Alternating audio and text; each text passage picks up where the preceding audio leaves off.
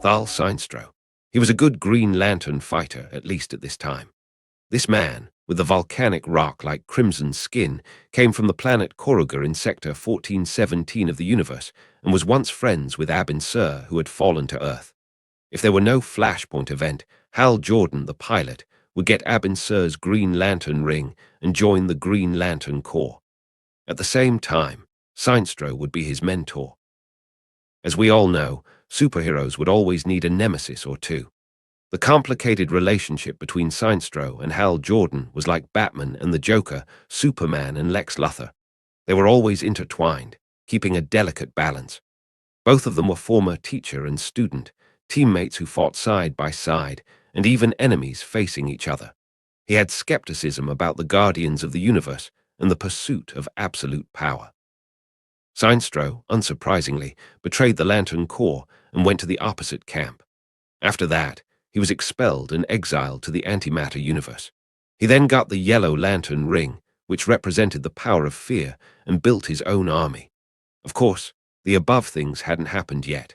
Even Sinstro himself would never have thought that one day he would become the greatest enemy of the Green Lantern Corps. At this time, he was still a Green Lantern soldier who wanted to protect the universe and redeem his regrets. "I'm here for the Flash," the power of will glowed and enveloped the hotel room. Sinstro made his intentions clear. Inspired by a prophecy, he needed the power of the Flash to help him achieve his goal. The Flash! Such an opening line aroused the interest of the Reverse Flash. While he continued to maintain his speed force, to conveniently get rid of this alien with a high-speed vibrating slash at any time, pretending to be hesitant, he curiously asked, "You mean Barry Allen, the culprit that caused all this?" Sinstro said affirmatively. "I was alerted to the Flashpoint by the Guardians of the Universe. There's a man from Earth who has changed history and influenced the future. Not only this world, but the whole universe. For me, this is both a disaster and an opportunity." The Reverse Flash's eyelid jumped. This alien seems to know a lot. He thought that he was the only one who saw through the essence of the world and knew the answer. But now, it seemed that this wasn't the case. "Eobard Thawne, you are a man of the future 25th century and the enemy of the Flash." Sinstro obviously came prepared and had already known the cause and effect of the Flashpoint incident. "I think you can help in dealing with the Flash." Reverse Flash was even more surprised and turned to reveal a smile. "Things seem to be getting more and more interesting. Even the Lantern Corps is involved. Against the Flash. What exactly does this alien want to do? First of all, why should I help you, Mr. Sinstro?" The Reverse Flash asked with a smile, holding his arms around his chest. He wasn't a selfless superhero. How could he do good deeds without any interest? "The reason why you came to Flashpoint Time and Space, isn't it just to get rid of the Flash, an old enemy?"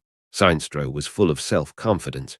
He walked up to Reverse Flash, seemingly unafraid that his opponent would strike unexpectedly.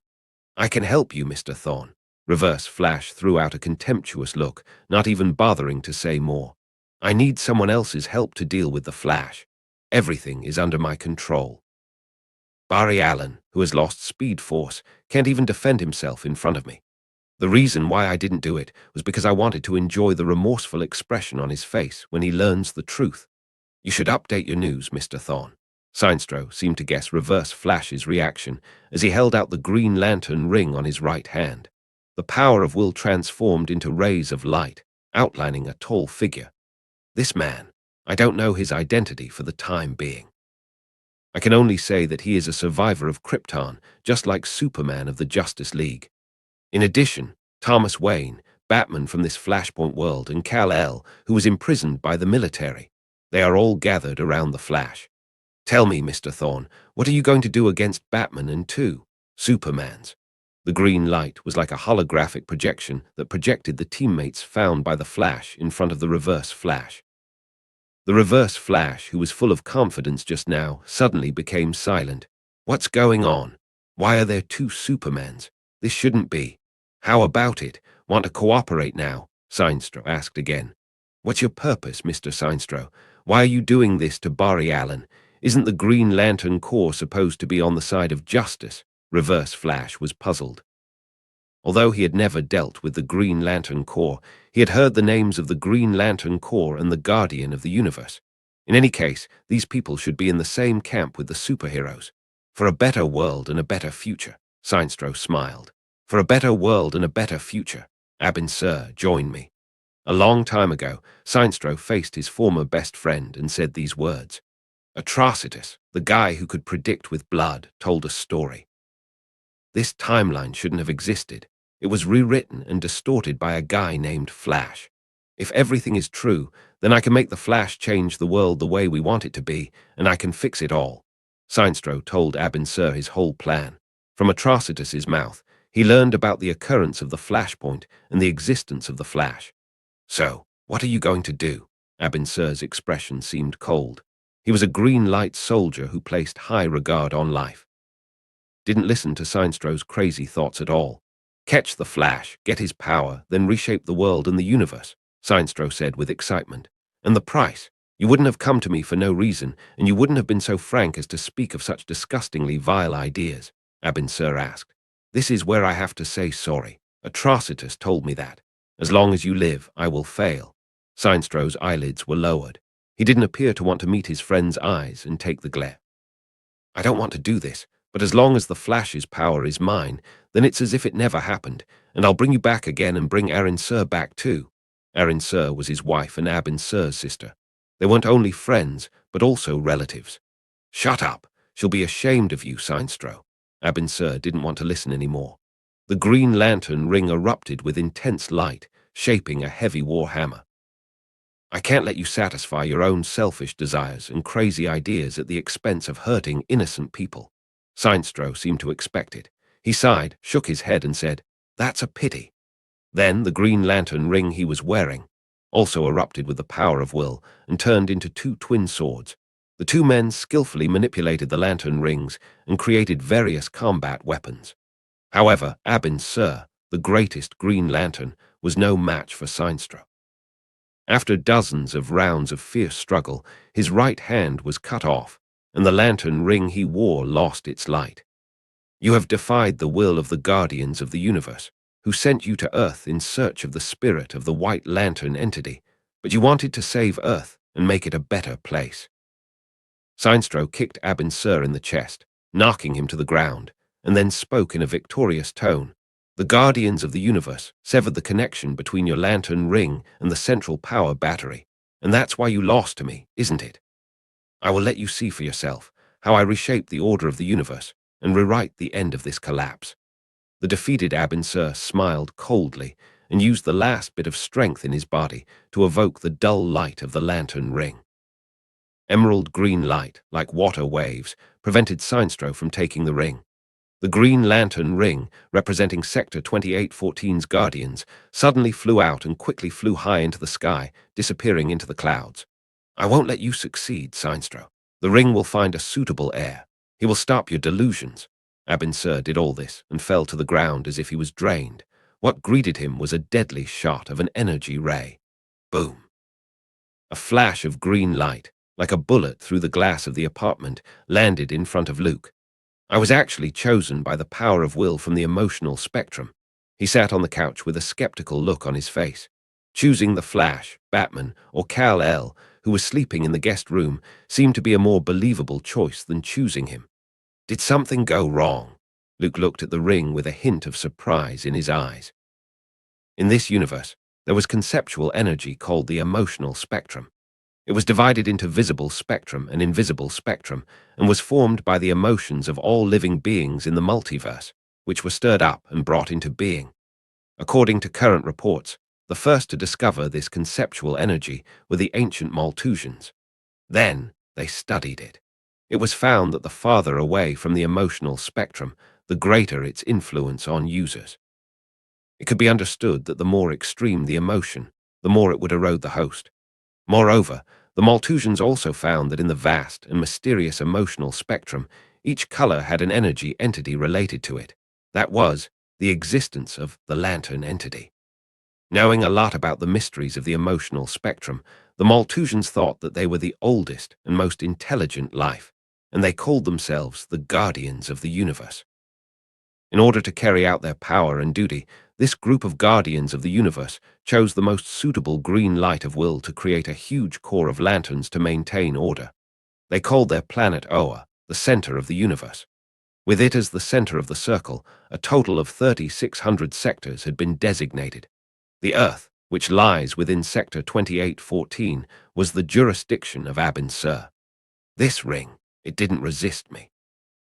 Luke recalled the information in his brain and fixed his eyes on the green ring that broke through the glass window and landed on the desk. Although it was said that the power of will didn't distinguish good from evil, and it only values pure courage. No matter what you think about it, he wasn't suitable to act as a cosmic police officer. Is it Abin Sur's ring? Thinking of what Bari said before, Abin Sur was the first alien who came to Earth and made a public appearance. Luke had doubts in his heart. If something happened to the other party after disappearing for so long, this Green Lantern ring should also be recalled to Oa to find the next owner. Or, like the original trajectory, pick Hal Jordan and make him a great Green Lantern. Does it mean that my inner benevolence and righteousness have finally been discovered? Luke laughed at himself. He reached over and touched the lantern ring. A bright green light, like water waves, instantly covered his body, forming an energy force field. Then Luke felt as if his spirit had made an invisible connection with the lantern ring. The power of emotion, representing the will, transformed into substance and condensed into shape. Almost subconsciously, a loud voice rang out in his head, causing him to chant along unconsciously, in brightest day, in blackest night. No evil shall escape my sight. Let those who worship evil's might beware of my power. Green lanterns, oh, out of power. Before the Green Lantern oath was finished, the brightly glowing light ring dimmed like a computer that had been unplugged. Luke was slightly stunned. Initially, he wanted to have a superhero moment. Kryptonian cousin plus Green Lantern fully qualified him to become the 8th member of the Justice League. Who knew that the lantern ring was so lame? The energy had run out. Well, according to the time Abin Sur disappeared, this ring can still last until now. That duration is already ridiculous enough. He shook his head. The lantern ring was usually equipped with a power battery, which should be a complete set. It was like the relationship between a mobile phone and a power bank. At the headquarters of the Green Lantern Corps, there was also a central power battery on the planet Oa, which was connected to all the rings of the Corps, similar to the existence of data lines. When going out on a mission, a Green Lantern needs to carry a power battery and charge it in time to ensure combat capability. Back on the planet Oa, the central power battery was the greatest guarantee. So, where did Abin Sur place the power battery? After wearing the ring for a short while, Luke understood why the ring looked for him. Before something happened to Abin Sur, an instruction was stored in the lantern ring, and the conditions for the successor were preset. It was, find the most powerful person with the power of will on this planet. The lantern had the function of scanning all life on the planet. According to this command, it found Luke. As for why the skinny Superman wasn't selected, it was probably because he was held in a secret military base. As Subject 1, Kal-El had no will and only fear. Strong. Luke was even more puzzled. Why did Abin Sur add this requirement? According to the criteria for selecting members of the Green Lantern Corps, the only requirement was to have willpower and overcome fear. They wouldn't measure strength. Maybe he foresaw a flashpoint or a bigger crisis. Took off the lantern ring. His eyes slightly flickered, and he dialed Bari's phone number. The cosmic treadmill was about to be built. The Flash was seizing this limited time, trying to spend time with his mother, who was murdered in the main universe. Hey, Bari, do me a favor. Luke adeptly called the Flash and spoke with a smile. Please take the time to go to the toilet and visit Metropolis. I need to find the Green Lantern power battery. After explaining the details, he hung up the phone. The most likely place for the Green Lantern power battery to be hidden in was probably Cyborg's lab. After Abin Sur crash landed on Earth, he saved the other party. The spaceship and everything inside should be in Cyborg's hands. Knock, knock. Moments later, even before the advertisement on TV had passed, there was a knock at the door. Sir, the package you ordered arrived. Bari rested his elbow on the door frame with a relaxed look. What do you need Hal's power battery for? Luke smiled and gently said, While you were having dinner with your mother, Abin Sur's ring found me. When the Flash heard this, a series of question marks immediately popped upon his head. What happened? although Hal Jordan wasn't the only Green Lantern on Earth, and later there was Guy Gardner, John Stewart, Kyle Rayner, and others. But no matter how he thought about it, Abin Sur couldn't have skipped the Green Lantern of the main universe, Hal Jordan, and picked Luke instead. Superman plus Green Lantern, what combination is this? That's the truth. I was almost finished reading the Green Lantern Oath just now, but the lantern ring ran out of energy, so I asked you to find the power battery and bring it to me. Luke shrugged his shoulders. He wasn't interested in becoming the Green Lantern. What if it triggered the negative buff of team annihilation? As everyone knew, the Green Lantern mostly did everything solo, and he was undefeated.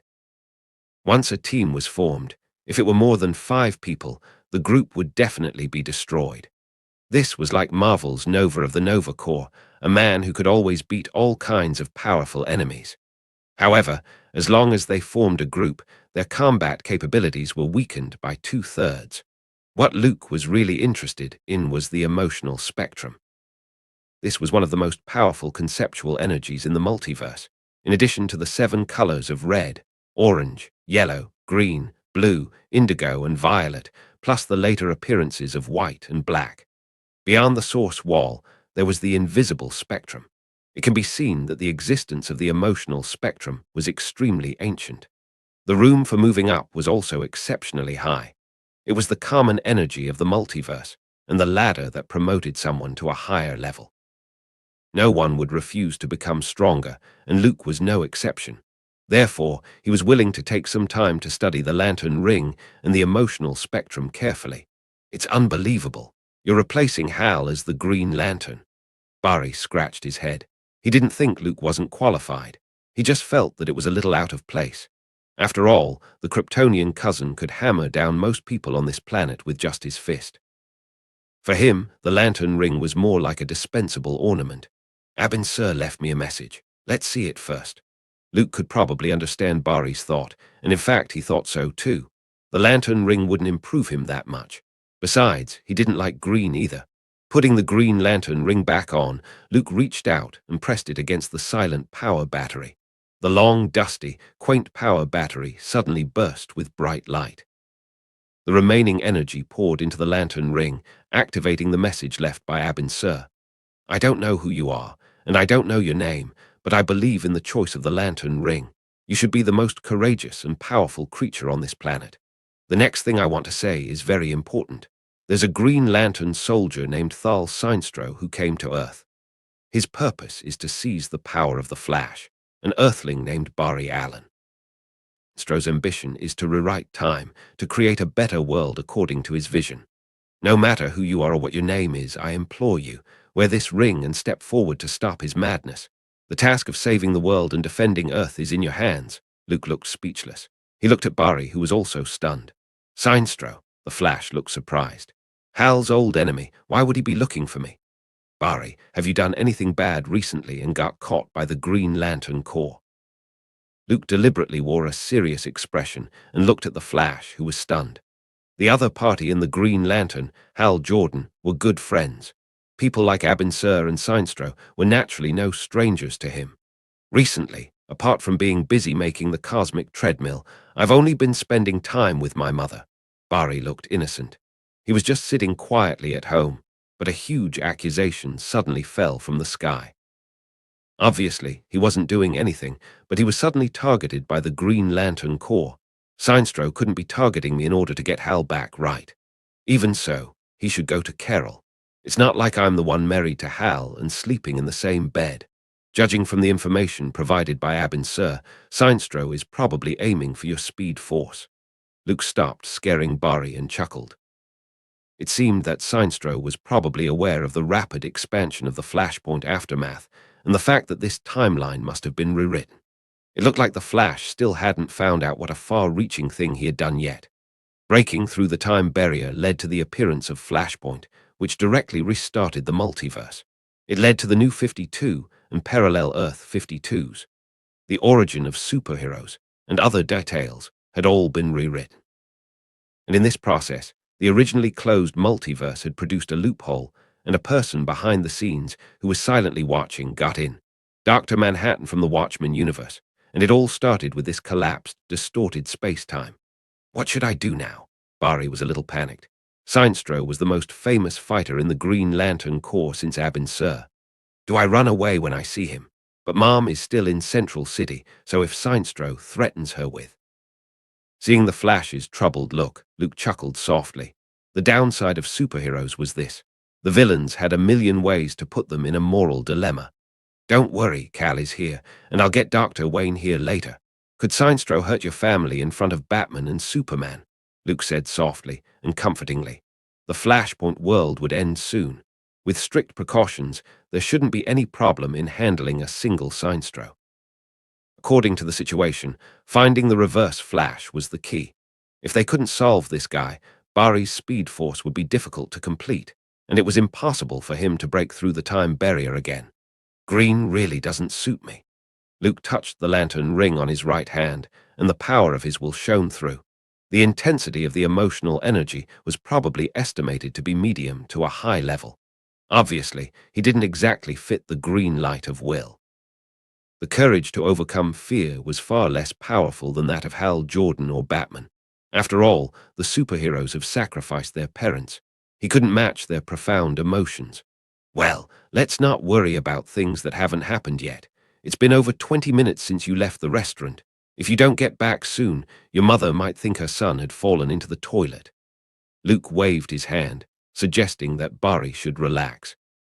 Of course, he originally intended to say that even if Sinestro threatened the Flash with his mother, it wouldn't affect anything. After all, after correcting this timeline, the Flash's mother would still be killed by the reverse Flash. But that sentence would be too cold, which was totally inconsistent with the good image of the Kryptonian cousin who was warm-hearted and kind. Okay, but are you going out like that? Bari scratched his head. His cherry pie was only half eaten. If he rushed back now, it would probably still be warm. I'm going to Australia to follow the peace diplomacy of Themyscira and Atlantis. As you know, my greatest wish is for world peace. Luke smiled and stashed away the power battery and the lantern ring. In his view, the promotion of combat power by this thing was far less than its auxiliary effect. The lantern ring wasn't only a tool for fighting.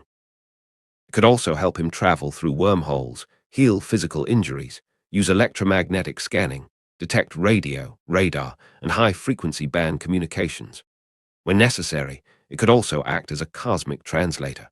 Almost all languages of any race, civilization, and planet could be translated and conversed with.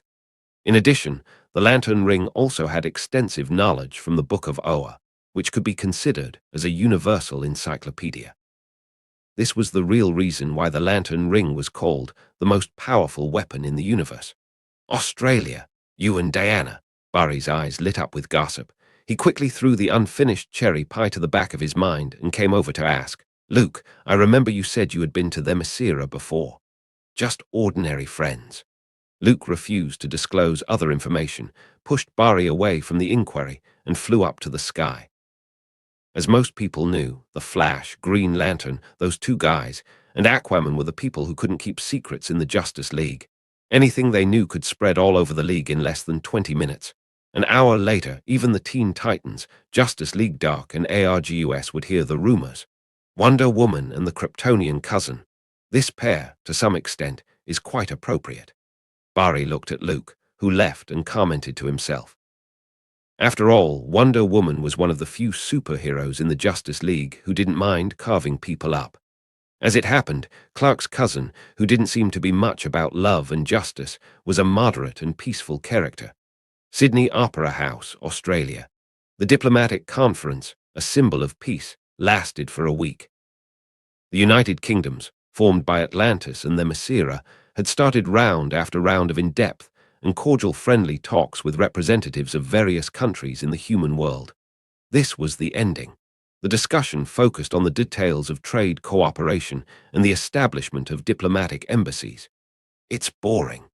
Diana, dressed in Themyscira's signature robe, quietly stepped out for a breath of fresh air.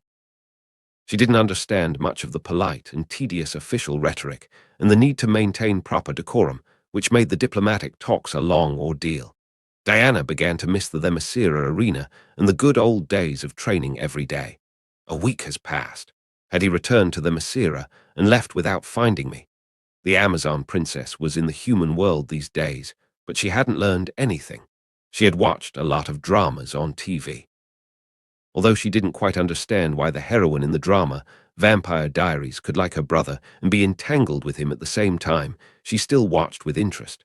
"Your Highness, there you are." Diana's quiet moment didn't last long. Arthur Curry, the majestic Prince of Atlantis, appeared in front of her. This future Sea King was always the first to find out where she was and come over. "Getting some fresh air. It's too stuffy in the venue," Diana replied perfunctorily with a polite smile.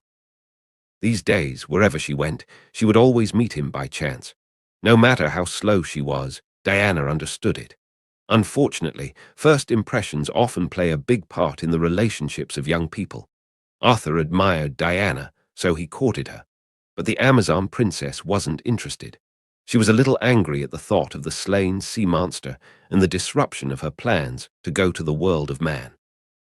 Today is the day when the talks come to an end, and in the evening there is a ball, a social event in the human world. Arthur, who considered himself charming, offered an invitation. "I don't suppose you have a date yet, Your Highness. I can." Diana didn't even think about it and directly refused. "Sorry, I can't dance." "I can teach you. It's easy." Arthur was in hot pursuit, but his old-fashioned tactics didn't work well with Themyscira's naive girls. "Your Highness Curry, I'm not interested in dancing." Diana shook her head again. Her mother, Hippolyta, had hoped that Themyscira and Atlantis would solidify a marriage that would strengthen their relationship. But she didn't like it, partly because she didn't like Arthur, and partly because she didn't like the fact that there was no ice cream in the underwater world. "I don't want to spend my life with a man who talks to fish," Diana said deeply in her heart. No matter which time and space, Aquaman would always be ridiculed for that. "As I said, Arthur, you can't be that direct with a girl." When Diana left by chance, the ocean master, Orm, suddenly emerged from the corner. In the Flashpoint world, he wasn't favored by the King of Atlantis, and his position was far inferior to Arthur's. "What do you think I should do?" Arthur's mouth was slightly pursed. He was a little unhappy about the fact that he was treated so coldly. "Creating surprises and romance. In the surface world, they say that those things are useful," Orm replied with a smile. "By the way, what about Mira? She's already engaged to you." Thinking about that problem, Arthur had a bit of a headache. His future queen was already prepared. That's why Diana was so stubborn and even disgusted. The Themyscira took personal loyalty very seriously. Men with a lot of lovers, when they meet tough Amazon women, most of them would meet their end in a wood chipper. "I didn't choose her." Arthur couldn't help saying those unique words of a bastard. Mira was the daughter of the king of Zebel, which is why the king of Atlantis chose her as the future queen. Right now, the Themyscira was more powerful, supported by the gods of Olympus. Therefore, Diana became the most suitable marriage partner.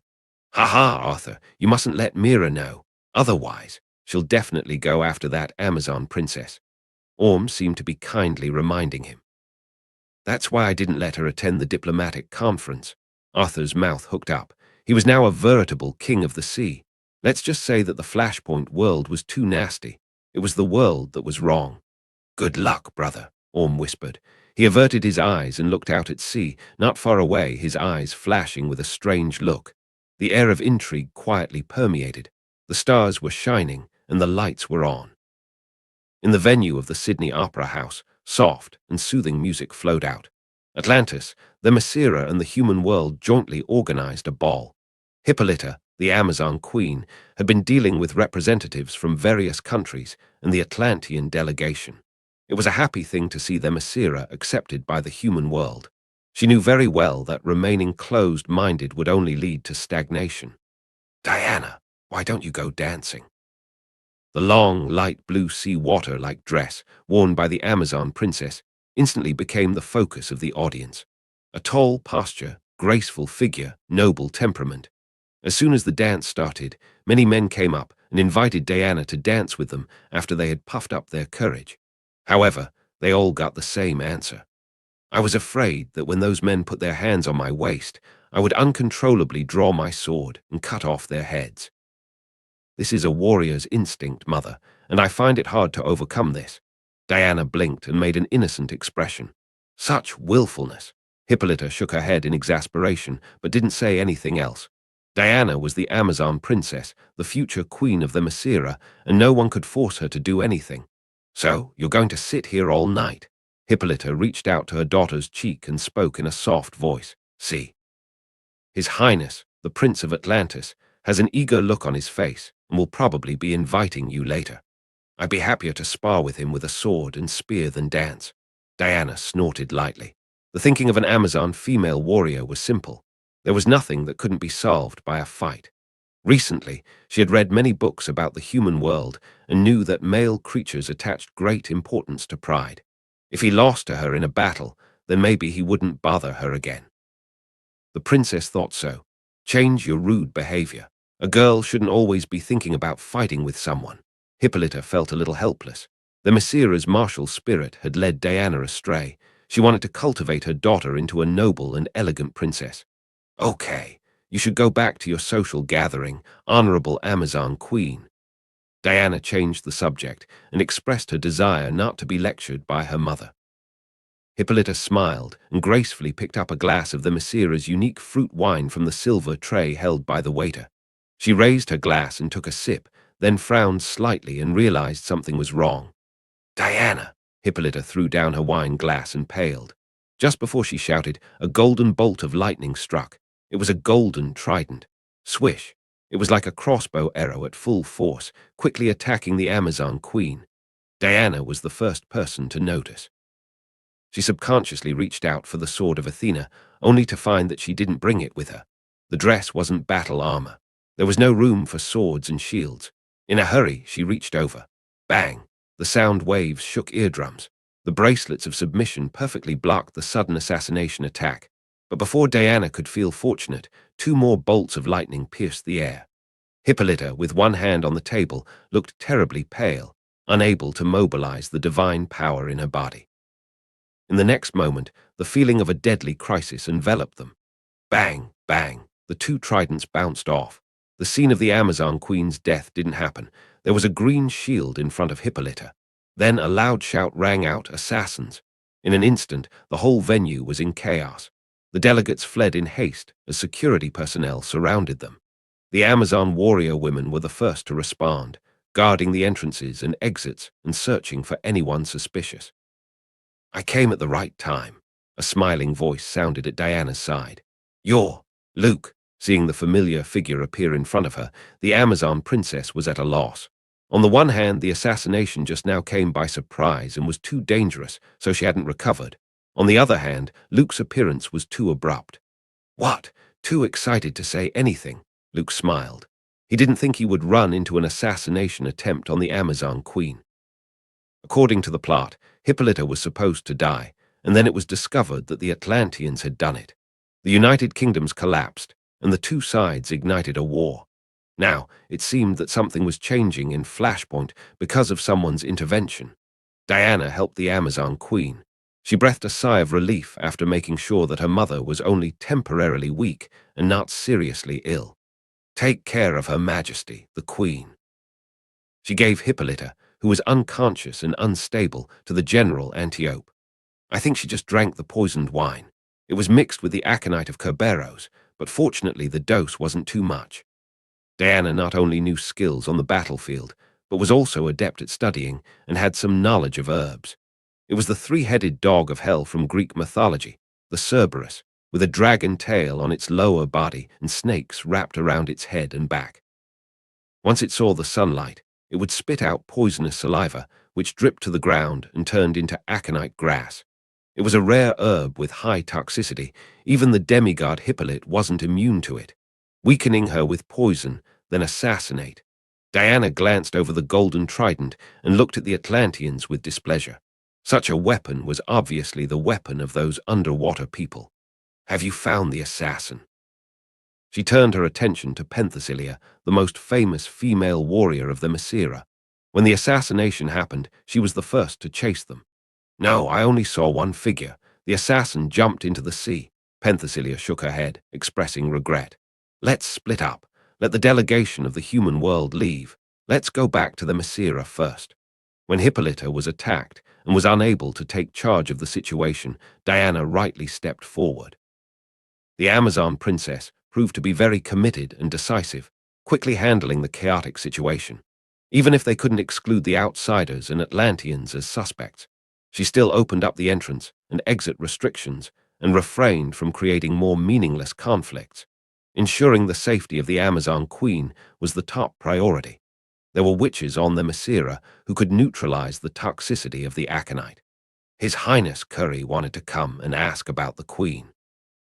An Amazon soldier lowered her voice and spoke to Diana. The latter's eyes involuntarily glanced at Luke, who was leaning to one side with his arms over his chest, and then shook her head in refusal. Somehow, the Amazon princess didn't want Arthur Curry to appear at this time. "I'm very busy right now. I appreciate the sympathy and concern of the Atlanteans. Tell His Royal Highness to please go back."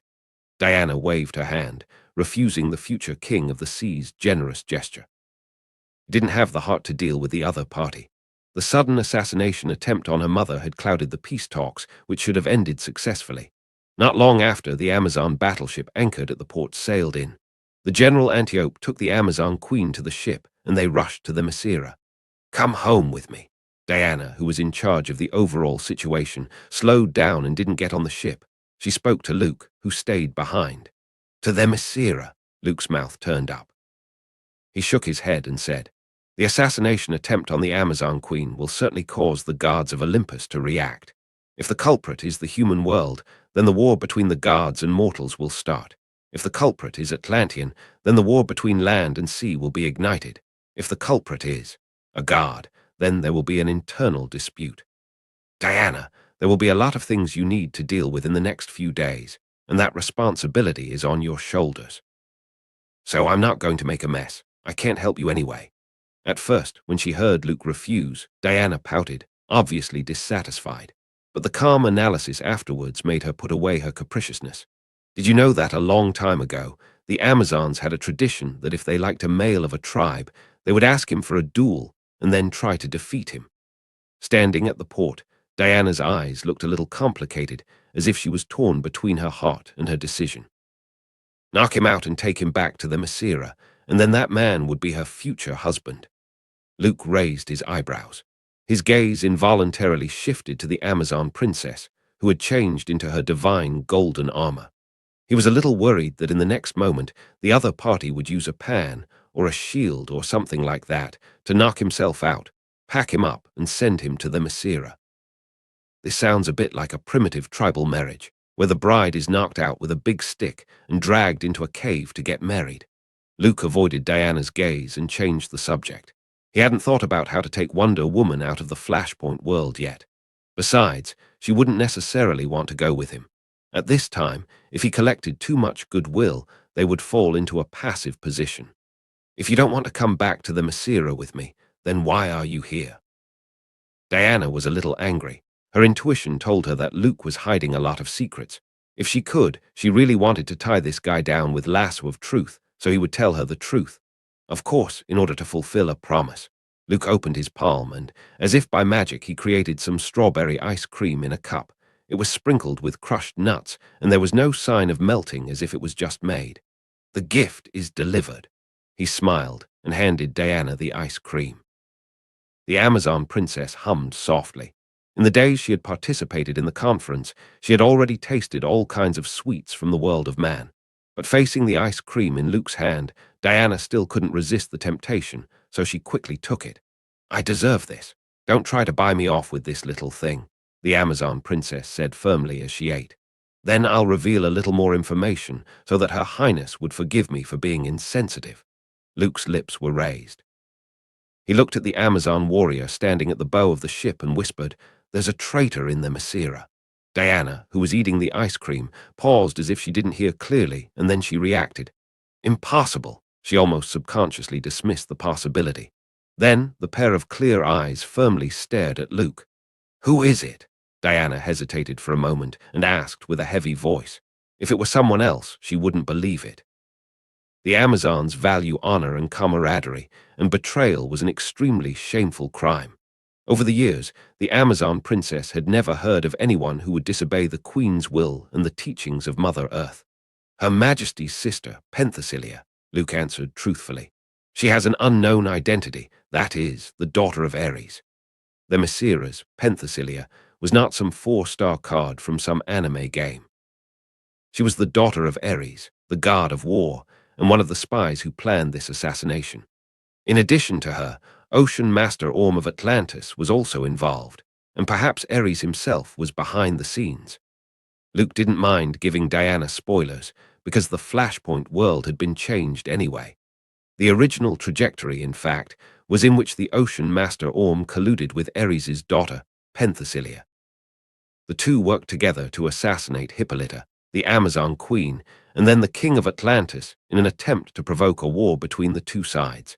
As for the purpose, if Themyscira lost Hippolyta and Diana didn't show competent leadership, then Penthesilea would be the new queen.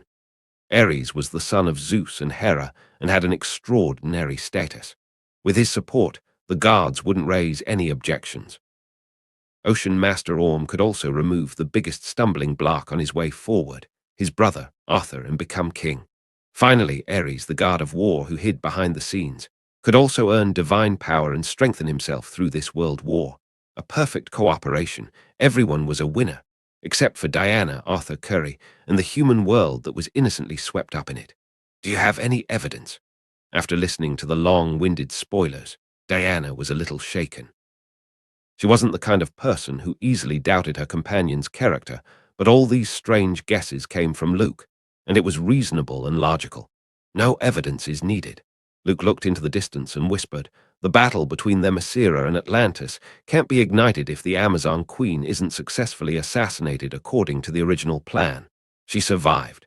So Ares will definitely take action. Ares will strike." Diana's expression greatly changed. She knew how terrible the god of war was. He was one of the 12 main gods of Olympus, the son of Zeus and Hera. He was described as a bloodthirsty murderer who loved to provoke wars between people and draw divine power from them. The fear, death, and wailing of mortals gave Ares immense pleasure. Thinking that Hippolyta might be in danger, Diana, regardless of other things, prepared to board the ship to catch up and stop the crisis. "Let me do it," Luke smiled. Naturally, he didn't want the Amazon princess to confront the god of war after saying all that, although it was said that Ares had always been Wonder Woman's opponent. But the Diana in front of him was still a young girl. Without growth, how can you defeat your own brother? Speaking of which, the relationship between the gods of Olympus was really chaotic. Zeus slept with the Amazon queen and gave birth to Diana, but his son Ares gave birth to Hippolyta's sister, Penthesilea. There was too much information about this relationship. It couldn't be sorted out in a short time. "You," Diana looked at Luke, who was tugging at her back, and she vaguely understood that this man wasn't simple. Otherwise, it was impossible for him to save her from the jaws of that Atlantean sea monster. But that was Ares, one of the 12 gods of Olympus. War was his source of strength. The wars in the human world had never ended. Therefore, Ares was probably the most powerful god under the 3 giants, Zeus, Poseidon, and Hades. How could Luke fight a real god? Before Diana could shake her head and refuse, her soft lips were blocked. It was hot, warm, and electrifying. "This is a reward, Your Highness." It took a few dozen long seconds for the lingering and passionate lip and tongue interplay to end. Luke smiled. It's time to see the strength of the Olympian gods before the flashpoint was corrected. Thinking of that, he smiled at Diana, who was standing still, as if her brain was stalled, and suddenly rushed into the sky and disappeared into the clouds. "So rude." Looking at the disappearing figure, the Amazon princess scolded softly. There was no strength or anger in her voice. Her brain was so dizzy that she even left the worries about how Luke was going to fight the god of war behind for a while. Themyscira's fleet sailed through the waves and accelerated. General Antiope had a worried expression. Aconite grass was extremely toxic, so even as a demigod, Hippolyta was affected. But that's not the point. As long as they went back to Themyscira and let the witch detoxify it, the Amazon queen's life wouldn't be in danger. The question was, who poisoned her? First of all, the aconite came from the 3-headed dog of hell, Cerberus. An ordinary person simply couldn't get it. Secondly, the food and drink at the ball were checked, so the poisoning could only be done by someone close to them. General Antiope instantly thought of many suspicious candidates as the culprit. Boom! Thunder interrupted her thoughts. The leaden grey clouds were piling up in the sky. Lightning ripped through the darkness of the night like a dancing silver snake. "General," Penthesilea walked out onto the deck and asked with a frown, "how long will it take to get to Themyscira?" "At this rate, it will take about half a day." Antiope thought the other party was worried about Hippolyta and reassured her. If a mortal eats the grass, they would instantly die, but Her Majesty is a demigod. She would only be unconscious and weak at most. She has the ability to survive until then. "That's good." Penthesilea looked down in thought. "General," the Amazon warrior called out. Antiope was about to turn around when a dark dagger stabbed her in the back. The armor on the outside, like a layer of paper, had no defensive effect. "I'm sorry, you won't be able to see Themyscira anymore." After finishing her stab, Penthesilea instantly stepped away and backed up. They were the most powerful fighters of Themyscira, so she had to be careful. "It's you." Antiope covered her wound and stared at the other party fiercely. The anger in her eyes seemed to turn into substance. The most shameful thing for Amazons was betrayal. "No, this is the will of the gods." Penthesilea said so. She looked to the distant sky. The dancing lightning and roaring thunder were like the beating of war drums, like the blowing of horns. "The great god of war is coming." Antiope seemed to realize something and looked shocked. Seeing dark clouds obscuring the inky blackness of the night, it seemed like a hole was torn open. A huge figure was slowly squeezing out of it. A pair of scarlet eyes flashed, overlooking the earth, filled with violence and destruction. Such a frenzied aura, such a terrifying will, forming the might of a god. Antiope saw Ares, who was wearing black armor and covered with ferocious barbs, wearing a feathered helmet, revealing only a pair of empty eyes. His muscles were bulging like hills, and his tall body was filled with a sense of power. It was as if, with a raise of his hand, he could shatter the sky and crush the earth. There was dark red blood seeping out from within his armor, which was particularly frightening. Ares is coming. He was breaking through the boundaries of Olympus and coming to earth. "Who can stop a god?" Penthesilea said with excitement. "No one can." Antiope struggled to speak as she slowly slid down the railing of the ship. "Diana will see all this. She'll see the truth." "No, Her Royal Highness, who is far from enough to shoulder Themyscira, won't be able to find out." Penthesilea revealed the signature smirk of a schemer and softly chuckled. "It was Atlantis who planned this attack. You were killed in battle, and so was Queen Hippolyta. Hatred will blind Diana. Then a war will begin." Boom. As they talked, a huge figure appeared in the dark sky, like a majestic mountain, casting an endless shadow. That was Ares. "War, I need war." The murky voice overshadowed the thunder and rang through the world. "Why are you yelling so loudly?" While Ares was demonstrating the divine power of the gods, a clear voice responded. The dark red cloak fluttered, the upright body stood high in the sky. Luke looked directly at the god of war, the corners of his mouth curled up, and he softly said, "As a peace-loving man of justice, I can't let war run wild." "Mortal," Ares seemed a little surprised. Any being without the power of the gods of Olympus was immortal to him. "Don't try to offend the authority of the gods." The heavy voice was like a boulder pressing down, and the tyrannical will rush towards the provoker like a wild tide. Ares, with a sense of contempt, was ready to give that ungrateful mortal a little punishment. "You have neither the infinite wisdom to see the trajectory of the past and the future, nor the invincible power to make people bow their heads and worship," Luke said sarcastically, without responding much, as if the breeze was blowing in his face. "You're just a violent maniac with muscles for a brain. You don't deserve respect at all. Mortals will fear you but won't respect you. Wise men will despise you, for he sees through your shallowness, and I with my own hands will send you to Hades's underworld." The stellar energy rushed through Superman's body. Since he came to this world, Luke had yet to truly demonstrate his power. Now, there was an Olympus guard provided to spar with him. This wasn't bad. He had faced Odin, the All-Father in Nordic mythology. He wondered what kind of surprise the god of war in Greek mythology could bring to him. "How dare you, you lowly ant?" Ares said the same old villainous lines. This group of self-proclaimed guards loved to look at others as extraordinarily small compared to themselves. Silver lightning ripped through the thick clouds, and the sound of dull thunder rumbled. A bronze chariot in the typical ancient Greek design was flying high in the sky, and a tall, giant-like figure stood on it, with a majestic look in his eyes. Like a bloody storm, the strong momentum swept in all directions. You will tremble at my feet, regret your ignorance, and weep bitterly for your own weakness. The will of the gods is above all else, and no one can violate it. Thunder rolled as he boarded the bronze chariot. It was as if Ares was leading 1,000 horses in a charge. The lingering dark red flame turned into a huge sword, and it slashed straight down as if to tear up the night. Luke looked calm and shook his fist. Unparalleled power boiled in his body, rolling the air and creating a vacuum. Boom! A thunderous noise sounded, and the flaming sword was directly broken into pieces. The force of that punch didn't let up, and it crushed Ares's immense divine power. Muffled thunder exploded in the dark clouds, and the airflow shot up like a sword. The cold, hard face of the god of war, covered by a helmet, experienced a wave of pain. Inside the body of this mortal man, it seemed that there was a powerful force comparable to that of a titan. There is no way that his bare hands can stand up to my divine power. Ares was still full of confidence. Those hollow scarlet eyes flashed, released a hidden mental wave. The violence, killing, destruction, and devastation hidden deep within his mind. All kinds of negative emotions were surging. This is the power of the gods. The empty eyes that were hidden within the helmet suddenly burst into flames. In the dark light, it seemed that countless souls were crying and screaming. The despair and death of hundreds of millions of people was the power source of the god of war. The roar was like thunder, and the wail of pain echoed in Luke's mind. The dark red flickering flames of the souls and the fierce desire to kill could destroy a mortal's sanity.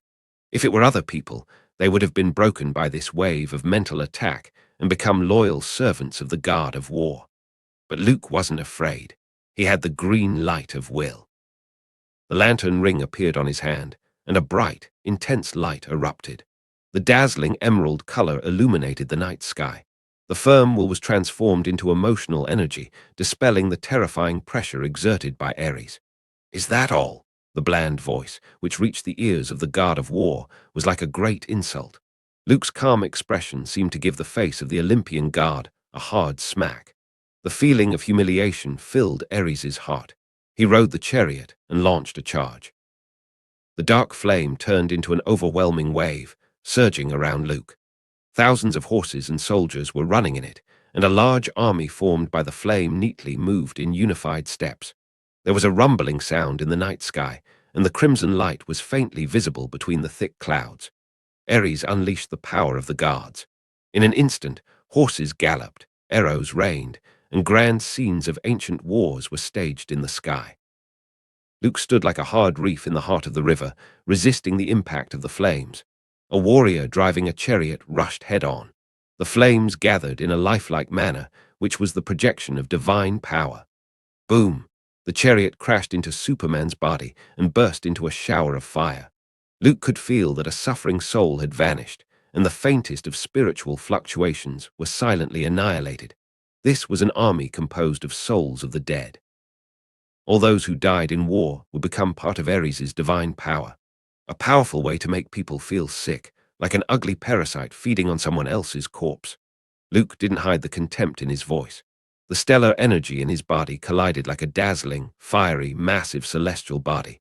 Endless light and thermal radiation came together like solar flares, forming a terrible energy storm. In almost an instant, all the projections dissipated and disintegrated. My power. Ares looked at his hands in a daze. A feeling of weakness swept through his body. Puny god!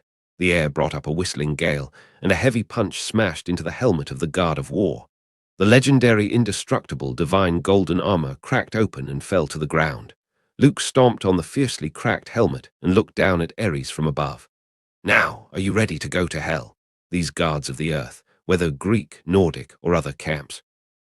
As long as they had their own area of expertise, divine power, and authority.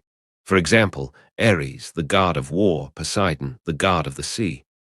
To some extent, they were equivalent to immortal beings. To be precise, they were very difficult to be completely and conceptually erased.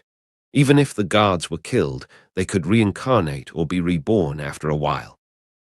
Because they had a complete operating system, such dimensional worlds as Underworld, Hell, Heaven, Valhalla, and other dimensional worlds to accommodate their souls. As long as their divine powers weren't destroyed or deprived of, their authority remained. For them, death was only the destruction of their body. Their souls were immortal. If you wanted to obliterate them completely, you had to use some special items, weapons, or methods. The gods are immortal. Hades is my uncle. Even if you send me to hell, what else can you do after that? Ares finally faced up to the cruel fact that he lost to a mortal. His helmet, a symbol of war, was crushed by his opponent. The indestructible divine golden armor was also split into pieces. Not only did he lose, but he lost pretty badly. It could be said that he failed miserably.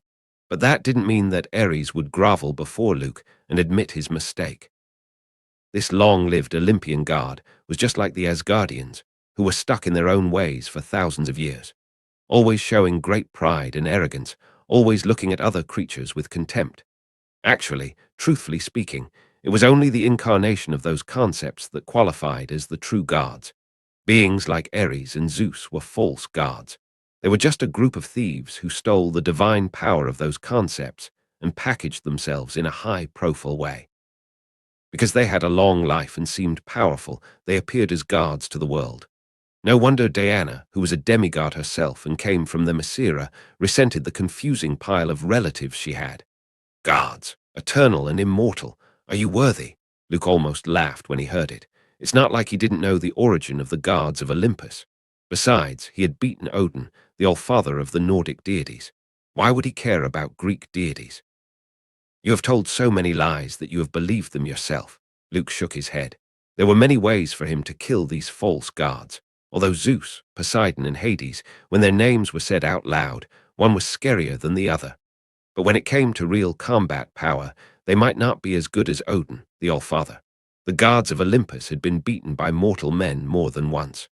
The so-called god of war is nothing more than that. Luke didn't bother to talk nonsense. He just kicked the other party off the clouds. Ares, who miserably lost, was defenseless. Like a cannonball in full force, his body tore through the atmosphere and he smashed to the bottom of the sea. Boom!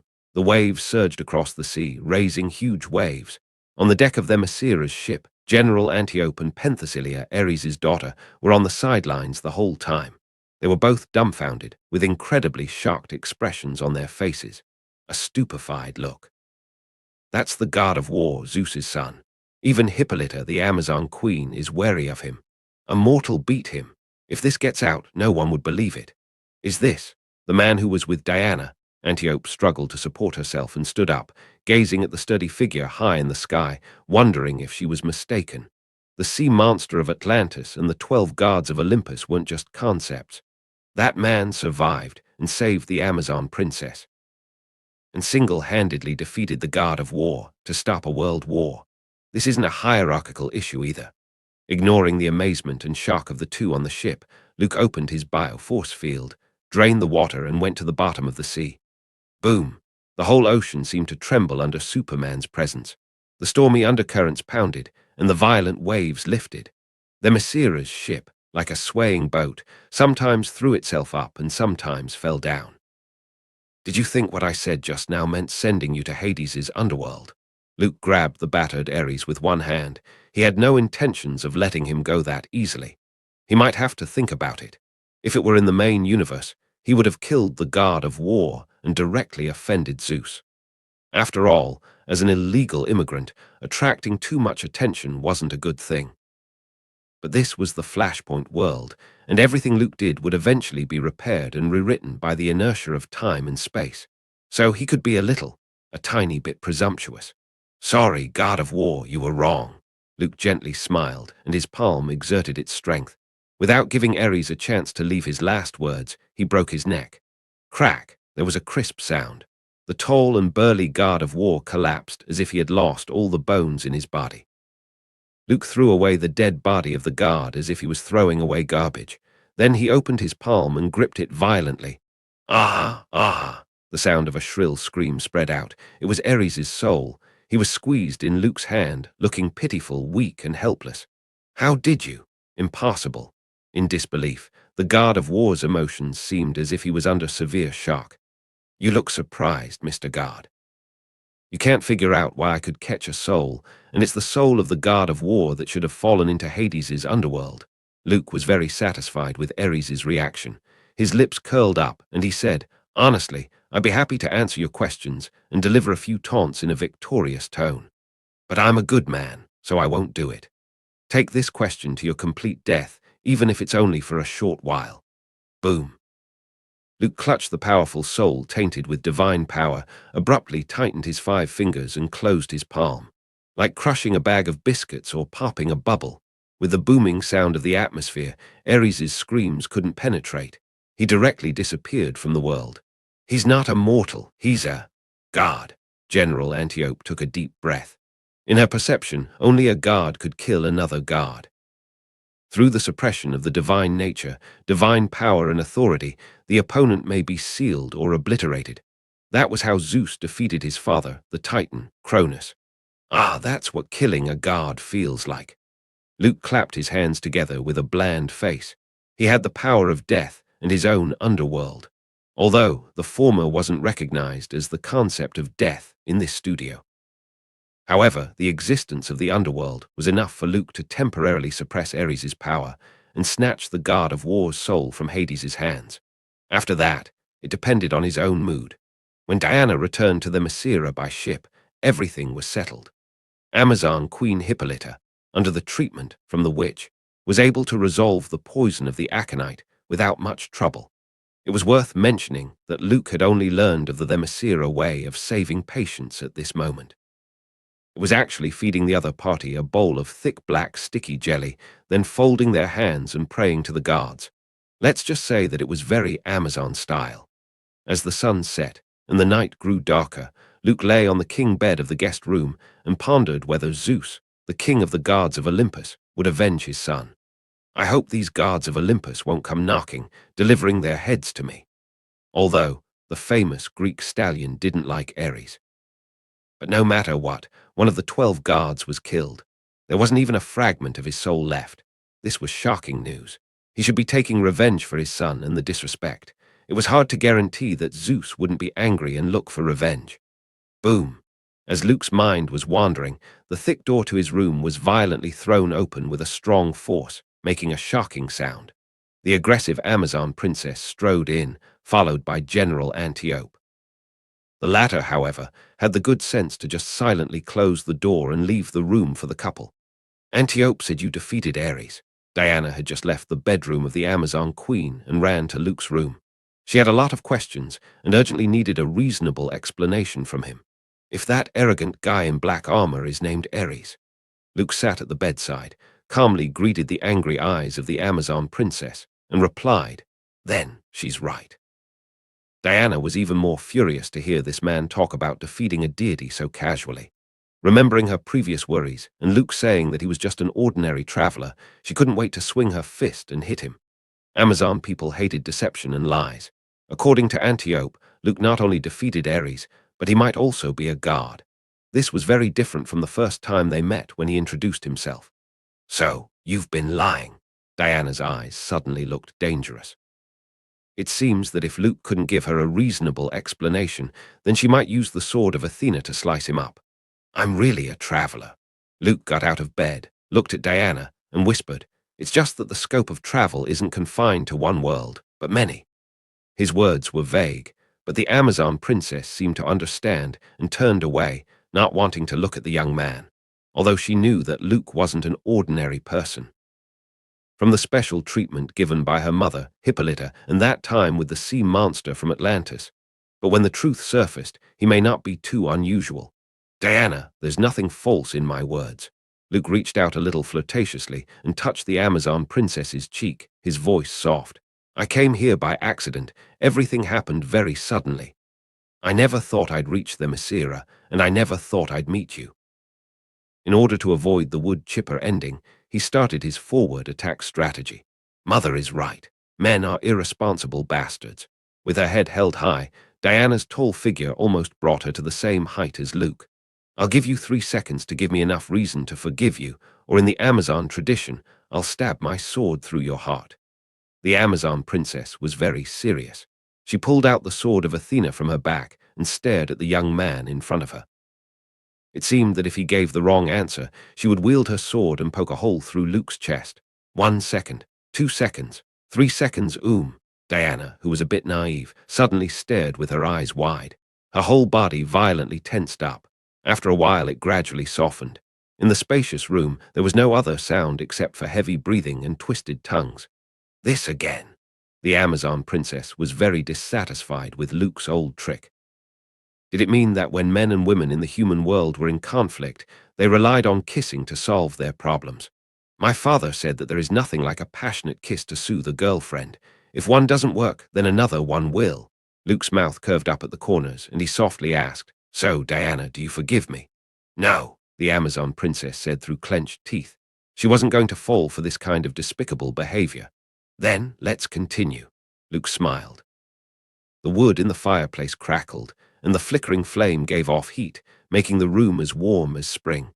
After a long, long time, there was a rustle.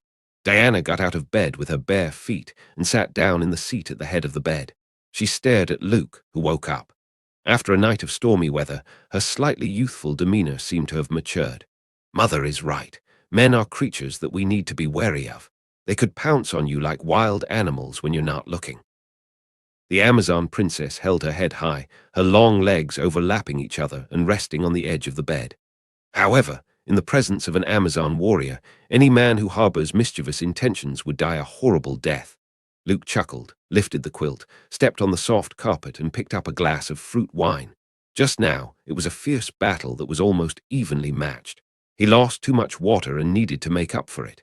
Cunning guy. Diana narrowed her eyes. She insisted that all this happened because she was bewitched by Luke. The vile man used some kind of enchantment and made her lose her mind. It must be so. I have my ways. Luke placed his glass down and picked Diana up in his arms. The two of them squeezed into the seat.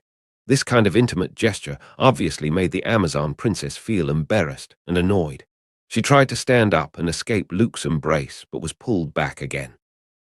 After several attempts at what seemed like a tedious game, the Amazon princess finally gave up on the idea. "I'm just too tired to resist." Diana thought so. "What are you thinking?" The room was silent. The Amazon princess listened to the man's powerful heartbeat and curiously asked, "I'm trying to figure out how to convince the Amazon queen that this was her daughter's voluntary actions, not forced by some scoundrel," Luke said, jokingly, as he withdrew his thoughts. "You enchanted me.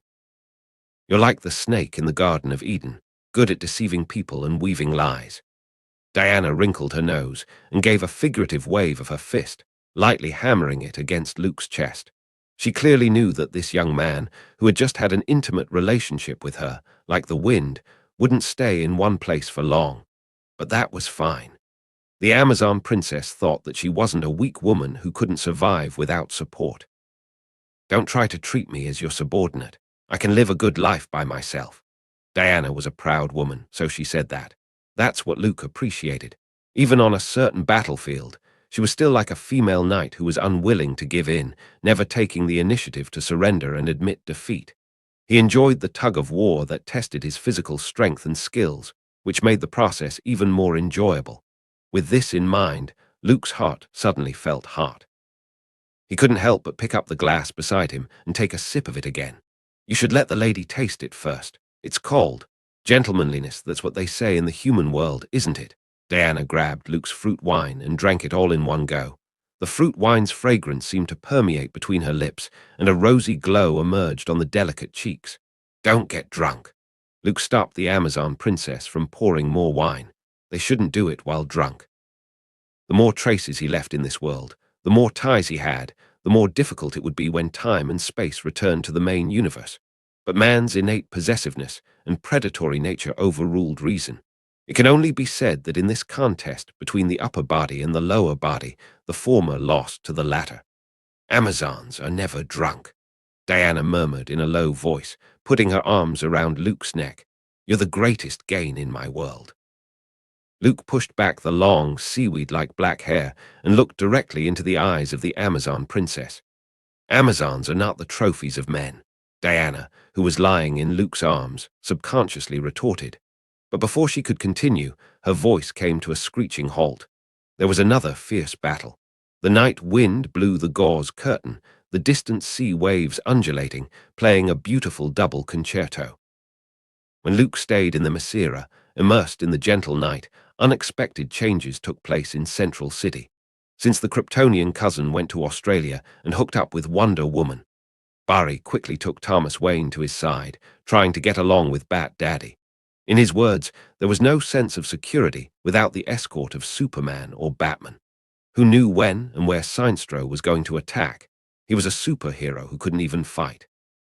He was somewhat flustered when facing the supervillain who gave the Green Lantern Corps headaches.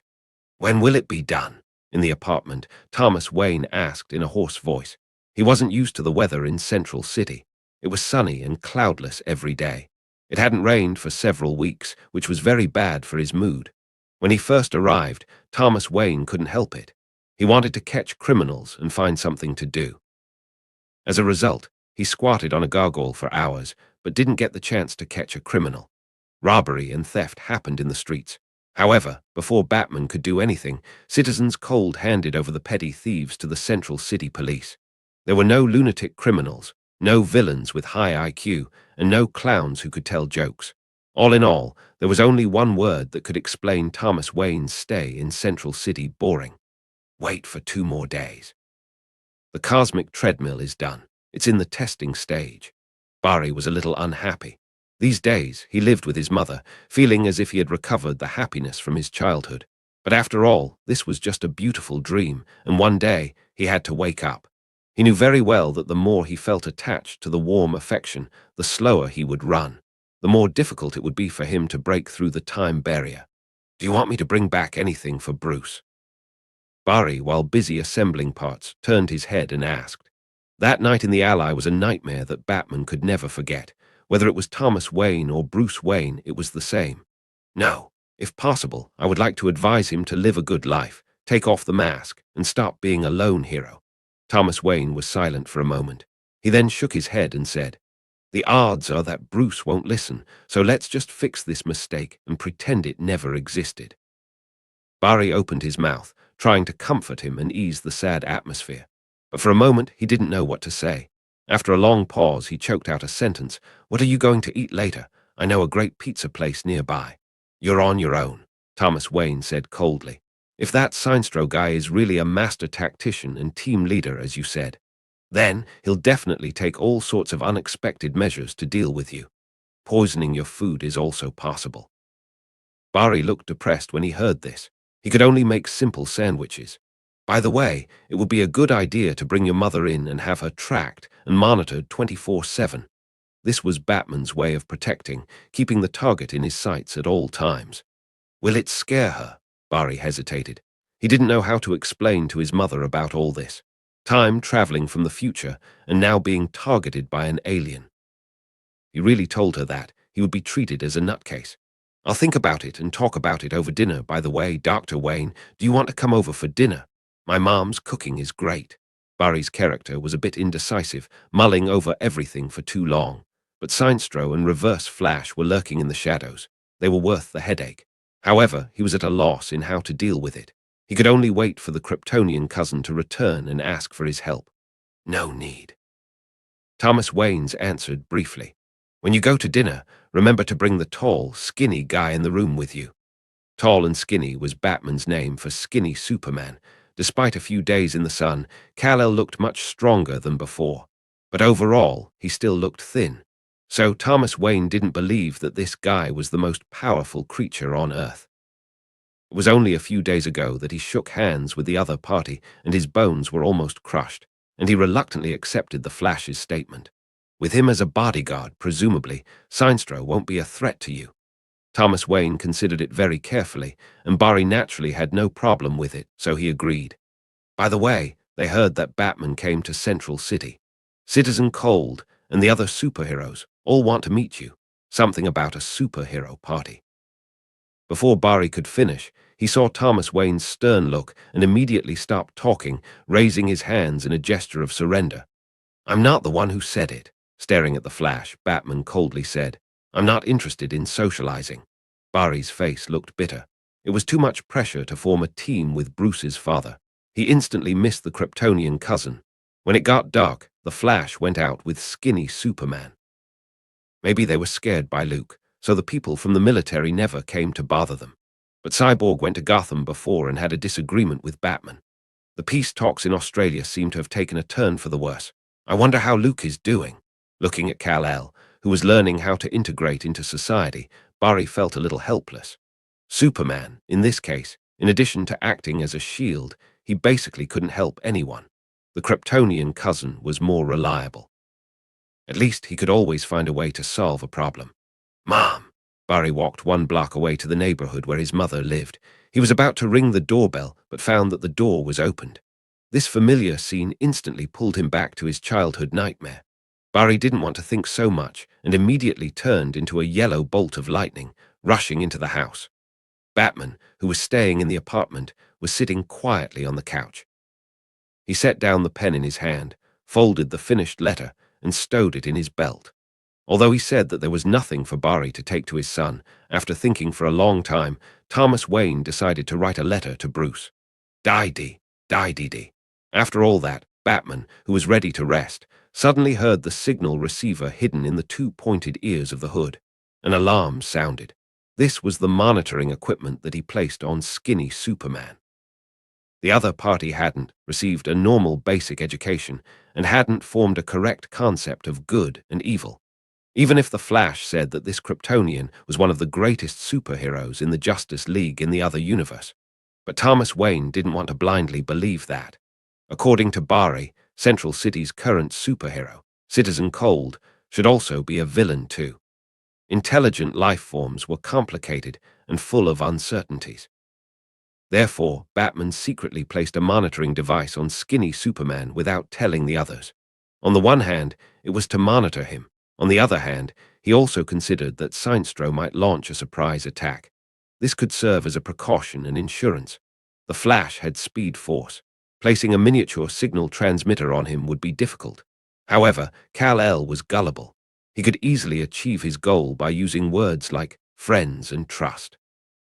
If Luke found out, he would have lamented that no matter where in time and space, Batman was always on guard against Superman. Maybe this was some kind of bonding across time and space. There was an anomaly in the energy readings. It's at the Allen family's house. Thomas Wayne's monitoring equipment wasn't a camera, but a signal transmitter to detect energy readings. Once the standard line was exceeded, it meant that Superman would either be in a fight or out of control. Is it Sinestro? This thought had just flashed through Batman's mind when a lightning bolt appeared in front of him. Ah, Dr. Wayne. The Reverse Flash's high-speed vibrating fuzzy figure smiled at Gotham's Dark Knight. I'm sorry, but it's best if you stay out of my personal beef with the Flash. Bang! Reverse Flash grabbed a vase from the table and smashed it against Thomas Wayne's head, knocking him to the ground. Then he quickly injected the other party with a tranquilizer. He originally wanted to settle the matter straightforwardly, but Sinestro rejected that approach. What the latter wanted was to reshape the world by using the Flash's Speed Force. Those key figures needed to be preserved to avoid the butterfly effect. It's a pity. I lost a chance to kill Batman. The Reverse Flash shook his head. He made sure that Thomas Wayne was completely unconscious and left the room. By this time, the Flash should have fallen into Sinestro's trap. What fun! Reverse Flash was complacent. He didn't realize that Batman had sent a brief coded message before he passed out. The Flash in danger. Come back soon. Far away in the Masira, Luke reclined on a smooth boulder, looking at a slender figure in the distance. Diana, wearing a dress, tied her seaweed-like hair into a braid and stood on the edge of a steep cliff. Seemingly sensing Luke's gentle eyes, the Amazon princess waved at him. However, she jumped down, drew a wonderful arc, and plunged into the blue sea with a splash. For Diana, this dangerous act was no different from ordinary diving. A short message from Batman. Luke squinted his eyes, feeling the rare afternoon sunshine but hearing the ticking sound. He fished out the signal receiver he carried with him and deeply sighed. Diana, I have to leave for a while. Don't worry, I'll be back soon. There was a problem with the Flash, so Luke had to rush over. Today's planned, synchronized swimming and underwater activities seemed like they had to be put on hold for the time being. By the way, I could go to Metropolis to buy a bikini. Heh! Seeing the wet, tall figure in the water, Luke's lips hooked up. Recently, the temptation of a female warrior in uniform didn't feel as fresh as before. It's time for something new. Luke didn't know much about what happened in Central City that made Batman send him an urgent message. Was it Sinestro? But could the Flash, Superman, and Batman be taken care of with just one ring with the power of will? That was a bit exaggerated. Luke flew over Central City with such doubts. He wore the Green Lantern ring, which was fully charged. He scanned the whole city for the number of life forms while searching for Barry and the others. Dr. Wayne. According to the target location given by the lantern ring, Luke first went to Barry's apartment and found Thomas Wayne, who was unconscious. Fragments of a vase were scattered on the floor and a syringe that had been thrown away. Was it the clown? Were they in some kind of forbidden game? Luke spat out. Fortunately, Batman was only injected with a large dose of the tranquilizer, temporarily lost consciousness, and wasn't in any real danger. Those villains were always so gentle. They only had their own arch-enemies in their eyes, just like Sinestro versus Hal Jordan, Reverse Flash versus Barry. As for the other superheroes, sorry, not familiar, not interested. The light of will gushed out from Luke's lantern ring and enveloped Batman. It was as if a completely unscientific holy light spell had awakened the other party. This was one of the advantages of the lantern ring, having all kinds of auxiliary functions. With enough willpower, it could be called an all-purpose tool. A red bolt of lightning. Thomas Wayne, who was awake, quickly told Luke what had happened. Luke listened thoughtfully. Reverse Flash and Sinestro formed an alliance. So Reverse Flash pacified Batman, who could potentially interfere with the plan, and Sinestro tackled the Flash. This division of labor was interesting. What about Superman? Although Kal-El was in a weak state, with no sunshine since childhood, smashing Sinestro to bits wouldn't be a problem for him. The only thing to worry about was probably Superman's poor mental capacity. Therefore, every time before a big event occurs, he will go offline early due to various accidents and traps. Dr. Wayne, you stay here and don't move around. Luke tapped on the lantern ring's simulated light screen and traced Kal-El's location and found that it was in the nearby block, not far away. With those words, he crashed through the ceiling of Barry's apartment and flew straight through.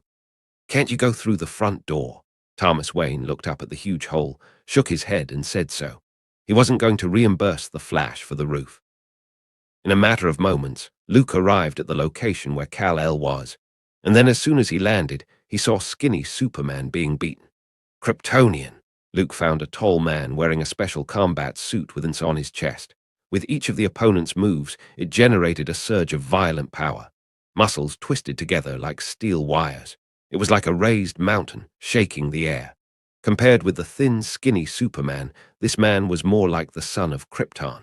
Boom. Heavy punch slammed into Kal-El's face, causing a large trail of blood. Skinny Superman seemed to have been hit by a heavy hammer and staggered back a few steps. The tall man, who seemed to be very good at fighting, chased after him, closing in again. Both eyes emitted a crimson beam of light that struck Kal-El in the chest. The latter's feet left the ground, pulled a straight line, and fell into a store with a bang. He was like a baseball that had been knocked out, passing through the walls of shops and streets. The remaining momentum didn't stop until he smashed into a car.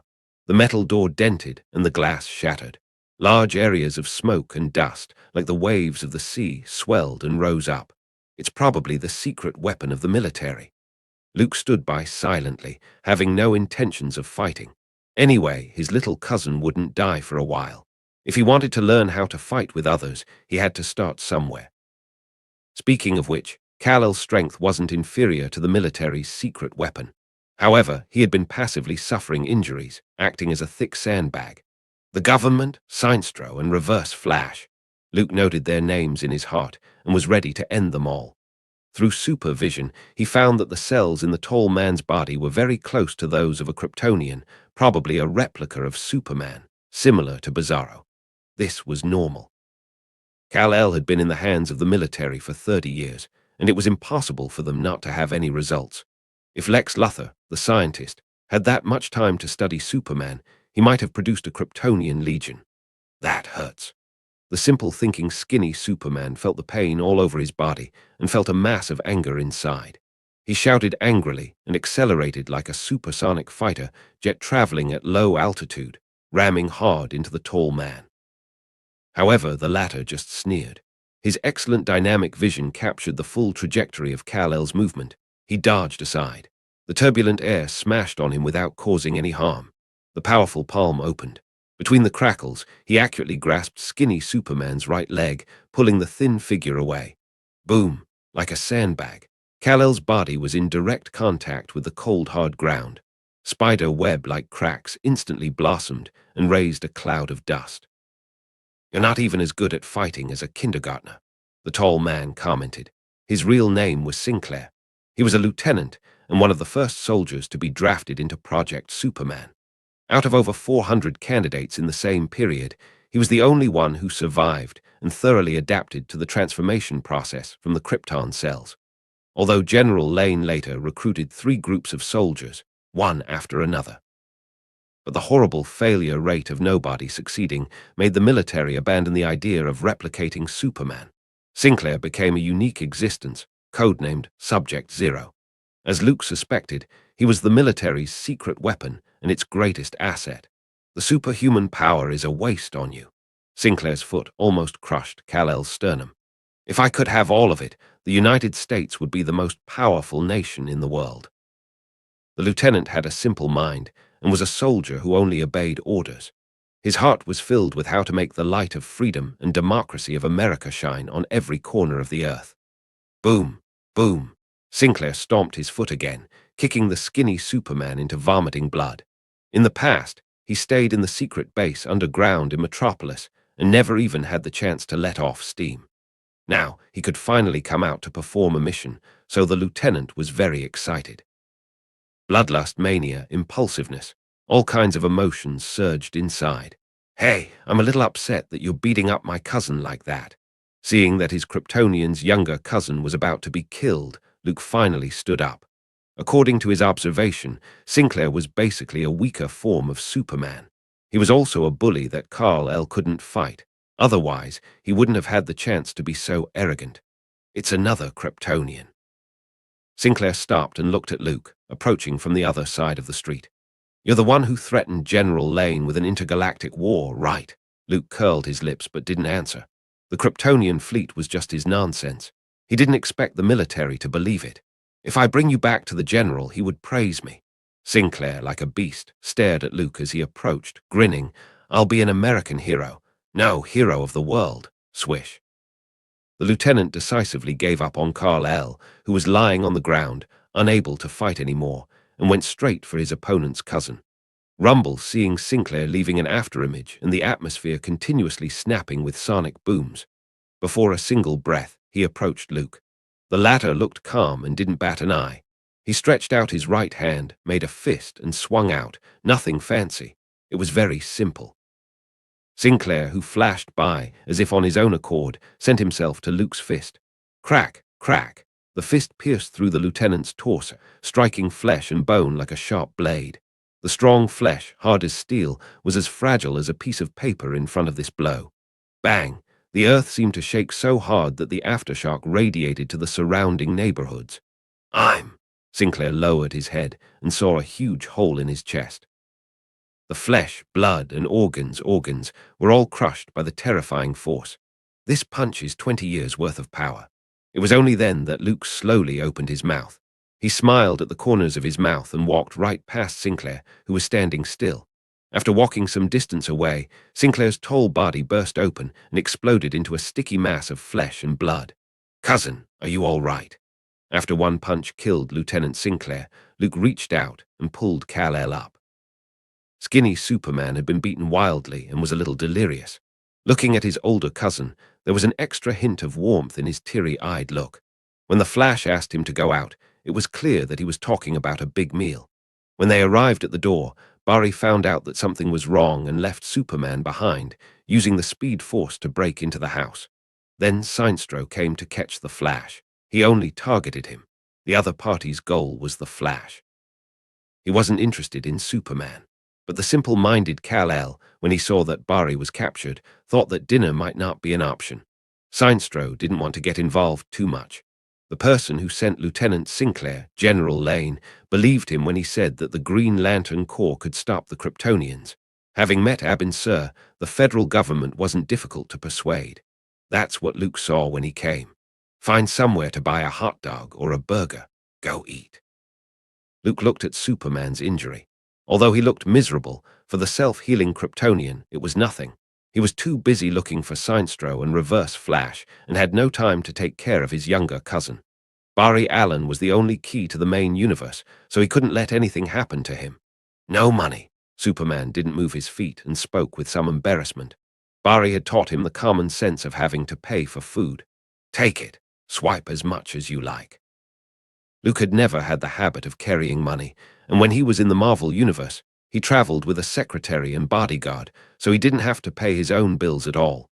In the studio next door, the Flash, Batman, or Cyborg took care of the bills. Fortunately, Barry left a credit card. He threw it to his cousin, indicating that he was free to use it.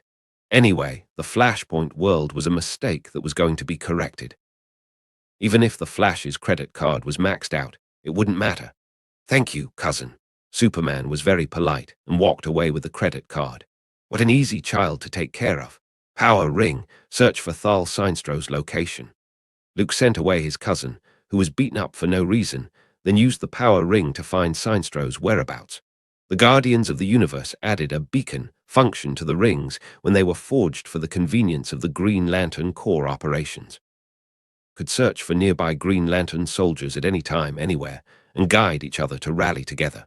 It could also send emergency signals in case of danger. According to Abin Sur, at this time, Sinestro didn't have the yellow light of fear. Then Luke, who was also an owner of the green power ring, could easily find the other party's whereabouts. He's fast, at the Atlantic Ocean. Luke withdrew the projection made from the power ring, pulled himself up from the ground, and rushed high into the air. In a matter of minutes, he crossed the long distance and appeared over the Atlantic Ocean. Sinestro is after the Flash's speed force, and Reverse Flash is after revenge against the Flash. Barry, you're so unlucky, Luke muttered casually.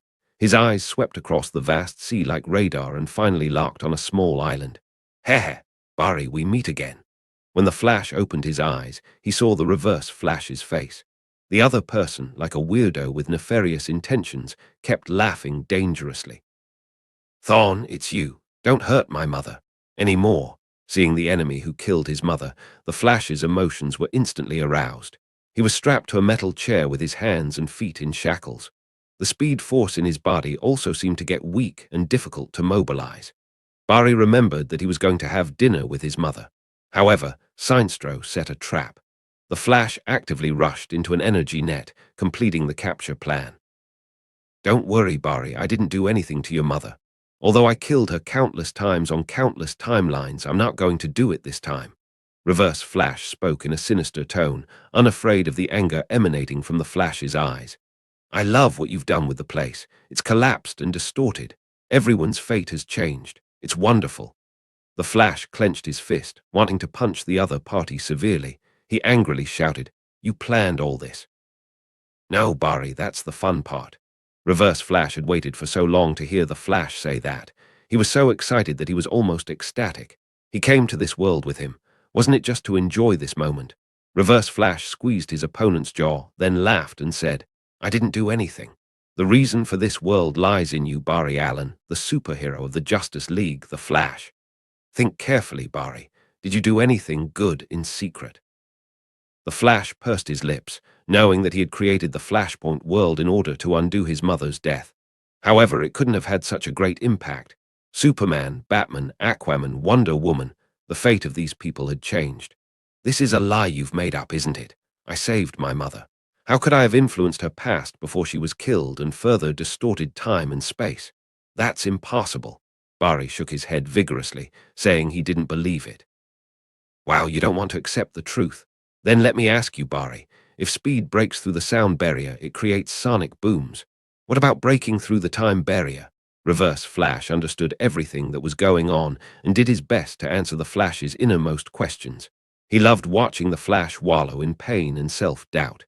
It's so delightful. Speed Force broke the boundary of time, and then boom. A huge explosion was created, and the distortion effect started to spread outward with you as the center of the circle, affecting everything. The Reverse Flash held out his finger and gestured. Of course, I helped in a small way, but you gave me the opportunity, Barry. The Flash clenched his teeth. His expression was a little complicated. Thinking of Superman and the dead Bruce, his heart was filled with guilt. This was the expression that the Reverse Flash wanted to see. I just wanted to save my mother. After a long moment of silence, Barry painfully said so. What a touching story, Central City's greatest superhero. Wait, why weren't you there to prevent JFK's assassination? And why didn't you keep Hitler at the Academy of Fine Arts? The Reverse Flash was relentlessly sarcastic. You just wanted to save your mother. Because of your selfish desire, you tore the past apart and made a tragedy out of it. Tell me, Flash, what's the difference between you and me now? Crossing his arms on his chest, he looked at the Flash, who was struck speechless. The Reverse Flash revealed his satisfaction. He clapped his hands. The originally dim environment suddenly lit up. Barry saw the cosmic treadmill with all kinds of wires and instruments connected to it. He's all yours, Sinestro. The Reverse Flash retreated to the side, leaving room for his partner. The red-skinned alien came out of the dark shadows and looked directly at the Flash, who was hanging his head in disbelief and devoid of hope. A frenzy flashed in his eyes, and he muttered, "The Speed Force is mine." Sinestro. Barry shuddered as he sensed the other party's maniacal eyes. He felt like he was a mouse on the operating table, waiting to be dissected. "Ha-ha, we're old friends too, Flash." Sinestro withdrew his inner excitement and returned to his expressionless, indifferent look. The more success was within reach, the calmer he would be. "What do you want?" "Sinestro, there is no reason to harm intelligent life in the sector. It is against the rules of the Green Lantern Corps," Barry quickly warned. He was good friends with Hal Jordan, the Green Lantern, and he knew a few things about the Green Lantern Corps. Those little blue men from Oa called themselves the Guardians of the Universe. They set up the Green Lantern Corps to maintain the order of each sector, roughly understood as the universal version of the United States, interfering with the development of civilizations on other planets in the name of bringing advanced, liberating ideas. "Are you expecting me to follow the rules of the Green Lantern Corps and let you go?" Sinestro seemed to have heard a funny joke. He grinned while mocking. "Why are you superheroes always so naive? Rules will never become the chain that binds the strong." Barry's heart felt cold, trying to mobilize the strength in his body, trying to break free from the restraint on the seat through high-speed vibration. However, Reverse Flash had somehow weakened him, and he could not connect to the Speed Force at all. "Don't bother struggling, Flash." The Reverse Flash, who was standing by the side, struck a timely blow. As Barry Allen's nemesis, he had studied Speed Force much more thoroughly in certain aspects. In fact, half of the success of the Flash today was due to Reverse Flash's training. "No one will come to your rescue even if you scream your throat out." Reverse Flash delivered the standard villainous laugh, knowing that he had already taken care of Batman. Together with the military's secret weapon, suppressing Superman wasn't a problem. Without help, the Flash wasn't the slightest threat. Facing Sinestro and Reverse Flash, the alliance of the two villains, what else could he do besides running away? "I have teammates," Barry blurted it out in desperation. At this critical moment, he immediately thought of the Kryptonian cousin who was in Australia, hooking up with Wonder Woman. The Flash was well aware of the situation he was about to face, being drained of the Speed Force and reduced to a human power generator. Through Abin Sur's message and Luke's analysis, Barry understood Sinestro's evil plan. The other party intended to use Speed Force to rewrite the timeline again, thus shaping a whole new time and space. This was a feasible plan. Barry was different from other speedsters. He was the generator of Speed Force, not just a user. Every step he took while running was creating the Speed Force. So, with the help of instruments and equipment, such as the cosmic treadmill, making Barry run like a hamster on a wheel. Then he would be the human power generator, constantly generating Speed Force to power Sinestro. Something like this wasn't unheard of before. For example, the Flash once faced Zoom from Earth 2. He used this scheme to drain Barry Allen's body from the Speed Force. "You mean the other Kryptonian?" Sinestro sneered and burst Barry's fantasy bubble. "He has been away from Central City for quite some time, which is why I waited until now to start the plan." Kryptonians are indeed very powerful, but as long as the plan was completed first, the other party would be deleted from the timeline. No matter how powerful Superman's fists were, even if it could break a planet. But so what? He wouldn't be able to change the fate that was destined to happen. Barry Allen, you don't have to struggle anymore. Just obey my orders. Seinstro's patience was running out. Rebuilding the multiverse, what a great plan. You should be happy to be a part of it. He waved his hand, signaling Reverse Flash to activate the cosmic treadmill that had been completed. Barry almost cursed. For the Flash, people would know that his anger was reaching boiling point. In the Justice League, everyone knew that the Flash was the one with the best temperament. This isn't a bad ending for you. While testing the machine, Reverse Flash laughed at Barry. Be a good generator, for your mother's sake. Seinstro untied the restraint belt on the seat. The Flash was so weak that he couldn't escape. He couldn't do anything but allow himself to be tied to the treadmill to power it and provide energy. Die-dee, die-dee-dee, the power ring made a sound. Someone's approaching. Just as Luke used the power ring to find Seinstro's location, he would also be aware of it. There's still a Green Lantern on Earth. Before Seinstro could figure it out, a tall figure fell from the sky, smashed to the ground, spattering a circle of smoke and dust. You took my friend. And the only key to the main universe. Luke didn't say the second half of his sentence and silently thought so. He coldly scanned the room as if a cold Siberian current had passed through, causing a chill to rise in the hearts of both Seinstro and Reverse Flash. This was an intense momentum that produced a spiritual wave. Kryptonian. Seinstro's expression changed. He was focused on Luke's power ring. How did you get Abin Sur's? Abin Sur's power ring was never recalled by the Guardians of the Universe, but it ended up in the hands of a Kryptonian. Surprised, Luke raised the power ring and aimed at Seinstro. I'm more curious, Seinstro. What led you to find out about all this? The Flashpoint event led to the restart of the multiverse. The Guardians of the Universe on planet Oa, as well as those higher-level concepts of the universe, such as the Endless, should all be aware of it. But such existences wouldn't care. After all, this wasn't the first reboot of the universe. There had been many Flashpoint events before. For example, the well-known Crisis on Infinite Earths. The struggle between the Monitor and Anti-Monitor eventually spread to the multiverse. In that crisis, the Flash, Barry Allen, sacrificed himself, destroyed the antimatter cannon, and saved the last main universe. It seems that from then on, the Flash's sacrifice had become a tradition for every big event. Someone gave me a prophecy and a revelation. Seinstro pursed his lips and replied. It all started with Abin Sur arriving on Earth and looking for the entity of the white light of life. It was well known that the entity is the living embodiment of the white light of creation that gave birth to all living things in the universe.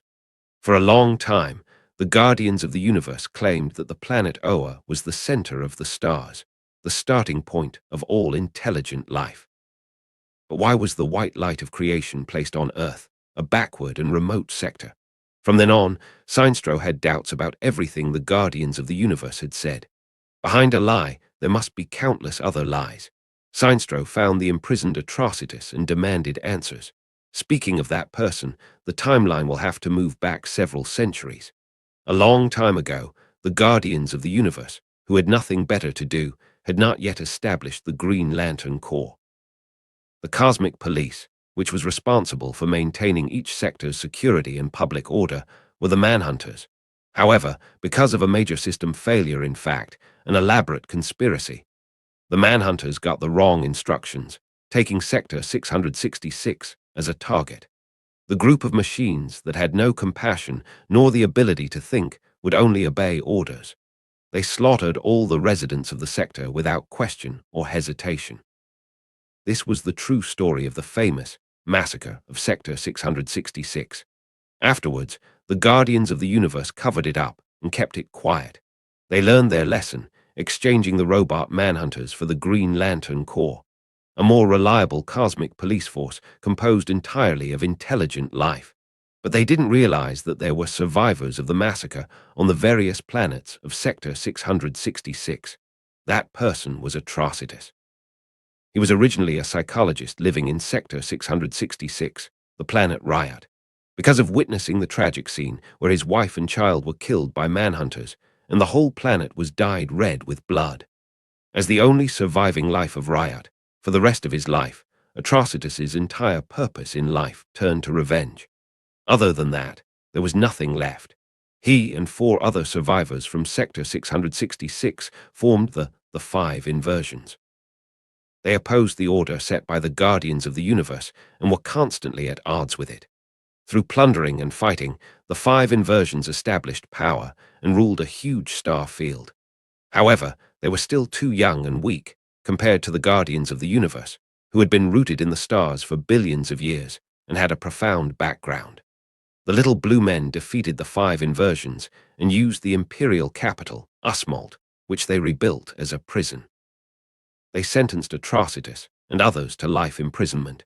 In order to show their benevolence, the guardians of the universe allowed the 5 inversions to live, but they could never leave the barren, pitiful planet. On the planet Usmalt, Atrocitus killed the other 4 members and became the last survivor of Sector 666. When he reached extreme rage and had no other emotions, the red light representing rage descended. This was the origin story of the Red Lantern Corps leader, the first Red Lantern demon in the universe. It was also the person who foresaw the great event of Blackest Night, which was already recorded in the Book of Oa. Atrocitus wanted to kill the key figures in advance, the Black Hand, William Hand, to bring about the end of the world. As a result, Hal Jordan and Sinestro, who were chasing him, caught him on the spot and sent him to prison on planet Oa. Of course, the former didn't become the Green Lantern in the Flashpoint timeline. Therefore, it became Sinestro's task alone. He captured Atrocitus and learned about the Flashpoint through his opponent's precognition. The so-called precognition was to have a dialogue with the future by sacrificing the blood of living beings.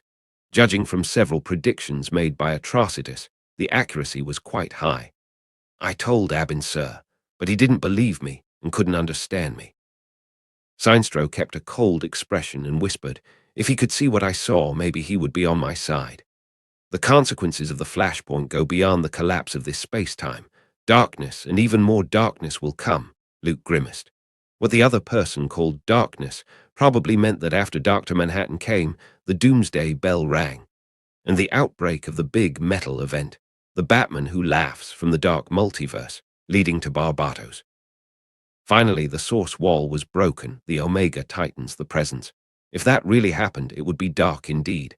To be honest, I'm a little tired of hearing this, and in order to save more people, I've decided to sacrifice the few.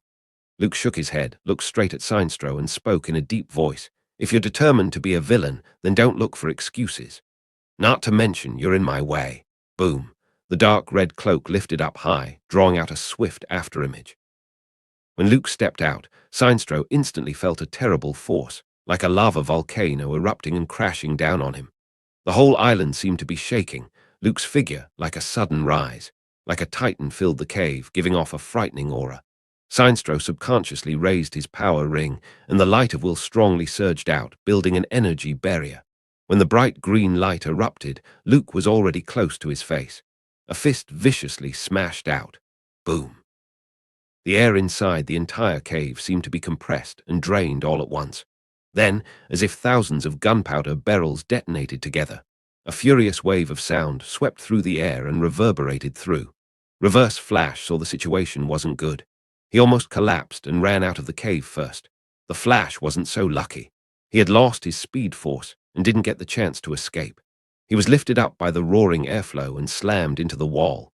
Crack, crack. The strength of the light of will was no match for Superman's fist, and the barrier was instantly shattered and destroyed. Sinestro was hit hard and flew backwards. That's all, Luke lightly commented. You suit the light of fear better, Sinestro. Compared with pure will, it represented fear and was more in line with Sinestro's heart. The energy from the emotional spectrum depended on compatibility. Like Hal Jordan, who had worn the green, yellow, red, and even white power rings. What suited him the best was always the light of will. Barry and the treadmill. Luke looked at Sinestro, who was covered under a hill of collapsed rocks from the wall. He shook his head. He opened his bioforce field and threw the Flash, who was unconscious, and the cosmic treadmill into the underworld. This level of opponents wasn't difficult to deal with at all. I'm not going to give you the key to the main universe that easily. Sinestro planned well, rewriting the timeline through Speed Force, reshaping the world and influencing the multiverse. But he didn't know that the speedster, who frequently traveled through the timeline, would be hunted by the spatial and temporal ghosts. Moreover, this couldn't solve the fundamental problem.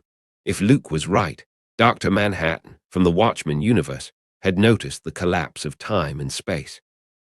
Predictably, he was waiting for the Flash to repair the timeline and take the opportunity to steal 10 years from the restored timeline. In the face of a quantum being, the upstream and downstream of time, the past and the future were all meaningless. The boundless time and space, in Dr. Manhattan's view, was like a spacious room. He could come and go as he pleased, and could appear in the upstream and downstream, past and future, at the same time. Sinestro used a giant electric drill, formed by the light of will, to chisel through the small mountain pressed against him. The Flash, to him, was the last hope he had to reshape the world and save the multiverse. As a paranoid person, Sinestro couldn't give up that easily, even if he had to make an enemy out of a Kryptonian. Boom, boom, boom. The green light flashed, and two large cannons were successfully shaped, unleashing their firepower on Luke, who hadn't left yet. This was the strength of a Green Lantern. They could turn their thoughts and will into energy through the power ring and manifest them. As long as they had enough willpower, they could form anything, from the micro level to the macro level. For example, kryptonite or radiation from a red sun, and so on. If I put on the power ring and manifest a star destroyer, I wonder if fantasy weapons can appear. Luke didn't pay attention to Sinestro. His mind was wandering, thinking of another subject. The main reason was that he couldn't imagine what the details in a Death Star would look like. The simple concept couldn't be manifested, and replacing it with a star destroyer, the difficulty might be much less. Luke held up the power ring and wanted to try. However, he found that the power of will released by the power ring couldn't construct a complete structure. Failing several times in a row, he could only give up. In the meantime, Luke was attacked by Sinestro. Artillery, naval guns, plasma guns, spacecraft missiles, all kinds of conventional weapons were used. Perhaps depending on the strength of will, the power of these weapons of mass destruction was slightly different. But they bombarded Superman's bio-force field, but there was only one result: they couldn't break the defense. Sinestro, your will isn't strong enough. Luke strode forward, his eyes slightly condensed. The cave was sliced in half when the high-temperature rays swept through. A large amount of sand, gravel, and mud fell, causing a small earthquake. Sinestro, who erected an energy shield, quickly flew into the sky to avoid the falling rocks. He realized that it might not be a wise idea to take on a Kryptonian on his own. Weaknesses. Right, magic. Sinestro wasn't ignorant of Superman, with low magic resistance, low mental resistance, fear of kryptonite and red sun radiation. Any villain with a bit of brain knew these weaknesses. This was probably the reason why Superman would be busy every time there was a big event. As the fighting force of the Justice League, he was targeted too severely.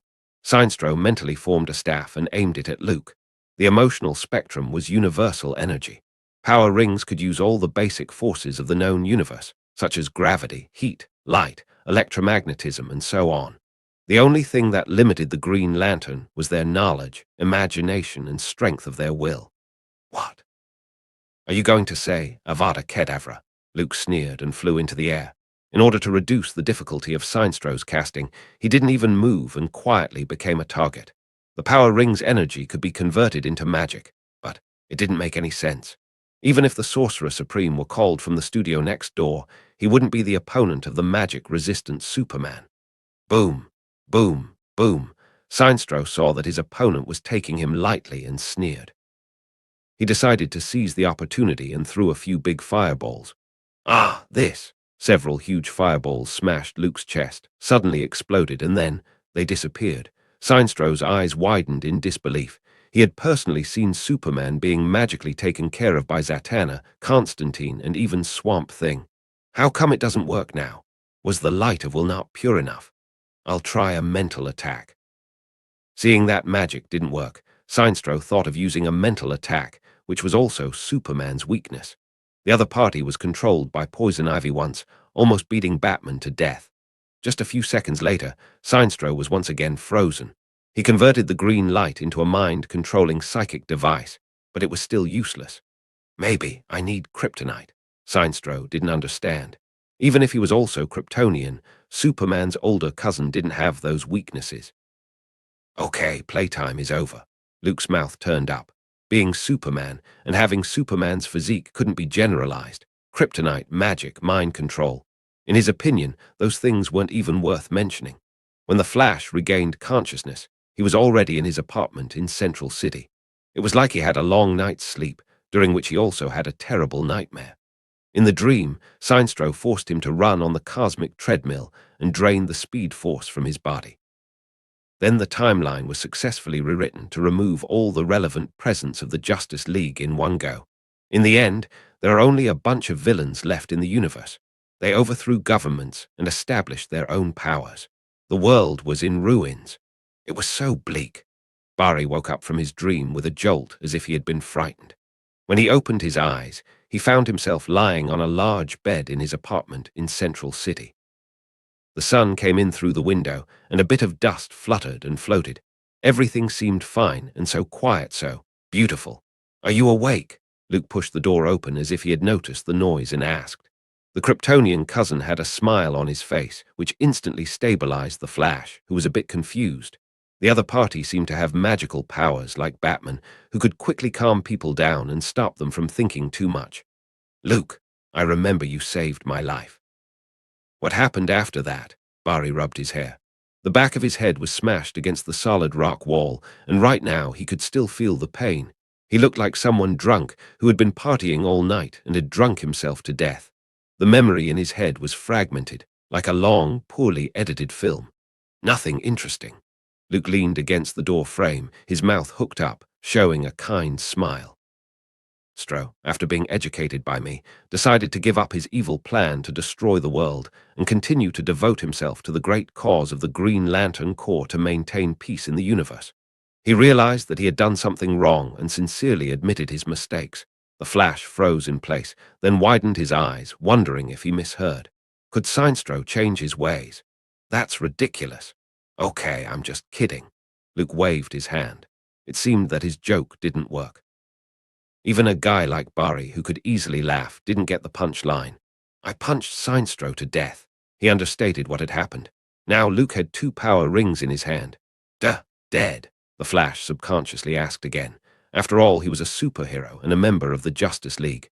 As a rule, when usually the Justice League defeated a super criminal or an evil villain, they would all be locked up, thrown into a dreadful prison that they claimed to be maximum security. Then, after a while, the gang of bad guys who constantly wanted to destroy the world and the universe would successfully escape from prison. Such things were always repeated in this studio. It seemed like the super criminals and villains were some kind of extremely precious, non-renewable resources in the eyes of the Justice League, so they had to be well protected. Of course, Sinestro is not the kind of person that can be easily persuaded. Any intelligent being with a power ring would always have a stubborn, paranoid side in their hearts. Luke shrugged his shoulders. The Kryptonian cousin didn't have any no-kill policy. He always adhered to the personal philosophy of never being soft on the enemy.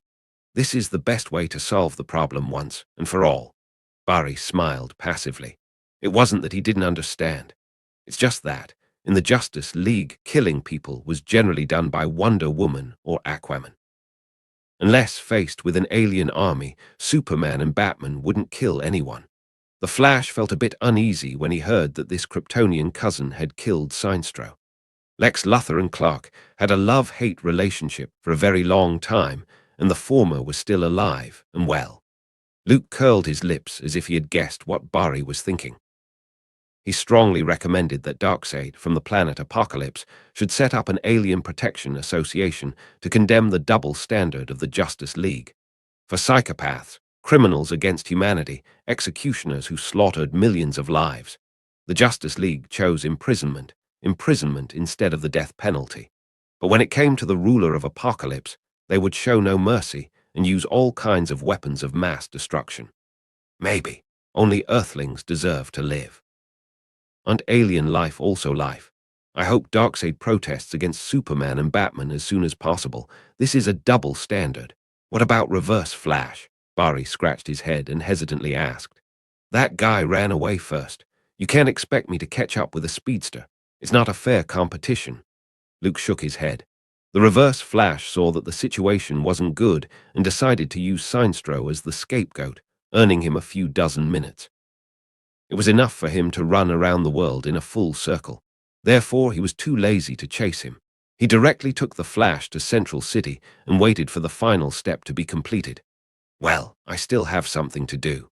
Luke remembered that he hadn't bought Diana a bikini yet, so he had to hurry, or else when he got back to the Messira, the dish would already be cold. Bari, you have to fix the cosmic treadmill. This space-time is getting more and more chaotic. Even Seinstro is involved. There's no telling what will happen later. The Flash, who had been collecting his thoughts, nodded.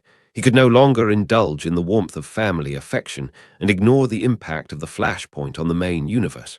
A few days later, in the Messira, the afterglow of the setting sun spread all over the beach. Diana was sitting on a rock. Not far away, snow-white waves smashed against the cliff, splashing crystal like water droplets. The Amazon princess looked out at the blue sea, holding her chin with one hand, her thoughts flying to nowhere. The dim light gave the beautiful silhouette a pale glow, like a vivid statue. "Are you leaving?" Seeing Luke coming toward her, Diana asked softly, with no evident emotion in her tone. "I have stayed long enough." Luke pursed his lips. He caught the fleeing reverse flash with the help of Bari's speed force earlier. After offering a sacrifice to heaven, the Flash was restored to his full strength, enough to break through the time barrier. The countdown to leaving the Flashpoint world had already started. "What will happen to this space-time after you leave?" The corners of Diana's mouth twitched. She looked out to sea with a complex look in her eyes. Anyone who learned that the world they live in was just a distorted space-time born by mistake would find it hard to accept. What's more, the lover they had an intimate relationship with had to leave because of it. This was Wonder Woman. If it were someone else, they would have gone insane.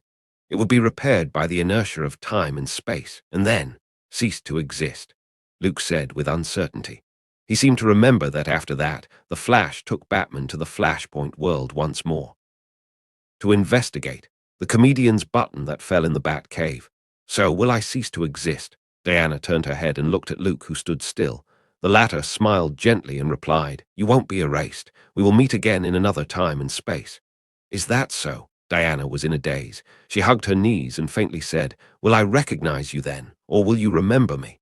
"Yes," Luke firmly nodded. He took the hand of the Amazon princess as they stood on the beach. In the distance was the sunset, sinking below the horizon and the endless ocean. The man and woman embraced each other like a touching scene. "Let's take a picture." After a long while, Luke placed a camera on the rock, then held Diana and stood in front of the camera. The two looked at each other with a smile. Click! The shutter sounded. The scene was immortalized. In Central City, the apartment. Legend has it that the magical treadmill could take speedsters through time and space, or even through various parallel universes. It was actually no different from common gymnasium equipment. At least Luke didn't see anything special. Except for the running belt that was made of special anti-friction material, other parts were common. These days, Bari spent more energy on things like coordinate reading, space-time anchoring, and so on. "You can use this to go back to the main universe." Luke looked at it suspiciously while the Flash was warming up. He didn't want Bari to run ahead or too far back. In case of bad luck, he would fall directly into the metal event in the future and face Barbatos and the Batman who laughs. Or in the past, in the Kingdom Come event, meeting the Justice Society of America. That would be awful. Of course. Bari nodded affirmatively.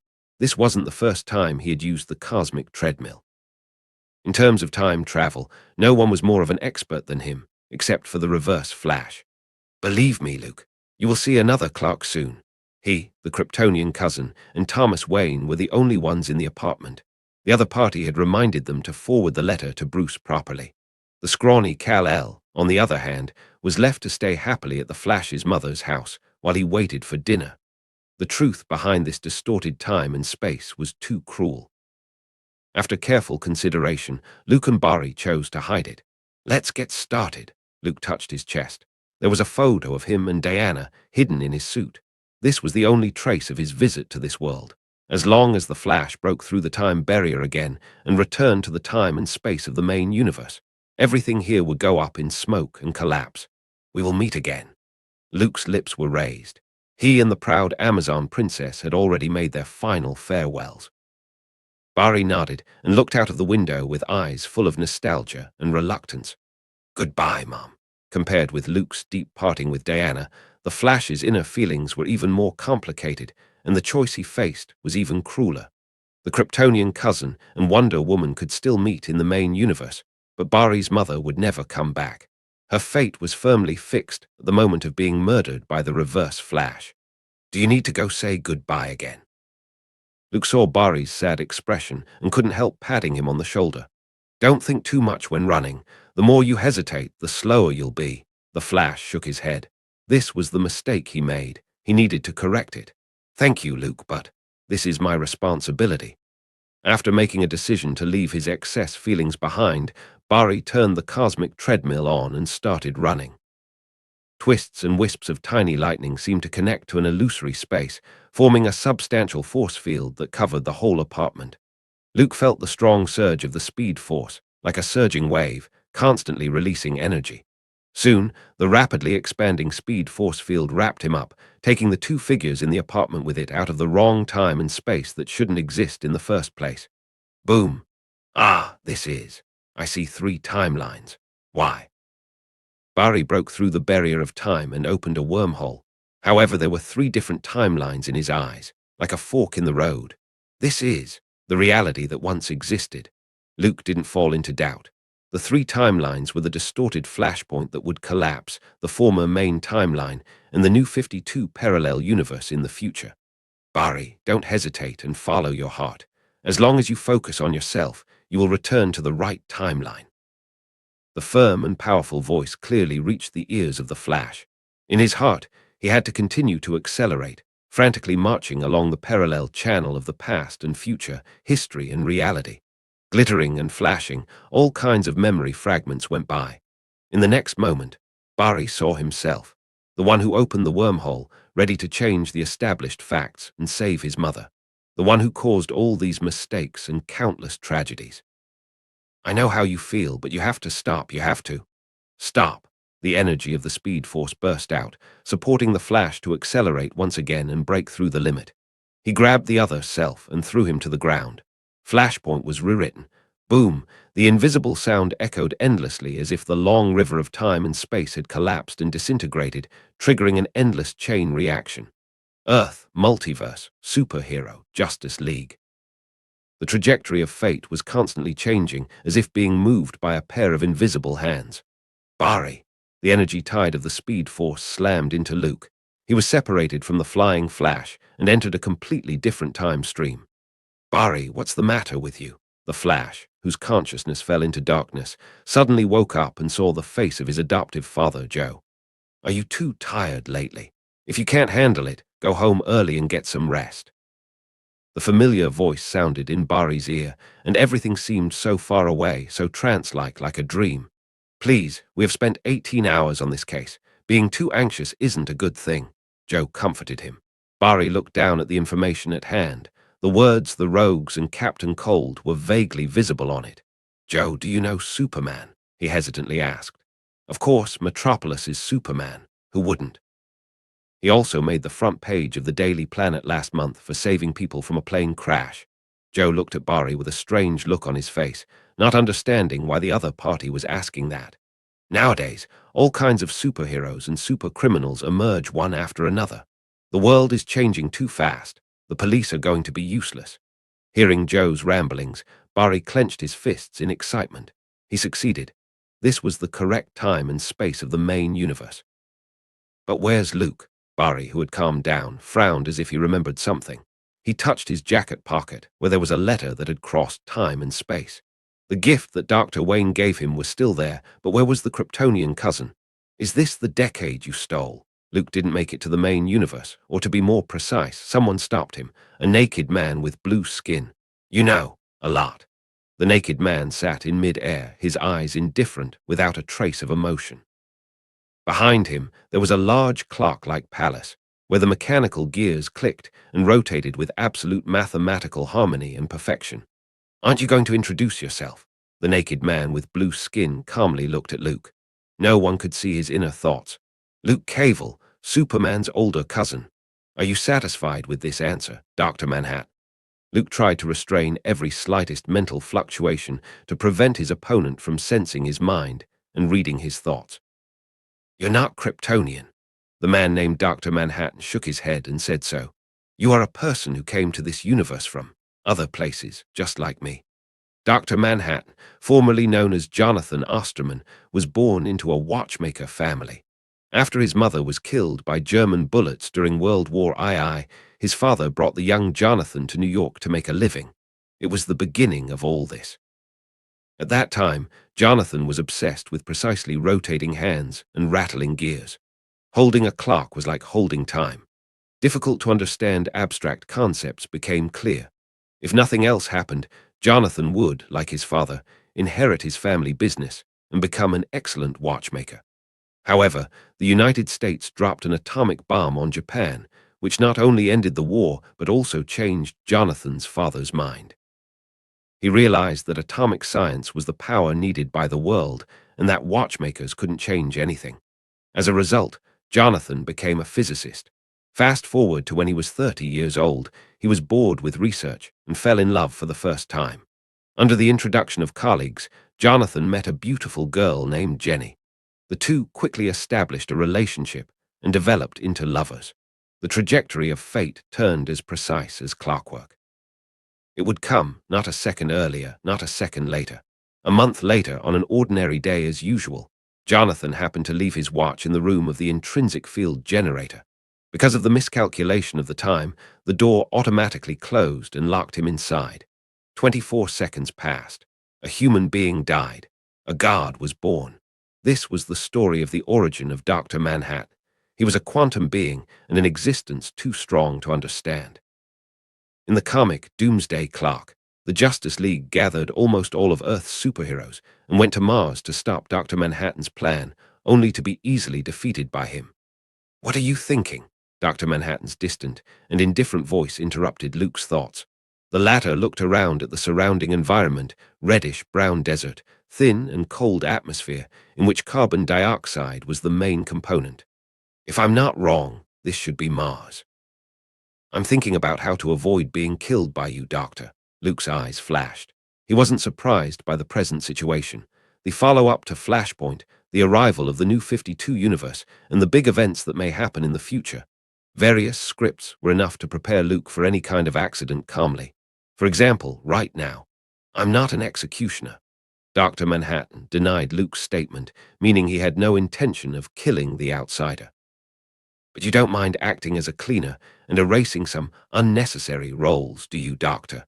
Luke's lips turned up as he said so ironically. However, for such an obvious provocation, Dr. Manhattan was indifferent, not angry. His thinking was more akin to that of a cold, rational, data-driven supercomputer. Human emotions were gradually dying out, especially after leaving the Watchmen universe for a new place. The purpose of all of Dr. Manhattan's actions was to observe. For example, the variables of the universe, the branches of time and space, were the highest priority. However, it didn't mean that he was a talkative and good-tempered person. Any troublemaker who interfered with their observation would be mercilessly erased by Dr. Manhattan. For example, Reverse Flash, who discovered the timeline change, the new guard Metron, the guy sitting in the Mobius chair, the anti-monitor. They were all erased by Dr. Manhattan at the moment when they were closest to the truth. Therefore, to communicate with this quantum being, he had to keep a proper distance. "You're trying to provoke me." Dr. Manhattan seemed to have penetrated Luke's thoughts. "No, just curious about the inner feelings of a god." Luke shook his head. His eyes kept flashing, and he softly asked, "Doctor, what are you going to do with me now? To tell you the truth, wouldn't it be a more interesting change for me to see the new multiverse that is coming? As far as I know, you don't hate change. You just don't like being disturbed." Dr. Manhattan fell into a short silence as if he was thinking. His eyes couldn't see Luke's past and future too clearly. There seemed to be a layer of fog hanging over the surface, blurring everything. That was a higher dimensional power, a power that came from outside the source wall. In the face of an outsider who was hard to see through, Dr. Manhattan hesitated. What should he do? Erase? Exile? Accept? It was like a multiple-choice question, with many options presented to Dr. Manhattan. However, in less than a second, he completed a huge and complex calculation and deduction. The probability that you will cause great damage to the multiverse is 35%. Dr. Manhattan's face was expressionless, and the conclusion was coldly stated. Possibility of following the rules of the universe and allowing the multiverse to develop according to its original trajectory is less than 20%. This proves that you are an adventurous person who doesn't like to be told what to do and is extremely self-confident. Considering all the above factors, I think you are a very unstable factor. Luke raised an eyebrow. It sounded like Dr. Manhattan wasn't going to let him stay in this studio. So, Luke asked, pretending to be calm. If Dr. Manhattan intended to kill him, then he could only call for the existence outside the source wall to pull himself back. Personal safety was still guaranteed when working for the 5 creator guards of the Marvel Universe or a higher level of existence. Luke didn't like taking risks, let alone dying. No matter how powerful Dr. Manhattan was, he would still be greatly restricted in front of the guard like concepts under the omnipotent universe. Otherwise, he would have used one thought to erase the goddess of creation, Perpetua, who appeared after the source wall was broken. Then wipe out the wild, unprincipled Batman who laughs. Instead of being moved by Superman's words, he chose to disintegrate himself. "I can think of a good place for you, outsider," Dr. Manhattan said. Luke's eyes raised a bit of vigilance. His attention reached the highest level. This naked man, with no clothes and a tendency to expose himself, was not trying to put himself in a cage, was he? He didn't forget that Dr. Manhattan stole 10 years from the New 52 universe. The other party was fully capable of isolating it, forming a huge cage in time and space. Similar to the Ancient One's use of the time stone, he could intercept a time stream, then cycle it back and forth, fast-forwarding and rewinding as he pleased. Trapping himself in a separate world was something that Dr. Manhattan would do. "I have the right to refuse, Doctor." Luke smiled as the energy of the 10th metal's origin bonded with Superman's body. He didn't believe that Dr. Manhattan could erase himself in an instant. "I mean no harm, Mr. Cavill." This was the first time that Dr. Manhattan called Luke's name. His tone was still indifferent. "It's a gift, or you can think of it as a Halloween prank candy." Dr. Manhattan opened his palm, and a yellow round button appeared. 2 black dots, a simple arc, forming a smiley face. It was no different from the usual fast food restaurant giveaways. The only thing that seemed special was probably the splattered blood drops. "Gift!" Luke reached out and took the smiley face button floating in the air. If he was right, this should be the logo of the comedian, a key figure in the Watchmen universe. One might even say that the story began with him. "Yes, this gift is a ticket to our vacation." Dr. Manhattan's tone changed a bit, and a blue lightning-like force field instantly enveloped Luke. And at the moment, Superman's body subconsciously tensed up and burst out with a powerful force. The 10th metal's cosmic origin power resisted Dr. Manhattan's attack, but Luke didn't feel like his life was being threatened. The blue lightning-like massive force field only wrapped the space around him. Boom. There was a flash of light, leaving Dr. Manhattan alone on Mars.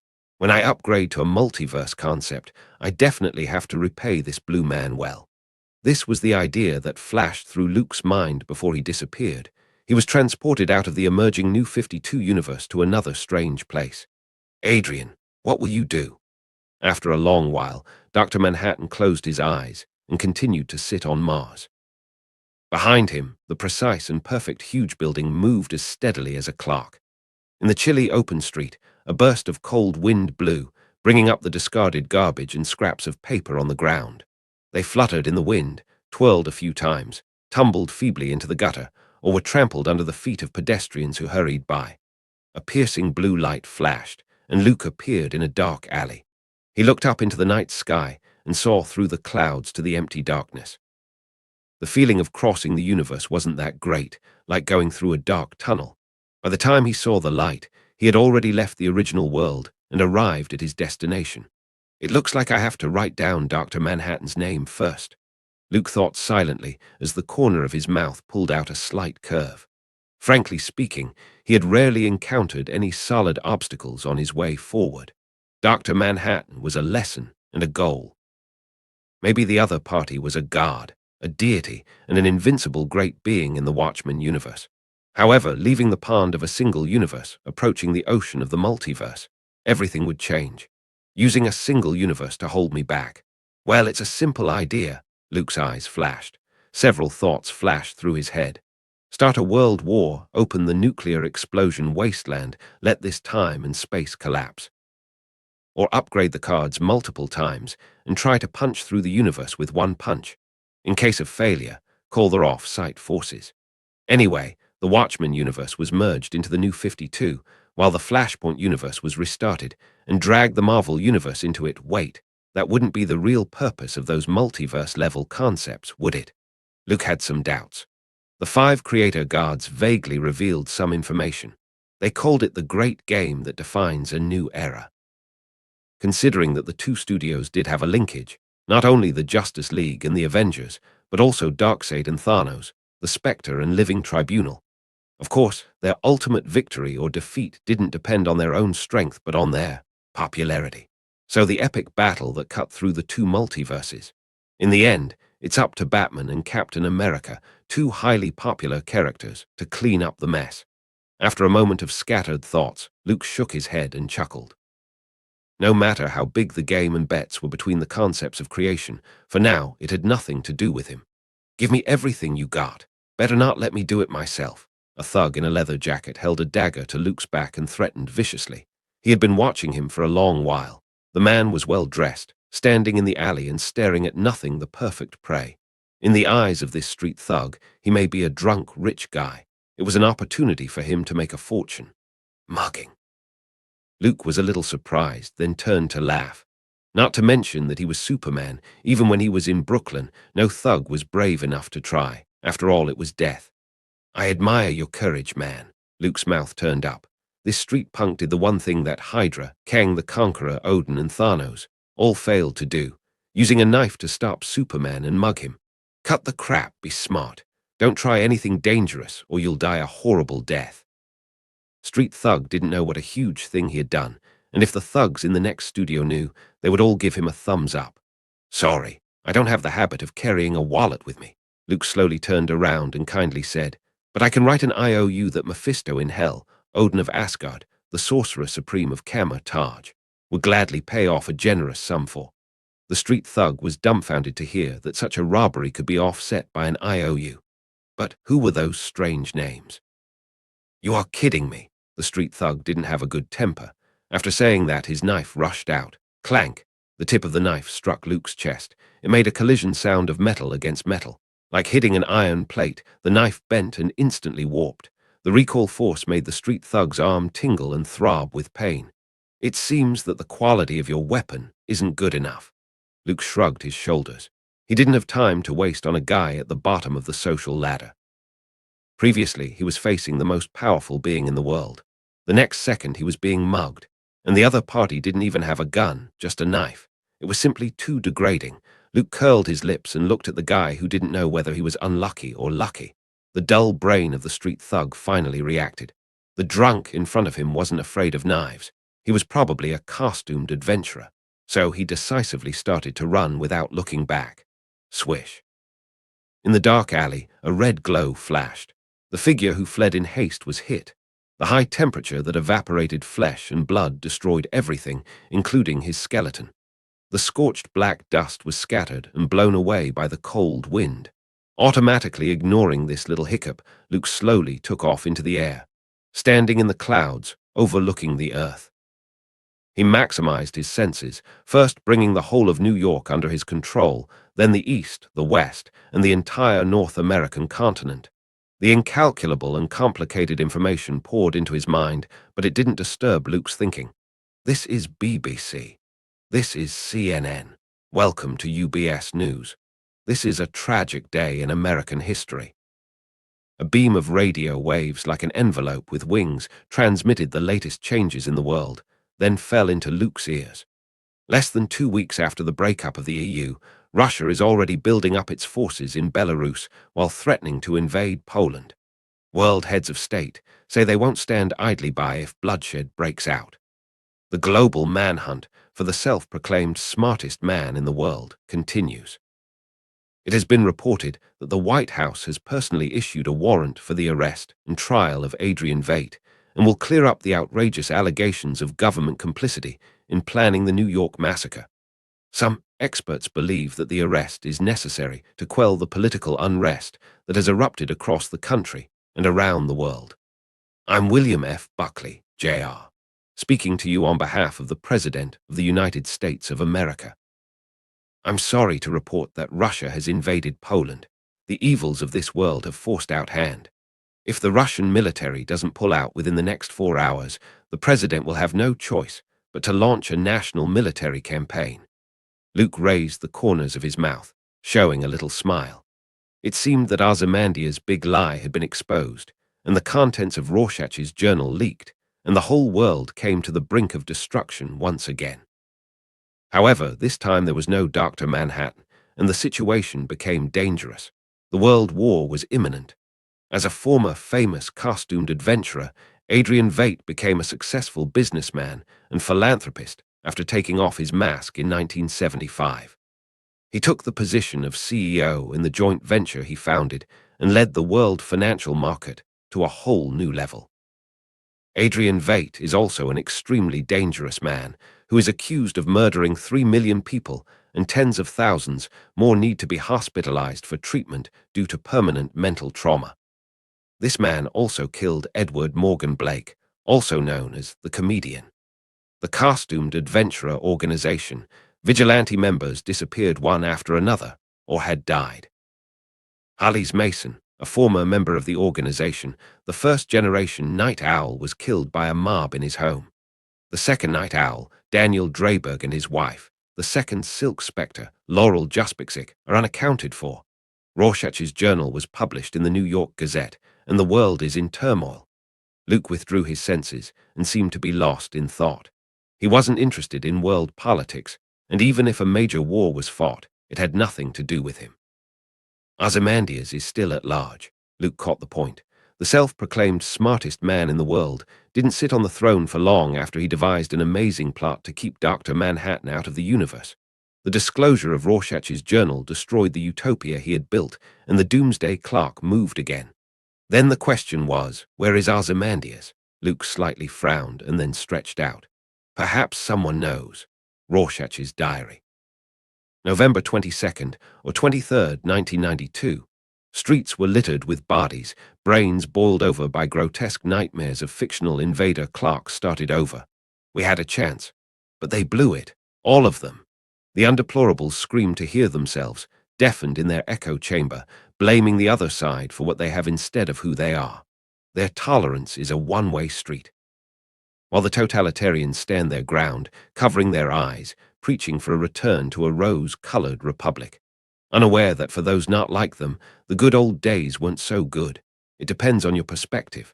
God turned his back and left paradise to us, like handing a 5-year-old a straight razor. We slit open the world's belly. Secrets came spilling out. An intestine full of truth and shit strangled us.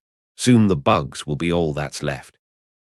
And the cockroaches will go to war with the maggots, fighting over the scraps of the moderates.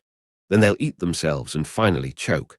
Unless we can get God back, kicking and screaming, because maybe we don't deserve it. Maybe the world should burn this time. We shattered the American dream. This is the American nightmare. The man closed the journal and picked up a mask covered in ink. Its original owner had died in the South Pole, leaving no corpse.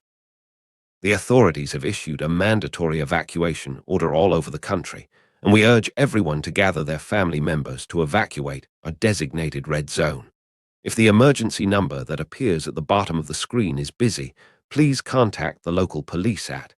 Emergency notices about the evacuation of the city's residents were playing on the TV.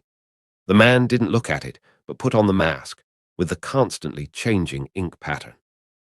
The world was getting worse, not knowing if it was since Dr. Manhattan left or since Rorschach's journal was leaked.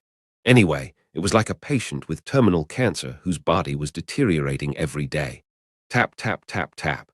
With his hands in the pockets of his brown coat, the man strode out of the room. He went down the stairs and left the shabby apartment. The outside world was in chaos. Various kinds of looting and burning, various kinds of riots were started. Nuclear war was coming, The end was coming. Everyone was going crazy. The man walked through a large number of revelers with a straight face, ignoring the violence that happened. He had other things to do. The world was getting worse, and there were always heroes that would come forward. Now that he had worn this mask, he had to choose what to save. For example, the world. The man walked quickly and eventually stopped at the door of the police station. The police were busy evacuating, and the shrill ringing of phones was even more dramatic than that of a Wall Street brokerage firm. They were faced with a very serious problem.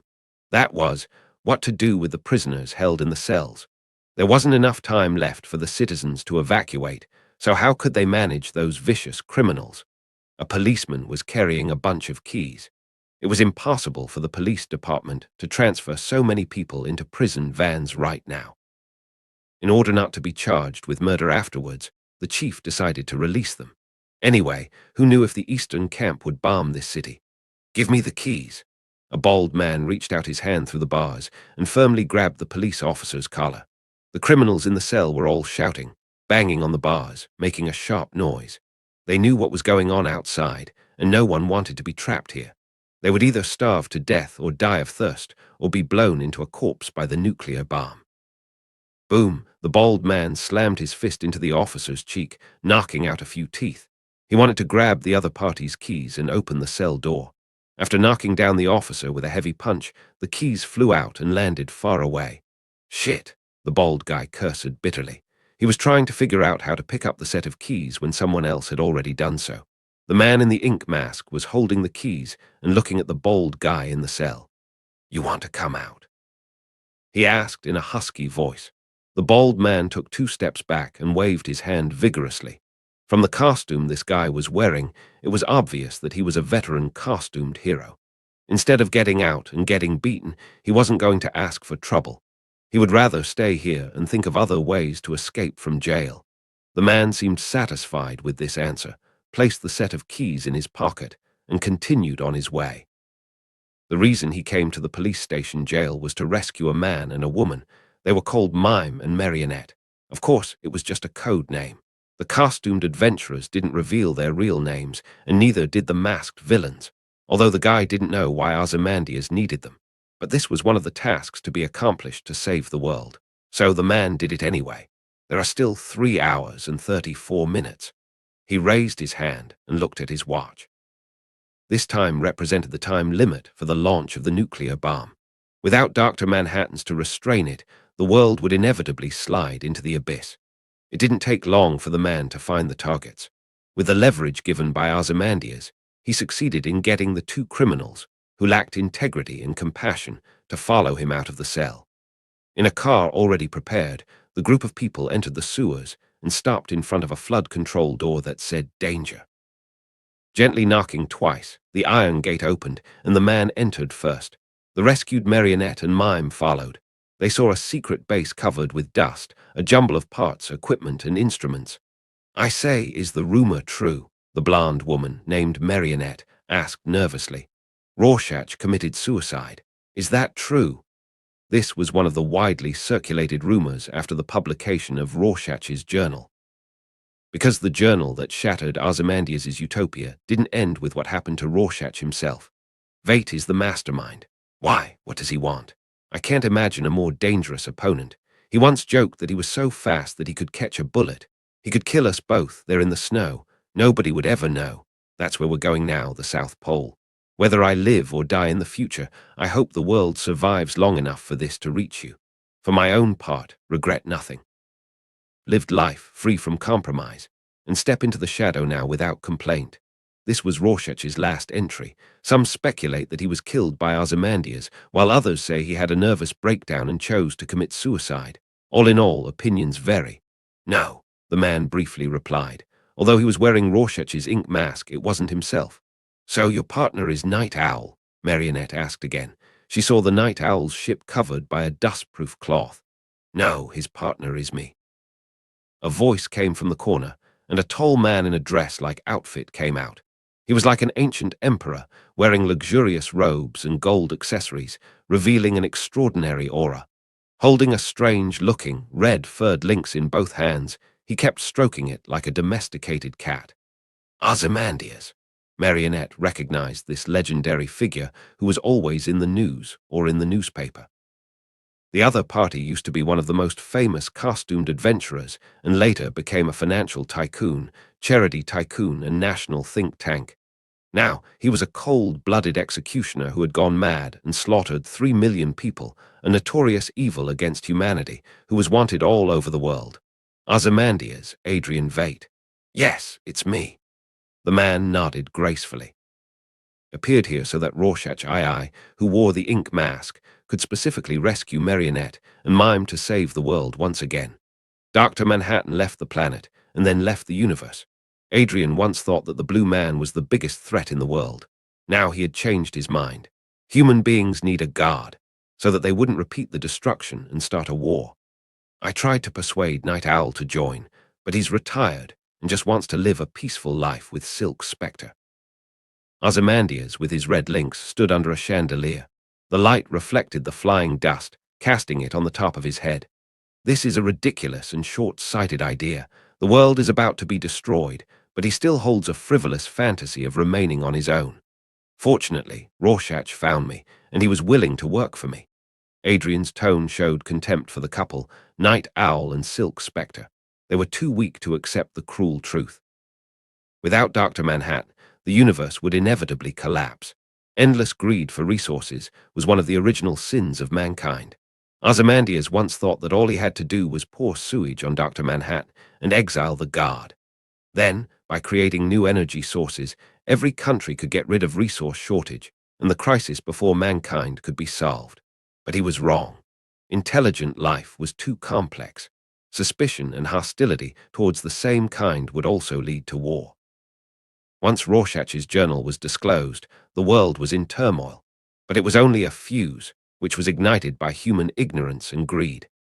Adrian recuperated his thoughts and looked up at Marionette and Mime. This was a couple of dangerous criminals with no sense of morality and conscience. But it didn't matter, because Ozymandias didn't have those things either. He could wipe out 3 million people in New York with one trick, just to welcome a short-lived false peace. It's to work with you, not for you, the man in the Rorschach mask corrected. He didn't want to make himself look like one of Ozymandias' men. This was an insult to the Rorschach mask he was wearing. So, where are you hiding our son? Marionette didn't seem to be interested in listening to Rorschach II chatting with Ozymandias. She quickly stepped forward while Mime, standing behind her, picked up a screwdriver and threw it over. Marionette firmly caught it, leaned in front of Ozymandias and savagely said, "Tell us now, or you'll die a horrible death. By the way, how many rewards are on your head? 10 million or 20 million? She and Mime had a son, but before the baby was born, they were sent to prison by Dr. Manhattan for robbing a bank. At that time, Dr. Manhattan joined the costumed adventurers organization, Minutemen. He was teammates with Rorschach, Night Owl, Silk Spectre, Ozymandias, and others. Later, with the changes in the international situation, Dr. Manhattan became a deterrent instead of nuclear weapons, staying in a military base all year round. Marionette and Mime's son was the bargaining chip that Rorschach took away from their cell. Otherwise, according to the couple's eccentric temper, they would never obediently obey. Marionette pointed a screwdriver at Ozymandias' neck, as if wondering where to start. Mime stood behind Rorschach II and made a gesture of holding a gun with his fingers. These two used to be acrobats.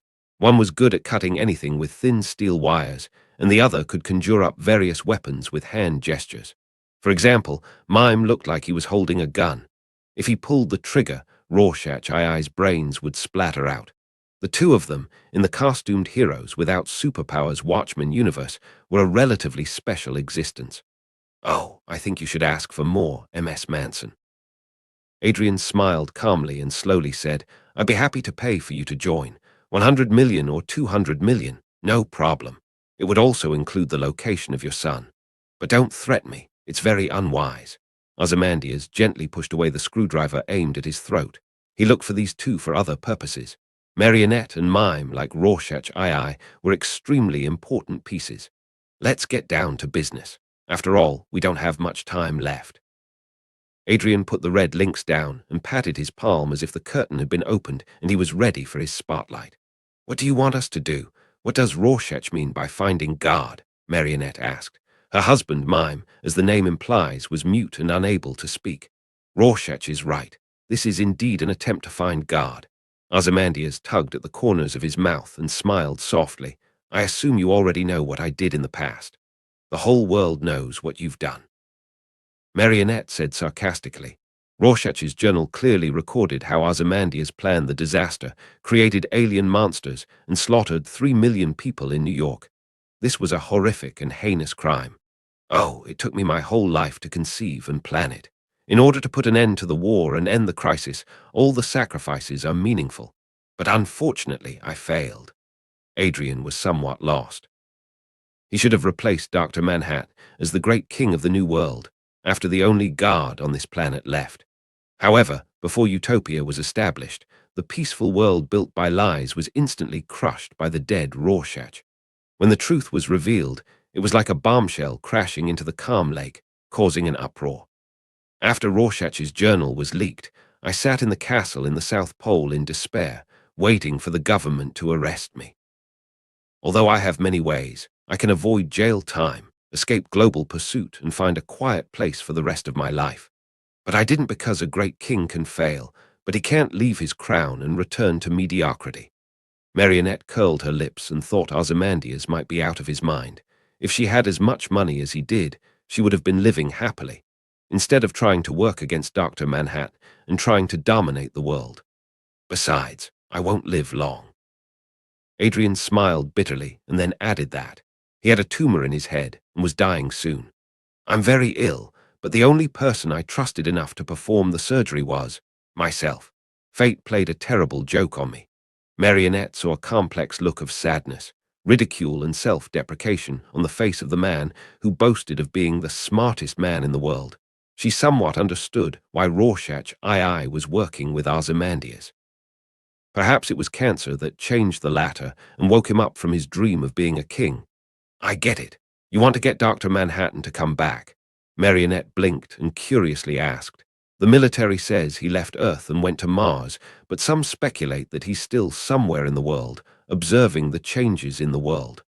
Ozymandias smiled. He remembered Dr. Manhattan's last words to himself in the Antarctic fortress. I want to leave this universe and go to a less complicated place. Adrian's memory flickered as he looked to the others and decisively said, That's exactly our mission, to find Dr. Manhattan, wherever he is. And do you have any reward for a dedicated citizen who provided the information, Mr. Adrian Veidt? A slightly unusual voice suddenly sounded inside the base. Ozymandias responded immediately, grabbed Marionette's screwdriver, and then threw it out. He only sent out 3 invitations for the upcoming task: Rorschach II, Marionette, and Mime. Therefore, any stranger that appeared was a dangerous presence. With a strong force, the screwdriver brought out the sound of a whistle, enough to pierce through flesh and blood. But what happened next was beyond Adrian's expectations. The screwdriver, stained with oil and dust, seemed to have lost its momentum and was floating in mid-air, only a few centimeters from the target's head. That's a novel way to greet someone, the target whispered with a smile. He didn't do anything, and the screwdriver floating in the air suddenly disintegrated and disappeared. Dr. Manhattan, the man in the Rorschach mask exclaimed. Decomposition of matter.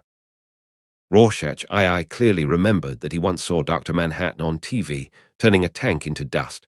At that time, the military heavily promoted the human being that became a god by accident, saying phrases such as God exists and he is American. But soon, he realized that something was wrong. There was no soft blue glow, no boldness, and the person was wearing clothes. This was totally inconsistent with the external image of Dr. Manhattan. I'm sorry, you've got the wrong person. Luke shook his head.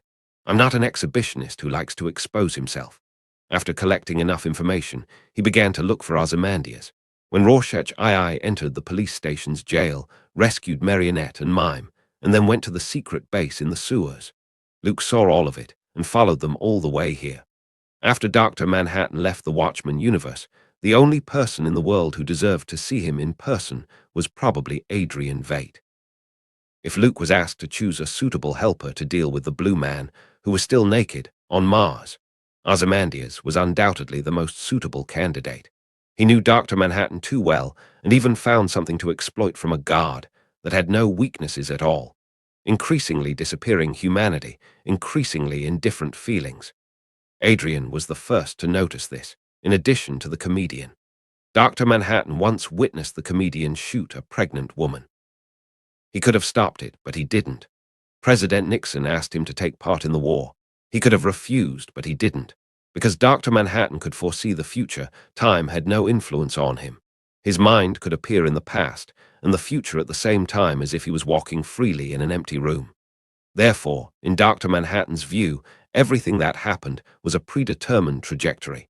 He just observed, but didn't take the initiative to intervene. Ozymandias took advantage of this and completed his plan. Even if Dr. Manhattan knew everything, in the end, his absolutely calm, rational mind told him that Adrian was right. Therefore, he chose to kill Rorschach, which might lead to the outbreak of war and an increase in the number of variables. But he spared Ozymandias, who massacred people and took the blame for it.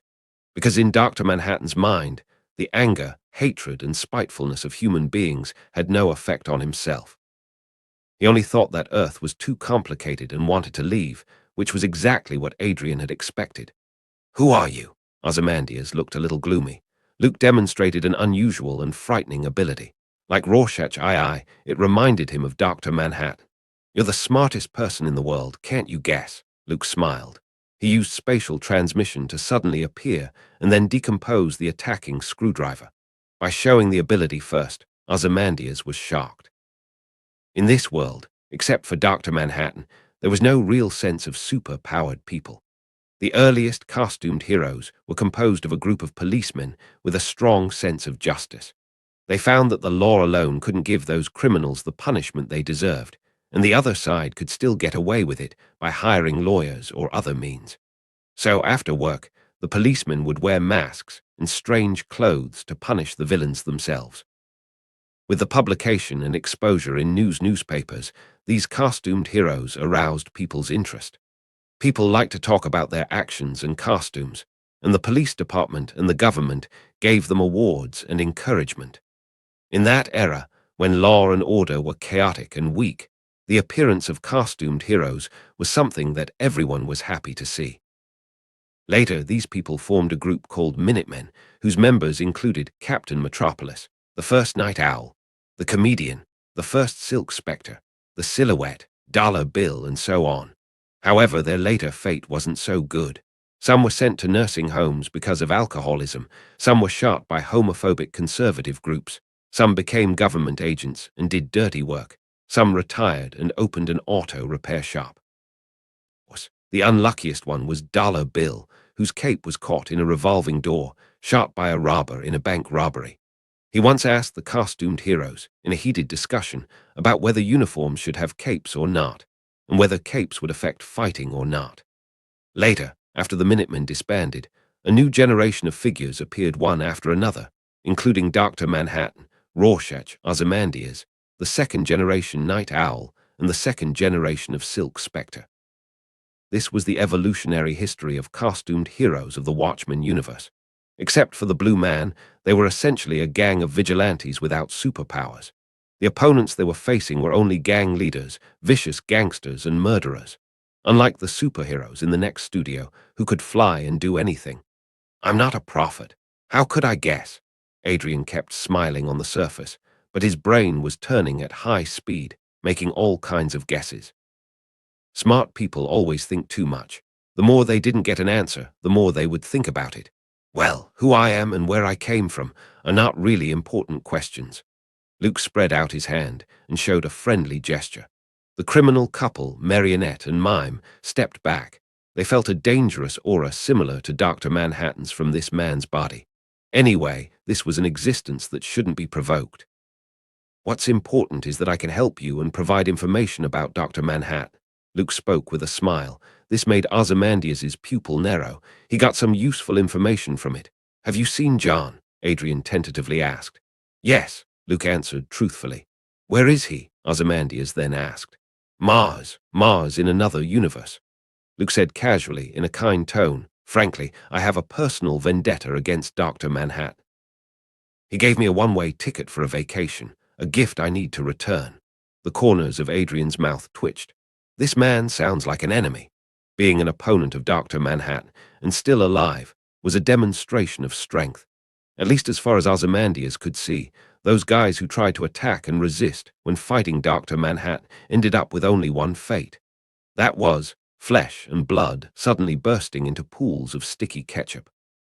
Adrian was prepared for that before scheming against the other party. But Dr. Manhattan accepted his point of view, and instead of killing him, he chose to let him live. So, what are you going to do? Ozymandias was very good at reining in his thoughts and emotional turmoil. He understood the way to deal with such strong people. One word, honesty. The reason why he could secretly set a step-by-step plan without alerting Dr. Manhattan. It's because, in normal conversation or questions, he never lied. Dr. Manhattan could always notice the abnormal heartbeat from Ozymandias, subtle changes in his expression, or reading his thoughts, although the other party had never done that. But Adrian had to take it into account. Every time he faced Dr. Manhattan, he used his honesty eloquence and even hypnotized himself so that the other party wouldn't notice. I want to leave this universe. Luke looked at Ozymandias, the self-proclaimed smartest man in the world. His heart was steady, his breathing was gentle, and he had a careful expression on his face, but it was just a disguise. In the other party's head, he must be planning something else. Leave. The universe, Adrian hesitated. Yes, isn't this modified night owl airship the tool you prepared to track down Dr. Manhattan? Swish.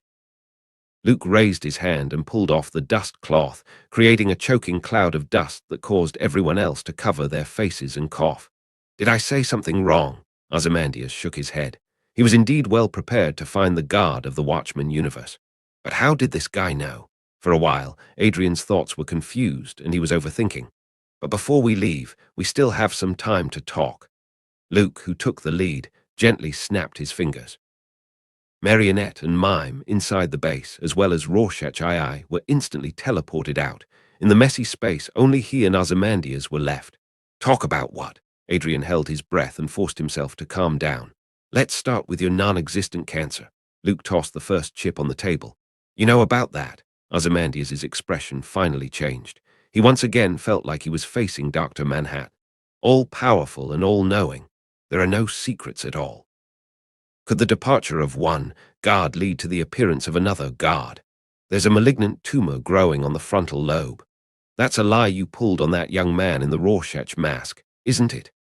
The chandelier above Luke's head was constantly shaking due to the air currents caused by the space transmission, illuminating his face half bright and half dark.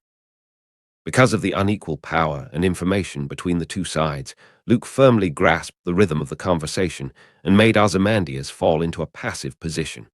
Indeed, I lied to Reggie. He's a poor child and only sees what he wants to see. Adrian had no psychological burden or guilt. I created the New York massacre, which killed his parents and sent him to a nursing home for mental disorders, hallucinations, and delusions.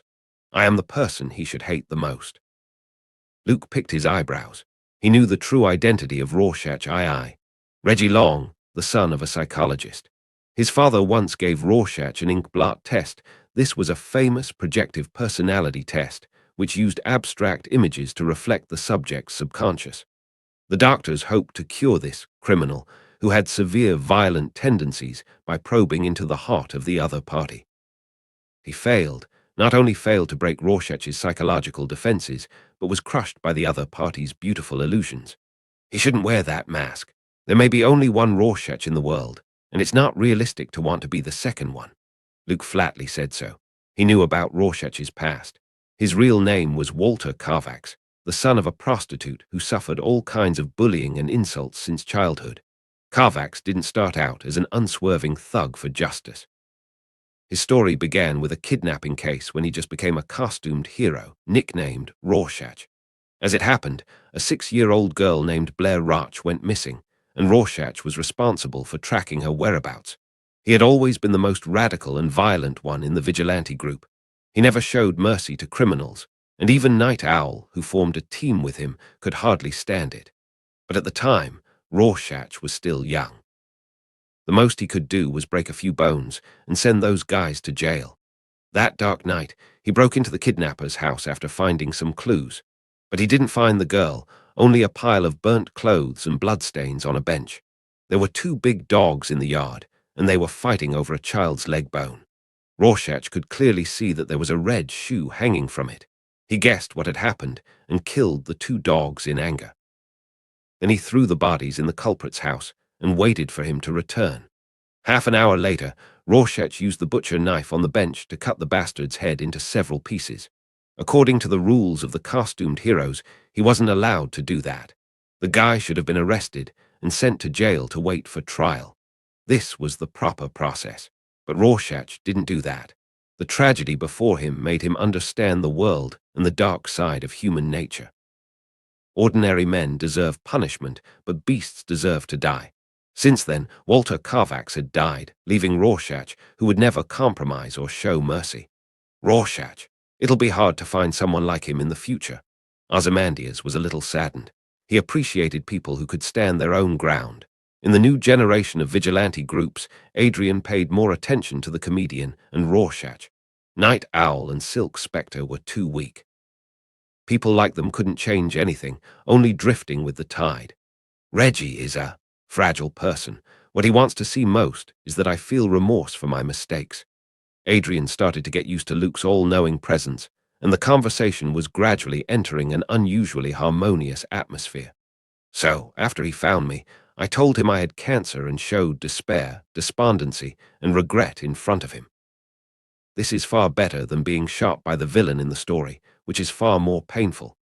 Revenge is very much about psychological feedback. If the enemy is easily eliminated, there will be no pleasure. A successful businessman who was once high up in the world, a famous costumed hero, is now being accused by thousands of people, cursed by countless others, and is very sick and dying, living in regret and pain all the time. This is the script that Reggie wants to see. Since he craves such strong emotions, I will satisfy him. Luke clapped his hands with a smile on his face. He had to give it to him. Ozymandias' acting skills are really superb, and he deserved an Oscar. Not bad for a man who deceived a guard. People should know it's not just Rorschach, Roman II, Reggie Long, Marionette, and Mime. Even the government that issued the wanted notice all thought Adrian Veidt was really going to die. If his supervision couldn't see through Ozymandias' skull, maybe Luke would be fooled by him. Reggie is one of your chess pieces. What about Marionette and Mime? Luke bent down and touched the red links. He felt a familiar energy. It was Dr. Manhattan's aura. This pet was very strange. They once appeared in John's past, and they can remind him who he really is. Ozymandias was sitting at the console an hour and a half before the two countries launched their nuclear bombs. He needed to start the Night Owl airship, leave this place, and look for Dr. Manhattan. Then why don't you bring Silk Spectre, aye, Laurie? Luke continued to touch the red lynx named Bubastes, a hybrid creature created by Ozymandias using genetics. The other party's original intention was to create an alien race that fitted his plan, but instead, a special pet was created. No matter when or where seeing an ex-girlfriend is not something to be happy about. Adrian shrugged his shoulders, although Dr. Manhattan didn't necessarily care about human feelings, such as cheating, betrayal, cuckolding, and so on. Anyone or anything that might cause variables should be avoided. A man driven by his inner moral compulsion to forgive the murderer who caused the death of his parents, and is willing to help him fix his mistakes at the end of his life. A couple of criminals who can remind Dr. Manhattan of the past. Good match. So here comes the question. Luke's mouth curled up at the corners. He looked at Ozymandias and asked, "How are you going to find him?" Every living thing has a unique signature field, a quantum fingerprint made up of the four fundamental forces of nature. Adrian seemed confident. John's signature field has disappeared twice. The first time, it was the accident that created Dr. Manhattan, and the other time was caused by me. Luke nodded. Ozymandias had previously tried to replicate the experimental accident that occurred by killing Dr. Manhattan with the present field generator. But it turned out that the latter had learned to reorganize his body long ago and didn't suffer any harm. After that failure, I made a more in-depth study of John, and later found that the surface of his blue body was actually the result of electrons escaping from his body, leaving a traceable trail of those electrons. Adrian spoke eloquently and laid out his plans. I modified the Night Owl airship to be strong enough to withstand quantum tunneling and follow the trails John left to find him. Luke couldn't help, but Praise smiled and said, "Beautiful plan." According to the original plot, Ozymandias successfully found Dr. Manhattan, but failed to persuade him to return to the Watchmen universe. He continued to play God. "So, Mr. Adrian Veidt, I also have a plan. Do you want to hear it?"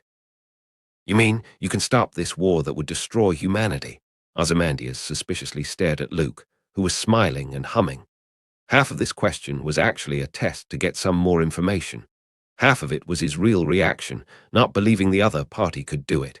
To prevent a nuclear war between two great powers, relying on one man's efforts. Luke couldn't do it unless he had Dr. Manhattan's infinite strength. Although the other party had shown similar abilities, such as material decomposition and space transmission, it was far from enough. Adrian was one of the most knowledgeable people in the world about Dr. Manhattan, hands down. He was commissioned by the Pentagon to replicate the energy composition of the Blue Man scientifically. Although it didn't quite work out, he could probably understand how powerful Dr. Manhattan was. That's a despairing, unbeatable power. "No, Mr. Anonymous. John once told me that he could walk on the surface of the sun, travel in space, and transform a planet."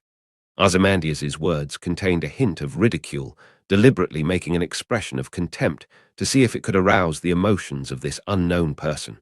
But he was disappointed, and the other party was indifferent, without the slightest bit of annoyance.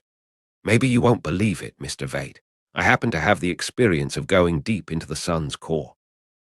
"It's no big deal." Luke shrugged his shoulders and chuckled. Not long ago, he and the Sentry let loose and fought with all their might. They both fell into the core of the sun. It could also be counted as spending some time inside a sun, not much worse than Dr. Manhattan. "Mr. Veidt, we still have 1 hour and 20 minutes. Luke continued to exert pressure and added, "If you accept the conditions and are willing to cooperate, I can get rid of the upcoming nuclear war within 40 minutes. Ozymandias rarely hesitated. He couldn't tell whether what Luke said was true or not. "You only need this Night Owl airship." Adrian was very confused. If the other party was trying to leave this universe, then with his strength, he didn't need to talk to him about it. "Plus, the traces left by Dr. Manhattan, they are coordinates," Luke added. According to the original story, Ozymandias traveled to the main universe and met Lex Luthor. It was dubbed the meeting of the two smartest people in the world. Then, Batman fell into a trap, and Gotham's Dark Knight was severely beaten. But all that was meaningless. Dr. Manhattan was interested in the change of the main universe and the existence of Superman. The Blue Man was making an unprecedented observation and didn't pay any attention to Ozymandias' persuasion. "I need to go back and settle something with Dr. Manhattan." Luke made it clear. The reason why he didn't take it by force, because smart people like Ozymandias would know how to choose. Besides, why do you have to wield your fists when you can make deals? As the Sorcerer Supreme, bargaining is a basic skill. It's not too late to flip the table if talking about it didn't work out. Moreover, Luke needed Adrian Veidt, who was the best chess piece against Dr. Manhattan.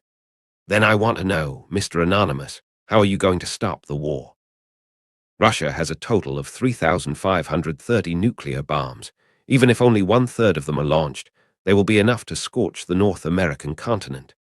Ozymandias expressed his doubts, and he hoped that Luke could give a reasonable answer. "Not including the Pentagon's planned nuclear strike, I guess the US will launch at least 1,000 nuclear bombs into Russia. This is a confrontation between the East and the West, and there's nothing mere mortals can do about it." If the situation weren't so bad, Adrian wouldn't have had the crazy idea of bringing back Dr. Manhattan. The smartest person in the world, facing the final moments of the doomsday clock, deeply felt his powerlessness. "First of all, I will intercept all the nuclear bombs launched by Russia and the United States within 10 minutes. Luke used a light tone to talk about a task that would be impossible for a normal person to accomplish. Then fly to the Kremlin or the White House and spend 15 minutes convincing the presidents of both countries. Honestly, I'm a pacifist.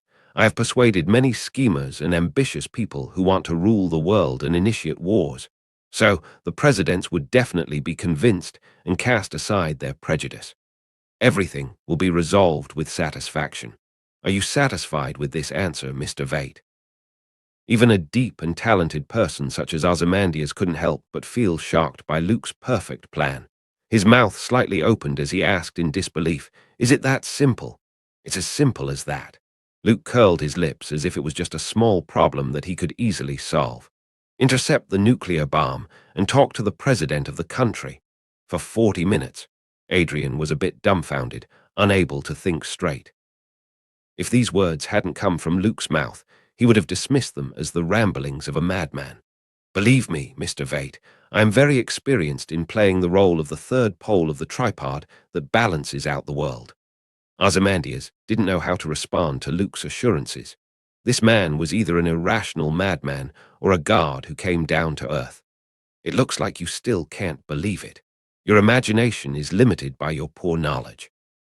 Luke looked up to see the time. The round clock hanging inside the secret base was ticking. The second hand jumped from second to second, and time passed slowly. "As a gesture of good faith, I don't mind paying a little up front." Snap! Luke snapped his fingers, and space around him trembled as he left the secret base in the sewers. Ozymandias sat, frozen in place, his hands slightly trembling. Instead of being frightened by Luke's special ability of instantaneous movement and spatial transmission, there was an uncontrollable excitement inside. Maybe there's more than one god for mankind. Adrian kept his eyes fixed on the round clock hanging on the wall, and his body remained motionless as if he was expecting something. 10 minutes later, Luke returned to the secret base. Done. The young man looked like he had gone to a fancy restaurant and had a big meal. Ozymandias, who was sitting across from him, twitched his nose and caught a faint whiff of tobacco smoke. "You intercepted all the nuclear bombs of the United States and Russia. How did you do that?" Adrian stood up and quickly turned on the monitor array with external TVs and radios. All kinds of information poured into his ears. As Luke said, the bombs disappeared before they even left the country. Even the explosion, the glare, the aftermath didn't appear. It's just an appetizer. The corners of Luke's lips hooked up as if he had just done a trivial, insignificant thing. Now, let's get back to the negotiations. A huge crisis that could destroy the world ended like that. At the moment when the clock approached zero, it seemed to be held down by a big hand, and it just stopped turning. The nuclear bombs that were ready for launch disappeared and didn't detonate, which caused the US and Russian authorities to fall into panic. Like a sudden paranormal event, it was particularly odd. "Where are our nuclear bombs? It's all launched. Why are they gone?" The intelligence departments of various countries slowed down the video images captured by satellites, looking for clues frame by frame, and finally found a vague figure. Could it be Dr. Manhattan? When the two presidents got the news, they couldn't help but make the same connection. The god who left Earth and disappeared for a long time. Was he back? Heads of state, blinded by war, interests, and greed, looked as if a pot of cold water were poured on their heads and instantly calmed down. Humanity has stopped. They're standing on the edge of the cliff and wouldn't take the last step for the time being. Luke returned to the secret base. All the launched nuclear bombs were placed in his underworld for the time being. He got nearly a third of the US and Russia's nuclear stockpiles for nothing. It was a great harvest. If there was an opportunity in the future, he could use them to clean everything up. Throwing out thousands of nuclear warheads all at once should be very effective. "You really did it." Ozymandias couldn't believe it, but he had to accept this fact because of the information transmitted from the screens. Stopping a nuclear war is no big deal. Luke looked calm, as if he had just done something trivial, if he intended to show off his achievements. He once helped the Avengers defeat Thanos, changed the future with a snap of his fingers, suppressed Mephisto, won first place in the Sorcerer Supreme battle, and saved the 9 realms by killing the Serpent. Compared with what he had done before, a world war between the East Camp and the West Camp was nothing. "This isn't permanent, Mr. Vate." Luke smiled and whispered, "For complex creatures like human beings, don't try to eliminate their bad habits. That's something even God can't do." He sent down the flood to purge the unjust, but in the end, greed, ambition, selfish desires are still growing unchecked in this land. Adrian's eyes flashed. He didn't speak. He was a combination of Lex Luthor plus Batman, with excessive narcissism and arrogance, and matching brains and executive power. In addition to the deep-rooted savior complex, it was impossible for anyone to shake his inner beliefs. Back to the topic, the Night Owl airship, and the data for tracking Dr. Manhattan's coordinates. I'll take those. Luke spread his hands to show that it was time for him to ask for compensation. Dr. Manhattan underestimated Ozymandias's wisdom and actions, thinking that everything would be fine if he exiled himself from the Watchmen universe.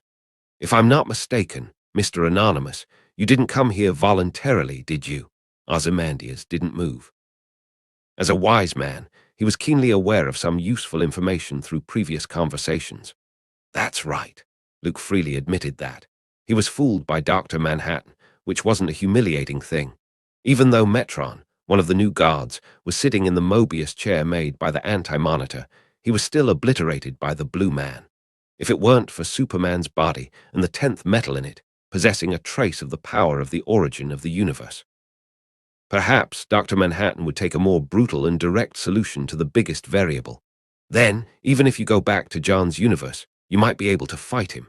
Adrian pointed out the key point. That is, how Superman should defeat Dr. Manhattan at this stage. Unless he got the top card of Cosmic Armor Superman or Golden Superman. Otherwise, he wouldn't be a threat to the Blue Man. I have my own plan. Luke's lips turned up.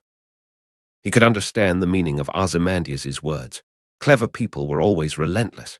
When he learned that there was a wider space beyond the Watchmen universe, the world was bigger than he thought. Adrian naturally wanted to see it too. Unfortunately, he couldn't satisfy the other's idea for the time being.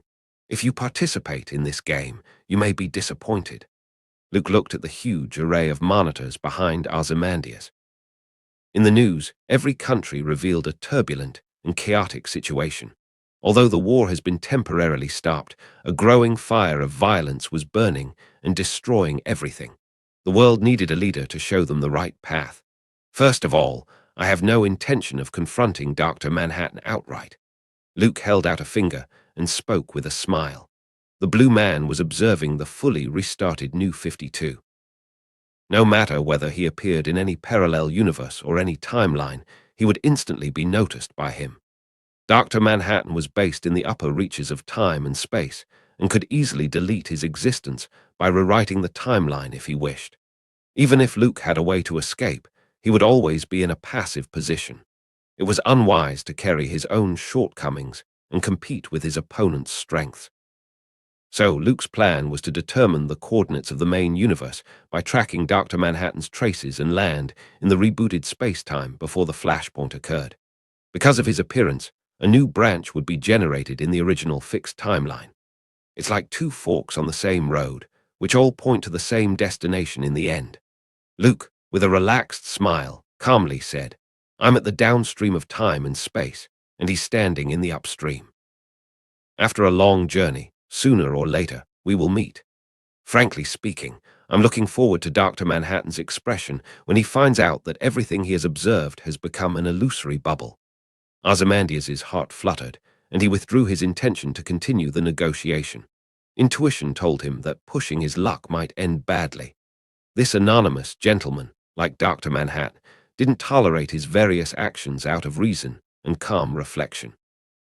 However, Mr. Vate, would you like to consider joining me?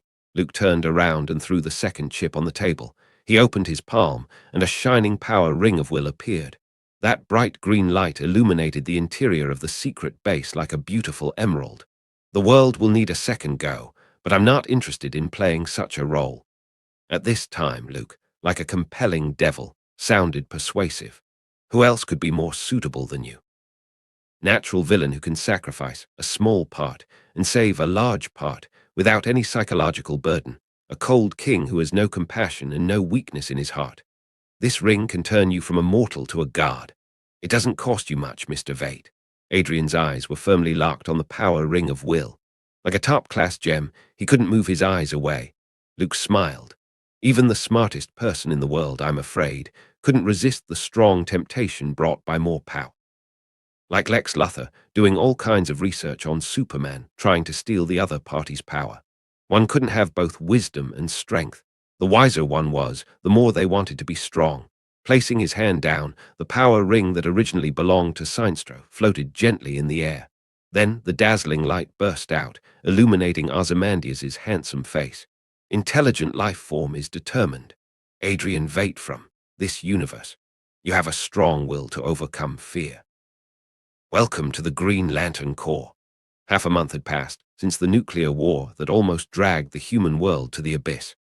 The nuclear warheads that went missing became the top 10 unsolved mysteries in the world, and no one knew where they went. When the East and West camps declared a truce, a guy who claimed to be the Emerald Knight appeared in the Kremlin and the White House one after another and had a conversation with the presidents of the two countries for several hours. According to the information provided by the intelligence department, this person's whole body was covered with emerald energy armor, and conventional weapons had no effect on him, revealing an extremely strong combat force. The Secret Service team responsible for security work in front of the Emerald Knight instantly fell in front of him, unable to fight back. "Mr. President, I'm here to bargain." Ozymandias, who wore Seinstro's power ring, started with a script he got from Luke. Although he didn't know why the other party emphasized this sentence, is there a profound meaning in it? As Luke said, the triangle was the most stable structure. When a third camp emerged in the world, neither American nor Russian. At this time, some contradictions would shift, some conflicts would shrink, and a delicate balance would emerge. Why did the Minutemen disband? When talking to the president, Adrian remembered Luke's question.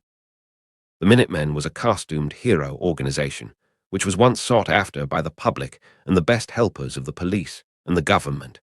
Later, with the increasing number of vigilantes, the police station slipped into a weak position, and the New York City Council even rejected the police's request for a salary increase, thinking it was unnecessary. The media also felt that since there were costumed heroes, there was no need for police to maintain law and order. They would only come after the problem was solved and process the scene, which wasn't as efficient as the stylish vigilantes who fought the criminals. As a result, the backlog of discontent turned into anger toward unequal treatment. Many policemen joined forces and held a strike, which led to a social shutdown and even greater riots. People took to the streets, holding signs with slogans like, "Who will restrain the costumed heroes?" and "Get out vigilantes." Later, Nixon's successful re-election prompted Congress to pass the Keene Act. Costumed heroes either worked for the government or chose to retire. There were only two choices. The Minutemen were then disbanded, and the crimebusters who took over failed to perform their role. The reason for this situation was that all the costumed heroes in this world were normal human beings except for Dr. Manhattan. They could only be supervised and couldn't resist. Even Rorschach, who had never compromised, could only go underground. Luke raised this question to remind Ozymandias. This was different from the past, and he was already an Emerald Knight. He could ignore the government and act as a vigilante. Without enough strength, he would be constrained. The world government on the studio next door, even if it formed ARGUS, couldn't give orders to the Justice League. Although the Marvel Universe introduced the Superhuman Registration Act and civil war broke out in the Avengers, the government's control had never really been realized. In the final analysis, there were still many superheroes, and they had the power to resist. "I'm the Emerald Knight." Ozymandias, who left the White House, flew into the sky and saw Luke standing in the clouds. The dark cloak fluttered like a flag. The latter, with a smile, whispered, "Times should change, Vate. Even if Dr. Manhattan doesn't come back, you can be the guard of this world." He succeeded in bewitching Ozymandias and persuading the other party to sign the Devil's contract. In exchange for a power ring, he was given ownership of his soul. Like playing a card game, Luke loved to collect all kinds of high-quality villains. Compared to superheroes, they were more capable of doing things. Ozymandias was just the first S-card he got, and there are better ones to come. "When will you leave?" Adrian's eyes looked complicated as he spoke in a deep voice. He was a conceited man who liked to dominate everything.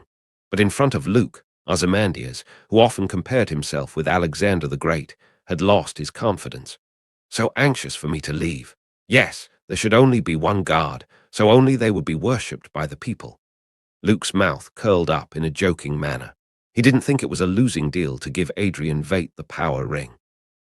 As the person who knew Dr. Manhattan best, Ozymandias could always play his part.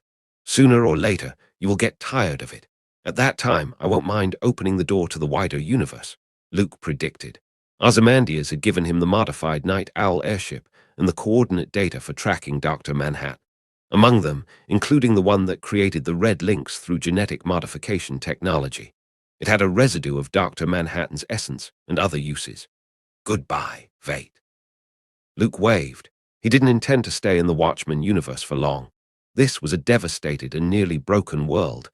Leave it to Ozymandias to set things right. By the way, remember to leave Marionette and Mime behind. Just as they are useful to you, they are useful to me. Luke said so before he left. Adrian, who was covered with emerald green energy armor, had a flashing gaze. He looked down at the earth and then at the shining ring in his right hand.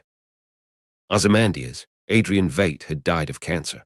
There's only Emerald Night now. A few days later, without telling anyone, Luke took the Night Owl spacecraft alone and went through quantum tunneling. The entire cockpit emitted a buzzing sound as if it would disintegrate at any moment. He had modified the route on the automatic navigation. It was no longer Dr. Manhattan's timeline, but the earlier time and space before the flashpoint. The dazzling light engulfed everything, and Luke couldn't help narrowing his eyes. The Night Owl airship he was riding seemed to be caught in a whirlpool and kept turning and rolling. If it were an ordinary person, the violent tumble would have caused them to see their lunches again. Bang! The rather old-looking Night Owl airship seemed to have hit a hard wall. It pushed forward and pushed through the thick obstacle. There was friction and sparks on the outer shell, like a meteorite rapidly falling. Meow. The red lynx, lying on Luke's leg, like a cat with all its fur standing, shook its tail anxiously. It's okay, we're almost there. Luke stroked the soft fur with the palm of his hand, like a cat, allowing the red lynx to calm down. Like a crashed plane, the Night Owl airship raised a conspicuous flash of fire and quickly passed through the atmosphere. Boom! Luke kept decelerating, but the inertia of the fall still caused the Night Owl airship to slam to the ground and make a loud noise. When Adrian rebuilt the airship, didn't he consider adding an emergency landing function? Luke coughed and held the red lynx. Forcibly opening the distorted hatch, he came out, safe and sound. The crackling sparks flashed and smoke billowed. Luke looked at the not-so-successful Night Owl airship, which had made a big crater. The surrounding soil was charred as if it had been burned by fire. Someone's coming. Luke's ears moved. He heard footsteps in the distance. He scanned around and saw large fields of corn and wheat nearby. It looks like a farm. It wasn't a pleasant trip. Luke opened the underworld and stowed the Night Owl, which was on the verge of being scrapped, into it, then shot up into the sky and disappeared. He overlooked the earth, amplifying his senses. A few seconds later, he finally identified the location. This is Kansas, Kent Farm, Kansas. At the age of 17, Clark Kent, a miner, opened his eyes and got up. With warm sunshine on his face, it was another beautiful day. He rolled over, sat up, and ran to the window. Swish, he pulled open the curtain. Clark stretched himself while thinking about the upcoming sports activity at school. He got dressed, went to the mirror, and tidied up his clothes. What he saw in the mirror was a tall boy with black hair and a tangle of curly hair on his forehead. "Clark, you're going to be late." A gentle female voice came from downstairs. It was his mom. "Coming." Clark walked down the stairs and flew down to the living room. Opening the refrigerator, he picked up a bottle of milk and gulped it down. "I have to work tonight, so you two can fix your own dinner.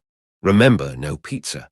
Mrs. Kent tidied up the table neatly, leaving only some mashed potato, salad, and pork chops. Clark spat out his tongue. It looked like his mom had found out about the pizza he and his dad had ordered secretly. Mrs. Kent refused any fast food, firmly believing it to be junk food. This may be related to her previous experience of working in a fast food restaurant.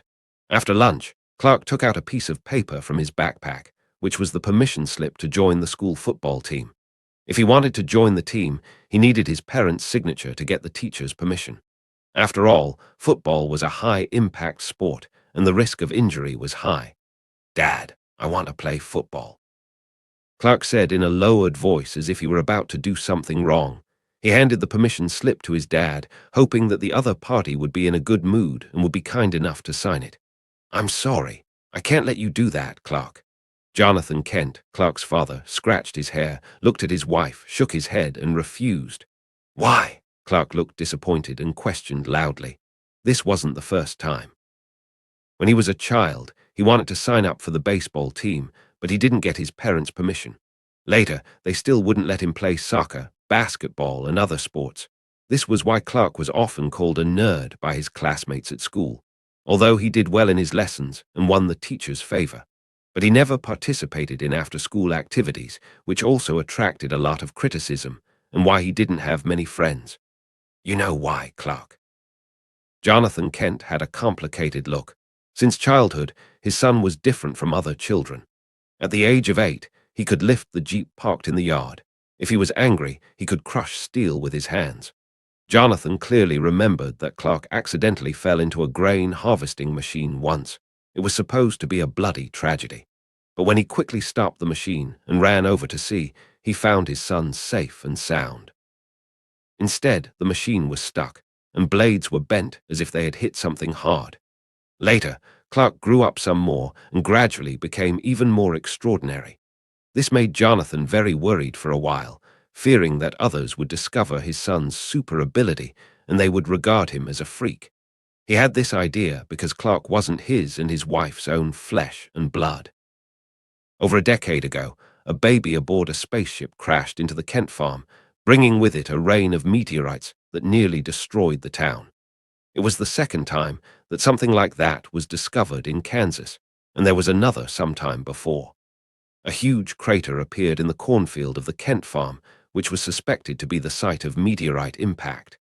But the police who came to investigate afterward didn't find any debris left behind. This had also become an unsolved mystery in the small town, giving rise to rumors like aliens descending to Earth. I'll hold back, Dad. Cut my speed in half and never ram into anyone. Clark still tried to persuade his parents, but still failed to achieve his goal. He had to pick up his backpack and walk out of the house with a sense of loss. The unluckiest thing was that the school bus that was supposed to wait for him had already left, raising a huge cloud of smoke and dust. Clark missed the bus. I wouldn't mind giving you a ride. The sound of a car horn brought frustrated Clark back to reality as a young man wearing sunglasses greeted him. The other party was sitting on a stylish yellow Chevrolet Camaro, and his body was filled with the confident temperament of a successful person. Mr. Cavill. Clark was a little embarrassed. The young man lived right next to the Kent farm, a neighbor of sorts. According to his father, Mr. Cavill was a rich man from Metropolis who had a successful career and often appeared on the news. I told you, just call me Luke. The young man snapped his fingers and kindly said, I'm not much older than you. Hurry up or you'll be late. Clark hesitated for a moment but still pulled the door open and sat in. Mr. Cav. Luke, are you back in town for a vacation? The sunny boy took the initiative to find a topic. The other party spent most of his time in Metropolis, busy with business.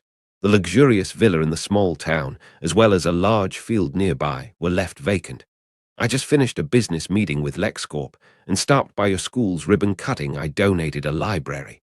Luke spoke in a plain, boring tone. Ah, you're so passionate about it. The last half of Clark's sentence was held in his mouth and turned into a compliment. It's just a small token of appreciation. Luke waved his hand to show that it was no big deal. With a hidden gaze, he surveyed his young Kryptonian cousin. The other party was a little better than the skinny Superman in the Flashpoint world in the development of strength, speed, and various senses. As a rough estimate, it probably stayed at the most basic level. Without training, Clark may not even have mastered the ability to fly, but very passively absorbed the sun's rays. Clark, you don't seem to like sports very much. Luke said softly with the corners of his mouth hooked up. At your age, I was already a starter on the team. Hearing that, Clark's eyes dimmed. He couldn't be a part of the fierce, passionate sports competitions. The question was if a guy who could lift a jeep with one hand collided with his opponent, what would happen? I like reading books and studying astronomy, Clark whispered. My house is quite big. There's a lot of fitness equipment left behind. You can come and play when you have time. Luke had been in this time and space for some time, and he found that he had arrived on Earth earlier than Superman. So by accumulating wealth, he He bought some farmland beside the Kent farm and became Clark's father's neighbor. Then he went to Metropolis and quickly accumulated wealth through the stock market and financial equities. No one hated a good life, let alone in the land of the free, where capital was paramount. Money may not be an all-purpose pass, but without it, there wasn't much people could do. Thank you, Luke. After zooming all the way to school, Clark thanked him politely before getting out of the car. He didn't know why. Every time he saw this famous young entrepreneur from Metropolis, it always gave him a sense of familiarity. Don't mention it, Clark. Luke waved his hand. He had already flown around the world, fighting to get as much information as possible. At this time, there wasn't even a shadow of the Justice League. Gotham's Batman may be traveling around the world at the moment. Superheroes in other cities were also in their development stage. The reason why he stayed in this small town in Kansas wasn't just for his Kryptonian cousin.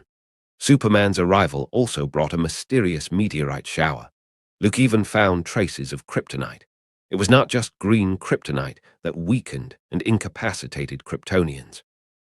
Kryptonite with other effects, other colors also appeared. This was a collection worth collecting. Luke felt that he was well on his way to becoming the biggest kryptonite collector besides Lex Luthor.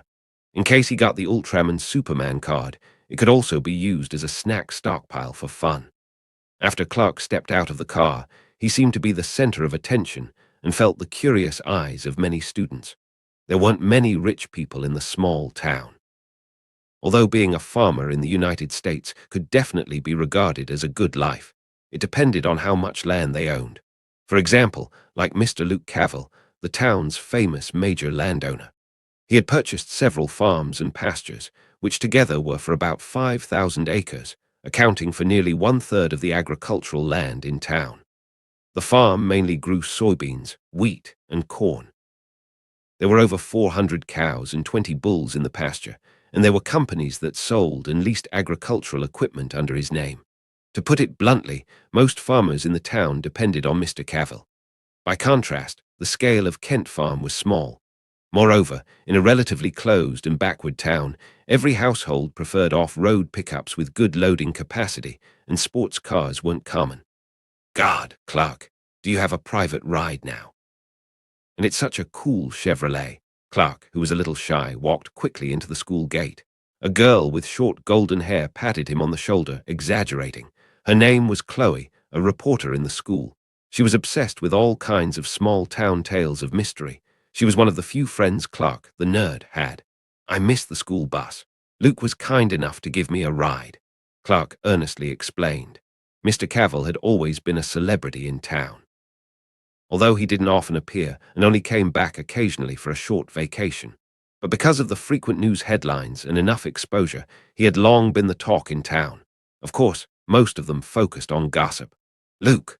Oh, when my dad sees him, he always calls him Mr. Cavill. Chloe curled her lips and stared at her friend as if she wanted to catch something from it. Intuition told her that Clark's relationship with the rich young man seemed unusual. Not to mention, after linking them together, Chloe was surprised to find some similarities in their appearance. The same hard silhouette, statue-like perfect lines, tall and upright body. Kindly give you a ride. Did he invite you to the luxurious villa? Chloe kept asking. Clark, holding a stack of books, nodded. The other party did invite him to go over, to work out together. Then he must have an ulterior motive. Otherwise, why should I be so enthusiastic about you, a nerd? Chloe snorted lightly. She understood that in movies and novels, the young, rich-looking dude was usually a villain. How can that be? What do I have that Luke would be interested in? Clark shook his head in disbelief.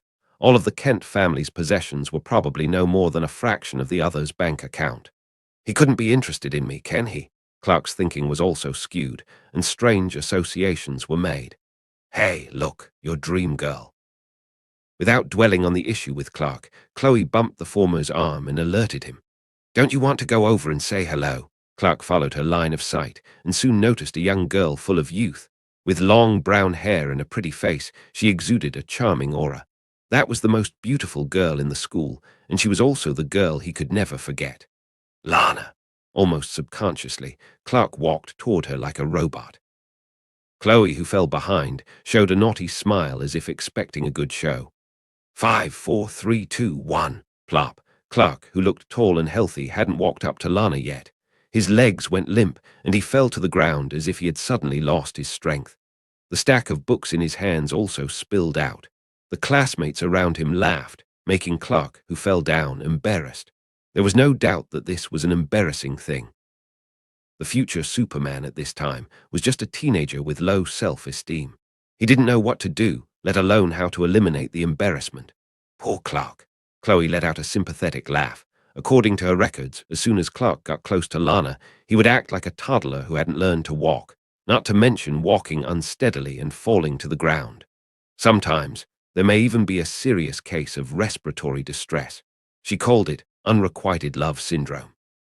Hey, Clark, are you okay? Someone picked up the books that had fallen to the ground and handed them to Clark, who just wanted to hide.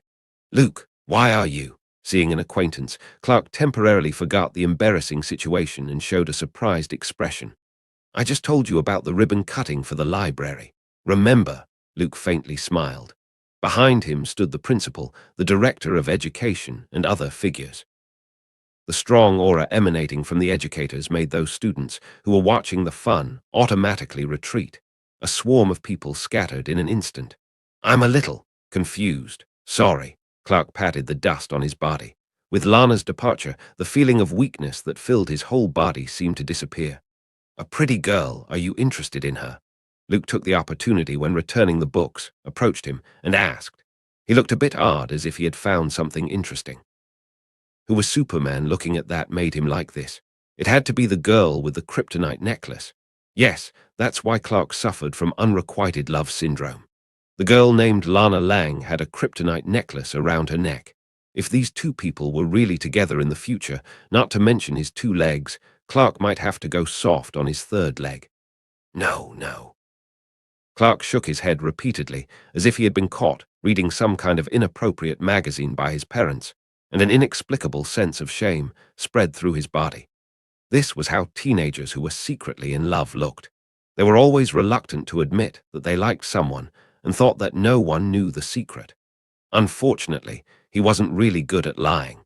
His red face and evasive eyes made it easy for people to realize the answer. When I was your age, my arms were full of young girls. Luke put on sunglasses, patted his little cousin on the shoulder, and enigmatically said, You know why? Clark shook his head. He had zero experience in love. Except for his mom, he had never even touched a girl's hand. How would he know the secrets to that? Not only am I humorous and handsome, but I drive a sports car to school every day. Clark, he was speechless. I'm still at the age where I have to take the school bus to school. No more jokes. I'll see you later, Clark. Luke withdrew his interest in teasing his little cousin and walked into the school auditorium surrounded by the school leaders. The future Superman was still bothered by his unrequited love, but it wouldn't be long before he learned from his adoptive father, Jonathan, that he was an alien. When the time came, it would be the turn of the Kryptonian cousin to shine. Kryptonite refining. Luke thought of Lana, Clark's crush, and the necklace she was wearing. The day the Kryptonian spaceship crashed, it also brought a disastrous meteorite shower to this town. Actually, it was a rain of kryptonite, leaving kryptonite fragments all over town. That thing wasn't only fatal to Superman, but also harmful to ordinary people. Long-term exposure could lead to radiation poisoning, cancer, and even abnormal changes in normal people. It sounds like the meta-humans in The Flash. Because of the big explosion of the particle accelerator, superpowered people appeared. As Superman, Clark would soon enter the primary stage of a superhero. Go for it, little cousin. Luke spat out a comment. He wasn't interested in cracking down on criminals, so his aim was to train Clark and collect kryptonite of various colors. The day's class was finally over. After school, Clark sat at the bleachers, looking out at the football team training on the field, next to the cheerleading team. Just like those in teen movies, the most eye-catching people in school were always the quarterback and cheerleader of the football team. Lana was a cheerleader, while her boyfriend was the quarterback of the football team. From the perspective of the rest of the school, the two were a perfect match, so Clark couldn't even have the third-party role. After all, the nerd versus the quarterback was a complete no-brainer rivalry. Clark was a little depressed and sighed when he remembered the embarrassing incident of falling down before. People's impression of him had fallen to the bottom of the abyss, and he would have no chance in the future. Desperate, he picked up his backpack and left the field, ready to go home. Thinking of Luke's invitation before, Clark hesitated whether to visit his neighbor's house. If it weren't for the other side's help today, he might face an even more embarrassing situation. As for fitness, he might as well forget it. Apart from being weak in front of Lana, he was a little too strong at other times. With the melancholy thoughts unique to young people, Clark walked aimlessly to a bridge. Looking at the setting sun in the distance, he stopped. Too much doubt and incomprehension had accumulated at the bottom of his heart, which made Clark annoyed. But at the same time, he couldn't find anyone to talk to. This was a terrible experience. His parents were always vague and reluctant to explain why he had those superpowers beyond those of ordinary people. Hide yourself, and don't let others find out. This was the philosophy instilled in him by his father since childhood. As if the surging power in the body was some kind of shady contraband, once noticed, it would cause unwarranted trouble. Clark clearly remembered he was bullied at school, and that group of people took his comic books and toys. If he wanted to, he could have punched the guy into a pool of tomato juice. But Clark didn't, because his father said countless times that he had to restrain his anger in the face of other people's provocations. Using violence to deal with bullying was the wrong choice. Who am I? He was lying on the edge of the bridge railing, his mind reverberating with questions, not noticing that a high-speed Porsche suddenly skidded, lost control, and hit him. Boom. The Porsche, which weighed over 2 tons, sent Clark flying along with the bridge railing. The car and the man fell into the lake below, causing a huge splash. The force of the impact, combined with the pressure of falling into the water, caused the driver in the driver's seat to instantly pass out. But Clark was unharmed. It didn't look like he was hit head-on by a sports car. Holding his breath, he tore open the roof and dragged the drowning man to shore. Seeing that the opponent was unconscious, Clark followed the first aid measures he saw on TV performing CPR. 20 minutes later, the police car and ambulance arrived. Along with them, there was Luke, Clark's acquaintance. Must be fate. How many times have we seen each other today? Luke chuckled at the sight of Clark, draped in a red blanket with his hair in a mess. Why are you here? Clark's face looked confused. It was too much of a coincidence that he could run into Luke at the scene of a car crash. I forgot to introduce you to Lex Luthor, my godson. Luke walked up to Clark, pointed to the young man who was making a statement, and said so.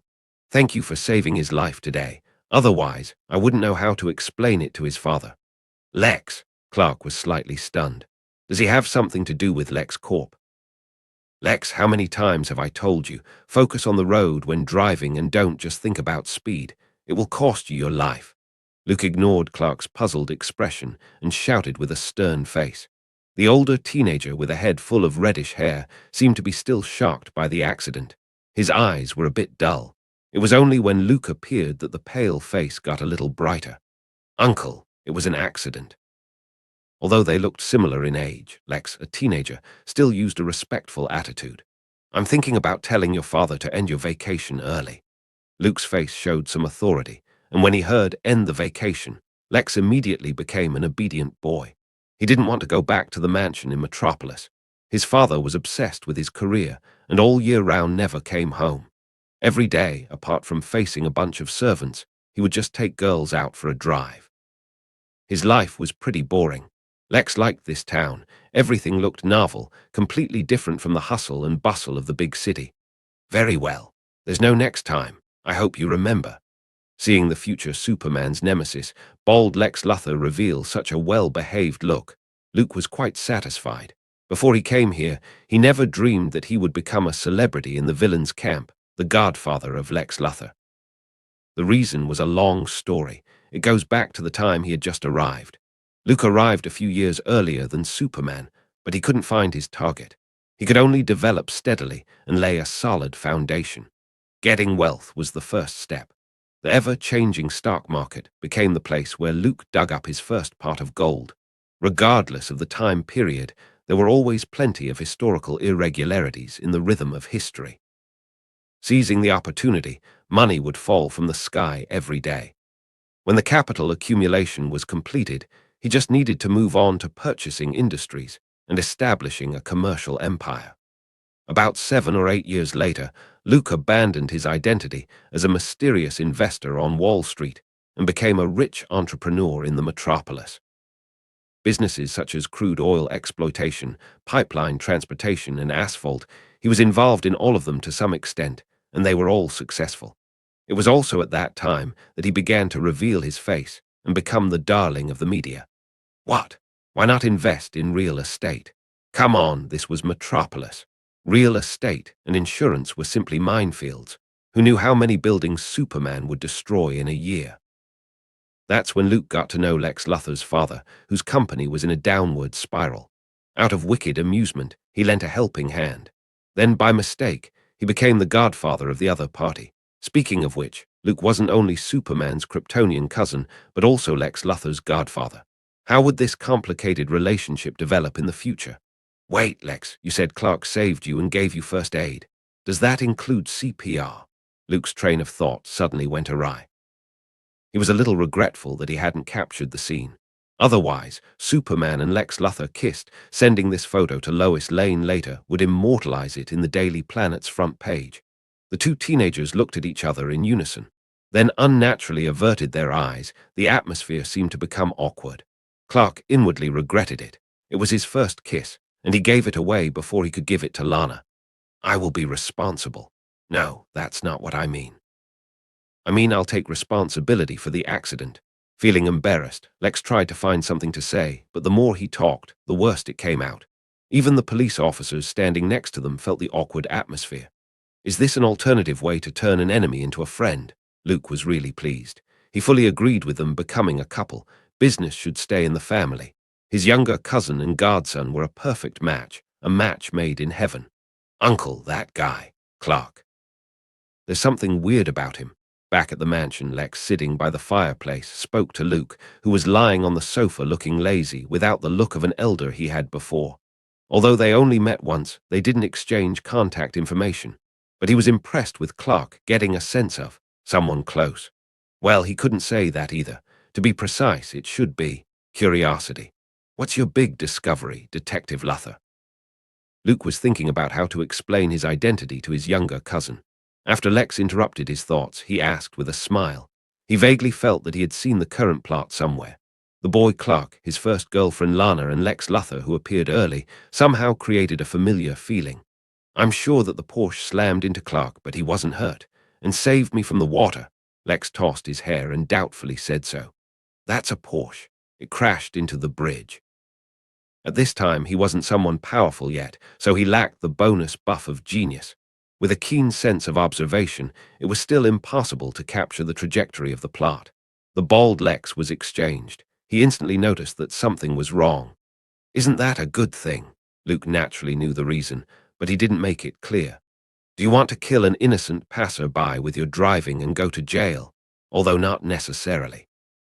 With the help of the lawyers invited by LexCorp, you might get off, claiming insanity. Then be acquitted and sent to a nice nursing home for a few months or so. But anyway, it would be a conspicuous stain in your records. You know, your father still wants you to be the president of LexCorp. Luke laughed and joked. He remembered Lex Luthor in a certain timeline and seemed to have actually been a president once. It was said that the other party's mantra was no one knows Superman better than me, loved to play the accordion, and would always talk about the fate of all mankind. Wait, what seemed to be wrong? He was suddenly confronting a red-headed president. The president. Lex suddenly fell silent. Like Clark, he was in some kind of rebellious period. He didn't agree with his parents' lessons, and he was confident in his ability, longing for freedom while hating external constraints. Simply put, he was a Chunibyo. He always plans for my future, but never asks me what I really think. Lex snorted softly, seriously dissatisfied with his father's paternalistic, authoritarian style. In contrast, the young godfather in front of him was much more tolerant. This was one of the reasons why Lex sincerely respected the other party. If you want to show your talents and prove yourself, you have to gain some achievements. Luke's mouth smiled. The fire in the fireplace illuminated his face, half bright and half dark. When others see you, they would no longer call you Lionel Luthor's son, but Lex Luthor. Then you can successfully escape your father's shadow and exist as an independent individual. Lex thought about it, and he did have the idea of being independent. He came to this town not only for a vacation, but also for those abandoned factories. 17 years ago, the meteorite shower destroyed the lives of many people and the industrial development of the town. This was a good opportunity to revive and recreate the prosperity it once had. "Uncle, what do you think I should do?" Lex humbly sought advice. Sitting in front of him was the most famous young upstart from Metropolis, a talented investor who his own father was impressed with. To use a term often used by the media, he was the man who sees the future. Agriculture and manufacturing are the economic pillars of Kansas. There are many farms and ranches in the town, but there's a lack of related industries, such as food processing, meat processing, and other manufacturing plants. Luke casually blurted out, "Buy those abandoned factories, reopen them, and run them. In time, the company will be able to provide enough jobs in the town, win the praise of the municipal government, and be honored as one of the top 10 outstanding youths, as well as use the actual industry to expand into deeper and wider areas." Lex brightened up. He mainly worked in the financial and trading markets before, and didn't have a deep enough understanding of this aspect. "What do you have in mind, Uncle? We can work together." The young man's mind turned rapidly. His father would certainly not allow himself to do anything wrong, but it would be different if he joined his godfather and borrowed the name of the other party. "I don't like to touch money, and I'm not interested in it, Lex." Luke waved his hand and slightly smiled. "My happiest days were when I was living in a basement in Metropolis and making $91 a month." Lex was silent. He had become accustomed to the strange words that popped out of his godfather's mouth. For example, set a small goal of earning 100 million this year. Making money is just a passing thing. Money brings me less than 5% happiness. I'm face blind. I can't tell if those Hollywood actresses are pretty or not, and so on. "Uncle, so you really just came here for a vacation?" Lex still wouldn't give up. He could never imagine that a big man like Luke, whose time was precious, would come to this backward, conservative town for a leisurely vacation. "I'm here to inspect and collect meteorites." Luke shrugged his shoulders and whispered, "You should also know that this town used to be called creamed corn capital of the world until the meteorite shower that shocked Kansas. Now it's renamed media capital of the world, which is a means to increase its fame and attract tourists. But anyway, there are a lot of residual meteorites here." He had already selected and assembled a team of archaeologists and would soon be exploring various parts of the town to collect the meteorite fragments. When you think about it, Clark was really unlucky. As a Kryptonian, he actually lived in a small town full of kryptonite. "I never knew that you were interested in archaeology and meteorites, Uncle." Lex was a little surprised.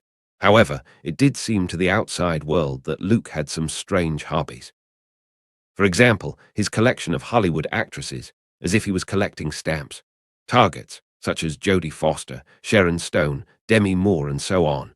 There were also Nicole Kidman, Charlize Theron, and others who weren't famous at the time. Most surprisingly, he also had a special hobby of investing in movies and making guest appearances. It's normal for hobbies to expand. Luke smiled. He could explain why Marvel Studios' script suddenly turned into a Hollywood Playboy script. First of all, it was because before his younger cousin came to Earth, it was rather boring and no fun.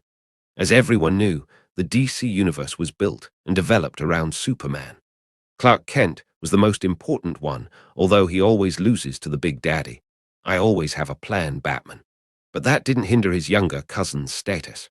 Otherwise, it was impossible for Dr. Manhattan to be particularly interested, and an unprecedented observation experiment had been carried out. A world without Superman meant that there would be no superheroes and supervillains. Therefore, in order to pass the time, Luke could only develop his personal interest out of his love of movies. Moreover, he was very principled. He would only have a one-night fling with each actress. Even if a few of them appreciated his skills, Luke definitely didn't miss it. Therefore, in the Hollywood circle, he gained the nickname Heartbreaker. "Well, Lex, let's talk again later. It's dinner time." Luke stopped talking, got up and said so. He guessed that Clark would continue to ask his adoptive father, Jonathan, questions about his identity because of the car accident. At that time, it should be an opportunity for the Kryptonian older cousin to shine. "My silly cousin, it's time to get down to business," Luke thought with a smile. The next day, noon, Clark sat alone on the fence of the Kent farm, watching from a distance. His face was full of confusion and sadness, revealing complex emotions. Just an hour ago, he had a heated argument with his father, Jonathan. The reason was that Clark saved Lex Luthor, who had fallen into the river. As a token of gratitude, the other party sent him a brand new sports car. A cool, expensive, and flashy sports car was the perfect gift for a young high school student. Even Clark couldn't help feeling excited. Superman, with his perfect character, was in a childish and confused adolescent state, just like ordinary people. Longing for the recognition of others, wanting to be the man of the hour in school, winning his crush that he admired in secret. A sports car could change a lot of things, but Jonathan didn't think so. The son was courageous and had a good character, which was worthy of appreciation. But he shouldn't ask for a reward for a good deed, even if the other party offered to give it. Jonathan was an exemplary figure with a very high moral standard. But for this reason, as his son, Clark sometimes felt very depressed. I didn't jump in to save Lex. His car hit me at 60 miles per hour. Clark's pent-up emotions that couldn't be held back anymore finally burst out. And now I'm standing in front of you. You always said I should be normal. Is this normal? I can't take part in any sports activities. I don't have any friends at school. I have to learn to hide myself. If I can be a normal person, I'm willing to give anything. Jonathan watched his son run to the barn's upper floor, which was Clark's private territory. He once named it the Fortress of Solitude. In desperation, Jonathan realized that it was time to tell Clark the truth. So he found his son and told him all about the meteorite shower 17 years ago and the spaceship that crashed on Kent Farm. This almost made Clark's brain shut down. Anyone who suddenly learned that he wasn't born of his parents and that he was an alien would be in a state of devastation, just like him. Although Clark had wanted to learn the truth from his parents on numerous occasions, about his own superpower, those special qualities that differ from those of ordinary people. But when the truth came, he wasn't so happy. Looking at the spaceship full of futuristic technology in the barn, Clark didn't know what expression to make. When the old question was answered, new ones would follow. Who the hell am I? Where are my biological parents? Where do I come from? Too many questions, turning Clark's into a ball of wool that couldn't be sorted through. People are afraid of things they don't understand, so I couldn't let you show them your ability. Jonathan spoke meaningfully to Clark and said, "You are the answer, son. The answer to the question, is man alone in the universe? I don't want to be the answer." Clark's expression was somewhat painful, with tears in his eyes. He was used to everything about Earth, everything about Kansas, everything about the small town. But now, someone told him that it wasn't where he belonged. Clark, who was still psychologically fragile and hadn't grown up yet, couldn't accept it. He jumped straight out of the window and quickly disappeared from Jonathan's sight. Clark, an isolated boy, sat on the railing, tilting his head at a 45-degree angle, staring at the darkening sky. As the night fell, a few stars loomed. Suddenly, a dark red cloth blocked his view. Subconsciously moving his eyes, he saw cloak, boots, uniforms. Luke! The other party's feet were hovering off the ground, suspended in mid-air. The dark red cloak behind him fluttered like a rolling wave. Compared with the gentleness and kindness when meeting during the day, Luke was now full of a sense of oppression and a sense of authority. "You can fly." Clark, who was still thinking like a normal human being, looked surprised as if he had seen an alien. "What's the surprise?" Luke stopped in the air, watching his Kryptonian cousin for a while. He lived right next door to the Kent farm. For Superman's super hearing, the previous father-son quarrel was something that sounded like it just happened beyond a cardboard barrier. He could hear them very clearly. "Clark, you have great strength. You have a body of steel. Let go of your senses. You can even hear all the sounds of the whole town. You have X-ray vision, being able to see through flesh and bone." Luke landed slowly, looked straight at Clark with a puzzled face, and softly said, "Compared with the above, is seeing me fly really surprising?" Clark was speechless and didn't know how to answer. Although he vaguely felt that something was wrong, what Luke said made sense. "Wait, how do you know? Those things." Clark's thoughts, that were a little slow, turned several times before he suddenly reacted. The secret that he and his parents had been hiding for so long had been exposed. "Because I have all the abilities that I mentioned earlier." Luke smiled with the aura of a kind elder and faintly said, "Stupid cousin, haven't you realized the problem yet? We come from the same place, we belong to the same race, and have similar abilities. You should think of me as your third cousin." Luke's words fell like a bombshell, which made Clark dizzy and his ears buzzing. He had learned too many unbelievable truths today and was caught off guard when he heard even more shocking news. Just like an old vintage Pentium computer attempting to jump-start Cyberpunk 2077. What would happen? Naturally, it was self-evident. Suddenly, Luke saw a wisp of smoke floating above his younger cousin's head. It seems that the already inadequate brain was burned out. "Cousin!" After a few minutes, Clark, who calmed down, looked strange. He was currently in a state of semi-doubt, his mind telling him that it was all a lie. But rational thinking kept reminding him that this was probably all true. "Of course, I'm your long-lost third cousin, who you finally met after being separated for years." Luke, with a serious face, began to talk nonsense. "Clark, I came to this planet earlier than you. You should have heard of the mysterious meteorite that once crashed in Kent Farm and created a crater. That's where my ship landed." Clark instantly became somewhat more convinced, as there had been a meteorite crash at Kent Farm before him. But there was no residue at the scene, which turned it into a mysterious tale in the small town. Rumors were also spread that some kind of body-snatching alien was lurking in town, ready to kill everyone. It caused a brief panic in the town. "Then, what's the name of our planet? Where are my biological parents? What's my name?" Clark had a lot of questions in his heart. He looked at Luke with expectant eyes, eager to get answers from the other party. "Don't worry, Clark, let's take it one at a time." Luke waved his hand, signaling his younger cousin to relax and not be overly impatient. The corners of his mouth hooked up as if thinking of some kind of interesting scene, and said softly, "You are actually a Saiyan from the planet Vegeta, named Kakarot, sent to Earth as a mid-class warrior on a mission." Kakarot, mid-class warrior. Clark slightly frowned and repeated it. Why does it feel a little weird?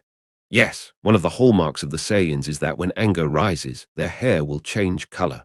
Luke nodded his head vigorously and affirmed, "When the time comes, you will awaken the powerful forces in your body, Clark. If you want to be a qualified Saiyan, you should dye your hair green, which is the fashion trend for us Saiyans." "So, cousin, why is your hair like that?" Clark touched the small, curly hair on his forehead with some hesitation. Dyeing his hair in a conservative town wasn't a good choice. What if he was labeled as a punk? "Personally, I don't like the color very much, but it suits you," Luke said with a smile, his eyes full of sincerity. Just when Clark was debating whether to risk being considered a punk, he dyed his hair green and completed the Saiyan tradition. Luke restrained the bad intentions in his heart and took his cousin up into the sky with him. "So this is what it feels like to fly." Clark's originally depressed mood seemed to relax as he flew higher and higher. "You can do it too. You just need to learn." The bioforce field resisted the gravitational pull of Earth and led the two men through the dark clouds and above the atmosphere. The harsh environment with low temperature and lack of oxygen didn't affect them in any way.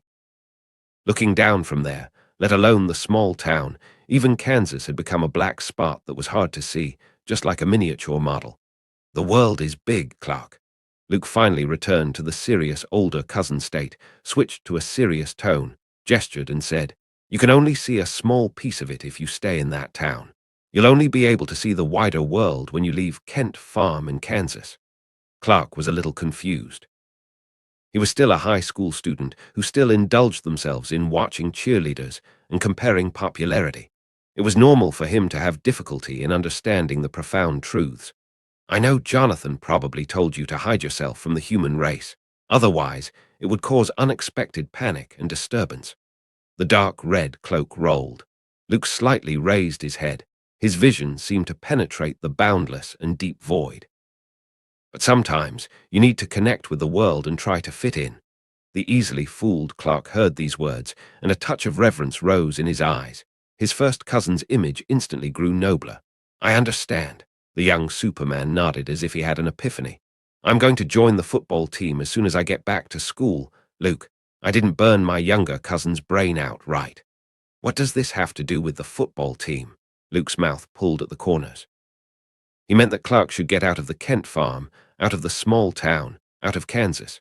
like Batman to travel the world and gain insight. Of course, the main purpose of saying this was that he could take Superman with him everywhere and promote the formation of the Justice League as soon as possible. I love Lana. She's a cheerleader, and her boyfriend is a starter on the football team. To deepen my connection to the world and fit in, I'm joining the football team.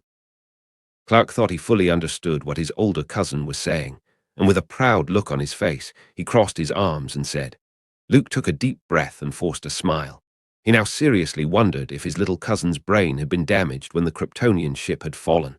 Otherwise, how could the other party think about poaching and stealing other people's girlfriends? Clark, you may not understand now, but you will understand later. Women will only affect your punching speed. Luke wanted to be an emotional guru, telling Clark that first love was always bitter and would never work. The only girl and wife Clark ever had in his life was Metropolis journalist Louis Lane, but spoilers wouldn't be a good thing, so Luke restrained himself. But Luke, I can't fight. Clark's face looked innocent. From childhood, his father always taught him to never fight with others, because if he couldn't control his strength and killed his opponent, it would be terrible. Therefore, up to now, Clark had never fought with anyone and always maintained a courteous and easy-going character. Luke thought, you deserve to lose to Batman this way. Saiyan is a fighting nation, Clark. How can you become a qualified Saiyan if you can't even fight? No sign of manliness. He set a Saiyan identity for Clark, but it wasn't just to satisfy his nasty sense of humor. The greater the difference was between everything on this timeline, the more intense the collision that would eventually occur with the space-time observed by Dr. Manhattan. Especially as the core of the construction of the multiverse, Superman was the key person. But my dad, Clark was a little confused. He was deeply influenced by his adoptive father, Jonathan. Clark, why do girls in school regard the quarterback of the football team as the perfect guy to date? Luke, who was well versed in bargaining, had a slight twinkle in his eye and decided to persuade his younger cousin in other ways. Because they're tall, strong, maybe, popularity. Not all of them. Sports is a kind of confrontation, a kind of competition, which can greatly show one's masculinity and increase their attractiveness. Clark thought about it carefully. It seemed to make sense. In school, nerd was more like a sort of derogatory nickname. People didn't like walking with such people because it wasn't cool enough. For young people, cool was everything. Luke, what should I do? Clark then remembered that the man standing in front of him, Luke, was a man who had made a name for himself in Hollywood circles as the Heartbreaker. Just joining the football team won't solve the problem. Lana's boyfriend is already a starter, and you're a rookie going in. You'll be a bench warmer at best. Luke began to lead his young cousin in a crooked direction, seriously saying, I think you should start by training your body, developing a strong physique, and improving your mastery of strength, so that you could integrate perfectly into school life. As for how to attract the attention of your crush, being overly aggressive is useless. You have to wait for your chance, Clark. He found that his younger cousin hadn't even formed the most basic bio-force field and didn't know how to train his abilities at all. This is not acceptable. Since he used the name Kakarot, he had to show all his power as a mid-class Saiyan warrior. Starting tomorrow, come to my house every day for special training. Luke was ready to train his cousin and develop his potential. In the main universe space-time, on Mars, Dr. Manhattan, who remained the same like a statue, opened his eyes. Just now he sensed a fluctuation in the infinite space-time of the multiverse. Like a stone thrown into a calm lake, it stirred up ripples. What happened? Dr. Manhattan's consciousness began to shuttle in the past and the future. But he got nothing and found nothing unusual. Earth 52 was calm, and the new universe had steadily entered a stage of development. Although many traces of history had been erased and rewritten, no one but very few people found anything wrong. Occasional shocks in space-time. In Dr. Manhattan's eyes, a touch of human-like doubt emerged, but it quickly disappeared. He closed his eyes again and entered the state of observation. As usual, he just waited for the result. Bat Cave. The Dark Knight was not moved by the sudden appearance of the Flash in front of him without the slightest surprise. Bruce Wayne was used to Barry coming in without saying hello. The Flash's actions are always faster than his brain. I brought you a gift, Bruce. Barry took out a letter and handed it to the other party. Although someone spent quite a long time in Kansas, It was less than half a day before the Flash returned to the main universe. He finished the work of the CCPD, and by the way, searched for information about all the members of the Justice League and found nothing wrong. Superman still appeared in Metropolis, a beacon of hope. Batman was prevalent in the streets of Gotham as an urban legend oddity. Wonder Woman came out of Paradise Island and became a diplomatic ambassador, having just finished a talk at the White House the day before. Everything seemed normal, and everyone had a bright future. Barry was finally convinced that he was back, rewriting the Flashpoint mistakes and solving the mistakes he made. But where's Luke? Flash tried hard to recall it. He clearly remembered that the Kryptonian cousin followed him, but then he disappeared. Did something happen during this period? Ah, my head hurts again. He drew a cold breath, his head slightly flushed with pain. This was an after-effect of memory fusion. What he saw and heard in both time and space collided with each other. The old will be overwritten by the new, just like a game archive. This situation happened to Barry in the Flashpoint world. The longer he stayed there, the faster he forgot everything about the space-time of the main universe.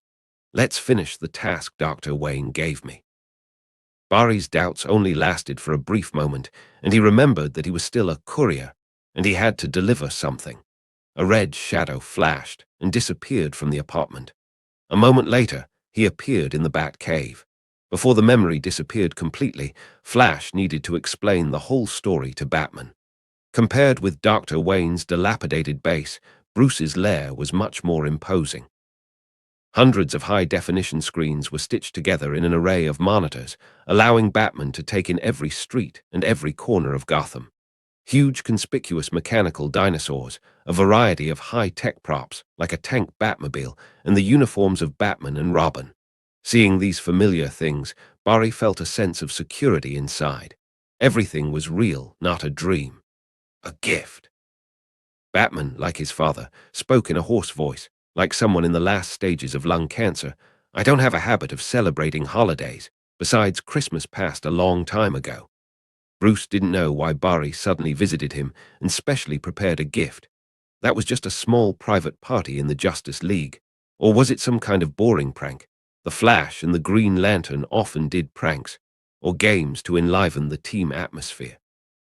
For example, about choosing Catwoman, or Tara bet Batman knew about it, and he silently noted the names of the people who participated. He was glad that Superman wasn't one of them. Clark was relatively steady. A man who could lift a plane with his bare hands, save a cat from a tree without a ladder, and spend some time with Lois Lane. It was better for him to spend his time dealing with international disputes.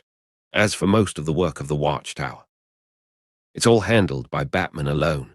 He was responsible for giving orders, and Superman and other members were responsible for carrying them out. A clear division of labor and cooperation. Trust me, this gift is important to you. The Flash had no idea. He was noted down in Batman's heart, and he continued. But before that, I have a story to tell you, a story that really happened. 40 minutes later, Barry casually picked up the tea Alfred, the butler, had brought over. He took a couple of large gulps to moisten his dry throat. He told him everything, but he didn't see any emotional fluctuations from Batman. He felt disappointed. The other party was still in that indifferent, calm, facially paralyzed look. Can't you be at least surprised? Or maybe moved a bit inside? He's too serious. Barry silently thought so. The whole world changed because you tried to prevent your mother from being killed. Bruce laid his hands across the table and supported his chin, seemingly thinking about something. Yes, and before I could correct my mistake, the world was almost on the verge of destruction. The Flash added, So, is everything back on track now? Batman's brows knitted. He didn't like the feeling of losing control. A crisis actually happened, but I didn't notice the slightest traces. This isn't a good sign. Your vigilance had dropped, Bruce Wayne. Batman reprimanded himself. He was strict with others, and at the same time he wasn't lax with himself. With that feeling of insecurity deep inside, Batman decided it was time to update the various plans. Should be. Barry didn't realize that his words had a great influence on Batman. If the Flash found out that the Justice League's brain had started to update his own backup plan for any kind of crisis, he would definitely feel scared. After all, there was a bloody lesson from the past. When the Legion of Doom attacked the Justice League, They almost destroyed the entire team. However, the means used by the villains were Batman's contingency plans. At that time, the Justice League was badly wounded. Don't blame yourself too much, Barry. Batman's brain always turned faster than ordinary people. After a simple reflection, he started to comfort the Flash in a rare moment. If I had your abilities, I would definitely try the same thing. The two shots fired in the alley were still the nightmare hidden in Bruce's heart. If he could change the tragedy without causing other negative effects, he would give anything for it. Unfortunately, it couldn't be changed. Thank you. Although I successfully returned, there was a person who was traveling with me, but he disappeared. Barry finally remembered his lost Kryptonian cousin and told Batman. His name is Luke, and he's Superman's cousin. How many survivors does Krypton have? Before that, I thought Clark and Kara were the only ones. Batman's eyes suddenly turned sharp. He subconsciously pursed his lips, showing an extremely subtle emotional response. Another Kryptonian. That's what Batman focused on. He didn't care how many relatives and friends Clark had. If those Kryptonians came to Earth and became as powerful as Superman, it would have unpredictable and serious consequences. Not every Kryptonian, like Clark or Kara, would choose to integrate into the human world and accept the assimilation into society, such as the former General Zod. Maybe I should go to Lex Luthor and find a way to get the formula for synthetic kryptonite in his hands. Although the friendship between Batman and Superman was unshakable. However, this didn't conflict with his increasing kryptonite stockpile and cautious of the other party. Friendship was friendship, and responsibility was responsibility. Batman, as cold and rational as a machine, had always been very clear about it. Superman's older cousin. He also wrote this down in his heart. Are you sure that the Kryptonian didn't leave in advance or was thrown somewhere else? Batman asked in a low voice. Not sure. That's why I'm asking you for help. If Batman is looking for someone, no matter where he's hiding can always be found. The Flash said a rare word of praise. Then you draw a portrait later, and I'll use the Watchtower system to conduct a worldwide search to see if I can find him.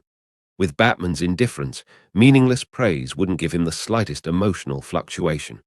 Well, with the story about Flashpoint out of the way, it's time to bring out your gift. Barry silently placed the letter on the table. Then a stream of air gently brushed Batman's mask, and the red figure standing in front of him had disappeared. No one else should be here at this important moment. Batman slightly frowned as if thinking of something. He waited for a few seconds before slowly reaching for the gift. He opened the envelope, then the folded paper. Dear son, there's only one thing I know about life. I know some things happen by chance, and some things happen because we make them happen. Barry Allen was a man haunted by his past, but since becoming the Flash, he left the ghosts behind. He found love, a family, and friends. Barry thought yesterday was behind him, but somebody wouldn't let him escape it. When Barry came to ask me for help, I turned him away. I'm not the hero of this story. I'm a man who's been corrupted by his own unbearable pain. I'm a man who has too much blood on his hands to be called good. I'm a man who had nothing to live for. When Batman saw the line at the end, love always. Your father, Thomas Wayne, his iceberg expression that had never changed, finally loosened. Some people say that it was hard to imagine Batman smiling, but compared to that, it was even harder to imagine Batman could cry. The tall, dark figure took off his hood and stared at the letter that spanned time and space for a long time. United Kingdom, London, at a museum. Diana was cleaning the Elgin marble sculpture from the ancient Greek Parthenon with a professional brush. She had many important identities. She wasn't only the Wonder Woman of the Justice League, but also a diplomatic ambassador sent by Paradise Island. She was also a well-known collector and connoisseur of historical relics in the industry. MS Prince, did you have anything going on last weekend? The young professor who worked together with her took the initiative to find a topic of conversation. Beautiful women, in his line of work, were rare creatures. Perfect women like Diana, who was rich, beautiful, and intelligent, were even rarer. Despite hearing that the other side had an endless stream of suitors, enough to form a long queue, the professor, who thought he was young and promising, still wanted to join and compete with them. According to the information he heard, this beautiful woman was named Diana Prince, was from Greece. She was born in a rich family and was proficient in many languages. She was especially good at appreciating antiquities. The young professor had already made up his mind, starting with her interests and hobbies and making a good impression with his profound knowledge and interesting speech. This was a long battle. He was patient, nothing particularly interesting. Diana devoted herself to her work and replied casually, "Last week's activities." She went to the watchtower to report and then attended important meetings held by the White House, the United Nations, and other national institutions as the Amazon Princess. It seemed that she had no other arrangements. Although Wonder Woman had been in the world of man for some time, she still felt that she wasn't fully integrated. It wasn't easy to adapt in many areas, especially in terms of living. She remembered that, just after leaving Paradise Island, Diana had no idea why, when she twisted that thing called faucet, the pipe would automatically pour out clean water. How could those steel carriages travel steadily and quickly? And what kind of magic did ice cream use to make it so delicious? There were too many things to learn and no one to ask. It was a difficult time. After the Flashpoint ended, the new 52 of the new multiverse started. The origin of Wonder Woman had changed. She was confirmed as the illegitimate daughter of Zeus. She didn't participate in World War I, but was told by a shipwrecked sailor that Ares, the god of war, was raging in the world. Thus, she entered the human world as an Amazon princess, the diplomatic ambassador of Paradise Island. Then she joined the Justice League. Diana had some different opinions about its members. Superman was gentle but not a qualified soldier. Batman was taciturn but always had a plan, and at the same time he was stubborn, just like an ancient Greek tactician. The Flash and the Green Lantern sometimes went too far, full of immaturity, and Aquaman. Diana tried to think about it, but only had a thin impression of Can Talk to Fish. Poor Cyborg and Martian Manhunter had no sense of existence. There's a cultural relics exhibition next week. I heard that the mask of Agamemnon and the Zeus of Artemision statue will be on display. The young professor laid out a great deal of groundwork and then said, "If you're free, we can go together." Diana shook her head gently and refused without a word. Greek mythology was just a pile of broken things from her relatives, nothing new. After taking some time to finish her work, Diana politely said goodbye and left the museum despite the heartbroken eyes of the young professor. In her free time when she was not Wonder Woman, she occasionally went shopping and then watched a movie. Of course, sweets were a must.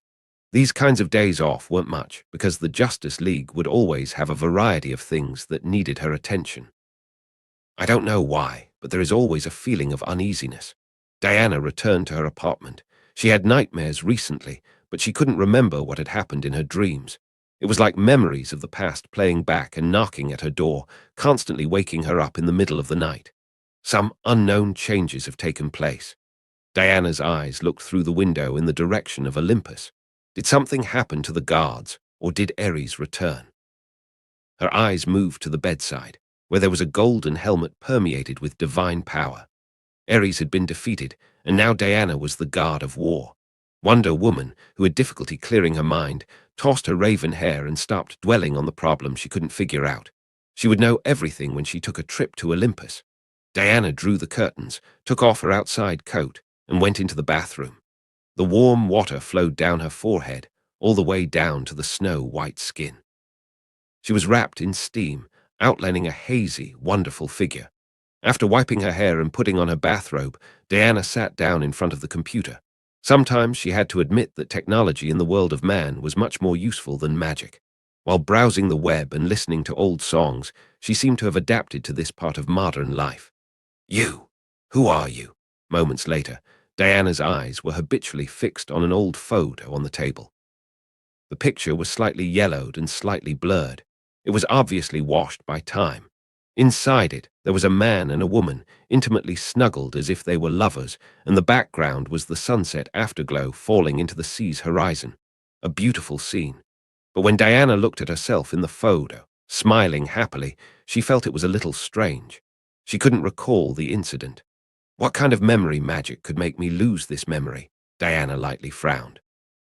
This photo was found on the beach before she left Paradise Island.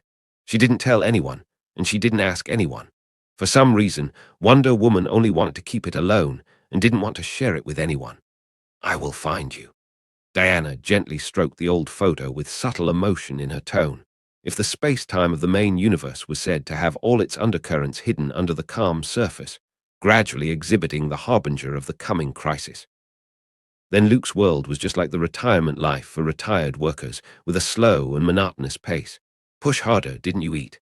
Think of me as Lana's quarterback boyfriend. Yes, that's it. Hit me hard. Too weak, too weak. Kakarot, you don't even have the qualification to be my opponent right now. Before facing such a boring world, Luke may choose to pass the time by collecting Hollywood actresses like stamps and constantly working on his car.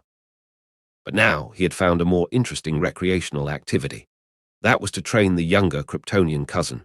Under the private mansion, there was a wide training area. Boom, bang, bang, bang, muffled thunder like sounds strung together, like firecrackers exploding. The fists had a swift and rhythmic drumbeat. They kept landing on Clark. Like a human sandbag, he could only hold his head in his arms and passively withstand his older cousin's furious attack, with no room to even counterattack. This was the training process these days, repeatedly beaten until he couldn't stand up. I give up. Cousin. Feeling exhausted, Clark gasped violently. He could only say a few words between each breath. Clark, your will isn't strong enough. You should say, I can do this all day. Luke withdrew his fist and spoke with slight disgust. Admitting defeat so quickly is too unmanly. Clark took off his tattered gloves. His body seemed to be hollowed out. The whole person sat on the hard ground, riddled with potholes, with his chest rising and falling like stretched bellows. He looked up at his cousin's heavy fists. They were enough to hammer him to death. He felt the aching muscles shudder. If I spar with him all day, I might die. I still don't know how to fight. Clark shook his head, feeling a little depressed. In front of Luke, he looked extremely clumsy. His punches weren't fast enough, and he was slow to react. He could only take the beating every time. The only difference was how long it would last. Fighting requires a long time to train, Clark. Luke waved his hand. This amount of exercise was, at best, a warm-up to him, not to mention gasping for breath. He didn't even break a sweat. I just want you to learn how to control your power first. At first, every time Clark punched, he could create bursts of air. With every stomp, he could make potholes in the ground. Without Luke's bio-force field, this villa might have collapsed. At least now you have learned how to control the strength of your punches. If you could do that, you wouldn't lose control. Luke smiled and threw a hot towel at his younger cousin. Kryptonians had a strong physique. They wouldn't die even if they were beaten like a sandbag for 2 hours. Clark was still alive and kicking. He just felt sore all over. After a few minutes in the sun, he would be fine. That's why Luke was so enthusiastic about training his cousin. Since he became stronger and stronger, he couldn't find a suitable sandbag. Right now, Clark was undoubtedly a good choice. Who could fight better than a Kryptonian? When can I learn how to fly? Clark still remembered the beautiful feeling of overlooking the planet from the sky. When you can resist the gravity of Earth, you can fly. For a real Kryptonian, flying wasn't an ability. They could use their strong bodies, as well as bio-force fields, to escape the pull of gravity. Zard, for example, was born with the genetic template of a Kryptonian general. His gift of combat and leadership ability were at max stats, so when he came to Earth, he quickly got used to the atmosphere and gravity. Like flying and heat vision, he mastered it in no time. Cousin, I have something to do. Clark rested a bit, dried his sweat, then got up and said so. He recently joined the school football team, and he wanted to get close to his crush, Lana. Coupled with his cousin's daily special training, although his back hurts, he really could control his body better than before, and he didn't have to worry about hurting others. All in all, his life had entered the fast lane. Everything was so pleasing. There might be a lot of strange things that are going to happen in town. If there's danger, remember to call for help.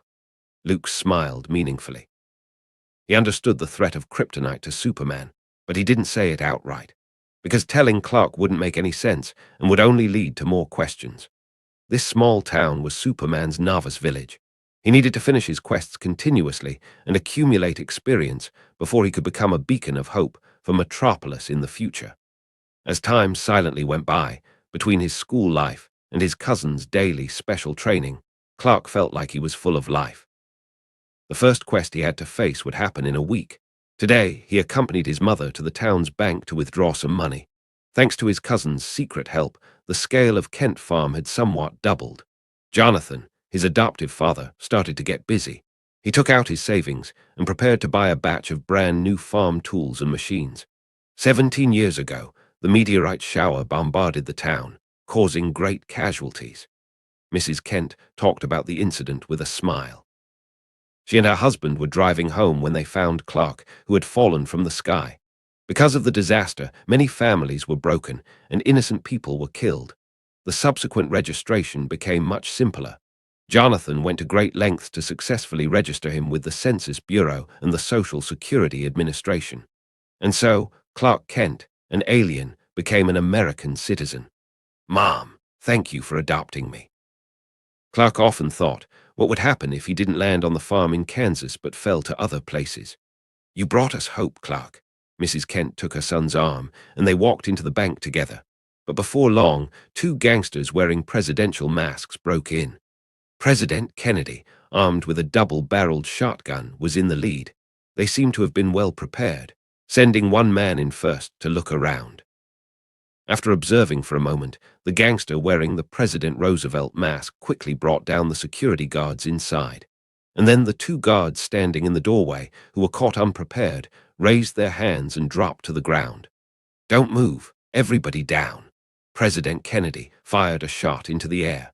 He didn't worry about attracting the police. Small towns weren't like big cities with tight security measures. Even if the police station received an alarm from the bank and immediately came, it would still take 7 to 8 minutes. It was enough time for them to fill 2 duffel bags with money. In fact, robbery was a criminal profession that paid great attention to efficiency. Getting the most harvest in the shortest time was the goal. The robbers who broke into the bank then caused an incident and were quickly blocked in by the police. Apparently, they weren't professional enough. Open the vault and load the money in. Hurry up, anyone gets in the way, I'll kill them. The 3 robbers soon got the scene under control. Facing a double-barreled shotgun, the bank staff and the townspeople all crouched on the ground with their hands in the air. It was like encountering a mugger, and they just had to hand over their wallets. Don't try to resist, or you'll take a bullet. President Jefferson used a Colt pistol to detain the bank manager and an employee to open the vault. The other guarded the door, looking out to see the situation. They had a clear division of labor without the slightest panic. It could be seen that they weren't rookie crooks. It's okay, Mom. It'll be over soon. Clark stared at the armed robbers. Out of his inner sense of justice, he was tempted to jump right out and stop these bad guys from committing crimes. But considering his mother's safety and the need to hide his identity, Clark could only hold back the complicated mood, even if he was eager. When one's life was under the control of others, every second felt painful. President Kennedy, with a double-barrel shotgun, seemed to enjoy the feeling of having the power over people's lives in his hands. The muzzle was constantly sweeping around. With each movement, it caused the people to whimper in fear. Bro, got it. The long minutes finally passed, and President Roosevelt threw 2 full duffel bags on the ground. President Kennedy kicked the bag to his partner at the door and told him to throw it into the trunk of the car. He wasn't sure whether the police were still on their way and raised his hand to see the time. It's only been 8 minutes. Get a hostage and get in the car. The leader, President Kennedy, carrying a bag of money, shouted orders to his other accomplices. With a Colt pistol, President Roosevelt quickly glanced around and picked out Mrs. Kent, who was trembling and looking very scared. Female, middle age, maybe a housewife. Such a hostage would make those officers think twice about doing something reckless. The robber violently grabbed Mrs. Kent and tried to take her away. The guy didn't know that this was a stupid thing to do. Even General Zod was beaten to death for trying to hurt Superman's mother. If someone else did this, then their fate could be imagined. Clark, just when Mrs. Kent screamed, Superman, who couldn't bear it any longer, suddenly jumped up like an angry bull. Boom! Thanks to his cousin's recent daily training, Clark didn't smash the criminal into tomato sauce. He was caught off guard. He fell to the ground. The potentially threatening Colt slipped out. Fuck, you little brat. The robber didn't expect to get hit by a high schooler and pinned down to the ground. However, before he could do anything, a powerful fist smashed his nasal bone. Along with it, the cheek felt like they had been scraped with a steel knife, grinding away large chunks of skin. This was the result of Clark holding back his strength. Otherwise, the other person's head may explode like a watermelon. Warm blood splashed on his face. Clark, who had to fight for the first time and saw blood, he was at a loss. He got up in a panic and then saw two other robbers outside the door. The double-barreled shotgun was aimed at Clark's chest, and the bandit leader wearing the President Kennedy mask cruelly smiled. Boom! A cloud of smoke dispersed. Powerful kinetic energy and buckshot struck Superman. Everyone in the bank covered their mouths and eyes as if they couldn't bear to look. Such a young life would die at the hands of bank robbers. What a tragedy! Especially Mrs. Kent. She was so shocked that she almost fainted. But after a few seconds, the bloody scene that everyone expected to see didn't happen.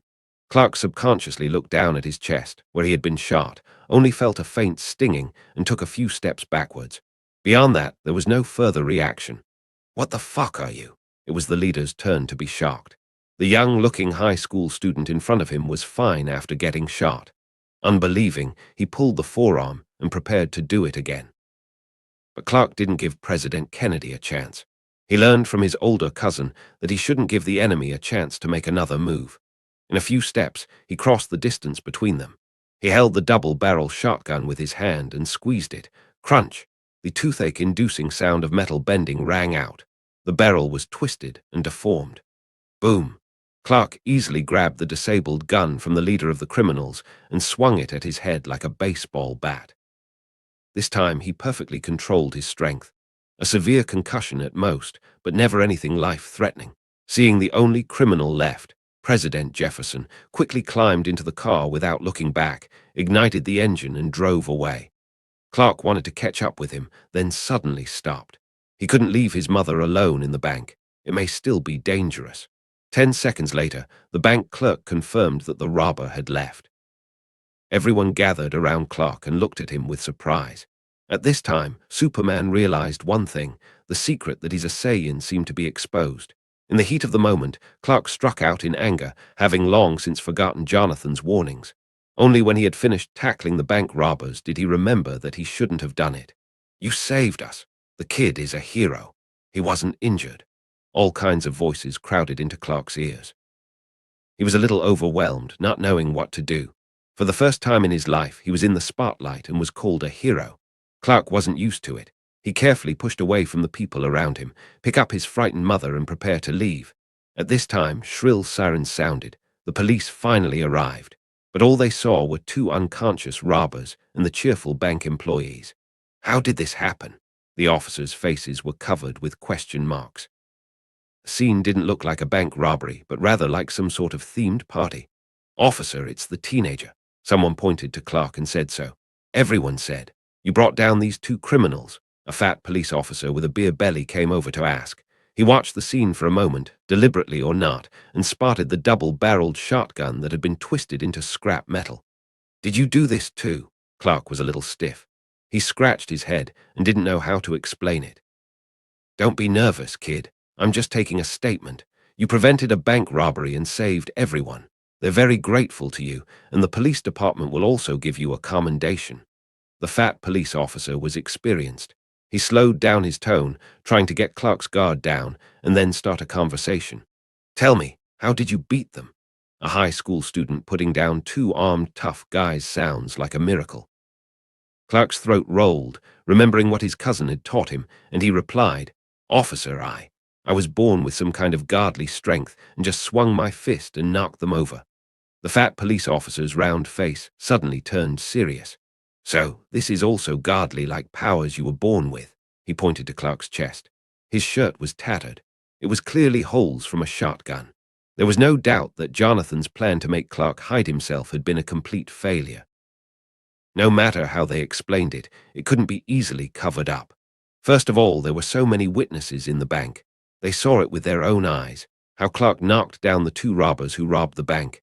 He was shot at with a shotgun and was still safe. Unless Superman had a neuralizer that could erase people's memories with one click and flash, they would forget everything. Otherwise, the confessions of so many people were evidence. Furthermore, the surveillance cameras in the bank had faithfully recorded everything that had happened before. Hard evidence was there, and it was useless to deny it. "Son, Lying isn't a good habit. The fat officer looked at the twisted double-barreled shotgun and secretly felt speechless. What kind of terrible force could do this? There were two unlucky bank robbers, and their injuries didn't look light. Officer, I'm on the school football team, and I often do some work on my father's farm. It's reasonable for me to exercise since I was a child. I'm healthier and stronger than others. Clark used his quick wits to think of a reason. After getting to know his cousin, he would find more and more excuses, and he was no longer that naive small-town boy. Luke called this change growth. Oh, so everyone on your school's football team can bend the barrel of a shotgun and take down two adult males who weigh over 160 pounds. You really think you're Rambo? The officer looked at Clark, who posed like Mr. Bodybuilder and revealed his strong muscles. He wondered if there was something wrong with the kid's brain. If all the children in the country were as strong as you are, we would have formed a super army and ruled the world. Seeing the brave young man was unwilling to tell the truth, the officer didn't bother to waste any more time. He turned his head and asked someone to secure the scene. They packed up the physical evidence, ready to take Clark back to the station for proper questioning. Of course, he didn't mean to interrogate the other party as a suspect. It was out of professional ethics and personal curiosity. For a high school student to stop armed robbers from robbing a bank, it was sensational news. No matter which city it was in, Clark's performance was amazing. In this era, when superheroes hadn't flooded in, any actions beyond ordinary people's understanding would attract a lot of attention. Officer, people's strength can't be generalized. I've been in situations where I'm extremely angry and did things that were normally difficult to accomplish. A calm voice with a chuckle interjected stopped the officer in his tracks. Clark's behavior, in fact, can be reasonably explained scientifically. For example, because of the rush of adrenaline, the blood flow increases, sending bursts of power out. Even though he never exhibited it before, it's still not as exaggerated as you think. Seeing the visitor, a look of surprise appeared on Clark's face as he eagerly said, "Coos, Mr. Cavill." Only Luke could help him this time. "Ah, it's Mr. Cavill. Why are you here?" The officer's cold attitude greatly changed 180 degrees. He knew the young man standing in front of him. Last week, he was having dinner with the town's committee. The young tycoon from Metropolis, the celebrity in town. All sorts of titles were on Luke's head. The United States of America has a peculiar model of the town administration, one of which is the town committee system. All the residents in the town meet at least once a year. Through internal discussions, various administrative measures related to public security, personnel flow, and other aspects were implemented. Another was the town representative committee system, similar to the one above, but elected by all the residents. It was more efficient and saved a lot of time. The town where the fat police officer was of the second type, with the administrative committee taking care of all the official work. The most powerful and prestigious people were the town's police chief and members of the committee. The latter was generally composed of rich families and elites, and they represented the opinions of all the townspeople. The tiny town was a miniature model of the American political structure. Seeing Luke's appearance, the police officer coughed twice and spoke in a slow voice, but he was shot and didn't get hurt. Everyone saw it. It could be that the robbers had purchased inferior firearms or that Kent had learned some kind of martial arts. Luke seriously spouted bullshit. The fat police officer looked puzzled and didn't know why the topic turned to martial arts. He scratched his head, hesitating because he didn't want to offend the other party too much, and said, "This is a big case. He still needs to come back with us to record a statement." "Officer, are you going to take a boy who bravely stood up to protect his mother to the police station for questioning, instead of intensifying the search to hunt down the robber who escaped?" Luke stressed his tone and seriously said, the man was carrying over $100,000 in cash from the bank and had a gun. If he's allowed to get away with it, then it amounts to a lack of responsibility for the safety of the town's residents' personal property. What you need to do now is not to embarrass this courageous boy, but to immediately contact the highway patrol officers along the route and the state police.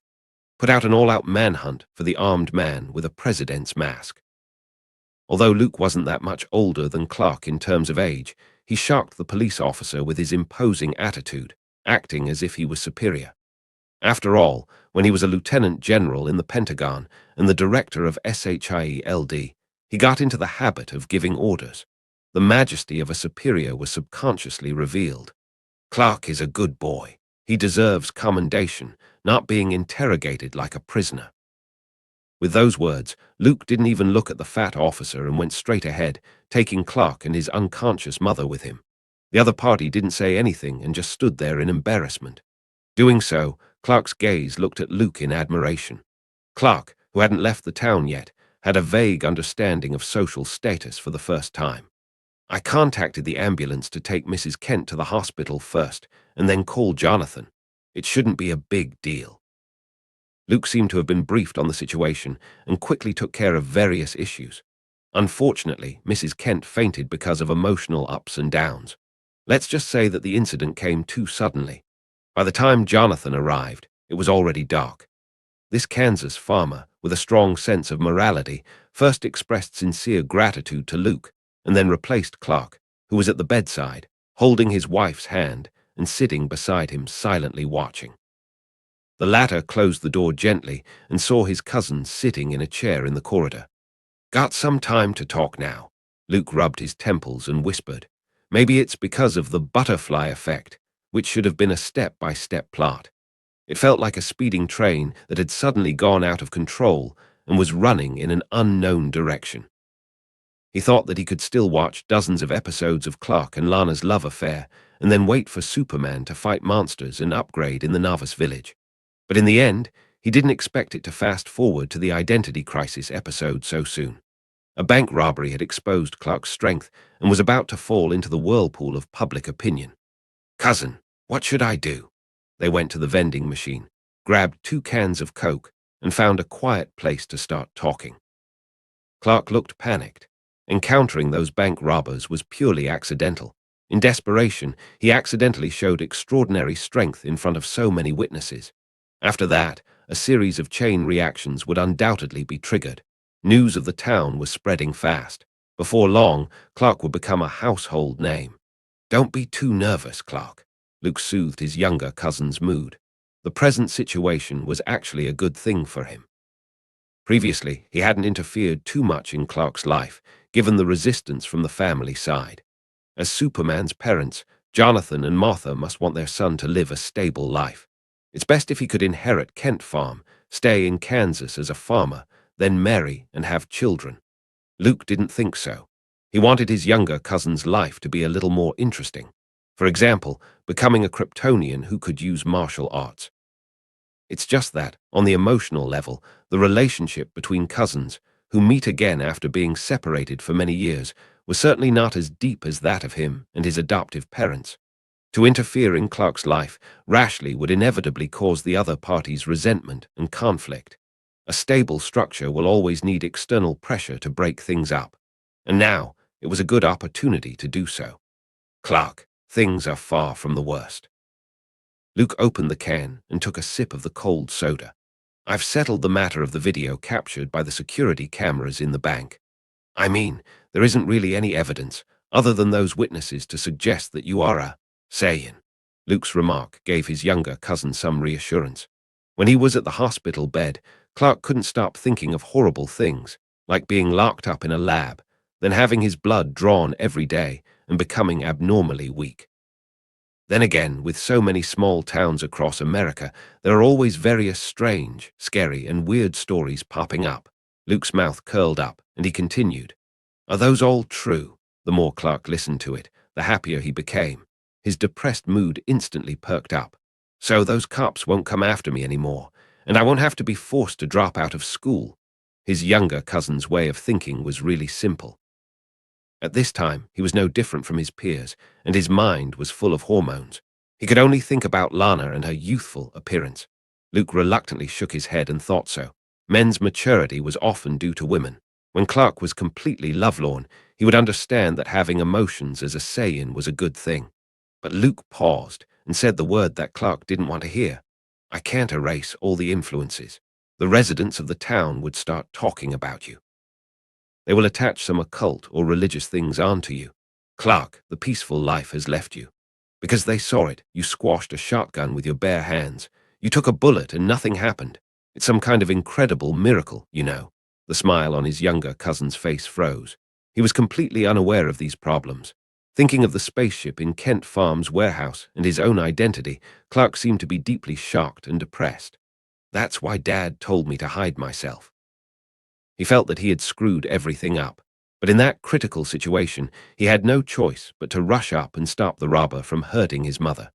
"Clark, have you actually thought about the fact that hiding yourself wasn't the right thing to do?"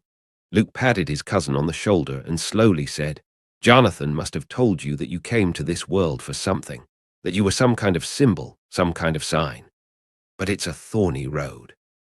If you choose to be a symbol or a beacon in the eyes of mankind, you will suffer a lot of criticism.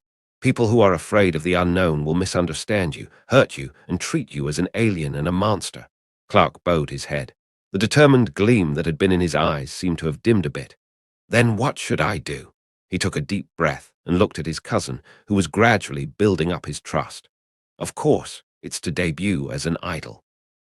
I mean, you can choose not to hide yourself and tell the world openly who you are." Luke gave him a challenge. Luke had it all figured out with a PR plan to follow up.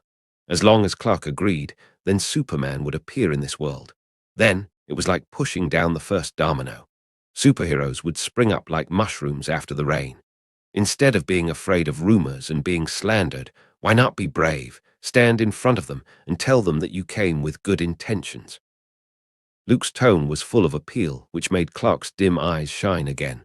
"Do I have to admit that I'm an alien?" the younger cousin asked hesitantly. "You don't need to. With an alien identity, you would attract the vigilance of the government and the rejection of the masses." Luke's eyes flashed for a moment. He was thinking about what kind of origin story to make up for his cousin. Bitten by some kind of animal. Getting hit by gamma rays. "You came from a laboratory where a super soldier serum was created, making you powerful." Luke thought for a moment and spoke word for word. "Laboratory? Serum? Isn't this a bit too far-fetched?" Clark scratched his head. He preferred the cliché story that he was the kind of hero who was given divine powers by some kind of god. You can't snatch someone else's script for your own studio. Luke shook his head when he heard his cousin's aspirations. That had been copyright. "Oh no, Wisdom of Solomon, the story of Shazam's origins. The Vought enterprise under my name in the first 2 years negotiated with the Department of Defense about some related biological modification business. It can serve as a suitable background." Luke snapped his fingers. He reached out and put his hand on his cousin's shoulder, lowered his voice and said, "I've even thought of a code name for you. How about Homelander?" "Homelander." Clark paused, feeling it was a little odd. Why this name? Luke tried to hold back his smile as he imagined Superman wearing the American flag, pretending to smile at the media. Using the name, Homelander, will allow the government to lower its vigilance. They will want to turn you into a propaganda tool. For something like selling government bonds and making movies, they will also accept your existence more easily. As his older cousin said so, Clark shook his head more and more. He didn't like being the center of attention, especially being pushed onto the stage. That wasn't in line with the Kent family's education and philosophy. Becoming an idol wasn't something suited for Clark. "Well, I just said it off the top of my head." Luke smiled and got back to the point. If left to its own devices, the plot moves forward on a trajectory that has long been mapped out. Then his arrival would be meaningless and a waste of time. So Luke was more than happy to see changes. For better or for worse, the emergence of Superman meant the opening of a new era of superheroes. He would come into contact with more key figures, and his connection with this universe would deepen day by day. Dr. Manhattan could no longer erase its existence, like deleting files. "I hope Jonathan won't blame me for setting you on an unknown path, Clark." Luke rubbed his cousin's curly hair. This opportunity appeared subtly, neither too early nor too late. "This is my own choice, cousin." Clark's eyes were firm, and he was already fed up with the various troubles caused by swallowing his anger and hiding his ability. If, as Luke said, he could stand up and show his good intentions, maybe everything would be better. "It's decided then." Luke crushed the can in his hand and accurately threw it into the trash can in the distance. The latter followed suit, but it was a little short. The Coke can hit the edge, and with a bang it bounced out. "Learn to control your own strength," Luke said. His younger cousin nodded. When he faced the bandits, He didn't completely lose control of his strength as before. According to the news received by his older cousin, those two unlucky guys weren't in danger. It was only a severe concussion at most, plus extensive contusion and bone fracture. If this was in Gotham, where the bank robbers were caught by Batman, they would at least have double-digit broken bones and be scared half to death. Then Luke chatted casually and left the hospital. Clark needed to have an honest conversation with his adoptive father, and he was responsible for planning Superman's debut. Regarding public opinion, debuts, and all sorts of PR, they weren't something to be taken lightly. It might be better if this was the Marvel Universe. With the official status, the power, the aura of influence, no one could stand in their way. I don't have to worry about the debut. There are so many mutants in town due to long-term exposure to kryptonite radiation. They're excellent opponents. Luke sat in the car, like an entertainment agent, thinking carefully about how to pack his little cousin and create a good image. The Kent kid had extraordinary powers. The news quickly spread through the town. From the beginning, Clark fought off rumors about the two armed robbers. In just under half a day, it had already turned into beating down hordes of criminals. He took a shotgun blast, which later also gradually evolved into suffering bombardment from a machine gun. Such an exaggerated amount of people and firepower. The uninformed would have thought the town had been subjected to a terrorist attack. Jonathan and Martha felt very upset when they got home. Friends who usually went to church together, close neighbors next door. They all asked about Clark as if they had nothing better to do. The police also came several times because no one knew why the surveillance cameras suddenly broke down. They also had no way to prove that there was anything unusual about the high school kid. For a while, their peaceful life was ruined. Even when Clark was at school, people around him were whispering and observing secretly. Their eyes were strange. He could feel them. Everything was just as his big cousin expected. It was going down a bad path. Clark had already heard his parents mention moving in the middle of the night. Frankly, he inexplicably felt aggrieved. Didn't I do something good? Why am I being treated like this? Inwardly, Clark's anger rose. He finally understood what his older cousin was talking about when he talked about gossip, rumors, and vilification. He thought that only someone with an extremely strong heart and a strong will could bear this agony and become some kind of symbol in his father's words. The miserable life lasted for a week, and the situation finally got better. The public's attention was drawn to a superhero, a guy called Superman who appeared in Metropolis, with a red cloak, strong body, ability to fly in the air. Instantly set the news media ablaze. It's a bird. It's a plane. It's Superman. The Daily Planet quoted this sentence first and published it on the front page. Everyone was talking about who Superman was, where he came from, how he managed to lift a runaway truck and rescue a falling plane. Superman. Clark scratched his head.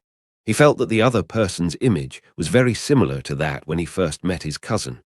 However, thanks to the appearance of Superman, few people in town paid attention to the old news that a high school student stopped bank robbers. The gossip that people passed on by word of mouth gradually lacked credibility with the passage of time. After all, in the increasingly exaggerated rumors, Clark had become a powerful figure who fought an army alone and wasn't afraid of rocket launchers and bazookas. So, from initial conviction to skepticism and then to ridicule, the story about Wonder Child of the Kent family came to an end. "Big cousin, you are Superman," Clark said in surprise when he saw the familiar uniform. He had a vague suspicion before but couldn't be sure. That is, until arriving at Luke's house, purposely early for daily training. "No, we're both Superman," Luke corrected. He didn't mean to hide it. He wouldn't have gone to Metropolis to make a superhero cameo if it wasn't for the sake of restoring peace to his little cousin's life. "I'm just making a temporary appearance. It's up to you from now on, Clark." Luke redeemed a Superman suit for his cousin from the item shop, the more common one, a red cape with a capital S on the chest. Actually, he thought about buying the classic red underpants uniform. However, he just couldn't get past his own preference and conscience. After all, before Clark changed into it, Luke had to wear this thing to save people and fight crime. What a shame. Me. Clark looked at the special, simple, and generous Superman uniform, a little hesitant. "Welcome to the Superman family, cousin," Luke smiled. As the saying goes, when in Rome, the superheroes in this studio formed a family system. For example, Gotham's Bat family was composed of Batman himself, in addition to several generations of Robin and several generations of Batwomen. In the Superman family, there were Clark and Kara, then generations of Superboys, and Krypto, the super dog. The Flash's family was even larger, and it was completely possible to form a team of speeders.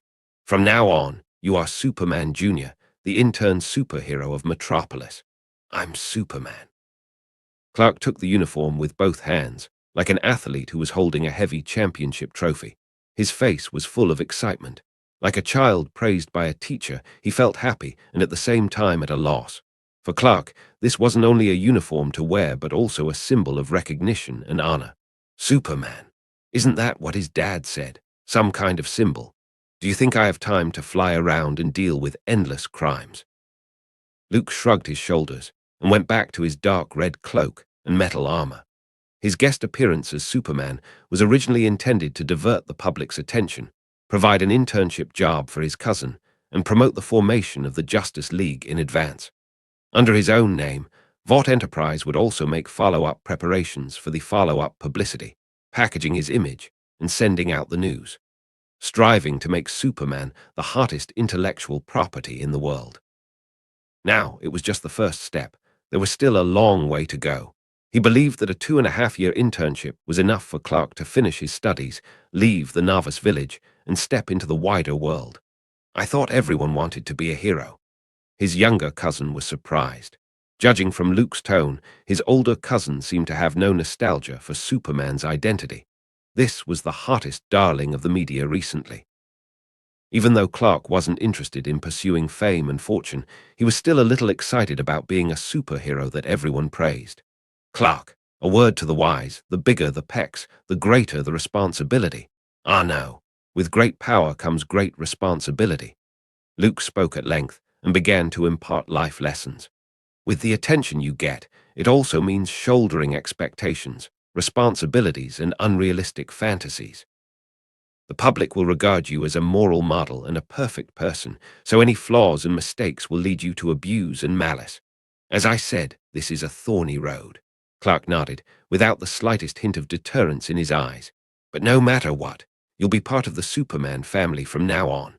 Luke patted his young cousin on the shoulder, wondering when the other Kryptonian cousin would be coming over. Supergirl, Kara Zor-El, was Superman's older cousin. But when she came to Earth, it was much later than Clark, so she became Clark's younger cousin. I'll do it right. Clark changed into his Superman uniform and felt a sense of power in his body. Luke just smiled at his cousin's uncontrollable excitement. Perhaps to an outsider, superheroes had a lot to live up to. Everywhere they went, they were sought after, like the brightest star. Actually, it was not as beautiful as they thought. Not to mention that electricity wasn't generated by love, and there was no life insurance, wages, and benefits. They alone were responsible for the reimbursement of uniforms and equipment, which could be quite costly. If the crime rate in their city was as high as Gotham's, that meant they had to work overtime every day. They had to rush to the scene when there was an emergency. Not to mention the 9 to 5, they would have to do both on the same day. It could be said that there were no holidays all year round. Rolling in the sheet with your girlfriend, they had to quickly pull their guns out and go to the front lines.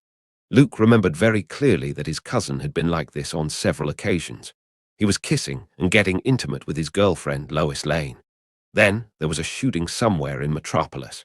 Regretfully, he could only fight another day, then turn around to leave, leaving his girlfriend alone in an empty room, unsatisfied.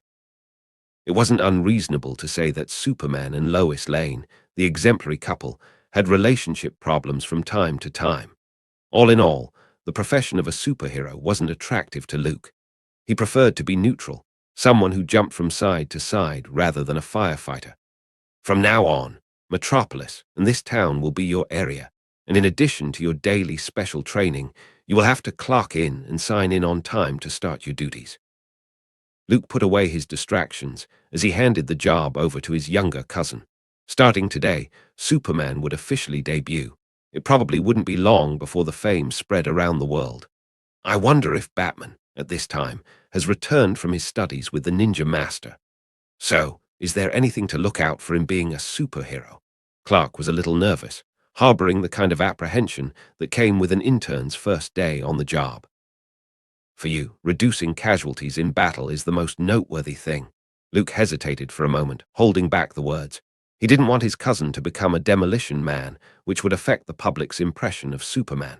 Fortunately, criminals in Metropolis were still in a relatively simple stage for the time being.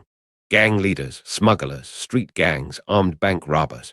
These people couldn't do much damage. In addition, before the official appointment, you should learn to fly. After these days of training, Clark was much better at controlling power than before. It's time to consider using his body to fight gravity and soar in the sky. And as an older cousin, Luke had to teach some special methods of time management. Otherwise, Clark went to school during the day and trained. On duty at night, clocking in. Without enough rest, it was likely to affect the growth and development of his younger cousin. In the following days, Clark lived a very fulfilling life. He spent his days at school, training for the football team, wiggling his way between Lana and her boyfriend in a teenage love story. At night, he would fly from Kansas to Metropolis, handle several cases, and occupy the front page of the Daily Planet. In the words of Batman in the future, even if Superman saved a cat from a tree. They all had to talk about it at length and boast about it. Compared with Marvel next door, the Daily Bugle was Spider-Man's eternal anti-fan. The Daily Planet could be regarded as Superman's fan group base camp. A little fanboy cameraman in the front and a girlfriend journalist in the back. In the small town. In a villa.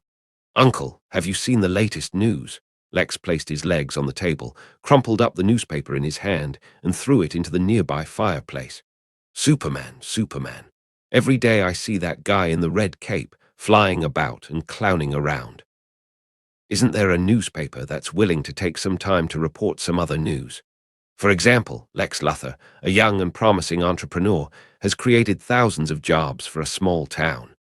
Luke, holding a lead box and looking at it carefully, automatically blocked out Lex's complaints. These days, the news and public opinion about Superman was overwhelming. With the increase of fans, hater groups gradually formed. Human beings were complex creatures, and sometimes the reason why they hated someone or something was very simple. For example, Lex didn't like Superman. There was no reason, it was an inexplicable dislike. "Lex, if you want people to notice you, either learn to create hype or just spend some money yourself." He opened the box and picked up candy-sized kryptonite with tweezers. It was the latest discovery of the archaeological team. Publicity. Well, it's not too hard. Pay for posted content, pay your way into the hot search list. I don't need to teach you these kinds of things. Lex curled his lips and ignored the strange, futuristic-like words from his godfather. He finally made a little achievement, but in the end, no one noticed it, and everyone was talking about Superman. This irritated the ever-proud and conceited Lex, and subconsciously developed a deeper dislike for the red cloak. "I just think the world is stupid. He's a person of unknown origin, a person who shows great strength. Everyone actually regards him as a superhero because he did a few insignificant good deeds." Lex couldn't stop sneering and spoke in a deep voice. "What we should do is to be vigilant, to prevent this ticking time bomb from being detonated, instead of pursuing and worshipping him." "Well, that's really thought-provoking." Luke symbolically nodded. Lex Luthor had always been a staunch human supremacist. In this respect, he was somewhat similar to Batman, Ozymandias, and others. Of course, Batman thought that human beings had a certain indestructible spiritual quality and a moral base. Lex thought that a wise man like him should be the ruler and supreme leader of the world. To put it bluntly, his human supremacy was more like playing God himself. "Instead of complaining to me, you might as well think of a way to steal the limelight from Superman." Luke closed the box of kryptonite and spoke with a smile. It was interesting to think about the contest between his godson and his younger cousin. "Humph, I will." Lex held his head high and confidently said so. "But there's no time for that now. I need to help Clark out with his singleness." Luke raised an eyebrow. Lex hated Superman but became friends with his little cousin. Such a brotherhood bloody drama. A young rich man like Lex, and Clark, the son of a Kansas farmer. The reason why they became friends could be traced back to the car accident. It's a well-known fact that, in human interaction, first impressions are very important. Clark was Lex's savior, and he had a close relationship with the other party's godfather. The two easily developed a favorable impression through several encounters. Later, in the course of their time together, their friendship rapidly warmed up. This may sound strange. Both Lex and Clark were self-absorbed boys who had few friends, so there was no lack of common topics. Therefore, the proud and conceited rich second generation, together with the gentle-natured farmer's son, gradually became close friends. Having said that, Luke had to sigh. Superman always seemed to attract the attention of the rich, from Lex Luthor to Bruce Wayne. One was a capitalist in Metropolis, the other was the tycoon of Gotham. The only thing they had in common, except for money, was that they had an unusual relationship with Clark Kent. Then again, Superman had a journalist girlfriend whose father was a Pentagon general. He was the perfect template for a winner in life, but it was understandable. After all, it took the sacrifice of an entire planet of his fellow citizens to get this luck. Lex left the villa, drove a brand new sports car to Kent's door, and honked twice. It didn't take long for Clark, with two dark circles under his eyes, to appear in front of him. "Get in." Lex, wearing sunglasses, raised his chin. "It's a rare weekend, and you're just sleeping at home. Can't you be a bit more energetic?" Clark smiled bitterly. He was busy with his schoolwork and football team training during the day. At night, in his Superman uniform, he ran from Kansas to Metropolis to fight criminals and punish evil. His schedule was packed for 24 hours a day, so he had a serious lack of sleep. If Kryptonians weren't physically strong and basking in the sun could replenish his energy, he would have died standing. "Come on, Lex. I'm not interested in those parties, and I don't want to meet other girls." Clark sat helplessly in the passenger seat. This new friend of his had been quite preoccupied with his relationship lately. He not only held parties and introduced people, but also taught him all kinds of tricks to pick up girls. Unfortunately, Clark was the innocent type. He was completely unimpressed by the hot girls with short shorts and skirts, twirling their tiny waists. He only had Lana in mind. "Clark, don't you want to enrich your life? They would also stop calling you a nerd," Lex said with a smile. "I took the opportunity of the equestrian competition in town to ask Lana out for you." A bored Clark suddenly looked like he was high on caffeine. His eyes widened as he asked, "An equestrian competition?" "That's right, didn't you know? Lana was the champion of the equestrian competition in town for 3 years in a row, and she also represented Kansas in an international championship in Metropolis." Lex confidently chuckled. "If you can do well in this competition, she'll definitely be impressed." But Clark didn't look surprised. He just scratched his head and said, "But I don't know how to ride a horse." Lex's cheerful voice came to a screeching halt. How could someone with a farm and pastures at home not ride a horse? "There's 3 days before the race. You can learn." Lex went to great lengths to help Clark out. "I can be your riding instructor." Seeing Lex so positive, Clark couldn't help but feel a little touched. He wondered if he should ask his older cousin for a few days off to learn horsemanship temporarily. "I didn't know you could ride a horse. Do those aristocratic private schools teach that too?" Clark curiously asked. "Golf, equestrian, skiing, fencing. I took classes."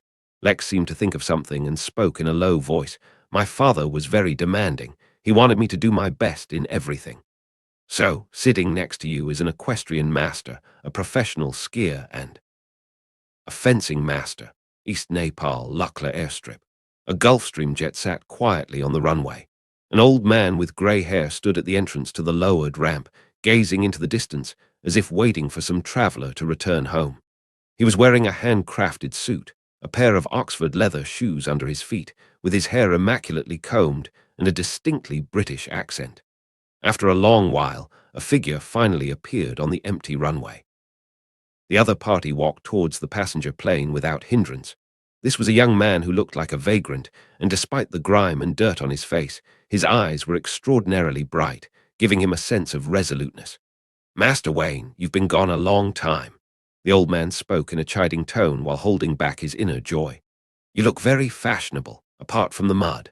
"That's right."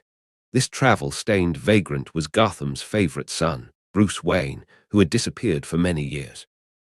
He started traveling the world a long time ago to experience life in the underworld. Even Alfred, the old butler, was unaware of his whereabouts. It was not until a few days ago that the other party learned that Bruce Wayne was in Nepal. Long time no see, Alfred. The vagrant named Bruce Wayne smiled, happy to see someone he was close to. In the time he had spent traveling the world, he experienced and learnt a lot of things. The League of Assassins taught him how to arm himself and build a fearsome image. Although the Ninja Master and Bruce Wayne didn't share the same philosophy, but the latter absorbed the best and discarded the worst, perfecting the inner workings for himself. What is this? Superman. Bruce took a shower on the jet and changed into a fresh outfit. It had been a long time since he had experienced what it was like to feel clean. Metropolis is new. Superhero. They said he could fly and lift a truck with one hand. Quite amazing. Alfred glanced at the newspaper and replied, Master Wayne, a lot has happened in the years you've been away. Bruce's brows were slightly furrowed, his attention drawn to the red cloak in the newspaper. A flying Superman. Like what? Bruce, looking back, casually asked. For example, legally you're deceased. Alfred shrugged his shoulders and humorously said, You have been missing for 7 years. Everyone in Gotham thought that the only heir to the Wayne family died for various strange reasons. So, my return to Gotham is tantamount to performing a miracle, coming back from the dead. Bruce tugged at the corners of his mouth. He didn't care about these details. Before he left, the proud son of Gotham passed on the entirety of his parents' vast legacy to the old butler. Although Wayne Enterprises fell into the hands of those board members. But there was no difficulty in taking it out whenever he wanted to. Is Gotham still as abysmal as ever? After a while, Bruce withdrew his distractions and asked the question that concerned him most. Gotham has never changed, Master Wayne, Alfred replied. Then it's time for some changes, Bruce said, looking at the floating clouds through the window. Luke readily agreed to his little cousin's day off and specifically told him that boys should take good care of themselves when they were away from home. Clark was confused when he left. He just studied equestrian with Lex and practiced fencing with him at most. What was there to take good care of? Could Lex hurt me? I really want to fast forward straight to my dear godson learning about Superman's true identity and then turning into the #1 anti-fan and breaking up with Clark in anger. Luke smiled, put away his inner mischief, and looked at the newspaper on the table. The title above, highlighted in bold letters, Missing for 7 years, Back from the Dead. Wayne family's heir returns to Gotham. As Luke predicted, with Superman's debut, members of the Justice League would appear one after another. It seems Batman has successfully backstabbed the Ninja Master and is ready to begin his plans to reform Gotham. Luke looked at the handsome young Bruce Wayne in the newspaper and thought that the Ninja Master was really unlucky, backstabbed by his own student. From his favorite student, his own daughter, his men, and finally even his own grandchild ran away. This showed that the loyalty of the core members of an organization like the League of Assassins, which had no real agenda, was a big issue. Let Batman play his cops and robbers game for a while. Luke shook his head and dismissed the idea of going to Gotham. Batman wasn't as gullible as his simple-minded cousin. The latter was perhaps the most vigilant person in the world, verging on ruthless paranoia. It's important to know that Clark had forged a deep friendship with Batman after so many years in the Justice League, surviving and fighting alongside him. Even so, there was still a chunk of kryptonite in the other party's belt. Speaking of kryptonite, the excavation work is not going well. Luke tapped his fingers on the table. In order to collect the kryptonite around town, he had organized an archaeological team and launched an extensive search. In this period of time, quite a lot of green kryptonite was found. It was one of the most common types, capable of rendering Kryptonians incredibly weak, incapacitated, and even causing fatal damage. But there were many types of kryptonite. For example, the red kryptonite that made Superman lose his sense of morality, become evil and hallucinate. Gold kryptonite that permanently eliminates superpowers. Black kryptonite that causes split personalities. White kryptonite that kills all the plants around it. There's even pink kryptonite that made Superman change his sexual orientation. As a qualified collector, Luke felt that he should get some of every type. That said, if his younger cousin was affected by pink kryptonite, would he choose Lex Luthor or Bruce Wayne? Luke hastily shook his head, shaking off those philosophical, scorching scenes in his head. He flicked a switch on his desk, and a global map with the various members of the Justice League was presented. Batman has appeared, so who's next? Midtown. Amnesty Bay. Or, Luke's eyes slightly softened as he looked towards the location of Paradise Island. He took out a phone and thought about how his encounter with Wonder Woman in Flashpoint might lead to Diana in the main universe being affected. Dr. Manhattan stole a decade from the multiverse, thus changing the original trajectory. Most creatures were kept in the dark, unaware. The only ones who felt that something wasn't right were the Flash Barry Allen Batman, who got a letter from Thomas Wayne, and Wonder Woman. In fact, there was the first Kid Flash, the third-generation Flash, and after Barry Allen, the most frequently sacrificed man, Wally West. He discovered this secret through his connection to the Speed Force. But unfortunately, Dr. Manhattan simply broke the rules and deleted the other party's existence. If not mistaken, Wally West had been swept into the Speed Force and was gradually forgotten by all. Luke kept moving while he was sorting out his thoughts, holding the red links. He decided to return to the Marvel Universe temporarily after training his little cousin. It was a long timeline, without much room to play with. There was nothing else to do but wait. Earth 1024. SHIELD's headquarters. How is the Academy's enrollment going this term? Peggy Carter, with her gold-rimmed glasses on the bridge of her nose and her head bowed as she flipped through papers, asked. Thanks to the infinity formula, youthful vitality in terms of physical fitness and appearance was guaranteed. SHIELD's commander, who should have aged, still looked great to this day. After Luke left, Peggy took over. This time, unlike the last time, where he was abruptly taken away by Kang the Conqueror's time machine, Superman made every preparation for the trip and arranged everything properly. With the improvement in the teaching staff, the number of top students had also increased, greatly filling the number of SHIELD agents and the number of spies. The man sitting opposite her was none other than Nick Fury, who was sitting with a straight back. He had hair and hadn't lost an eye. Taras, the guy the director brought back from the Red Room, taught the trainees well. Peggy slightly frowned. She stopped turning the files and spoke with a warning tone. But equally, he is also the teacher who receives the most complaints. Fury, as you know, I've never been too keen on treating cadets with an overly cold-blooded approach. It could cause irreparable psychological trauma while crushing their potential. Nick Fury didn't refute or agree. Compared with Peggy's wishy-washy approach, he preferred a simpler and rougher style of doing things. Dr. Zola and Baron Strucker. How are they doing with the Hydra integration campaign? Skipping the unpleasant topic, Peggy brought up Hydra, which had been taken in by Luke. After Superman left, these ambitious, motivated bunch, each with their own agenda, didn't quite settle down. But there was the Invaders team composed of Captain America, Winter Soldier, and Howard Stark's Iron Man. Together with the vampires, werewolves, the Three Sanctums, and other forces from all sides, Hydra, headed by Baron Strucker, were too afraid to do anything. Daniel Whitehall, whose lair has been discovered, launched a surprise attack last week against the mutants, but the other party had the presence of the Inhuman with him and eventually escaped. Nick Foley showed regret. He suspected that Hydra had deliberately let it slip, but found no substantial evidence. With all due respect, Commander Carter, if the director disappears for too long, it will shake up SHIELD's internal structure. More than one senator has suggested that SHIELD has too much power and that it should be decentralized. There are also rumors being spread privately that even the president could be replaced every 4 years. But SHIELD never changes, and it's trampling on freedom and democracy. Peggy didn't look up, but gently replied, "Who said that?" Ask him to come to SHIELD for a cup of coffee. Nick was silent. Fury, SHIELD is not a state apparatus, but a strong defense line to protect the world. Public opinion can't hurt us, but self-doubt will, Peggy said, pursing her lips. About the distribution of commercial trade with Atlantis, the Magic Congress led by Kama, Taj, and Superman, and Hotel Inferno in Las Vegas. All these need to be handled by SHIELD.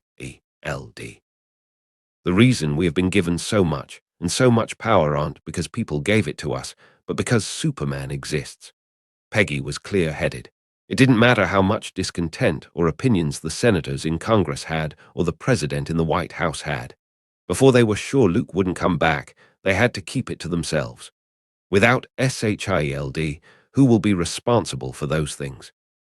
The three sanctums would never acknowledge the secular government, let alone the devils in hell that had no regard for humans.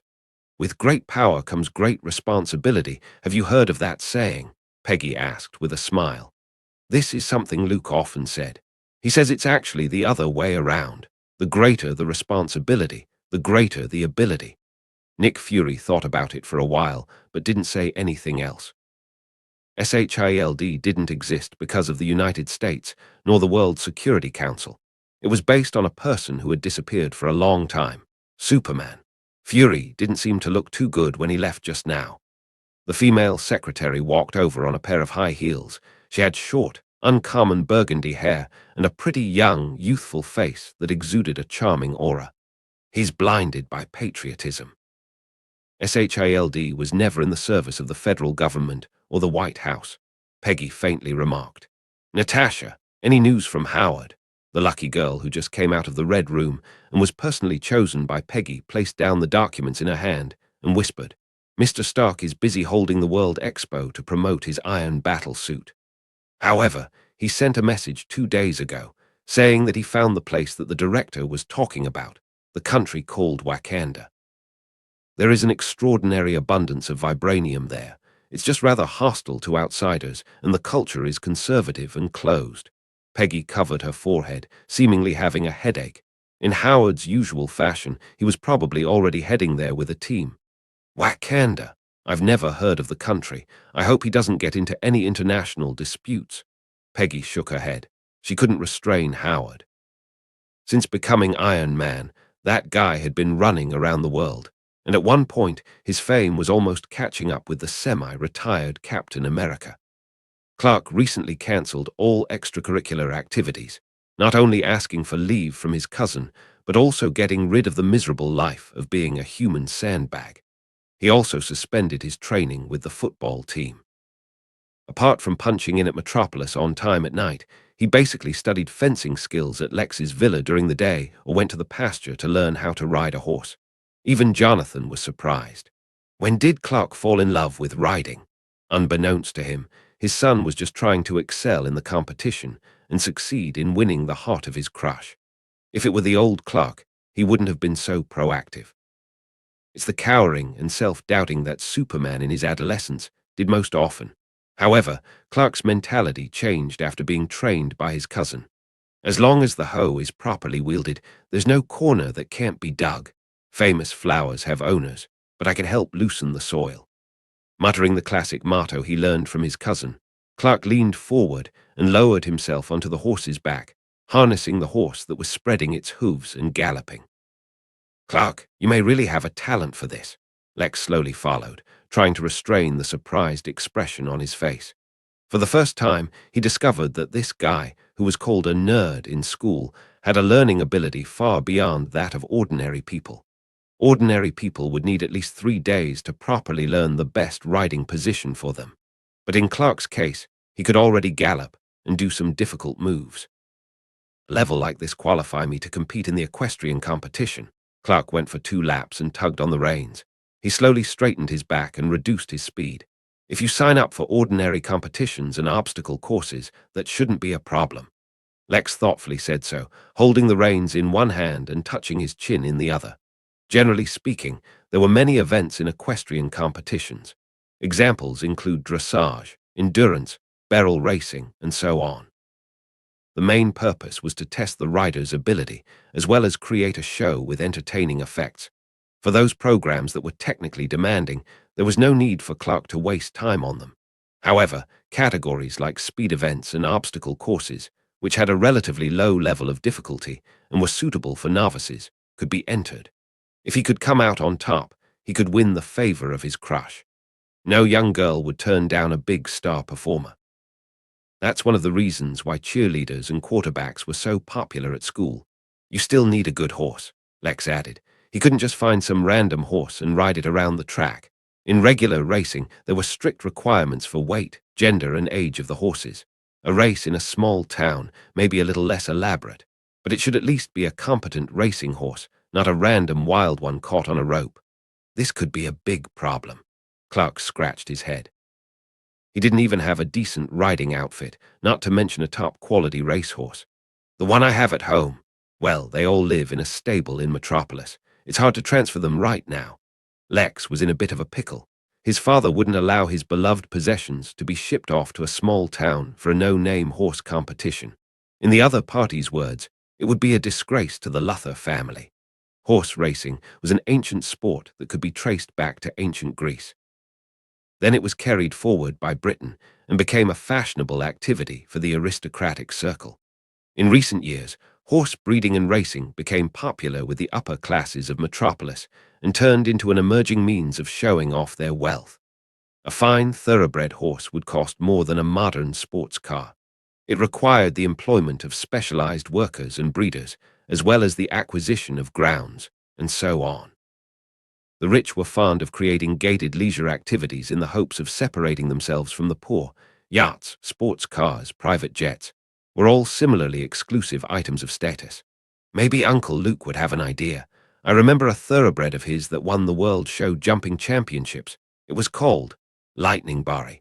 Lex took off his helmet, rolled back to dismount, and suddenly remembered. He didn't have many friends, so he attached great importance to Clark. I'll go and ask later.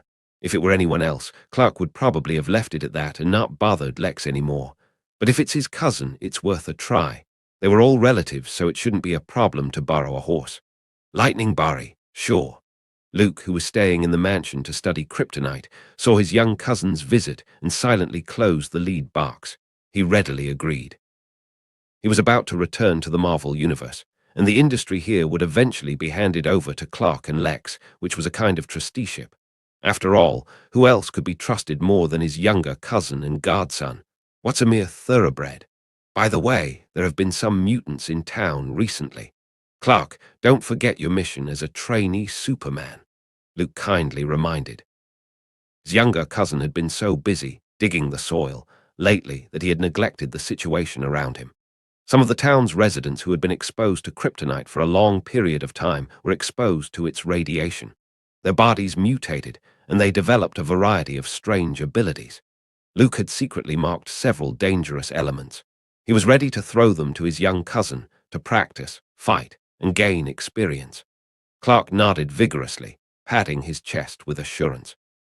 But his older cousin could clearly see that he was a little distracted. He was like a student who was dragged to class after school. His body was sitting in the classroom, but his mind had wandered elsewhere. Luke could understand that too. He was a teenager of 17 or 18 years old before. What else could there be in his head but his crush? With his overwhelming male hormones, it was easy for Clark to lose his cool and feel overwhelmed. He couldn't help it. My little cousin is a virgin who had just given up his first kiss, and his virginity is still intact. By the way, his first kiss was with Lex Luthor. Maybe that's why the other party was so enthusiastic about helping Clark. A friendly reminder. If you win the competition and get the chance to talk to Lana in depth later on, do remember to ask her to take off that necklace. Luke seemed to remember something and made a point of telling him. If his younger cousin was ready to mount a horse with his gun, but ended up feeling weak, he was afraid that his younger cousin would end up with serious trauma in his young mind. According to incomplete statistics, among the male population, a terrible first experience had a high probability of causing subsequent marital discord. Necklace. Clark looked puzzled but didn't think much of it. His trust in his older cousin was growing day by day. We're both Saiyans. Luke wouldn't hurt me.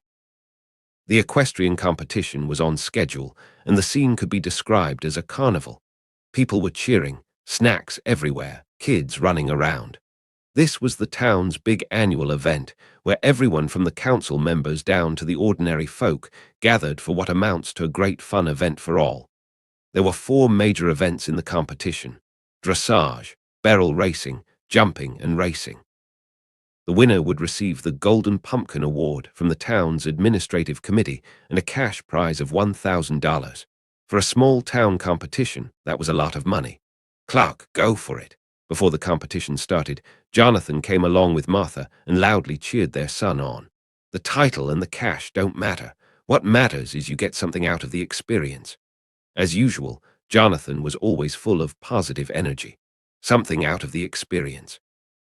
Clark looked over to Lana, who wasn't too far away, looking valiant in her riding outfit. He felt as if something had struck his teenage heart. The lively atmosphere quickly spread, and the whole arena was filled with cheers and shouts of encouragement. A dressage stallion was seen, led by a rider. Like a professional dancer, it twisted and turned with a rhythmic step. With the fast-paced drum beat and rousing music, the atmosphere was instantly heightened. By the time a few minutes had passed, and the opening act had finished, it was finally time for the race. A slightly nervous Clark looked up at his older cousin, who was sitting at the stands, and took a deep breath. The latter seemed to sense his young cousin's gaze, and the corners of his mouth lifted in a distinct curve. "You can do it!" Riding the thoroughbred called Lightning Barry, Clark felt like a medieval knight in shining armor. He was ready to rush into battle, win glory and medals, and then gain the admiration of the princess. With such a wonderful fantasy, he pulled the reins and clamped his legs around the horse's belly. As soon as the official signal was released, the Koenigsegg thoroughbred was ready to shine as the star of the race, leaving all his rivals in the dust. Bang! Clark shook the reins, and Lightning Barry broke through the two open doors like an arrow that left the string, suddenly jumping out. On the start alone, it was a big step away from its rivals, but there was no applause or cheers. Clark, immersed in the atmosphere of the race, felt that something was wrong. Suddenly, he yanked the reins and quickly tried to stop, because in front of him, a man was standing there, wearing a President Jefferson mask. He was the one that fired the shot. "Hello again, kid." The other man was wearing the overalls of a racetrack worker and pulled out an assault rifle from somewhere. After shooting a sweeping burst into the sky, he fired another burst at Lightning Barry. A thoroughbred, worthy of a global limited edition Koenigsegg name, was violently shot at and collapsed, covered in bloody holes and wailing in pain. Out of inertia, Clark fell forward, rolled several times, and crashed into the fence next to the track. Screams and shouts poured into Clark's ears like waves from the sea. He barely opened his eyes to see the gun-wielding criminal closing in on Lana, who was riding on a red stallion. Danger! Terrible thoughts occupied Clark's mind. He seemed to have been given a shot of adrenaline and was instantly full of strength. Boom! There was a loud explosion in the atmosphere as if a bomb had been detonated, sending up a cloud of smoke and dust. Like lightning, Clark lunged at the man in the President Jefferson mask and swung his fist. Bang! It was like iron colliding with iron, clashing with a resounding sound. Clark's eyes widened with an incredulous look of shock. "Sorry, kid, I'm not the same as I used to be." A sinister voice came from beneath the mask as the man who had robbed the bank but was scared off by Clark took the punch head-on. Casually dropping the assault rifle that served as a cover, he flung his head viciously and slammed it forward. Bang! There was another dull explosion. Clark staggered back a couple of steps, his eyes flashing with a golden light. His brain was buzzing as if he had hit a brick wall. What's going on?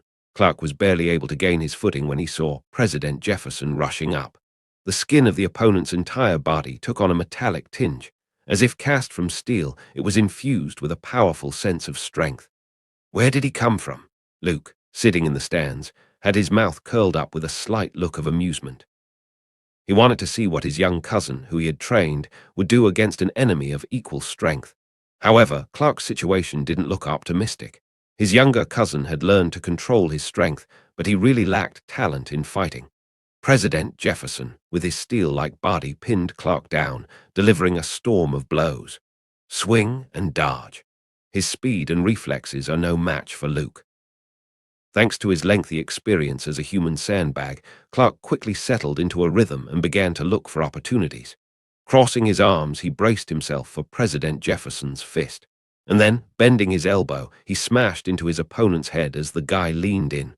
Boom! Like a heavy hammer, it blasted President Jefferson and knocked him back.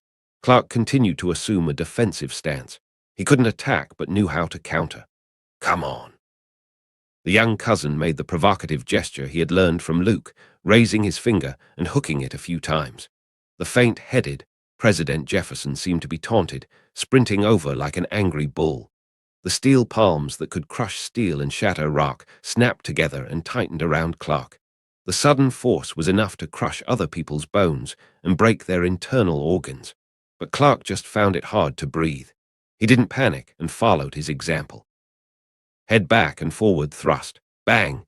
President Jefferson, who had been hit once with an elbow, took another blow to the head and staggered backwards, blood pouring from his ears and nose. Try to cut him through the middle. Clark seemed to hear his cousin's voice. He subconsciously stepped forward and clenched both his fists. It quickly hit President Jefferson on the chest. Each punch was thrown with all its might, like a rounded sledgehammer.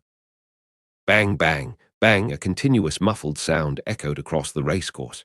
Even though President Jefferson had a steel body, faced with Clark's lightning-fast fist, he couldn't withstand it and vomited a mouthful of blood, then fell to the ground and fainted. With the criminal wearing a President Jefferson mask falling down, the metallic luster of his skin slowly receded, and he returned to his normal appearance. Lana, riding on a red horse, looked at Clark with shocked eyes, as if she couldn't believe it. The latter quickly withdrew and acted as if he was caught skipping school by a teacher. Generally speaking, the identity of a superhero was their biggest secret. Once discovered, there would always be some trouble. Fortunately, the track was full of people and full of chaos. No one noticed except for Lana. Otherwise, Clark wouldn't know what to do. A kryptonite mutant, Luke said as he walked off the bleachers, lifting the corners of his mouth. Through his supervision, penetrating flesh and blood, he saw signs of mutation of the cells in the body that had been exposed to kryptonite radiation. Fortunately, it wasn't considered a prolonged exposure and didn't cause cancer. This guy was beaten by his cousin's lightning whip-like fists, and he may have to spend the rest of his life in a wheelchair. Speaking of which, why is Superman becoming more and more Batman-like? Not willing to kill, but could maim. Before you even meet with Batman, you're already like him. Alas, best friends think alike. Kryptonite. Clark looked puzzled. He didn't know what kryptonite was at this point in time. Every time you approach Lana, do you feel weak, extremely weak, or having a hard time breathing right? Luke looked at the crowd scattered in the open field. The smoke and dust that rose gradually subsided. The bank robber, who was attempting to take revenge on Clark, came out of nowhere to disrupt the horse race. Maybe the other party didn't know what the kryptonite irradiation did to him, but he gained an ability somehow. And his self-confidence inflated, thinking he could retaliate. Luke made a simple analysis with a hint of curiosity in his eyes. Like Lana, if he wore a small fragment of kryptonite everywhere he went, he wouldn't be affected much. Only those who had received a lot of radiation for a long period of time, resulting in cellular mutations, would become short-lived superpowered people. Less than 2 weeks since the bank robbery, President Jefferson turned into a kryptonite mutant. Such a rapid rate of infection meant the other party was most likely hit by a large amount of radiation in a short period of time. In other words, he knew a place that had a lot of kryptonite.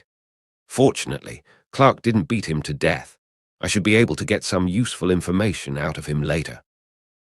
Luke had used his supervision to scan the town, but didn't find any place where a large number of kryptonite fragments were buried. Yeah, Chloe said I'm falling in love. Hearing his older cousin's question, Clark scratched his head, looking a little embarrassed. He and Lana grew up as neighbors and went to and from school together every day. If it weren't for the uncomfortable proximity to each other, maybe Clark would have succeeded in confessing his love. Why would that damn quarterback get a chance? The green meteorite on Lana's necklace is a polished fragment of kryptonite. Luke saw that the smoke was about to clear and thought that if he delayed any longer, the town's police and Lex, as well as Clark's parents, would probably reach them by now. He directly pulled his younger cousin up with him and flew high into the air, disappearing from the racetrack. Kryptonite is a mineral from outer space. It produces radioactivity that could cause Saiyans to lose all their abilities and enter a weakened state, Luke explained. Then why aren't you affected? Clark's heart fluttered. No wonder his older cousin reminded him to tell Lana to take off the necklace earlier. Then he suddenly remembered. Luke seemed to have made contact with Lana a few times and didn't display any weakened state. Because I'm a Super Saiyan. Luke stood above the clouds and replied with a peculiar expression on his face. Tonight radiation doesn't have any effect on me. Super Saiyan. Clark was a little confused. Although he didn't know what it meant, it seemed awesome. Could you explain it later? Lana saw me beat that mutant. Clark remembered the surprised look in Lana's eyes and felt a bit complicated inside. He felt a bit joyful, a bit panicked, and full of complications. He was overwhelmed. Even his adoptive parents didn't know he was a Superman. Clark was living a double life every day. While enjoying the various praises and reports from Metropolis about Superman, on the other side, he was the mediocre small-town boy. His secret identity as a superhero was discovered by his crush, which in fact fulfilled a teenager's eagerness to show off in front of the opposite sex. Of course, Clark wasn't that naive. He only had a hint of indefinable joy at the very beginning. When he calmed down, it turned to panic. What if Lana didn't want to keep it a secret? Clark was a little worried that his older cousin would think he had screwed it all up and kick him out of the Superman family in anger. Your internship is over. The younger cousin was apprehensive. His mind was filled with that classic line, "You're fired." I'm sure that, with your relationship with Lana, she'll keep it a secret for you. Luke didn't speculate on Clark's imaginations and replied casually. Compared with Lana's knowledge of Superman's identity, he was more concerned about Lex's following actions. That clever-headed godson, who's always observant, might have picked up on a few clues. Lex paid special attention to Clark after the last bank robbery, although they practiced fencing together every day and built a deep friendship. But considering Lex's character and talent, Luke couldn't rule out the idea that he kept close contact with Clark to investigate the truth behind it. My relationship with Lana, we're just ordinary classmates. The younger cousin's voice was full of sullenness. Clark, very few girls could resist the temptation of becoming a superhero's girlfriend. Luke didn't think much of the strict secrecy surrounding Superman's identity. According to his plan, this information would be made public sooner or later. Only when the label of Clark Kent, the farmer's son from Kansas, overshadowed Superman, the orphan of Krypton, could the younger cousin be accepted and recognized more easily. Behind the title of the God among us, which seemed powerful, it often represented some kind of caution and distance. Is that so? Clark scratched his head. He did look very popular when he donned his Superman uniform and hovered high above Metropolis. Every time he rescued innocent people from a fire or stopped a car accident, those people were so excited they couldn't wait to come up for a photo and get an autograph. The most exaggerated thing was that not long ago, he successfully caught and landed a plane that was falling. One of the beautiful flight attendants who survived the disaster was so enthusiastic that she even unbuttoned her shirt and asked Clark to leave his signature on her chest. Superman, a miner, had never seen such a thing. Looking at the purple lace and glistening skin, Clark couldn't help blushing and then fled in fear. He was too naive and had never watched an adult movie, not to mention looking directly at a woman's body. Of course, Luke nodded, responding to his younger cousin, provided she hasn't experienced her boyfriend mysteriously disappearing every night. She would also get kidnapped and targeted often. Clark, smart people were always different. They could find out the essence or law of how the world worked from a small thing. For example, the most recognizable apple in the world was said to be the reason why Newton later put forward the law of gravity. Or Archimedes solved the king's golden crown mystery when he was taking a bath and figured out the law of buoyancy. The authenticity of these stories was perhaps open for debate, but there was no doubt that being good in observation was one of the good habits to accumulate wisdom. Back at Lex's villa, the shooting incident at the racetrack during the day shook him, although there was a common saying, everyone has a gun in America. But Lex grew up in a wealthy area with outstanding public security and went to a private school with bodyguards and drivers to pick him up and drop him off. He didn't know much about the chaotic and seedy slums. He was sitting in the stands, waiting for his good friend Clark to show off his skills and make a splash. Who knew that the starter would shoot at the audience, wound an innocent person, and later kill his godfather's pure-blooded horse. By the time the submachine guns swept toward the sky, everyone had scattered like birds. Lex was swept up in the tide of panic people and couldn't move an inch. He shouted Clark's name, but no one answered. Later, he returned to the racetrack. The man wearing the President Jefferson mask was being carried out on a stretcher. And Clark was obediently giving a statement to the police. According to his words, Superman saved him. Superman again. Lex wrinkled his brow. He always felt that something was not quite right. Clark seemed like he was hiding some kind of secret from him. He just kept staring at Lana's chest. Although they hadn't known each other for a long time, Lex felt he knew Clark quite well. He wasn't very good at lying, let alone staring at his crush's chest like a pervert. Usually, this guy would feel nervous when looking at Lana in the eye. Why would he be so bold now? Lex's intuition was telling him that Clark was hiding something. Such an assumption made his two eyes slightly light up, as if he had found some kind of interesting activity. Detective Lex Luthor is on the case, Lex proudly said. He regarded it as a pastime. It was like being too bored after breakfast and killing time with a newspaper crossword puzzle. First, find a way to get a statement from the robber, then. Lana. There's something strange about her that's making Clark unusually concerned. Lex snapped his fingers. His ability to do something when he put his mind to it had always been excellent, and without the slightest hesitation, he began to formulate a plan. Caves, meteorites. A few days later, Lex got a lot of useful information from the bank robber who was lying in the hospital bed, paralyzed, with the bargaining chip of a lawyer. According to President Jefferson, in order to avoid the police, instead of running along the highway, he abandoned his car and hid it in the dense forest over 10 kilometers outside of town. Then, he accidentally fell into an empty cave. Inside, the rock walls were covered with various shiny green ores, like clusters of growing plants. The other party stayed there for a week or so and found that his body had undergone great changes. It was as if his skin turned to metal and felt hard as steel. After repeated tests and confirming his invulnerability from knives and guns, President Jefferson decided to go back into town, kill the kid, and rob the bank. This was the plan that came out of his stupid muscle-filled brain. This was the end of the conversation, and Lex's visiting hours were over. He didn't go any further and asked who Superman really was and what he looked like. The ore gives people superpowers. Lex's face twitched, forcibly suppressing his inner excitement, but his clenched hands exposed his restless mood. Should I tell Uncle Luke? Almost immediately, Lex thought of Luke, but he immediately dismissed the idea. It might just be a lie made up by the bank robber. Without confirmation and rashly running to claim credit, he was afraid it would provoke ridicule. Lex hesitated.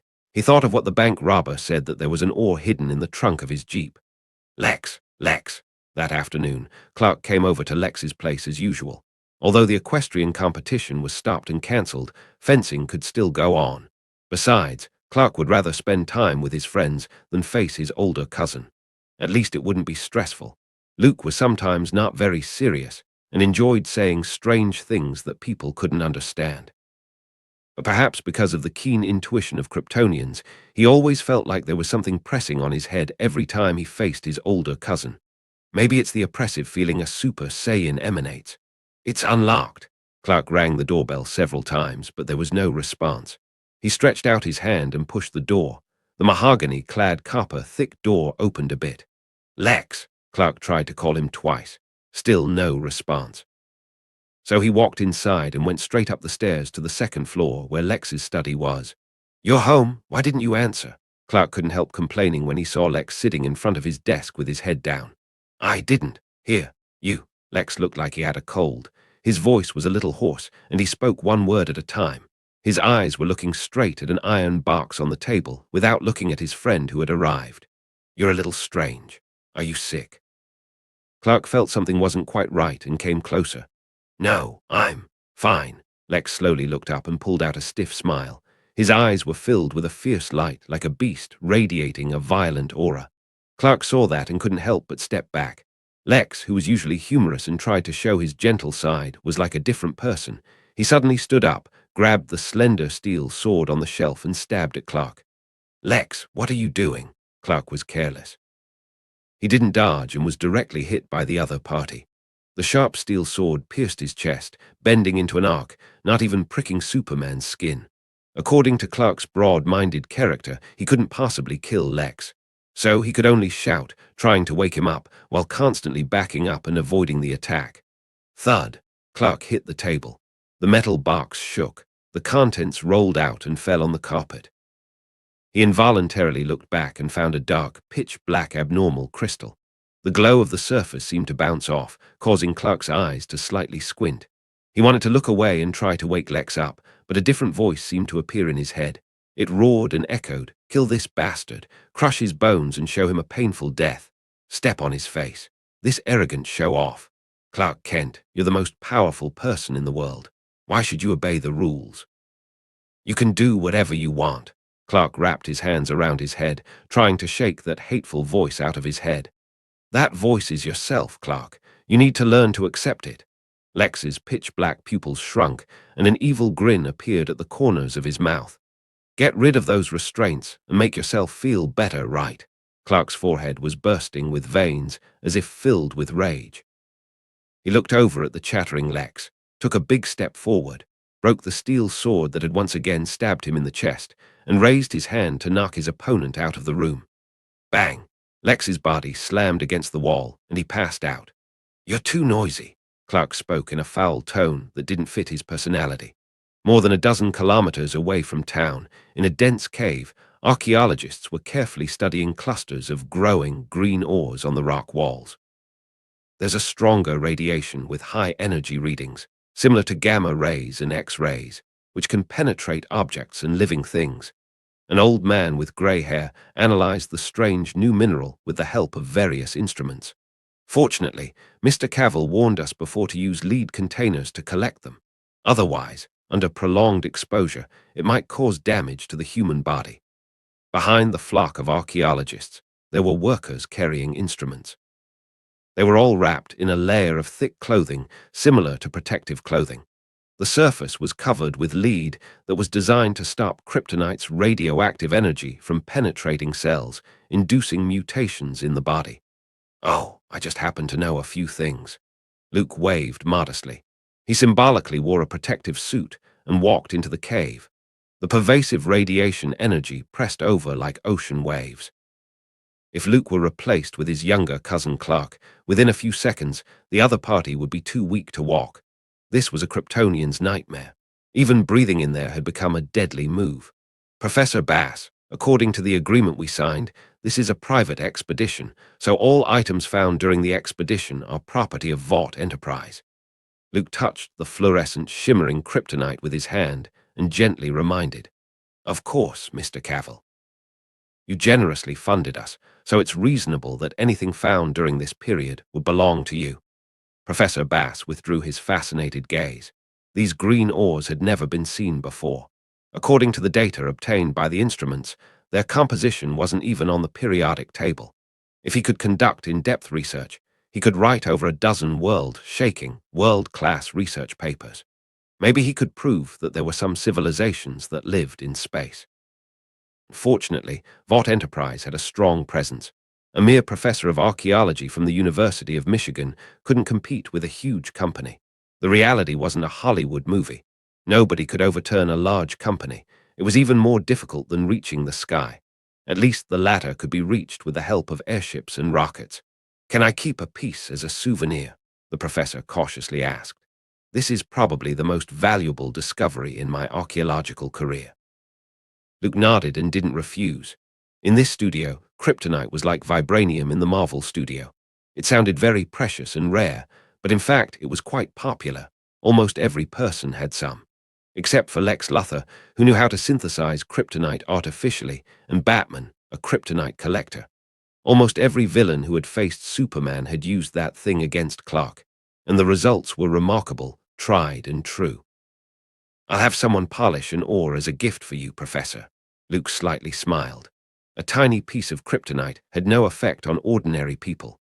Otherwise, Clark's crush, Lana, would have mutated a long time ago.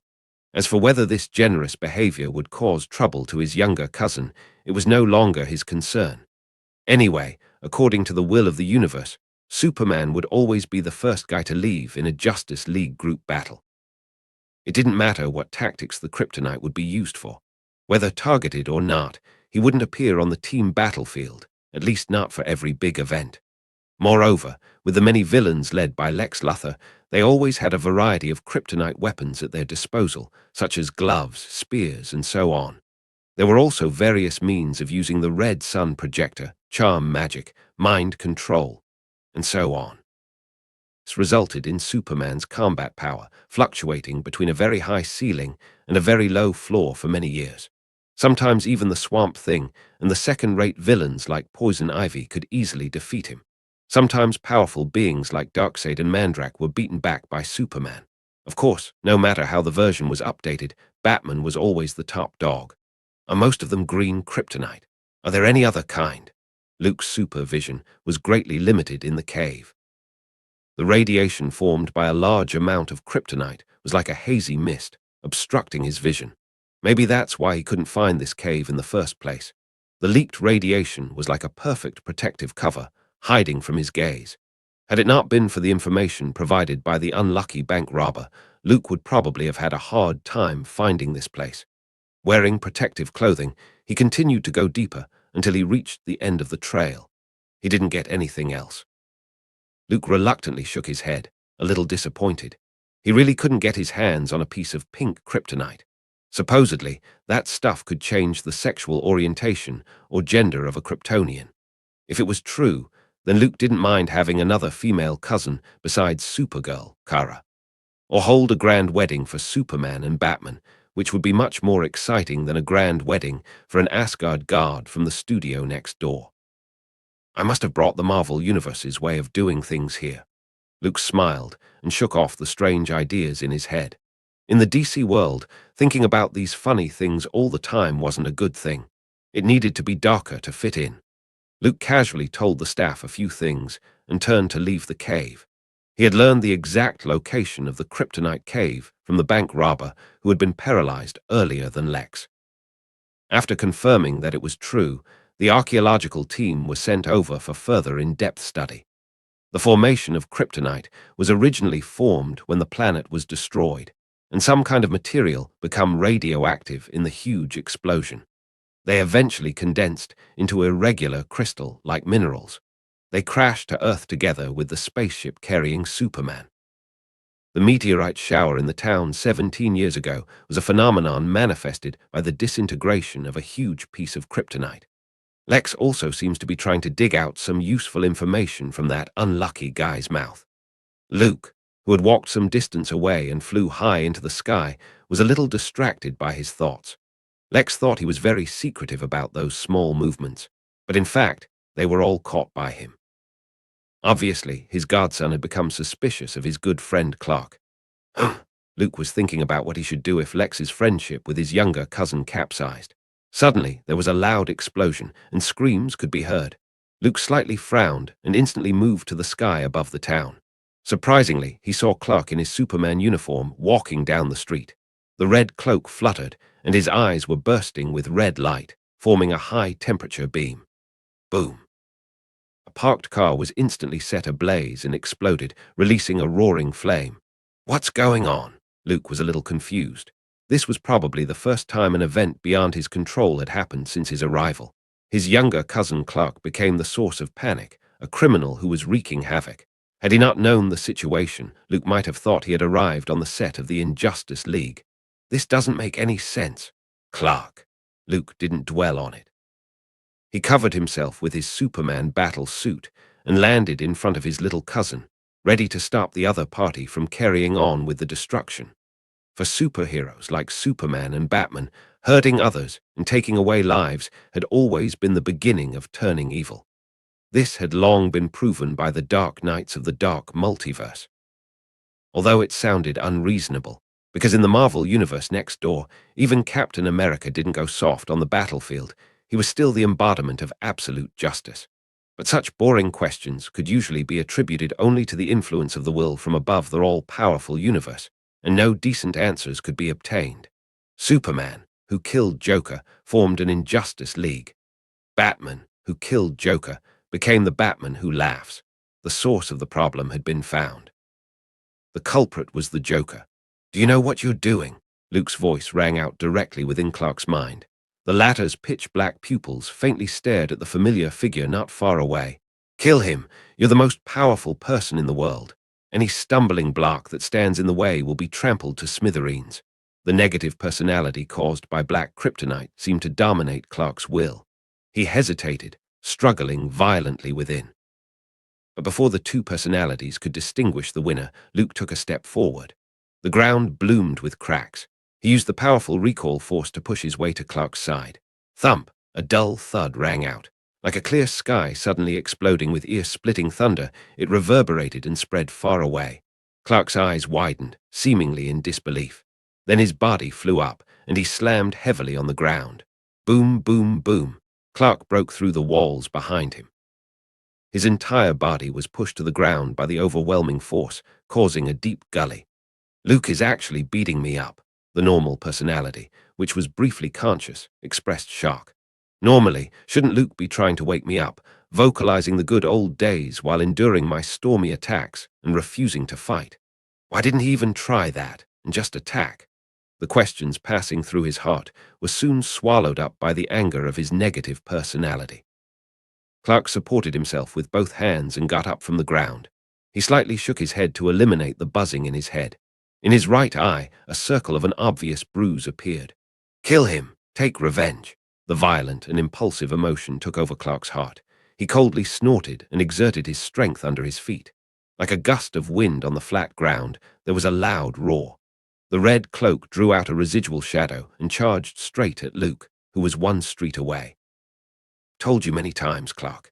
If you're slow and have low damage, don't even think about pouncing head-on at your opponent. Luke curled his mouth.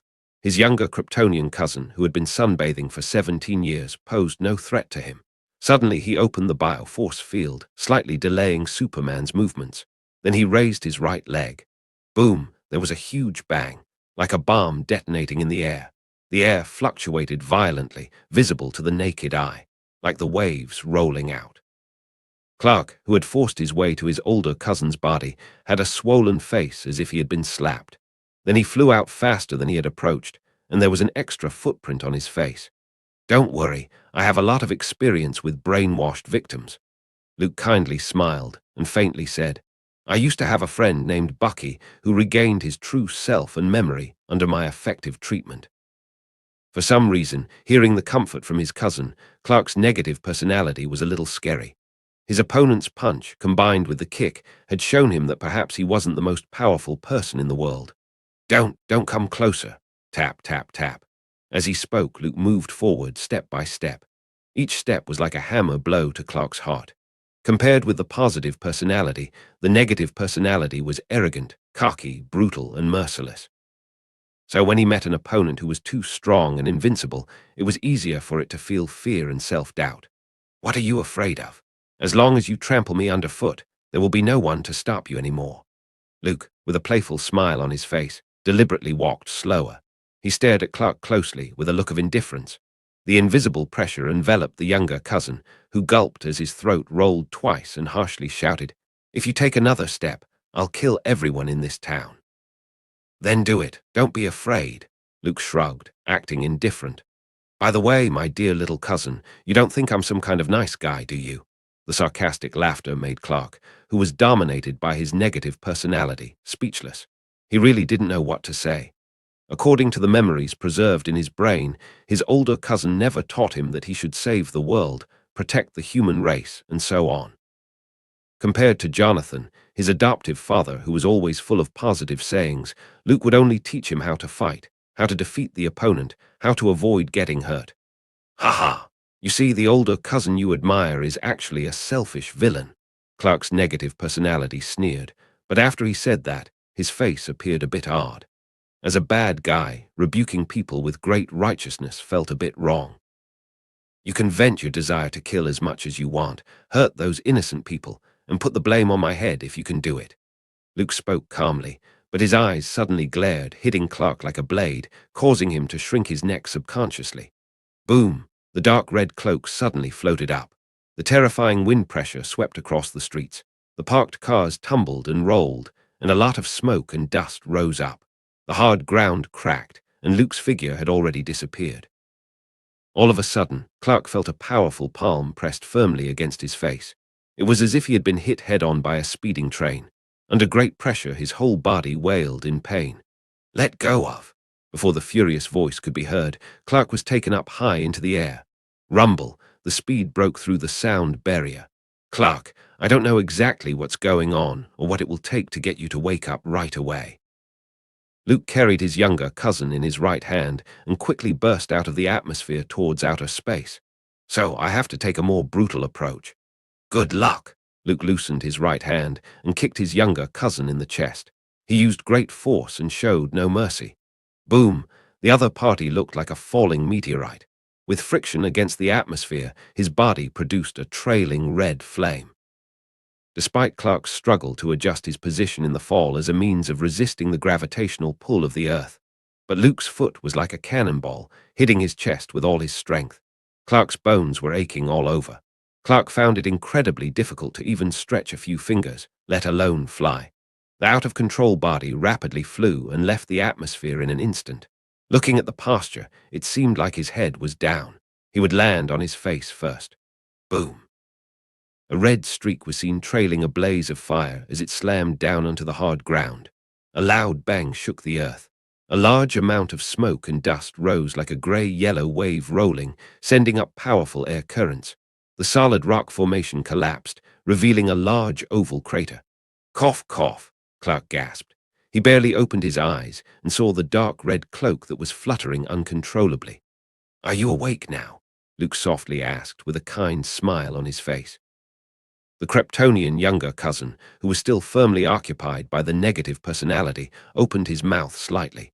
He seemed to be brewing some unfriendly swear words beginning with F. "Think before you answer. There is a price to pay for saying the wrong thing." Luke cheerfully said so, but his kind eyes seemed dangerous. He looked down on Clark, whose mind had been affected by the kryptonite, with a condescending look. The thought of being shot down from outer space just now caused his young cousin's body to tense up. I'm awake, I'm awake." After spawning a negative personality, Clark appeared to be a lot smarter than before, or rather, better at reading people's eyes. "Are you really awake?" Luke still seemed approachable and kind. "Really, cousin, I don't think I've ever been as sober as I am now." The young cousin, quite obedient to his inner will, replied. Look at the way he addressed his cousin. It was as if the previous fight was all a misunderstanding. "That's good," Luke nodded and casually asked. "It's question time. If you're sitting in a car and couldn't get through because of a traffic jam, and you happen to be in a hurry, what would you do?" Clark was a little confused. Why is he suddenly asking that? Out of his first internal judgment, he subconsciously said, "Tell the driver to drive the car on the pavement." The road is crowded, but the sides should be wide open. Luke couldn't help but give a thumbs up when he heard this and praised. A very honest answer. Boom, boom, boom. 3 punches were sent out. The young cousin, who had collapsed in the pit, nearly vomited blood. "Cousin, why are you beating me up again?" Clark's negative personality felt equally aggrieved. Was that the wrong answer? If there's a traffic jam and you're in a hurry, why not drive to the sidewalk? "Because you didn't obey the rules of the road, Clark." Luke withdrew his fist and then said, "How about you think again? What would you do?" "Well, quietly sit in the car, listen to the radio, waiting for the traffic situation to ease." Clark, who had a few more bruises on his left eye, thought carefully and came up with the standard answer. "Very well, that more like what Superman would say." Luke nodded with satisfaction. He felt that even though the black kryptonite distorted Clark's mind and gave birth to a negative personality, he could still use the iron fist of justice to rehabilitate his younger cousin and bring him back to his senses.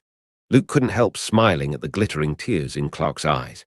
My younger cousin must have been moved by my good intentions, so he let out touching tears. "So, do you still want to rule the world?" Luke, like a census worker, asked with concern. "No, I don't want to." Clark had learned his lesson this time. Even though his head was full of dark, evil, and terrible thoughts, he would never say them. "I just want to live a quiet life, work at sunrise and rest at sunset, and be a simple farmer." Luke's mouth twitched. If he ignored his younger cousin's evasive eyes, he might really think that the negative personality that occupied Clark's body was preparing to turn over a new leaf.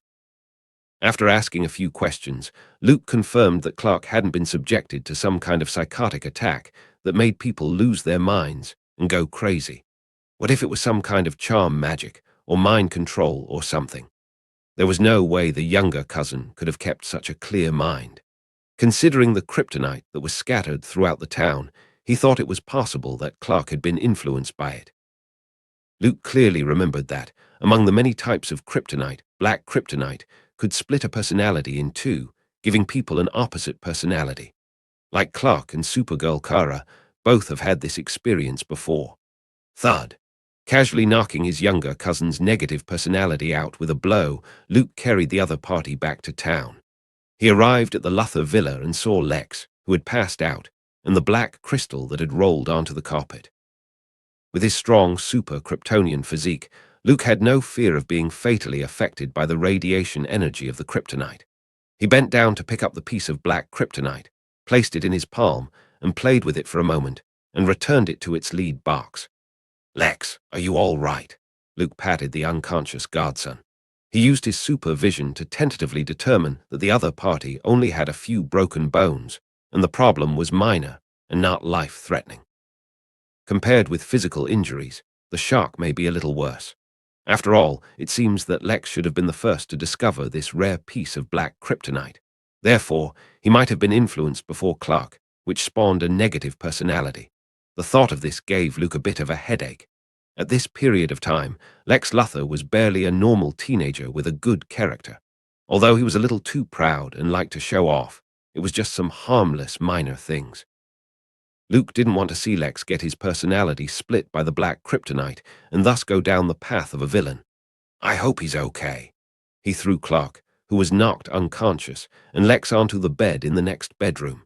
The radiation energy of the kryptonite was time-limited, and his younger cousin would regain consciousness in a while. As for Lex, he would have to see if he could recover later. If it really didn't work out, Luke would have to find someone from the magical world to give his godson a little spiritual healing. At this point in time, Constantine, the Hellblazer, wasn't born yet, but people like Dr. Fate, Madame Xanadu, and others had already appeared. Luke was confident that with his personal charm, the other parties wouldn't refuse to do him this little favor. For the next few days, Luke stayed in Lex's villa. Clark, who was internally consumed with negativity, sobered up several times during this period. At first, he tried to escape his older cousin's clutches and regain his freedom. Who else in this world would be a match for him, other than Luke? As long as he was out of the other's grasp, Clark could live a comfortable life. But each time Luke caught him, he was beaten up. His younger cousin learned his lesson and became much more obedient. By contrast, Lex was very quiet. The negative personality caused by the black kryptonite changed his temperament, more reserved and more inclined to use devious tricks. Most of the reason why Clark got his ass kicked so many times was Lex's underhanded encouragement. But facing Luke, who had no weaknesses and looked invincible, even if Superman and Luthor both teamed up, it wouldn't help. After nearly 2 weeks of living in seclusion, the evil, terrifying voice in Clark's head finally disappeared. He felt like he had been sleeping for a long time. Then he opened his hazy eyes, overwhelmed by the strangeness of everything before him. "What did I do?" Clark recalled some bits and pieces, and suddenly felt a strong sense of guilt. He remembered the way he set fire to a car with his heat vision, using unbridled violence to send the town's inhabitants running in panic and fear. He even tried to kill his older cousin. The bad memories made Clark feel awful. "Looking at the guilty look on your face, you're probably really sober now." Luke's voice came from the doorway. He was carrying some hot milk and cereal and handed it to his younger cousin. "Are you enjoying living with Lex these days?" "No, I should say sharing a bed." Clark automatically ignored his older cousin's ambiguous banter, since he was the one who forbade them from leaving the master bedroom on the second floor of the villa. Fortunately, Lex's villa was large, and there was plenty of living space. Of course, no matter how large the bedroom was, there was only one bed. So Luke was right to say that Superman and Luthor shared a bed. Did I hurt those innocent people? Clark looked sad. For Superman, who had a higher sense of morality, this was a terrible thing to do.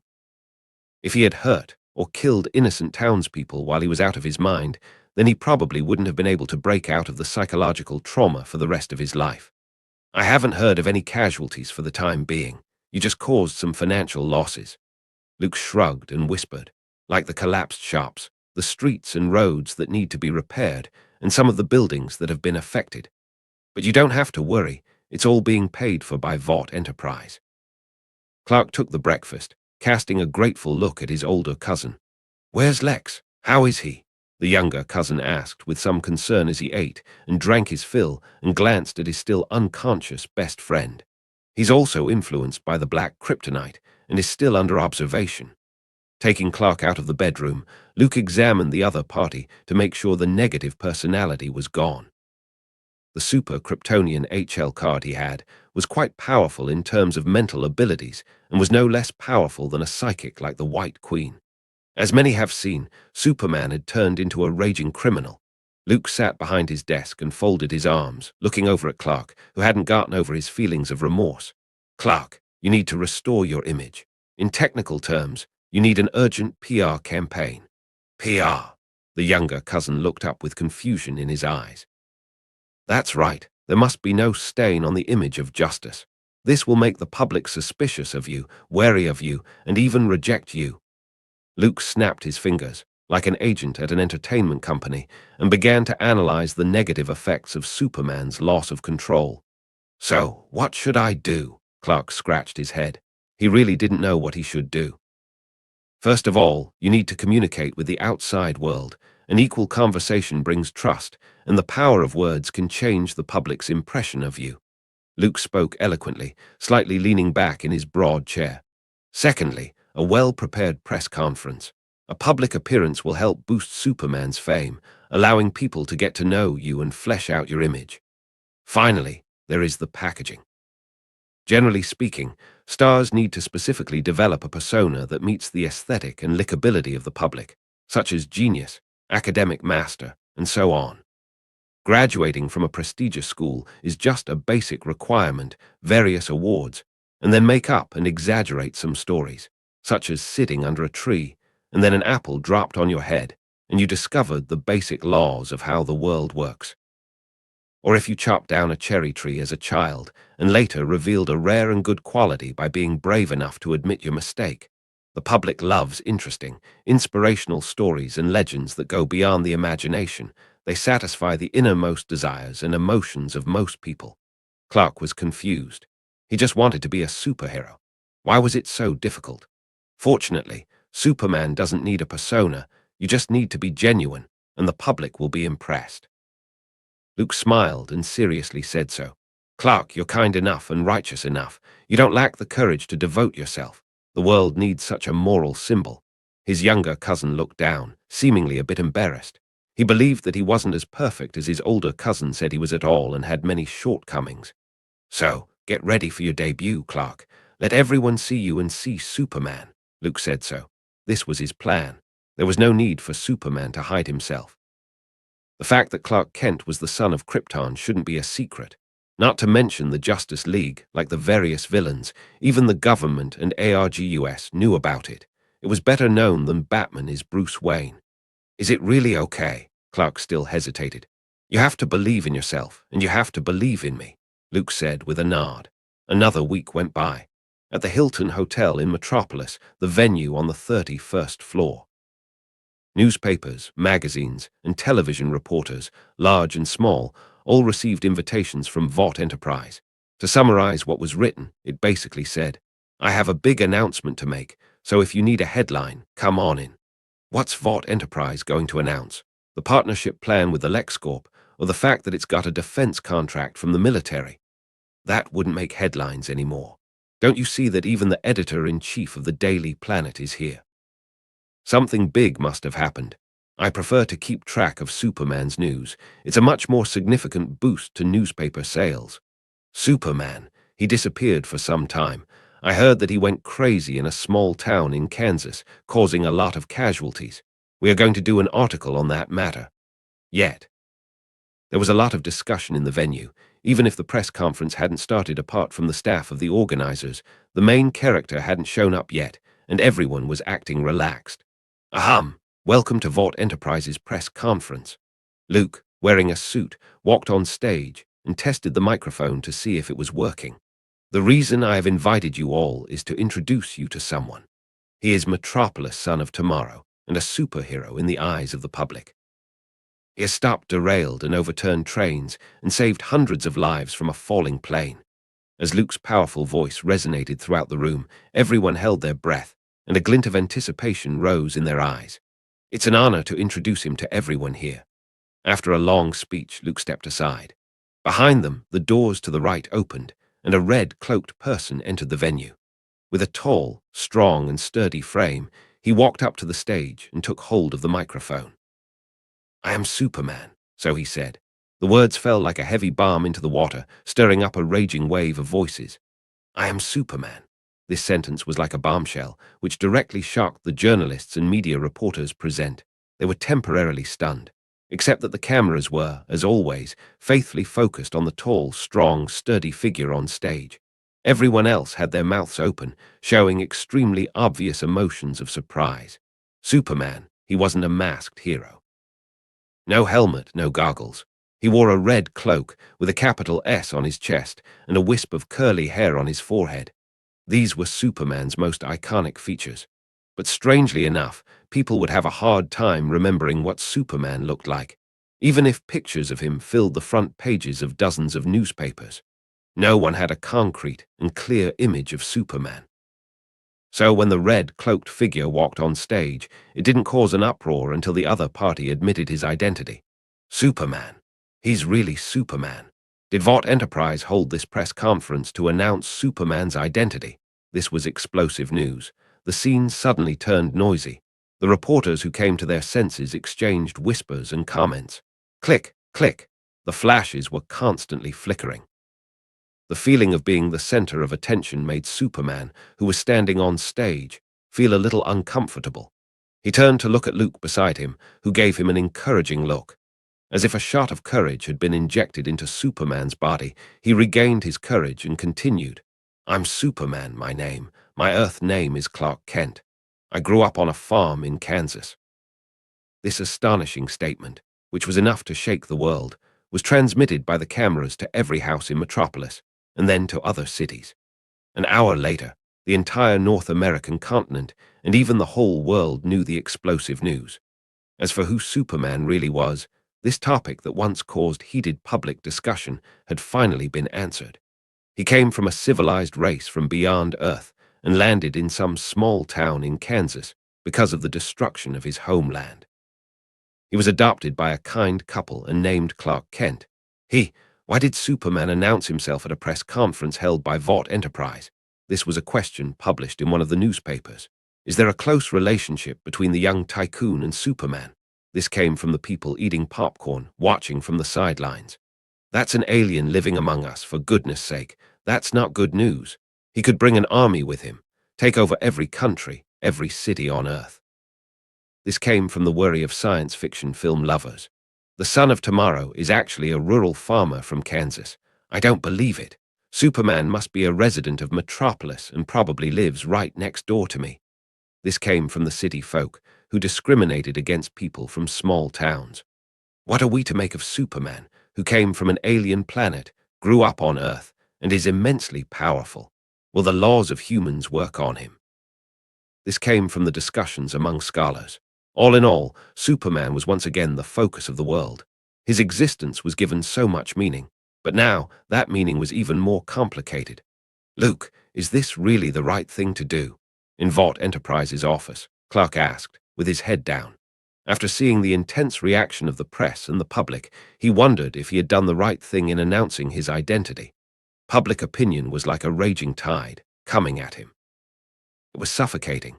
Facing vicious criminals and outlaws, danger and disaster, Clark would never flinch. But what could he do when he was being criticized, rejected and attacked? Swing his fists at innocent people, or burn them all with his heat vision? Superman's great power was useless when placed in front of ordinary people. The gap between strength and weakness seemed to be reversed. "Clark, first of all, you have to understand your innermost thoughts." Luke just hung up a phone call from the White House and calmly said, "What kind of life do you want? Juggling between school and the criminal organizations of Metropolis on a daily basis, or being some kind of symbol to step forward and be brave enough to accept the questions and public pressure from everyone?" The former makes it easy to confuse normal life with superhero status, because in reality, you're just a Kansas farmer's son with little insight, a high school student in a rural area.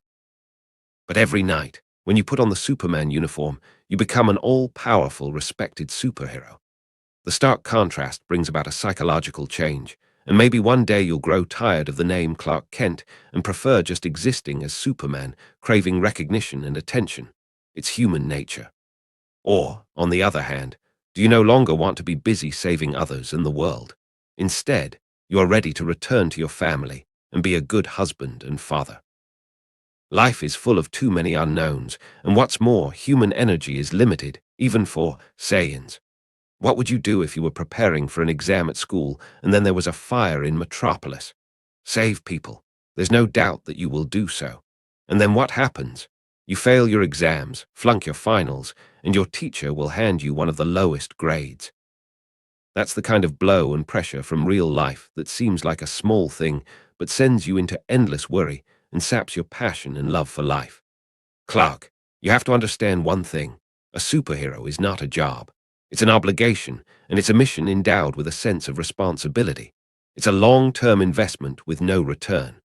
You'd be pretty hard-pressed to do a good job as Clark Kent and act as Metropolis's most perfect Superman at the same time. Luke tapped his finger on the desktop, his voice paused, and then looked at his younger cousin, who was slightly confused. Publicly revealing one's identity was certainly going to stir up a lot of trouble. For example, a villain may threaten him by using his family and would turn the risk on to friends around him. But at the same time, it could also bring some benefits. First of all, it was legitimacy. He could cooperate with the government openly and honestly and never have to bear the grey label of a masked vigilante. Secondly, change was something Luke was happy to see, as long as everything was still under control. He had no intention of changing Superman, but simply wanted his young cousin to see the world for what it was early on. He shouldn't just wallow in the superficiality of a superhero's good deeds. This was the DC universe, which revealed a heavy dose of darkness from start to end. Superman had suffered many times from the malice of fate in a different time and space, and different universes. Duped by the Joker into killing Lois Lane and the child in her womb, and then establishing a dictatorship. Killing Lex Luthor with heat vision, rule the Earth, and become a Hitler-like existence. In too many stories, Superman faced tragedy and became the most terrible person in the world. Don't worry about the government or other problems. Luke snapped his fingers, and the corners of his mouth curled up. I hired a professional agent for you. He's very good at dealing with all aspects of public pressure and public relations crises. The door to the office was thrown open, and a familiar figure appeared in front of Clark. Lex, why are you here? He was surprised and rose to his feet. Because of the effects caused by black kryptonite, Lex would still be confined to the bedroom of the villa and not allowed to go out. I've recovered not long ago. Lex showed a bright smile on his face. He pointed to Clark and said, I didn't realize you were the Metropolis star who appeared in the papers every day. My best friend and the guy I hate the most are the same person. It's amazing. He pulled out a chair and sat across Luke. The negative personality created by black kryptonite seemed to have vanished, and Lex had returned to his former sunny personality. When he spoke, there was always a smile at the corners of his mouth, and he acted cheerful and lively. Well, I didn't want to keep it a secret, but Clark scratched his head. Hiding something from his friend made him feel a little guilty, because in Jonathan's upbringing, lying was wrong. It's no big deal. Everyone has a secret, including me. Lex narrowed his eyes and smiled. Let's continue to talk about how to build Superman as the greatest superhero in the world. In Gotham, Wayne Manor, Bruce Wayne, sitting on the carpet, was busy cutting out old newspapers recently collected. He needed to get to know the city and, more importantly, some of the people in it. Carmen Roman Falcon, Oswald Cobblepot, the Penguin, Sal Maroni. Every time Bruce said a name, he made an obvious mark on a notebook on his right. Like a young hunter, slowly and patiently determining his prey. These people were the underworld of Gotham, the big names in the mob. Some of them have ruled Gotham for over 10 years. Some were among the upper class and ran lucrative businesses. Some had numerous minions and controlled the harbor and the lower downtown area. Master Wayne, you should go out for a walk and get some sunshine instead of locking yourself in your room and thinking about these dangerous things. Alfred, the butler, pushed the door and came in with breakfast. With a helpless look on his face, he thought, After his return from Nepal, Master Wayne ran off to the slums of Gotham in tattered clothes and makeup as a street hobo. And now he's going through old newspapers and collecting information. He had no intention whatsoever of taking over the family business, Wayne Enterprises, and revitalizing the family. When he was young, Alfred was an agent for MI5. Later, by chance, he became the butler of the Wayne family. This seemingly ordinary old man was actually proficient in various skills: combat, medic, and even computer skills. Therefore, Alfred was also known by the lesser-known name of the butler. With his knowledge of Bruce and the details he recently observed, it wasn't difficult for him to guess what the other party wanted to do: fighting gangsters or punishing evil and promoting good. In the old butler's view, this was obviously irrational behavior. Gotham was no different than it was before I left, still sinful, still riddled with crime. It's still so boring. Bruce shook his head, bit a piece of bread, and said, "So, I have no interest in getting involved, only the idea of doing something to change it." In the presence of his butler, who had served his family since his father's time, Bruce didn't hide anything. If you ask who Batman was always honest to or didn't have any psychological defenses against, it could only be Alfred. "It won't be easy, Master Wayne." The old butler pursed his lips and seemed unhappy. "If you really want to change Gotham, why don't you run for mayor and make the city great again? Because becoming mayor wouldn't get rid of those criminals once and for all." Bruce shook his head. He knew about Gotham's power structure. From top to bottom, corruption was common. Gotham City Hall was the umbrella for the gangs, and few honest police officers in the police department took their jobs seriously. Basically, everyone had received bribes, or to protect themselves, turned a blind eye to good people who asserted themselves, untainted, were either ostracized or treated with indifference. Either that or they would be suppressed and end up in dire straits. "Even if I become mayor, it won't help." Bruce stared at the old newspaper cutouts and spoke in a deep voice. "Because no matter what I want to do, the police, the prosecutors, even the judges, are already forming a whole chain of interests underneath them, and they will cover each other up and condone the growth of crime." Alfred was silent and summed up Master Wayne's comment by saying, "Politics won't save Gotham. What will it take to save Gotham?" When Bruce had finished his breakfast, the old butler, who was standing to one side, collected the tableware. "To become a symbol of something. Detached from the external appearance of a man's flesh and blood body, and become the embodiment of fear. To instill fear into those criminals." Bruce took a deep breath, and his eyes seemed deep. "It can also give courage to others and act as a weapon of justice."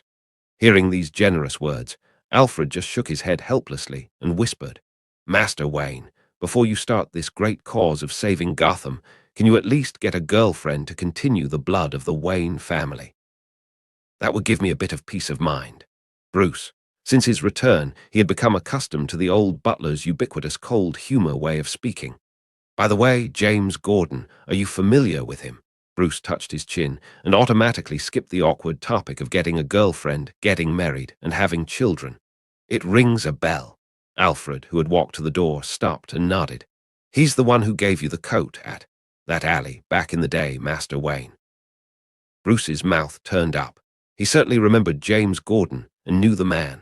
What he wanted to be sure of was whether James Gordon had been corrupted and turned into one of those dirty cops. "Mr. Gordon is an honest man. There is no doubt about it." Alfred hesitated for a moment and answered. At least the butler had never heard of any negative news about James Gordon. Sometimes a person's character is judged not by what he says, but by what he does. As an old man who had been in the police department for over 10 years, James Gordon was still an ordinary police officer, and his colleagues either retired or climbed higher. Sitting on the bench for a long time and being unpopular with others in the Gotham Police Department, where corruption was rampant, would explain a lot of things. "At least, there's someone we can work with." Bruce's furrowed brows were slightly loosened. He needed a helping hand, or rather a mouthpiece to talk to the police department and City Hall.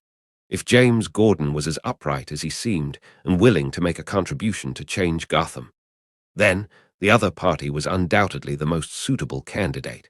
When Alfred left, Bruce continued to bury himself in his work. Although the old butler had hinted many times, The board of directors of Wayne Enterprises was secretly planning to dilute his shares and preparing to kick him out. Bruce wasn't worried. He could handle such minor problems.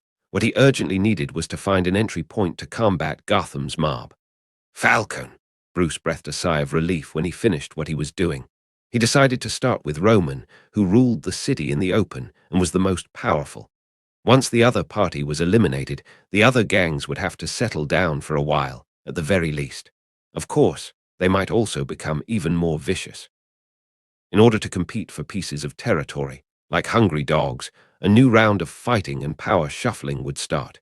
If that was the case, it was an excellent opportunity for him to take the mob down in one fell swoop.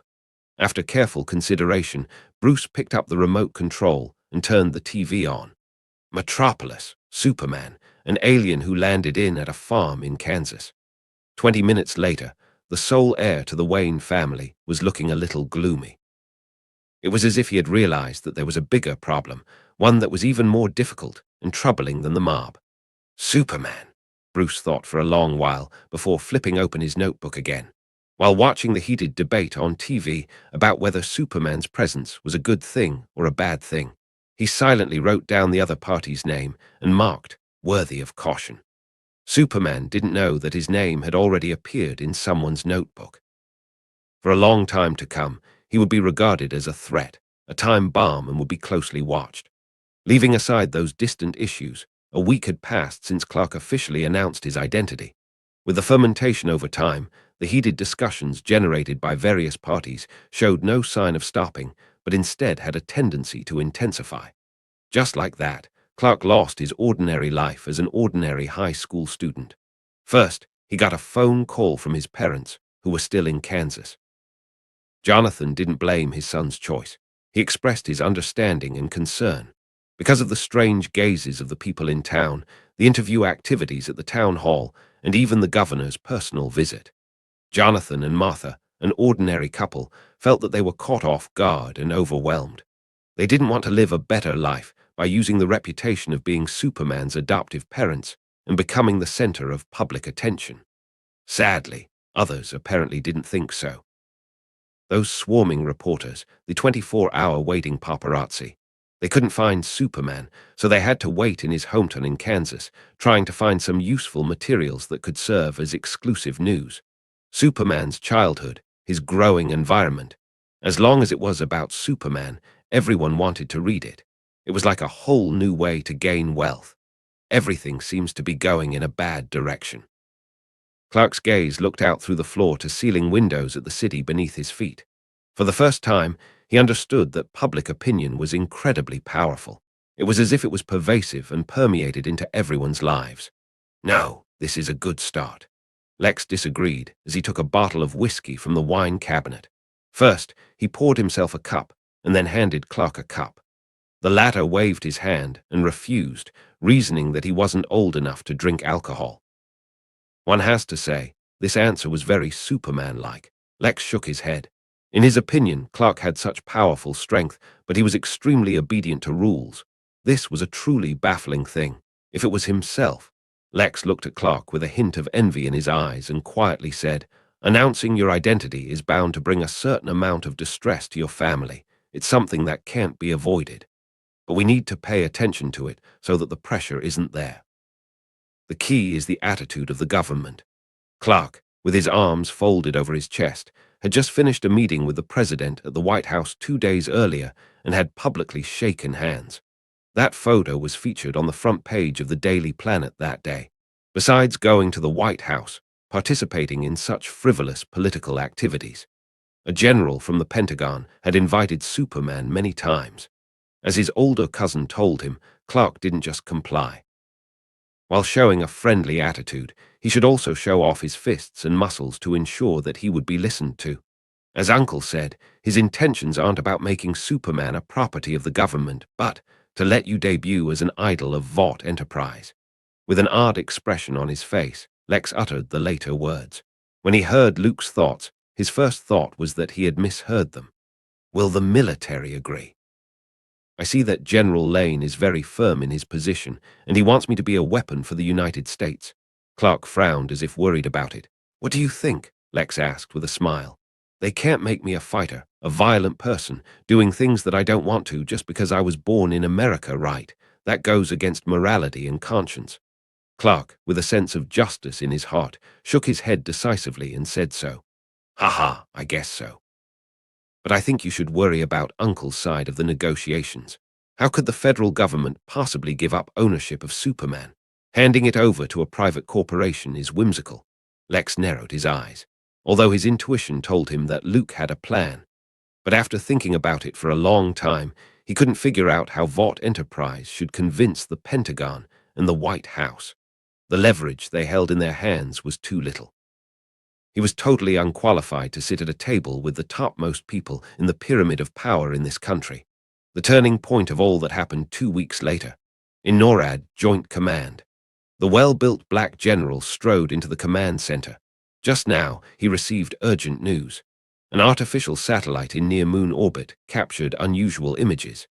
Doctor, tell me what was found, a comet or an asteroid's meteorite. The general, with a majestic face, stood in front of the command center's operating console. He wondered what kind of astonishing discovery could have caused the chief researcher, in charge of monitoring outer space, to wake himself up in the middle of the night. Maybe it's another alien, the general named Swanwick jokingly thought. Recently, the Pentagon had been busy discussing the existence of Superman. An alien, a superhero, a boy from a farm in Kansas. That red cape carried too many labels. Comets don't make orbital corrections, General. The doctor shook his head and hesitantly said, I hope you get to see this before some amateur finds out. General Swanwick narrowed his eyes and had a bad feeling. The chief researcher of NORAD directly pulled up the satellite picture. In the dark outer space, a vague outline appeared. Judging from the appearance, it should be some kind of spacecraft. The spacecraft appears to have gone into orbital alignment with the moon, and it's unclear why for now. When the chief researcher first discovered it, he realized that this significant news should immediately be reported to the Pentagon. A spacecraft stayed in Earth's lunar orbit. It was most likely a visit to Earth by alien life. Or was it a signal for war? Did you guys try to communicate with the ship? General Swanwick held down the shocked feelings inside. Once this news was revealed, it would definitely cause turmoil and disturbance in the world. Although it was said that as early as the beginning of the space race during the Cold War, various countries continued to launch unmanned satellites into outer space, trying to find the same existence of life in the vast, dark universe.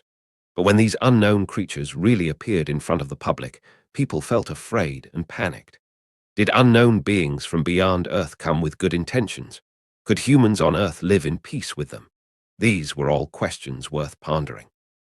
They haven't responded yet, the doctor helplessly replied. General Swanwick had a stony expression. He needed to dial the encrypted White House line as soon as possible. Inform the White House in Washington and the Pentagon of this amazing news, which could be described as explosive news. At least before an amateur astronomer found out, the government should come up with a reasonable statement and discuss how to deal with the spacecraft that was staying in the lunar orbit. I have a bad feeling about this. General Swanwick sighed. As a professional soldier, if there were really unknown creatures in that ship, he didn't think those guys came with friendship and goodwill. Especially after Superman announced his identity, the whole world knew that there was an alien on the Earth. Now there was another spaceship. Was there some connection between the two? With this in mind, General Swanwick's heart grew heavier. In the White House, in a meeting room, the Pentagon's top brass gathered together. They all received the horrifying news of an unidentified spacecraft in lunar orbit. Even if the other party didn't do anything, there was no response from it. The unknown was always frightening. In fact, just 2 weeks ago, a small earthquake occurred at my military base in the Arctic. The gray-haired General Lane spoke in a deep voice. Someone took a video of a huge spaceship disappearing into the night sky and uploaded it on the internet, causing a huge outcry. The president, who had hurried into the meeting room, rubbed his tightly furrowed brow and raised his voice to ask, "Why hasn't anyone said anything about this? That report has been on the White House desk for a long time. It's just that at the time, Mr. President, you were so busy taking pictures with Superman and being interviewed on TV, you probably forgot about it." General Lane replied with a straight face. The straightforward words made the atmosphere of the meeting room turn awkward. Ahem, go on. The president cleared his throat to hide his embarrassment. As the general election was approaching, he really spent too much energy on re-election and the general election, neglecting other issues. According to research data from the military base, the spaceship hidden beneath the glacier had a long history of at least over 18,000 years, based on the isotopic analysis of the surrounding ice. General Lane took a deep breath to calm his inner emotions and continued. During that period, mankind hadn't become the sole dominant force on this planet. 18,000 years. The president and his aides were silent. Long before mankind gave birth to the bright civilization of today, there were other beings who visited Earth. Is there any connection between the spacecraft in the Arctic glacier and the spacecraft in orbit? All kinds of problems had emerged. What about Superman? He's an alien too. The president suddenly remembered the red cloak. Superman is in Kansas. I'm afraid he won't be able to make it for a while. General Swanwick, who was responsible for monitoring Superman's whereabouts by satellite, replied. Vought Enterprise seems to be hosting a homecoming event. When the president heard of Vought Enterprise, his face turned black, and he was a little gloomy.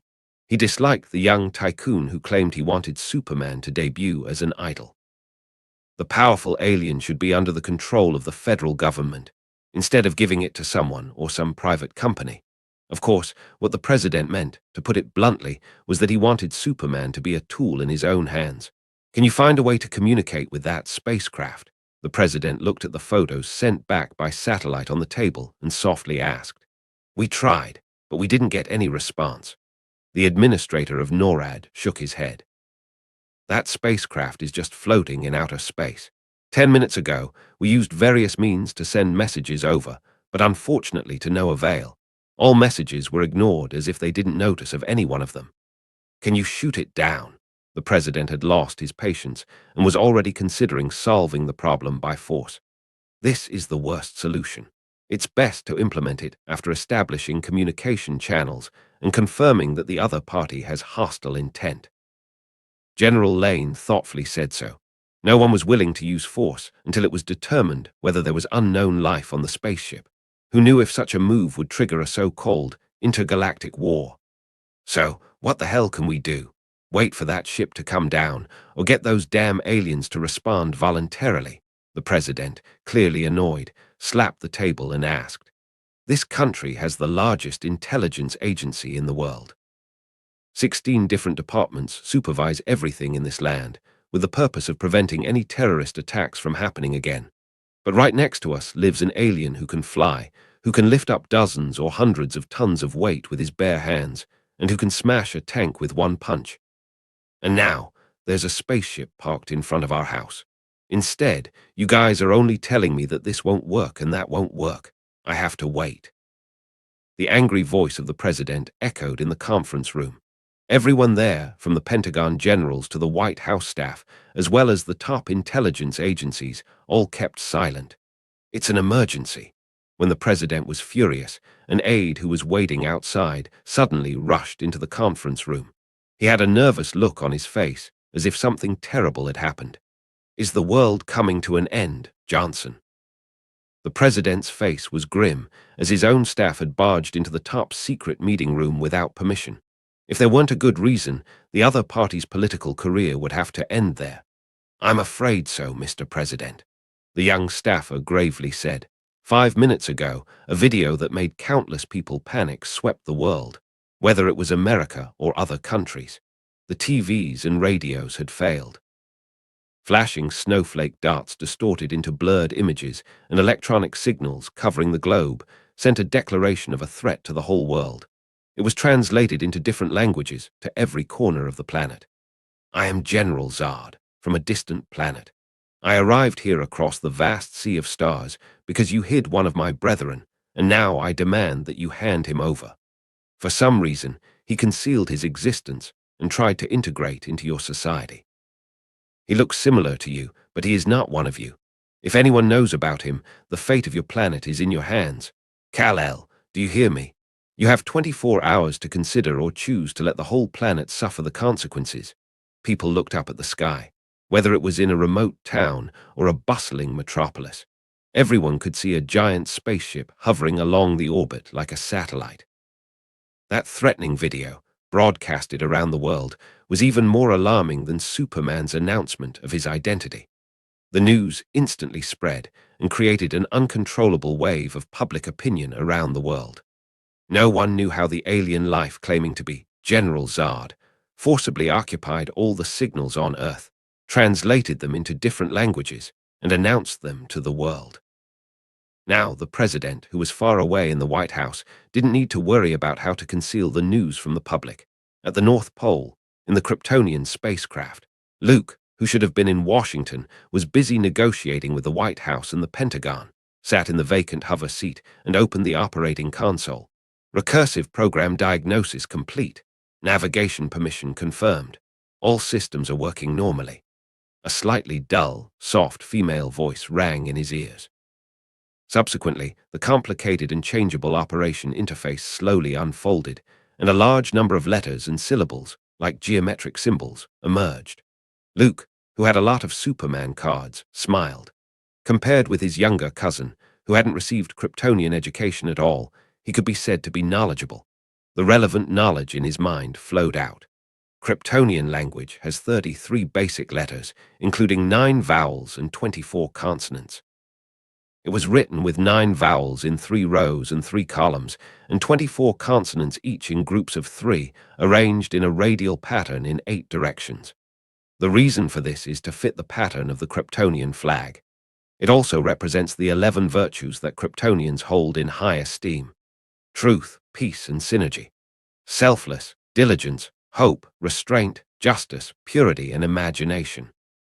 After absorbing the content about the Kryptonian language, Luke found that the operation interface became easy to understand. There was no pressure to read all kinds of related instructions.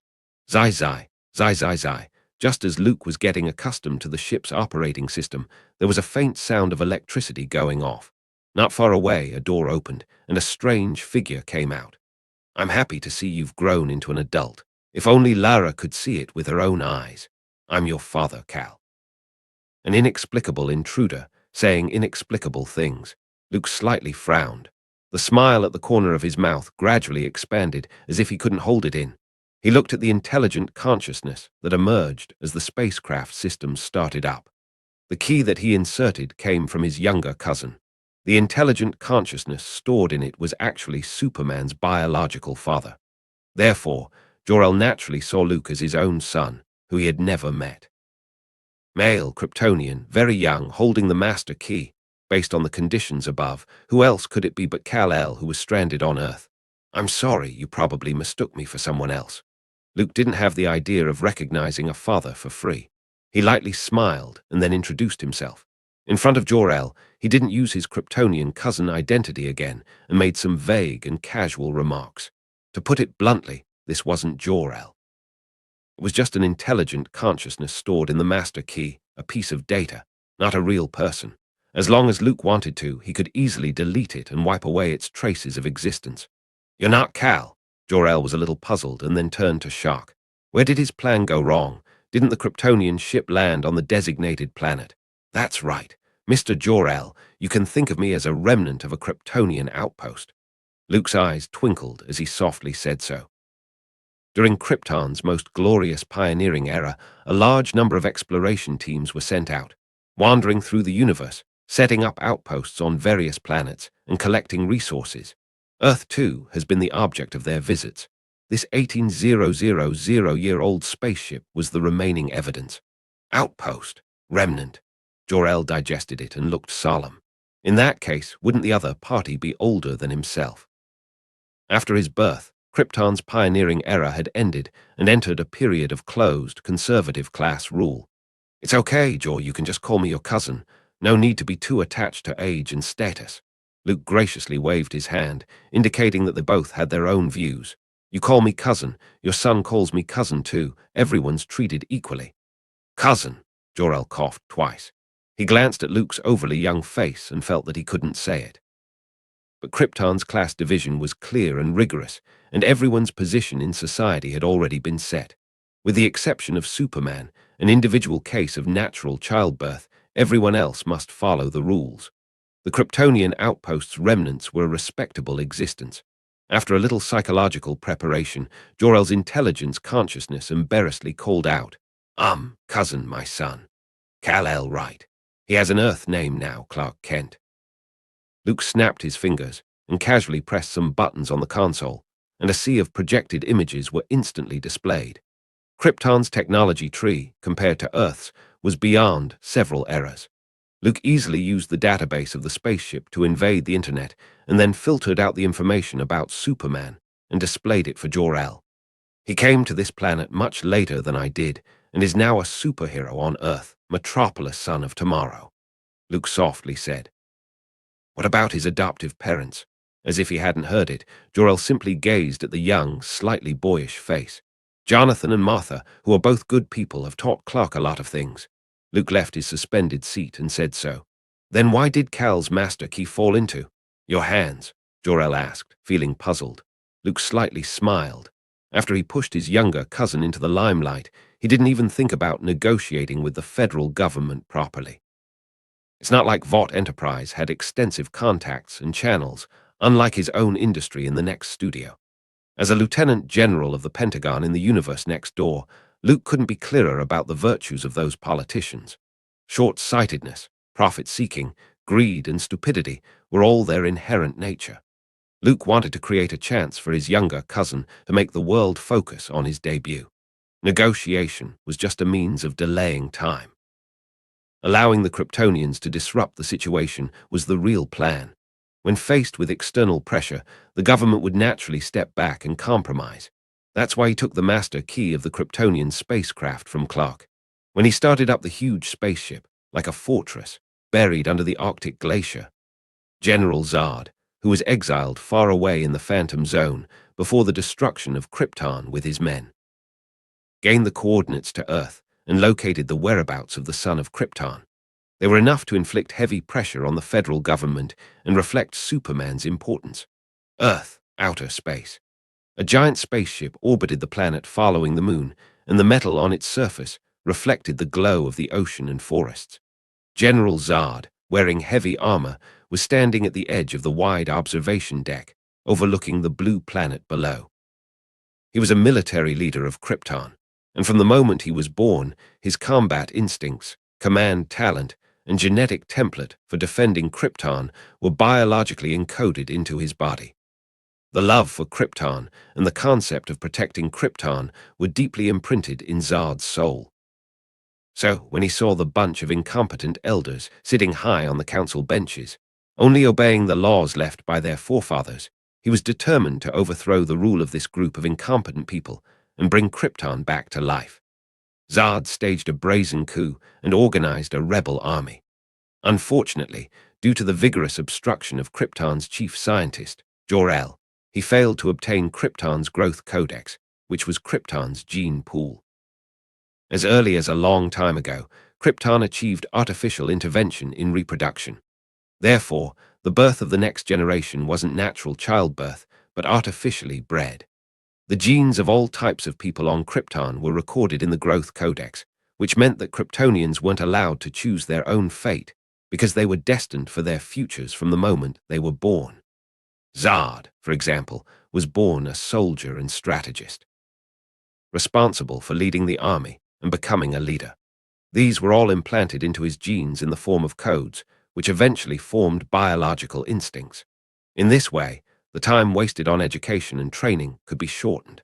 Like ants, individuals could be divided into different types, and the social division of labor could be clarified so that the efficiency of the whole planet could reach the highest level. In the long and endless history, Kryptonians had forged their own brilliant civilization. At that time, Krypton continued to expand outward, and numerous spacecraft traveled through the universe, setting up outposts on countless planets, looking for planets suitable for survival. However, the miracle of an extremely prosperous civilization didn't last long.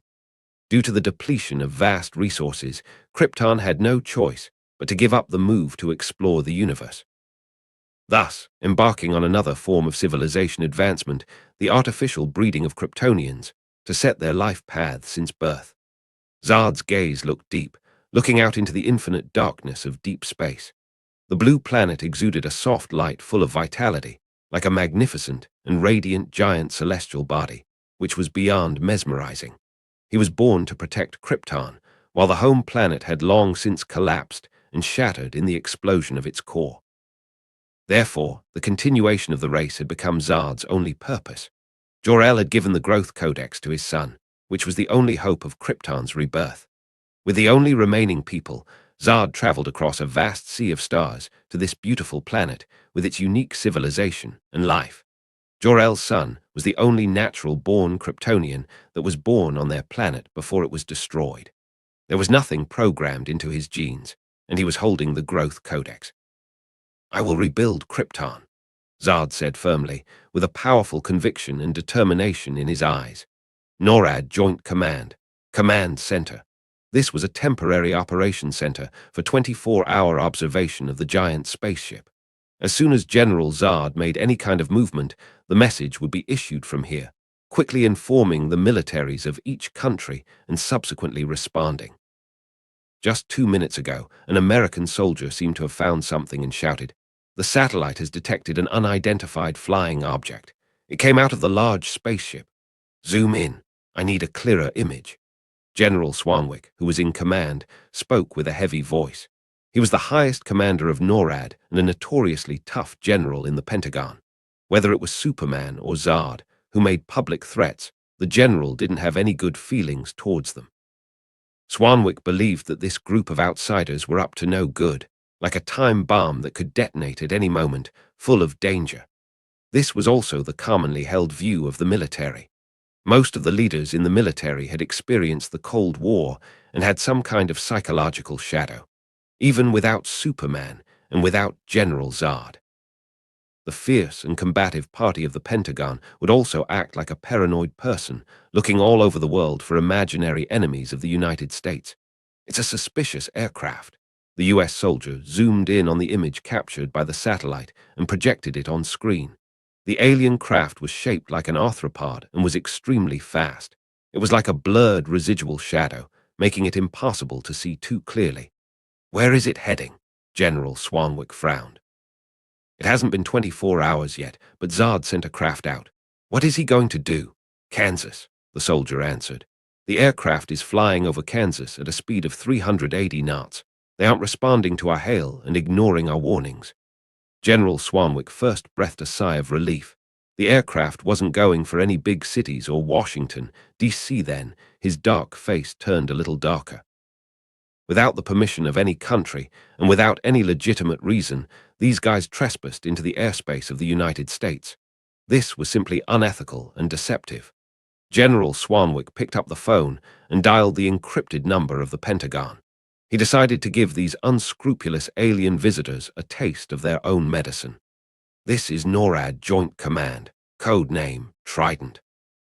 A suspicious craft has intruded into Kansas with the intent to violate the personal safety of the local population. I need to mobilize a strike force of fighter jets. Remember, the target is extremely dangerous. We need to shoot on sight. They can't be taken lightly." Far away in the small town in Kansas, Clark was unaware that there was a Kryptonian craft on its way. Like a real farmer, he carried an axe cutting firewood that was then piled on a small hill. "You really have a lot of strength," Jonathan spoke with relief. "You will certainly be a better farmer than me in the future." Clark didn't even sweat after finishing his work. This amount of exercise was equivalent to a walk after a meal. It was nothing at all. "My biggest dream before was to inherit this farm and then fly a plane to spray pesticides in the field," Clark said with a trace of nostalgia in his eyes. Childhood dreams were always simple. "Now what? Planning to be a superhero?" Jonathan asked. These days, he and Clark had talked about their future ideas. "Helping others gives me joy." The young Superman nodded, looked at his adoptive father and smiled. "You were the one who taught me that my arrival must have a meaning, right? I have some kind of mission. Although until now, I still don't know what it is. I'm no longer confused. I found my path." Jonathan understood, and a smile appeared on his wrinkled face. Clark wanted to talk about something else, like what's for dinner, or what's changed at school, or if Lana had looked for him. but his ears slightly moved, as if he had heard the harsh roar of a high-speed flying object, causing friction in the atmosphere. "Dad, go inside first." A wave of alarm rose in Clark's heart. He urged Jonathan to hide in the house. He squinted his eyes and looked in the direction where the sound was coming from. It's an aircraft. Almost instantaneously, it had arrived in the sky above the Kent farm. Slowly landing, the hatch opened and several figures in black armor appeared. They are wrapped in a helmet-like breathing device, emitting a sense of oppression. A very familiar aura. Clark lowered his axe and observed the group of uninvited guests. He could feel the intense hostility emanating from the other party and the unfriendly attitude. "Who are you?" Clark asked. Any case, before a fight, he should always find out the other party's name and what kind of people they were. "Kal-El, Superman." The female commander in charge cocked her head and whispered. She could tell at a glance that Clark was Kryptonian. "I'm not the one you are looking for." Clark shook his head. He had previously wondered if it was his own people when he saw the alien ship descending on Earth. But now, the young Superman denied this idea. "My alien name is Kakarot, from the planet Saiyan." Clark solemnly said so. He never doubted what his older cousin said. "What nonsense!" The female commander expressed a slight frown, feeling like she and her opponent were chatting in different languages. "Kal-El, son of Jor-El, Kryptonian, General Zod orders you to hand over the Growth Codex." Clark also had a series of question marks on his head. "Kryptonian, Growth Codex. What's that? Where is the ship you took when you came to Earth?" Seeing that, Commander Feora changed the way she questioned him, because it looked like the other party was unaware of the existence of the Growth Codex and had a puzzled look in his eyes. Clark didn't answer, but he wasn't a good liar, subconsciously glancing at the barn on the Kent farm. "I see." Commander Feora nodded with satisfaction. She slight bent her legs and jumped. The whole person jumped up high into the sky as if she had springs on her feet. Then, like a cannonball, she crashed into the barn. Boom! The ground shook. The thundering female commander opened the covered spaceship with her bare hands, and a cloud of dust came out.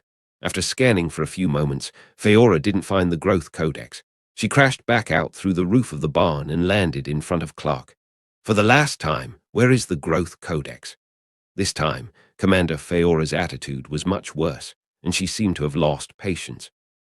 The Growth Codex was needed for the great goal of rebuilding Krypton. There was absolutely no room for error. "You trespassed into my home, smashed my property, and displayed such a hostile attitude. I think you should be taught what it means to be polite." Even Clark's good nature couldn't help but feel irritated by the female commander's unbridled behavior. "They're your family, aren't they?" Krypton's commander, Feora, seemed to smile. She looked beyond Clark and saw two humans in the house. She walked up to the house and reached out to lift a jeep. Clark, who was ready to continue to reason, paled, and his body jerked into the air, trying to deflect the car with both hands. More than a ton of weight was sent flying. The young Superman, who did not adjust his posture in time, fell directly into the house. General Zod's high-profile speech immediately set off a wave of public opinion all over the world.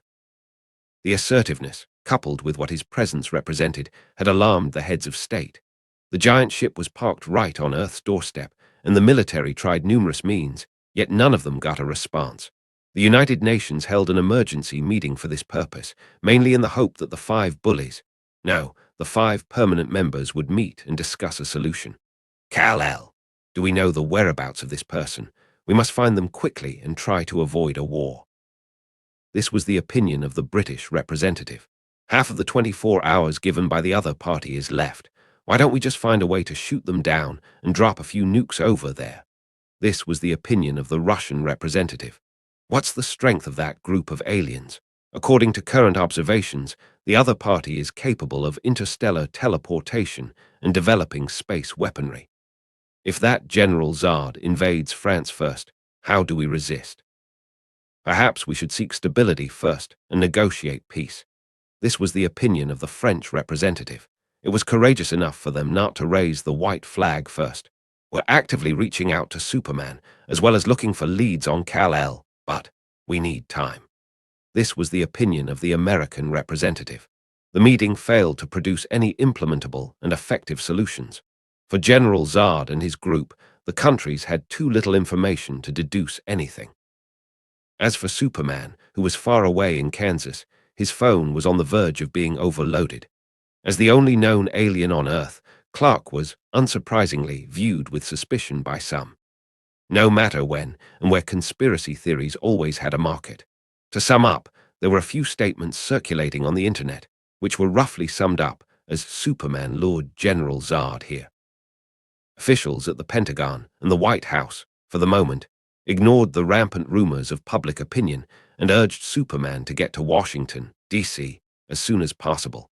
Conventional means couldn't get close to that giant ship. The force field in the surrounding area was so disruptive that the probe ships and jets couldn't get close. They had to rely on communication waves to transmit information, but the other party had no intention of giving them any attention. General Zod remained silent, except for his ultimatum for Earth. Such silent contempt made the heads of state feel humiliated, offended, and greatly irritated. The Pentagon thought it would be a good idea to send Superman to intervene with them, thereby confirming his identity. But unfortunately, no one could reach him. We now know very little about the alien incident that took place not so long ago. The leader who calls himself General Zod has given the world a 24-hour ultimatum. The White House just held a press conference. Although the behavior of these alien visitors is not friendly, please keep calm. No need to panic. At this moment, I believe that the same question exists in everyone's mind. Who is this Kal-El, and does he really exist? How did he stay hidden among us for so long? Turning off his cell phone, Clark ditched the government agents and returned to the Kent farm alone. He heard the news coming from the TV, pushed open the door of his room, and walked out of the house. The paparazzi and reporters who were stationed at his family's home had left to chase new hot topics, and the family's life was considered quiet again. Another alien. It can't be one of my fellow Saiyans, right? Clark looked up at the vast starry sky, and with his eyesight, he could easily see the giant spacecraft floating in orbit. Somehow, there was a shadow lingering in the young Superman's heart, like a bad feeling of some kind. Who was the Kal-El General Zod was talking about? His older cousin had sent a message earlier to disregard the call from the White House and the Pentagon. So Clark returned to his hometown, Kent Farm, and waited for further instructions from Luke. I wonder what happened to Luke, the Kryptonian younger cousin muttered to himself. At the North Pole, the Kryptonian spacecraft, Luke and Jor-El's conversation finally came to the topic of General Zod's arrival on Earth. Zod, why is he here? Wasn't he exiled to the Phantom Zone? Jor-El was surprised when he learned the news. Although he is just an intelligent consciousness, a piece of cold data. But to some extent, he had all of Jor-El's memories. It was almost equal to the man being here himself. He escaped from the Phantom Zone. You should know him well enough to know Zod is capable of doing that. Luke spoke with a smile. The Phantom Zone was actually a dimension discovered by Krypton. It was regarded as a prison for holding and imprisoning dangerous criminals. General Zod and his men were deprived of their freedom and thrown into the dark place for committing many crimes such as treason and insubordination. Time was meaningless there, and one's own strength would be greatly weakened. Day after day, year after year, the endless darkness would destroy the minds of criminals and eventually lead them to death. Zod is very dangerous. He must be stopped, Jor-El frowned. He and Zod had a delicate relationship of both enemies and friends. The latter was the best general of Krypton and the most powerful warrior. The reason why he wanted to find Kal-El must be for Krypton's growth codex. Don't be nervous. Zod wouldn't be able to cause too much chaos. He's going to place your son on the throne of superheroes. Luke waved his hand to show that everything was under control. With a few brief, reassuring words, he pulled out the master key plugged into the ship's console. Jor-El's image then disappeared. Zod! Luke walked out of the Kryptonian spacecraft and looked through the thick clouds to see the behemoth ship in orbit. If it were a head-to-head match, the younger cousin would probably have a hard time defeating General Zod. The 17-year-old Superman had limited strength, so it was impossible for him to compete with a Kryptonian who had just arrived on Earth, as in the original plot. General Zod's men were all Kryptonians with a warrior genetic template. Just pick one out, and they could grind Clark to the ground. Aha! Luke suddenly narrowed his eyes as he saw a smaller spacecraft being released by the giant ship. Zard could find out who Clark is in such a short time. So efficient. Superman had publicized his identity before, and videos about him were all over the internet. As long as General Zard noticed it, he could instantly understand that Clark was Kal-El. Their target should be Kansas. The first act of the show is already underway. Luke smiled. Through his supervision, he didn't see Zard. It was a female commander, followed by two other Kryptonians. Boom! Clark broke through the roof and was almost smashed under the floor. At the critical moment, he gritted his teeth and supported the falling jeep with both hands. At the same time, opened the bioforce field and got rid of the pressure of gravity on him. Barely maintaining a floating position, he carried the car that crushed down on him. Below him were Clark's adoptive parents. Jonathan was protecting Martha, who was panicking and hiding under the sofa. The broken beams, the broken ceiling, and the fragments of the exploding light bulbs poured down in a torrent, instantly drowning the two figures.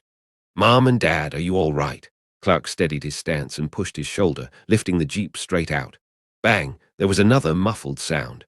The heavy car was smashed in the yard and had become a pile of scrap metal. Cough, cough. "We're okay." Jonathan pressed against his wife's body to ensure Martha's safety. He blocked all those debris pieces, and his back was seeping with a big patch of blood. When Clark saw this, his eyes turned red and he felt angry. Like an angry bull, he went into a frenzy. Without saying a word, he crashed through the door. Boom! There was a burst of air in the atmosphere. Feora, the female commander of Krypton, saw a sudden blur and saw her opponent lunging at her. She seemed somewhat complacent and didn't dodge. The whole person was held by Clark. His body lost control, and he fell back. They looked like bullets out of the chamber, pulling out vague afterimages and disappearing. The two figures rushed into the cornfield of the Kent farm. The air currents swirled and the wind howled, tearing a clear path. Along the way, everything that stood in front of them turned into dust. "How dare you hurt my family?" Clark, who was extremely angry, swung his fist relentlessly at the female Kryptonian commander who was pinned underneath him. In the past, he treated women differently. He had to be polite and gentlemanly. As everyone knew, Superman was the good old boy in the Justice League, never angry, never furious. For enemies like Lex Luthor, he was still all very principled and humane. But seeing his adoptive parents nearly die, the anger that filled Clark's chest made him throw those rules out the window. Life. Superman had never been afraid of losing anything in his short and young 17 years but just now, he realized that he might not be able to protect his family, and he might put his parents in danger. Fear, anger, irritability. These negative emotions, which shouldn't have appeared in Clark, burst out. Bang, bang, bang, punch after punch. Commander Feora's breathing apparatus emitted a series of sparks and broke. Her neck was in Clark's grip, and it was difficult to resist. This time, the female commander didn't forget to deliver harsh words. "You want to protect them, Kal-El. If you aren't willing to hand over the Growth Codex and disobey the will of General Zard, we will definitely kill those two humans in front of you. You will hear their painful cries." Hearing such a threat, the anger in Clark's eyes intensified, almost burning the other party to ashes. As everyone knew, they should never hurt two women in the DC universe. One was Louise Lane. The second one was Martha Kent. Fortunately, the former would only attract Superman, her boyfriend, and they would be put in jail at most. But the latter was worse, because they would probably have to face the double revenge of Superman plus Batman. "I will stop you. I will stop you." Clark, who was flying at high speed, spoke in a whisper that was blown away by the air currents. He held Commander Feora tightly, leaving Kansas in just a few tens of seconds. The two tumbled and crashed into a gas station. The violent explosion, the blazing fire, the powerful shock wave toppled them to the ground. Cough, cough. Clark struggled to get up from the ground and looked at Commander Feora, who was in flames. The latter didn't seem well, as the breathing device shaped like a helmet was broken, leaving her senses in torment. All kinds of noises, as if they were being magnified countless times, squeezed into her mind. Her listening, seeing, breathing, had all undergone tremendous changes. "What did you do to me?" Commander Feora's heroic face revealed confusion and panic. "It took a long time for someone to teach me how to control my senses." Focus on seeing only what you want to see and hearing only what you want to hear. You're in pain right now, aren't you? It's like all the information in the world is being squeezed into your brain. Clark ripped off his tattered plaid shirt and T-shirt, leaving the upper half of his strong, toned body bare. Before he could change into his Superman's uniform, he was approached by Kryptonians. A series of battles nearly made Superman run naked. Fortunately, his pants were still tough enough. I'm getting weak. Commander Feora fell to her knees, completely incapacitated. It would take her some time to get used to Earth's environment, air composition, and learn how to control her senses. But Clark obviously wouldn't give the other party that chance. He learned a lot from his older cousin. One of them was to not show mercy to the enemy. I'll hand you over to the military, and of course won't spare those accomplices of yours. Clark slowly walked up to the female commander, and before he could make a move, he was blown away by a laser blast from a Kryptonian craft that arrived just in time. It hovered over and landed on a car. Two Kryptonian warriors stepped into the battlefield. Rolling smoke covered half of the sky, causing the atmosphere to instantly turn solemn and murderous. Pedestrians on the street were screaming and running away. Only Clark stood there and confronted him. Come inside. It's not safe outside. While he told the crowd to evacuate, he walked over to the other party. Kal-El, there won't be any safe place on this planet anymore. The dull voice sounded. One of the Kryptonian warriors was as tall as a Titan. The man was close to over 3 meters tall, and his muscles budged like hills and rocks. Yes, we will kill everyone you want to protect. Another Kryptonian soldier agreed. Clark was silent. He gradually calmed his inner anger and clenched his fists. Just as Superman was about to make his move, 4 fighter planes came roaring in a herringbone formation. The pilots pushed the center stick while aiming their machine guns at the 3 figures on the ground. Vulture in position, target spotted, ready to fire. On the communication channel, the pilot's voice rang out. One of them is Superman. Do we engage? Someone asked. It's General Swanwick's orders. The pilot, who was in charge, helplessly shrugged his shoulders. Well, I hope people won't accuse us of trying to murder a superhero. The man continued. Superhero? Come on, Superman is no different than the 2 other targets. They're all aliens, and they're all up to no good. The pilot in the lead grimaced. The fighters quickly approached their target, and after aiming, 30mm armor-piercing rounds of depleted uranium ammunition were poured out like raindrops, like a dragon spewing fire with amazing lethality. Clark reacted quickly and dodged the wave of attacks. But those 2 Kryptonians didn't have such good luck. The powerful armor-piercing bullets swept all the way through and struck the pitch-black armor, although it didn't pierce through and cause damage. But the powerful kinetic energy still knocked them away, sending them smashing into a store behind them. Target hit. Prepare for a second attack. Behind the pilot, the one in charge of the weapons excitedly said so. Direction 212 degrees. Second sweep commencing. The 30mm depleted uranium armor-piercing bullets smashed their bodies, causing the Kryptonian warriors to feel dizzy. They looked at the fighter planes flying back with fierce eyes. Bang, bang, bang. In unison, the 2 men took few steps and jumped, crossing a street's distance in an instant. With this inhuman run-up, Kryptonian fighters leaped into the air and pounced on the fighter planes soaring high in the sky. The Kryptonian warrior grinned, revealing a cruel smile. Then he tore down the cockpit with his bare hands, crushing the heads of the 2 humans in the cockpit. The red and white mixture of murky liquid spilled into the air, and the falling fighter planes, with their headless bodies, were turned into charcoal. Boom! Continuous explosion rang out. After this counterattack by the Kryptonian warriors, a group of A-10 fighter planes immediately lost 2 fighters and 4 pilots. One of the Kryptonians tried to do it again, but Clark knocked him out in midair. They fell into a fast food restaurant not far away, which looked like several grenades had exploded. Tables and chairs were broken, doors and windows were damaged, and a great deal of smoke and dust rolled in the air. All in all, it was chaos. Clark had only just stood up when the Kryptonian warrior's fist came crashing down.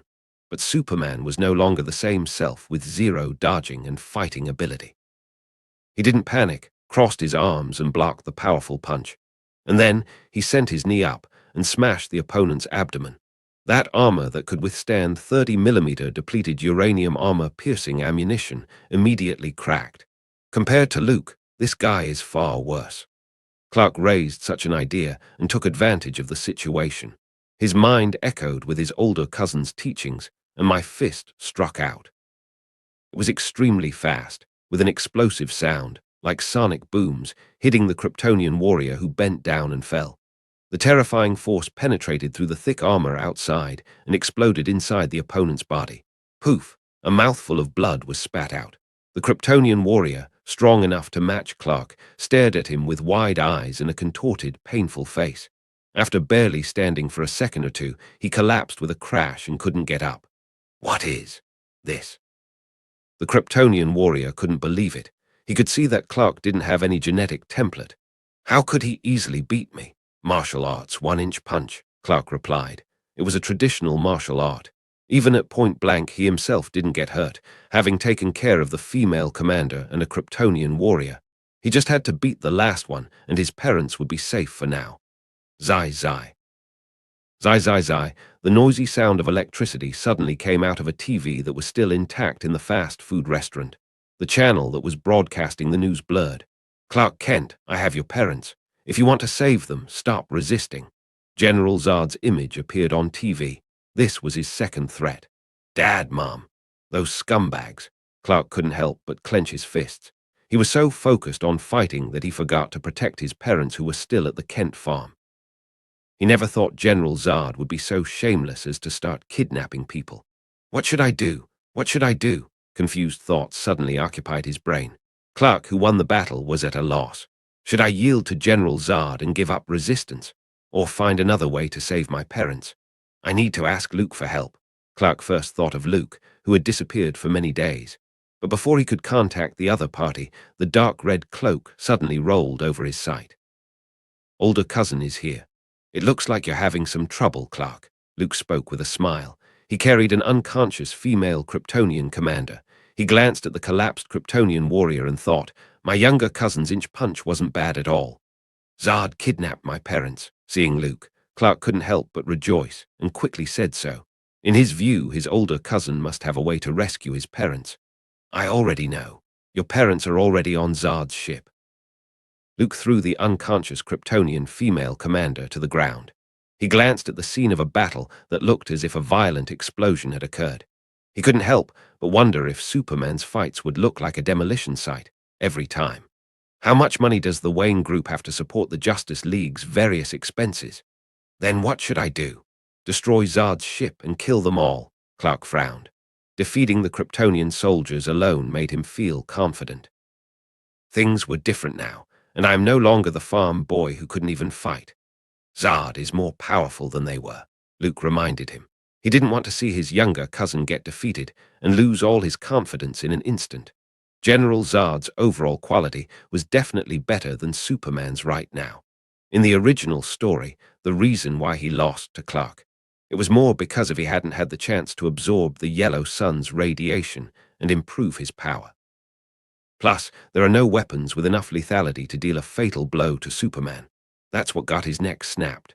From his battle sense, learning ability, and other aspects, it was obvious that Zod, who possessed a general's genetic template, was stronger.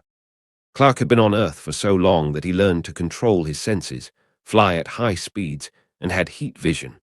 There was definitely an element of objective lack of training, but it only took Zod a few hours to master it completely. This shows that Krypton's genetic modification technology was also unique, or at least able to omit a lot of meaningless training time. Do I have to surrender to Zod? The young and energetic Superman didn't listen to his older cousin's friendly reminder. The initial victory made Clark somewhat blindly confident and failed to consider General Zod's level. Don't worry, Zod won't hurt John and Martha for the time being. Luke caught his young cousin's reaction in his eyes and didn't say anything more. He just comforted. What he really cares about is the growth codex on you. That's the key to rebuilding the planet. A deal must have leverage, and your parents are the only leverage Zod has. He will value them more than anyone else and wouldn't allow any mishaps. Krypton. Growth codex. Clark was a little confused. Even now, the naive and innocent younger cousin still believes without a shadow of a doubt that he was a lower-level warrior from the Saiyans' planet. This valuable trust made Luke feel a little guilty. for a fraction of a second. Soon, he stopped his thoughts and whispered, "It's a long story. I'll tell you more about it when I have a chance." Luke raised his hand and took all the fallen Kryptonian warriors, as well as the female commander, into the underworld. General Zod took Clark's foster parents, but 2 of his people fell into the other party's hands. Although the other side may not agree to an exchange, but at least they got the qualification to sit at the negotiating table. The total number of rebels exiled from Krypton, plus General Zod himself, was only 12. Except for the female commander, the only woman, the others were men. In other words, until the fertility code was available for genetic editing and breeding Kryptonians. Trying to reproduce naturally and build up Krypton was an extremely difficult and unethical act. Therefore, every Kryptonian still living was very important to General Zod. What about the military? As Clark walked down the street, everywhere he looked, there was smoke and fire. Steel cars reduced to wreckage, crashed and destroyed fighter jets, collapsed buildings and houses on fire. The battle destroyed 3 blocks, 2 A-10 fighter planes, and killed 4 elite pilots. As for the buildings and shops damaged in the process, like cars, gas stations, they were even more difficult to count. Let Lex deal with it. As long as the president, sitting in the White House, is not a fool, he should know that the only thing that can fight General Zod right now is only Superman. Luke smiled, not taking the government to heart. Through supervision, he saw the giant spacecraft in orbit. The next step is to negotiate. He always does things with courtesy first. Harmony was the most important thing, so it was best not to go too far. Of course, if Zod refused, then Luke didn't mind showing the other party who the most powerful Kryptonian really was. Feora opened her eyes and let out a soft moan that made people flutter. The surrounding area was dark, damp and dirty, like an airtight, gloomy cell. "You're awake." The magnetic voice, containing a happy tone, came from not far away. The female commander of Krypton, Feora, looked towards where the sound came from, but only saw a blurry figure. The other person seemed to be sitting on a chair, only a dozen steps away from her. "Where is this?" Feora tried to mobilize the strength in her body, but failed. Handcuffs and ankle cuffs inlaid with several green stones made her lose her mobility, and it was very difficult for her to stand up. "You can think of it as a secret room." The man lightly said so. "A secret room. Are you trying to imprison me?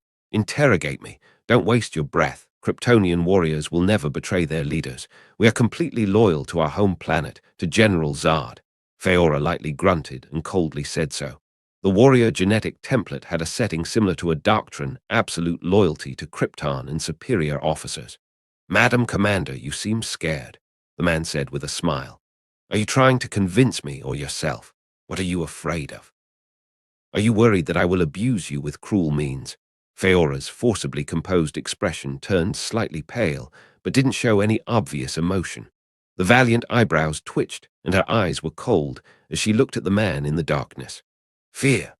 We placed our lives on the line since we started following General Zod." Feora closed her eyes and calmed her heart, calming the trace of panic about the unknown. "As long as I can dedicate myself to the noble cause of rebuilding Krypton, even if I should die, it would be a good death." After a long while, the expected flogging and torture didn't happen. "You misunderstood, Madam Commander. I just want you to take a message to Zod."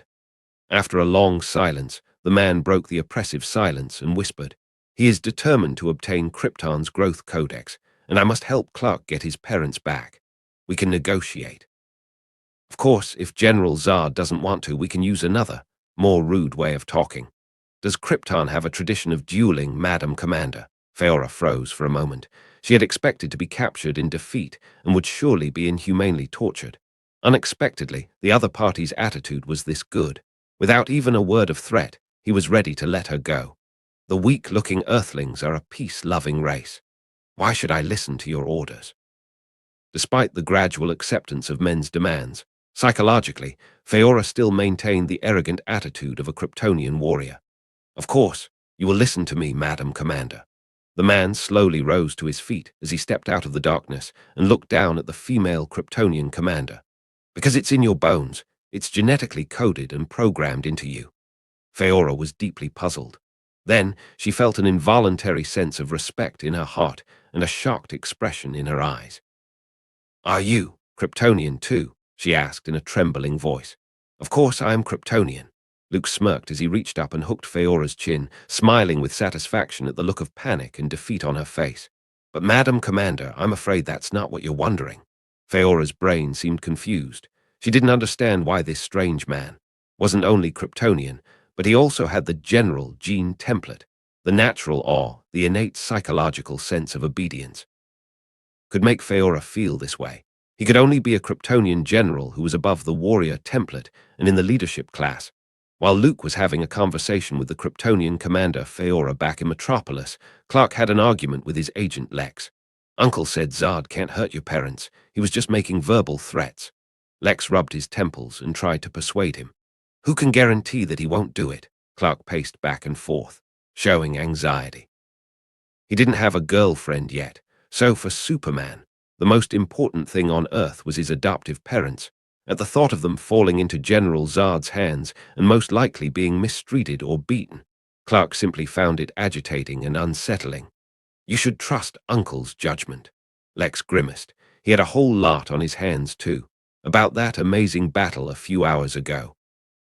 The White House had called several times, and the Pentagon had sent troops to surround Vought Enterprises building. The top brass of the federal government couldn't wait to meet with Superman and get a definitive answer. The giant spaceship hovering in orbit, the Kryptonians who fought the planes with their bare hands. These were like ticking time bombs that could detonate at any moment. No one would like it when the room they lived in was littered with explosive mines. Of course, I believe Luke, but I'm more afraid of mishaps. Clark scratched his head like he had severe insomnia. He was obviously sleepy but couldn't lie down because his work hadn't been completed. He had been waiting for Luke to make his move, but 2 hours had passed, and there was still no word from his older cousin. So, what are you going to do? Lex's eyes flickered for a moment, as if he wanted to say something, but he eventually swallowed it. Reach out to Zard and make sure my family is safe. Clark seemed determined. He looked at Lex and begged, Lex, I need your help. Okay, so what am I supposed to do? Or rather, what do you want me to do? Lex thought for a moment and helplessly asked. Send a message to Zard's spacecraft. Clark gazed at the shadows reflected in the floor-to-ceiling windows and spoke in a deep voice. 20 minutes later, on the empty and desolate yellow sands of the Gobi, Clark quietly stood.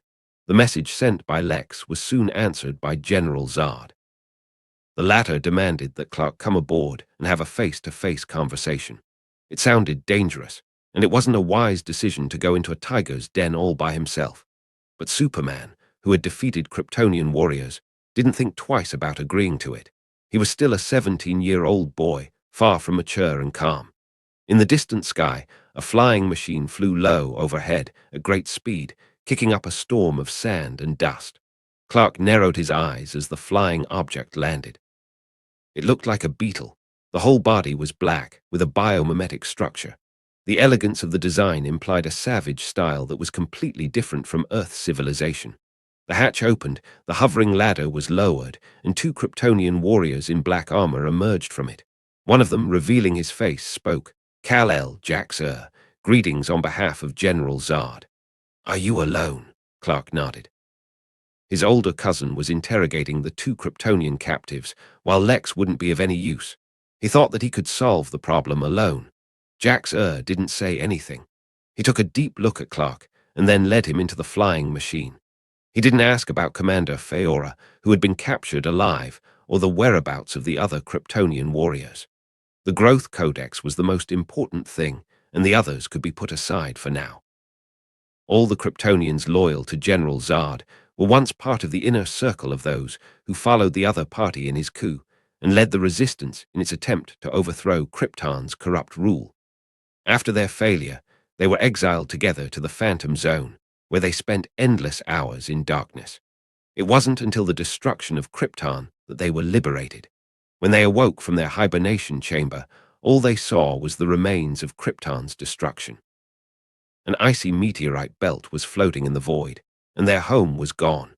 With everyone disheartened by the massive blow, it was General Zard who lifted everyone's spirits and led the way in getting them to modify their light-speed propulsion engines and leave that deathly silent area. General Zard is looking forward to this meeting. Jax-Ur looked at the young Clark and whispered, Their former homeland was destroyed, and the splendid civilization was dust. In the vast and endless expanse of the dark space, there are very few fellow Kryptonians. Boom! The beetle craft abruptly took to the air, drawing a blurred streak in the sky. It quickly broke through the atmosphere and rushed out of the blue planet. Here we are. Jax released his seatbelt. The craft slowed down and docked with the giant spaceship. They walked through the lower bay and entered the wide chamber.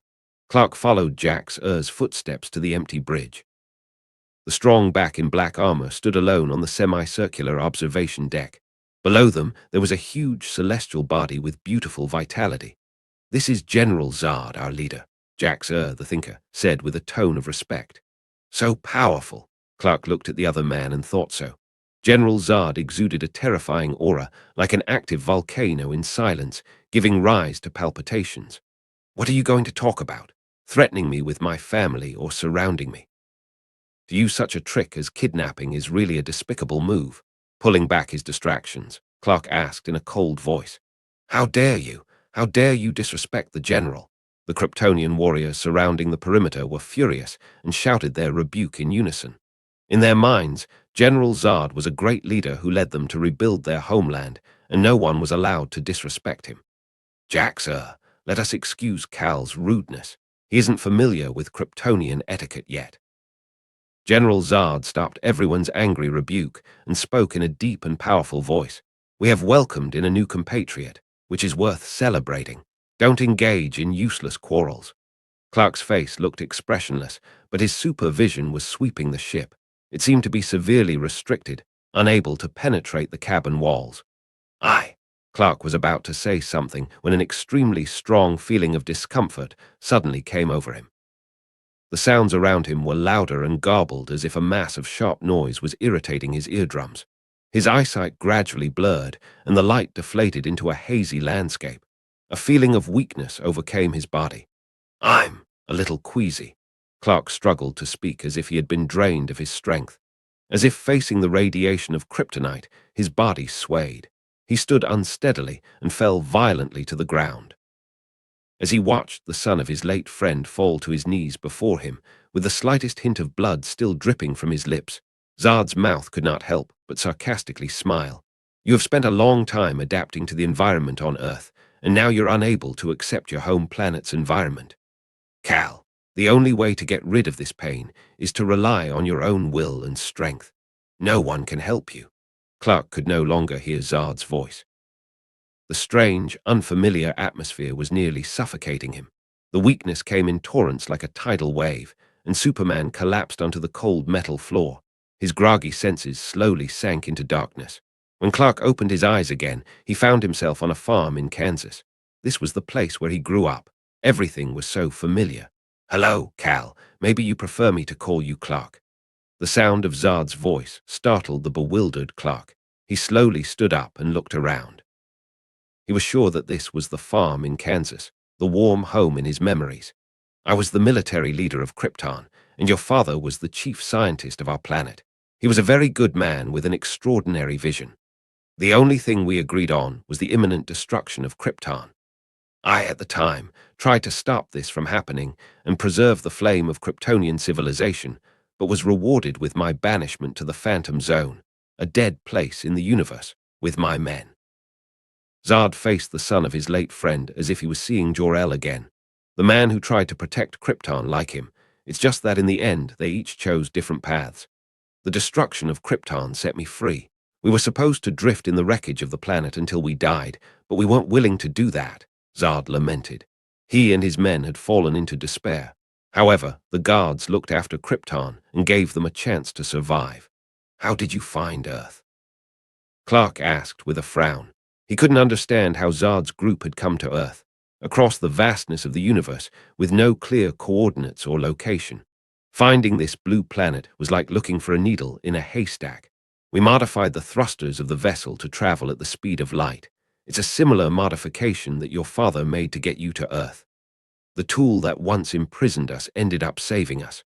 I have to say, it was luck." A complex look swept through Zod's eyes as he continued. "We searched the old colony outposts for signs of life, but found nothing.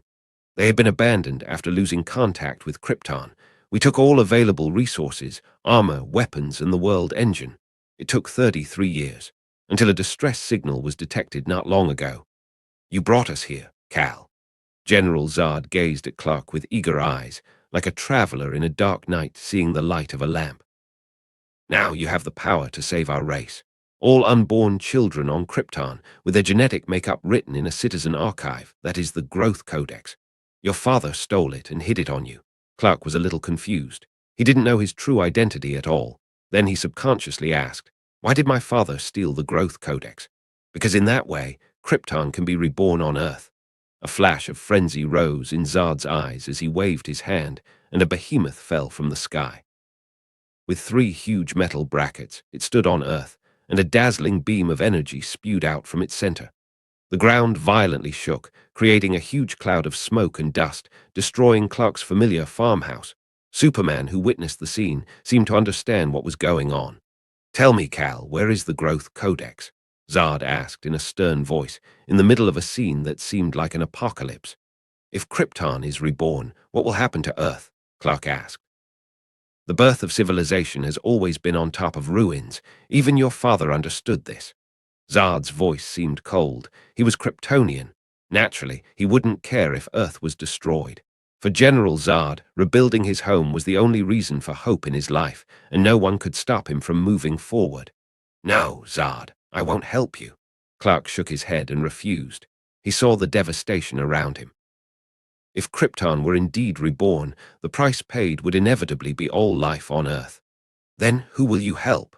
The landscape changed once again, and endless skeletal bones littered the ground, gradually pulling Clark down. Zod stood tall and looked down on the son of his late friend. This dream ended here. He had already obtained the answer from the other party's mouth. Your father was willing to give his life for honor, Cal. When Clark opened his eyes once more, he found himself chained to a metal table. Zod glanced at him faintly, with a hint of regret in his tone.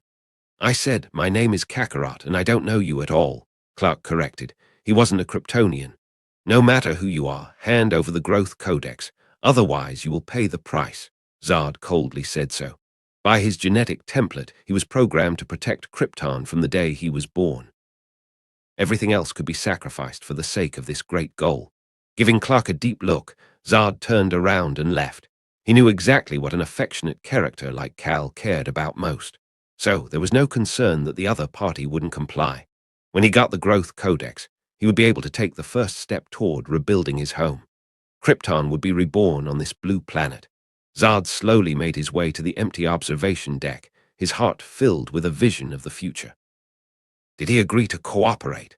Jax-Ur walked up behind General Zod. In the eyes of the Kryptonians, Earth's civilization was lagging behind and weak, and it wouldn't be too difficult to conquer. But the key lies in how to bring back the shattered and extinct Kryptonian civilization. Originally, Zod and his party thought they were the only Kryptonians in the universe, but fate had given them a great surprise. Jor-El's sun sent out a call to the vast river of stars, leading them to this blue planet before them. Fortunately, the Growth Codex that governs the genetic code of all Kryptonians was also in the hands of the other party. It was as if it was all meant to be, giving Zod a renewed sense of hope. To rebuild Krypton, Cal, like his father, could never see reality as it is. The boy refused me. He holds too many feelings for Earthlings to recognize which side he should really be on. Zod said with his hands behind his back and a frown. Clark's lack of cooperation was expected.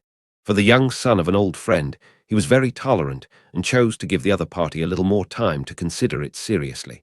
Then what should we do? Jax-Ur asked. Cal needs to realize one thing. We are his brethren. Those Earthlings will only see him as an alien. Zod smiled. He had a general understanding of Superman's situation through the information from the internet. As for the Growth Codex, he will gladly hand it over to me. He cares too much about the lives of those Earthlings, and that is a fatal weakness. Jax-Ur understood the meaning. If necessary, they could use the human couple as a threat. General Zod didn't point it out because he supposedly disdained such underhanded tactics, but Clark was too stubborn, preferring to turn his back on his fellow Kryptonians to protect Earth. In the eyes of Zod, who regarded Krypton and honor as extremely important, this was simply a foolish act. I see, Jax-Ur nodded and then asked. And Feora, they? Rebuilding Krypton is the first priority. Even if they die, it will be for a good cause. Zard waved his hand and coldly said. With a deep sigh, Jax-Ur left the viewing platform. Zard stood alone on the bridge, staring at Earth. His despairing heart was finally at peace. The home planet that he had sworn to protect shattered and crumbled before his eyes. That almost killed Zard's hope for existence. The only mission and duty in his life were thus erased, and the Kryptonian general, who had escaped from the Phantom Zone, wandered like a ghost in the dark universe. Suddenly, a bit of bright light broke into Zard's line of sight. An aura of energy that resembled an astronomical wave appeared in his perception. It was as if a beast of the deep had violently invaded the territory. Zard instantly turned alert. The muscles throughout his body tensed up, and he went into a combat stance. Did Earth launch nuclear weapons? Zard thought so. It was the most powerful military weapon known to Earth civilization, and the only thing capable of killing Kryptonians. Rumble, the dazzling light, quickly broke through the atmosphere like a flash of a golden lightning bolt. It descended before the Kryptonian ship in a matter of moments. This time, Zard finally saw the blinding light for what it really was. A dark red cloak fluttered before his eyes. Back half an hour ago, after Luke's in-depth communication with the female commander from Krypton, a consensus was reached. Feora recognized him as Kryptonian and a general, promising to return to the giant spaceship to make a plea to Zard for a fair hostage exchange, or to let Clark's parents go. But things didn't go as smoothly as Luke expected. After he came out of the underworld, he found that his little cousin was gone. Why didn't you stop Clark's recklessness? Luke slightly frowned at the innocent-looking godson. Uncle, you can't expect an ordinary unarmed person to stop Superman, who lifted a Boeing 747 passenger plane with his bare hands. Lex shrugged his shoulders and looked aggrieved. Don't act pathetic. Only your dad would be fooled by that. Corner of Luke's mouth lifted as he poked Lex's chest with his finger, half reminding and half warning, I don't want to see anything like this happening again, got it? He was usually kind and gentle with Lex as well as others. Being easily angered and angry wasn't the way a leader should behave. But once in a while, he had to be stern. Lex, when I give you a task, I definitely wish you can handle it properly and complete it successfully, not to see you mess it up. Luke lightly said so. Lex, who felt the pressure, took 2 steps back. I know, Uncle. He was sincere and had no excuse. You guys always manage to get me into some new trouble. Luke shook his head and saw Lex admit his mistake, so he didn't say anything heavy. His young godson had always been clever. It was clear that Clark's boldness could have been stopped, but instead he chose to stand by and watch. Is it because of his jealousy of Superman? Or do you have something else in mind? Luke didn't dig deeper into it. The fate of some villains was impossible to change. For example, Gotham's Joker. Obviously, Lex Luthor was also such a person. Without his presence, Superman would be able to take half the year off. Originally, I wanted to get along with Zard and the others as a pacifist, but I didn't think I wouldn't even get an inch in progress. Luke sighed. Superman's battle suit covered his body and flew up. The dark red cloak violently fluttered, and his body passed through the atmosphere like a lightning bolt. Back to the present. Hello, General Zard.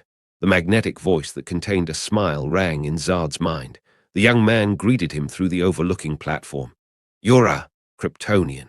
Zard didn't issue alert orders, and then activated the ship's turrets, conducting a round of fire bombardment. Because, in his perception, the other party's vitality was quite familiar. You can say that. Luke nodded, not denying it. Krypton, General. Zard went to the terminal and pressed a few buttons. He performed a life scan on the uninvited guest standing in the dark space, but the results that he got made him fall into doubt. The genetic template was a leadership class, a general. Surprised, Luke smiled. After he fought with the Sentry, he used the reputation points to level up the template to LV4 General. Krypton has perished, and all the leaders died together. There can't possibly be another general. Zard was unwilling to accept the fact. Like Jor-El, those rotten elders all choose to die with Krypton. It was reasonable to assume that there couldn't be any survivors. Kal-El was already an exception. How could there be another one? It would be hard to explain my origins to you, and there's no point dwelling on it. Luke chuckled lightly as his psychic fluctuations traveled into Zard's consciousness. General, all you need to know is that I come with a sincere desire to work with you and to help you achieve your good intentions in rebuilding Krypton. Zard's eyes were cold. How could he be easily persuaded with a few words? I'm afraid I'll have to disappoint you. I can rebuild Krypton without your help. The Kryptonian general flatly refused. You mean getting the growth codex from Clark, and then using the world engine to transform Earth's atmosphere and surface environment, thus creating a new Krypton? There was a slight note of sarcasm in Luke's tone. There were countless ways to rebuild Krypton, but General Zard had to choose the most difficult path to complete. If he had a good attitude, he would have taken the initiative to explain to Clark what was going on. According to Superman's nice personality, it would be impossible for him to refuse to hand over the growth codex to the Kryptonian people. But Zard had to pick Earth and break into Kent's farm and hurt his mother. He successfully turned Clark against him, leading to the failure of his grand plan. Of course, this was inseparable from character defects at the genetic level. Zard was a leader-class Kryptonian, a general. Stubborn and tough by nature, he would never compromise and easily give up. To tell you the truth, Earth is not as simple as you think, Luke laughed. In the Marvel universe, Earth was Eternity's heart. In this studio, Earth's origin was equally extraordinary. It was the central channel of the multiverse. In the emotional spectrum, the white lantern representing life was hidden here. Of the 8 planets in the solar system, Zard didn't take a fancy to anything else and just had to choose the Earth. Let's just say he had a good eye. Is that so? I don't think so. Zard shook his head while his eyes had a hint of contempt. After the Kryptonian spacecraft arrived on Earth, it quickly made a detailed analysis of its civilization level and life forms. It was backward, inefficient, complex social structure, and numerous religious beliefs. All in all, it was a low-level civilization with no hope of reunification for the next 100 years. Then, it looks like there's no more room for discussion. Luke shrugged his shoulders. This result was within his expectation. Zard, Odin, the Sentry, they were all alike. To some extent, their personalities were similar. They won't be swayed by others and won't retract their decisions. Zard narrowed his eyes and opened the hatch on the bridge. The strong airflow formed a suction and pulling force. The Kryptonian general's strong body was as unshakable as a mountain. 1 step, 2 steps. Zard walked over to the hatch, looked over at Luke, and asked in a deep voice, "Are you going to start my great plan to rebuild Krypton just like Cal?" Unfortunately, we didn't get to talk about it. Luke nodded. Listening to the reply, Zard's face fell. He didn't want to waste time exploring and discovering new livable planets. For Kryptonians, Earth was the most suitable choice. Young, full of vitality, and in the radiation range of the yellow sun. He only needed to start the world engine to start the transformation project. Krypton could be reborn in the shortest possible time. Your suggestion isn't suitable for the present situation. My people and I can't wait for the rebirth of our home planet. Zard thought for a moment, shook his head, and said so. He wouldn't have been so impatient if he had been able to figure out Luke's strength for the time being. General, I personally would like you to reconsider. Luke's mind fluctuated and transmitted it into Zard's brain. Believe me, conquering Earth isn't as easy as you think. Many creatures more powerful than you have tried, but none of them has achieved their goal. He didn't get angry because of Zard's repeated refusals.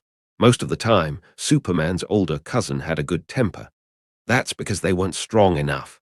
Zard's patience was exhausted. His cold voice said, "Now, get out of my head." The Kryptonian general's tenacious will instantly drove the voice out of his mind. The black cloak fluttered hauntingly, and Zard took a step forward, suspended in the void. Then he clenched his fist with surging power like a volcanic eruption. Zard, in black armor, like a huge beast, exuded a terrifying aura. He coldly stared at Luke, although he had some scruples in his heart because of the other party's Kryptonian general identity. But Zard didn't think he would lose. His innate fighting instinct was firmly imprinted in his genetics. As I said, negotiating with a reckless man full of muscles is the biggest headache of all. Why can't you be rational? Luke thought silently and complained in his heart. Since you think you can speak with your fists, give it a try. In the face of the furious General Zard, Luke had no fear. On the contrary, deep down, there was a faint excitement.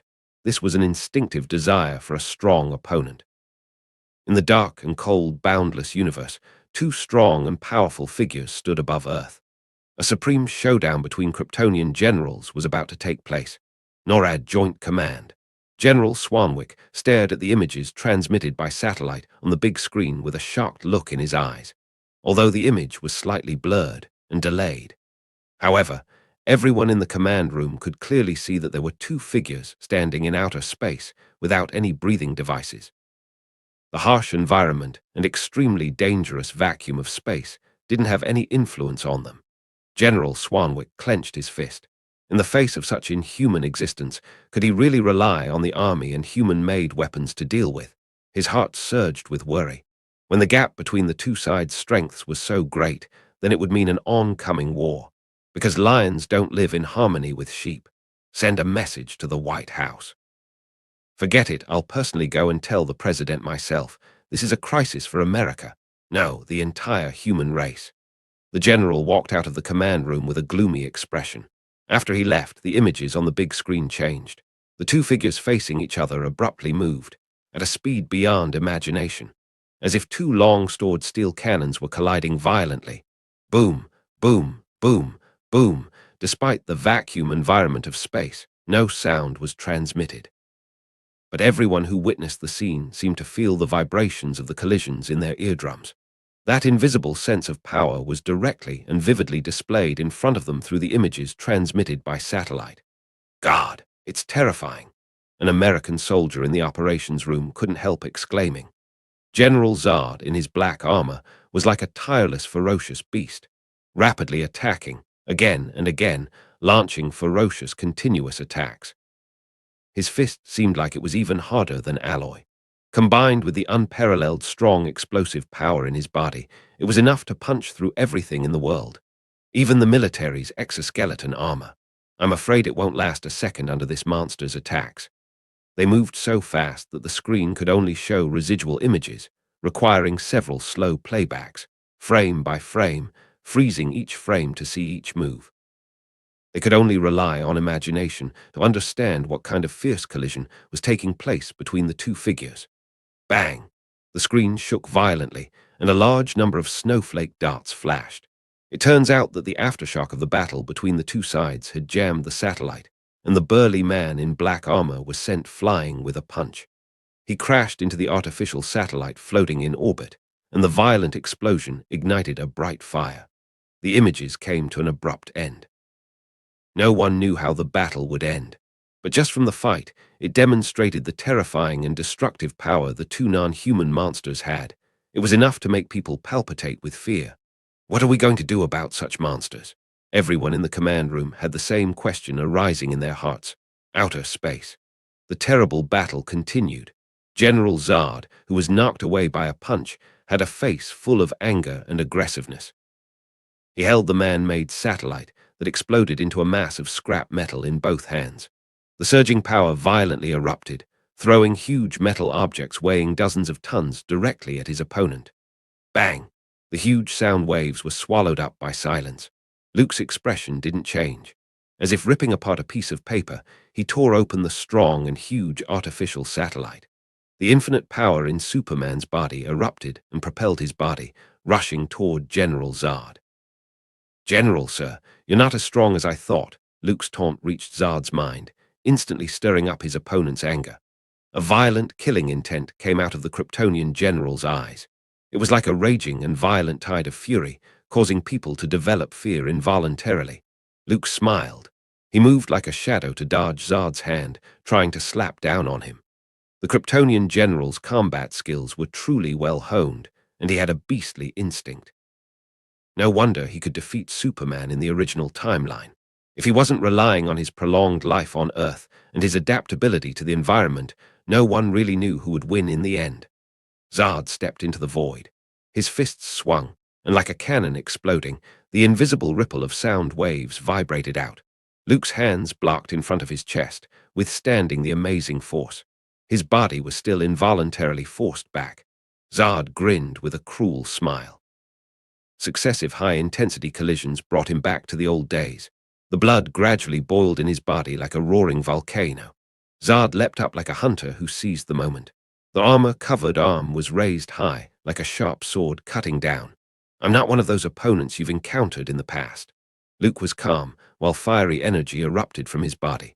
Like a human torch, it released a huge amount of light and heat. Zard, who was riding the wave of victory, suddenly felt a deep chill. Quickly held his head with both hands, and the terrifying shockwave blew him away. The dark and boundless space lit up a little bit, and then quickly dimmed. Luke walked into the void. His deep eyes gazed at the somewhat battered Kryptonian general. Zard's imposing black armor was in tatters.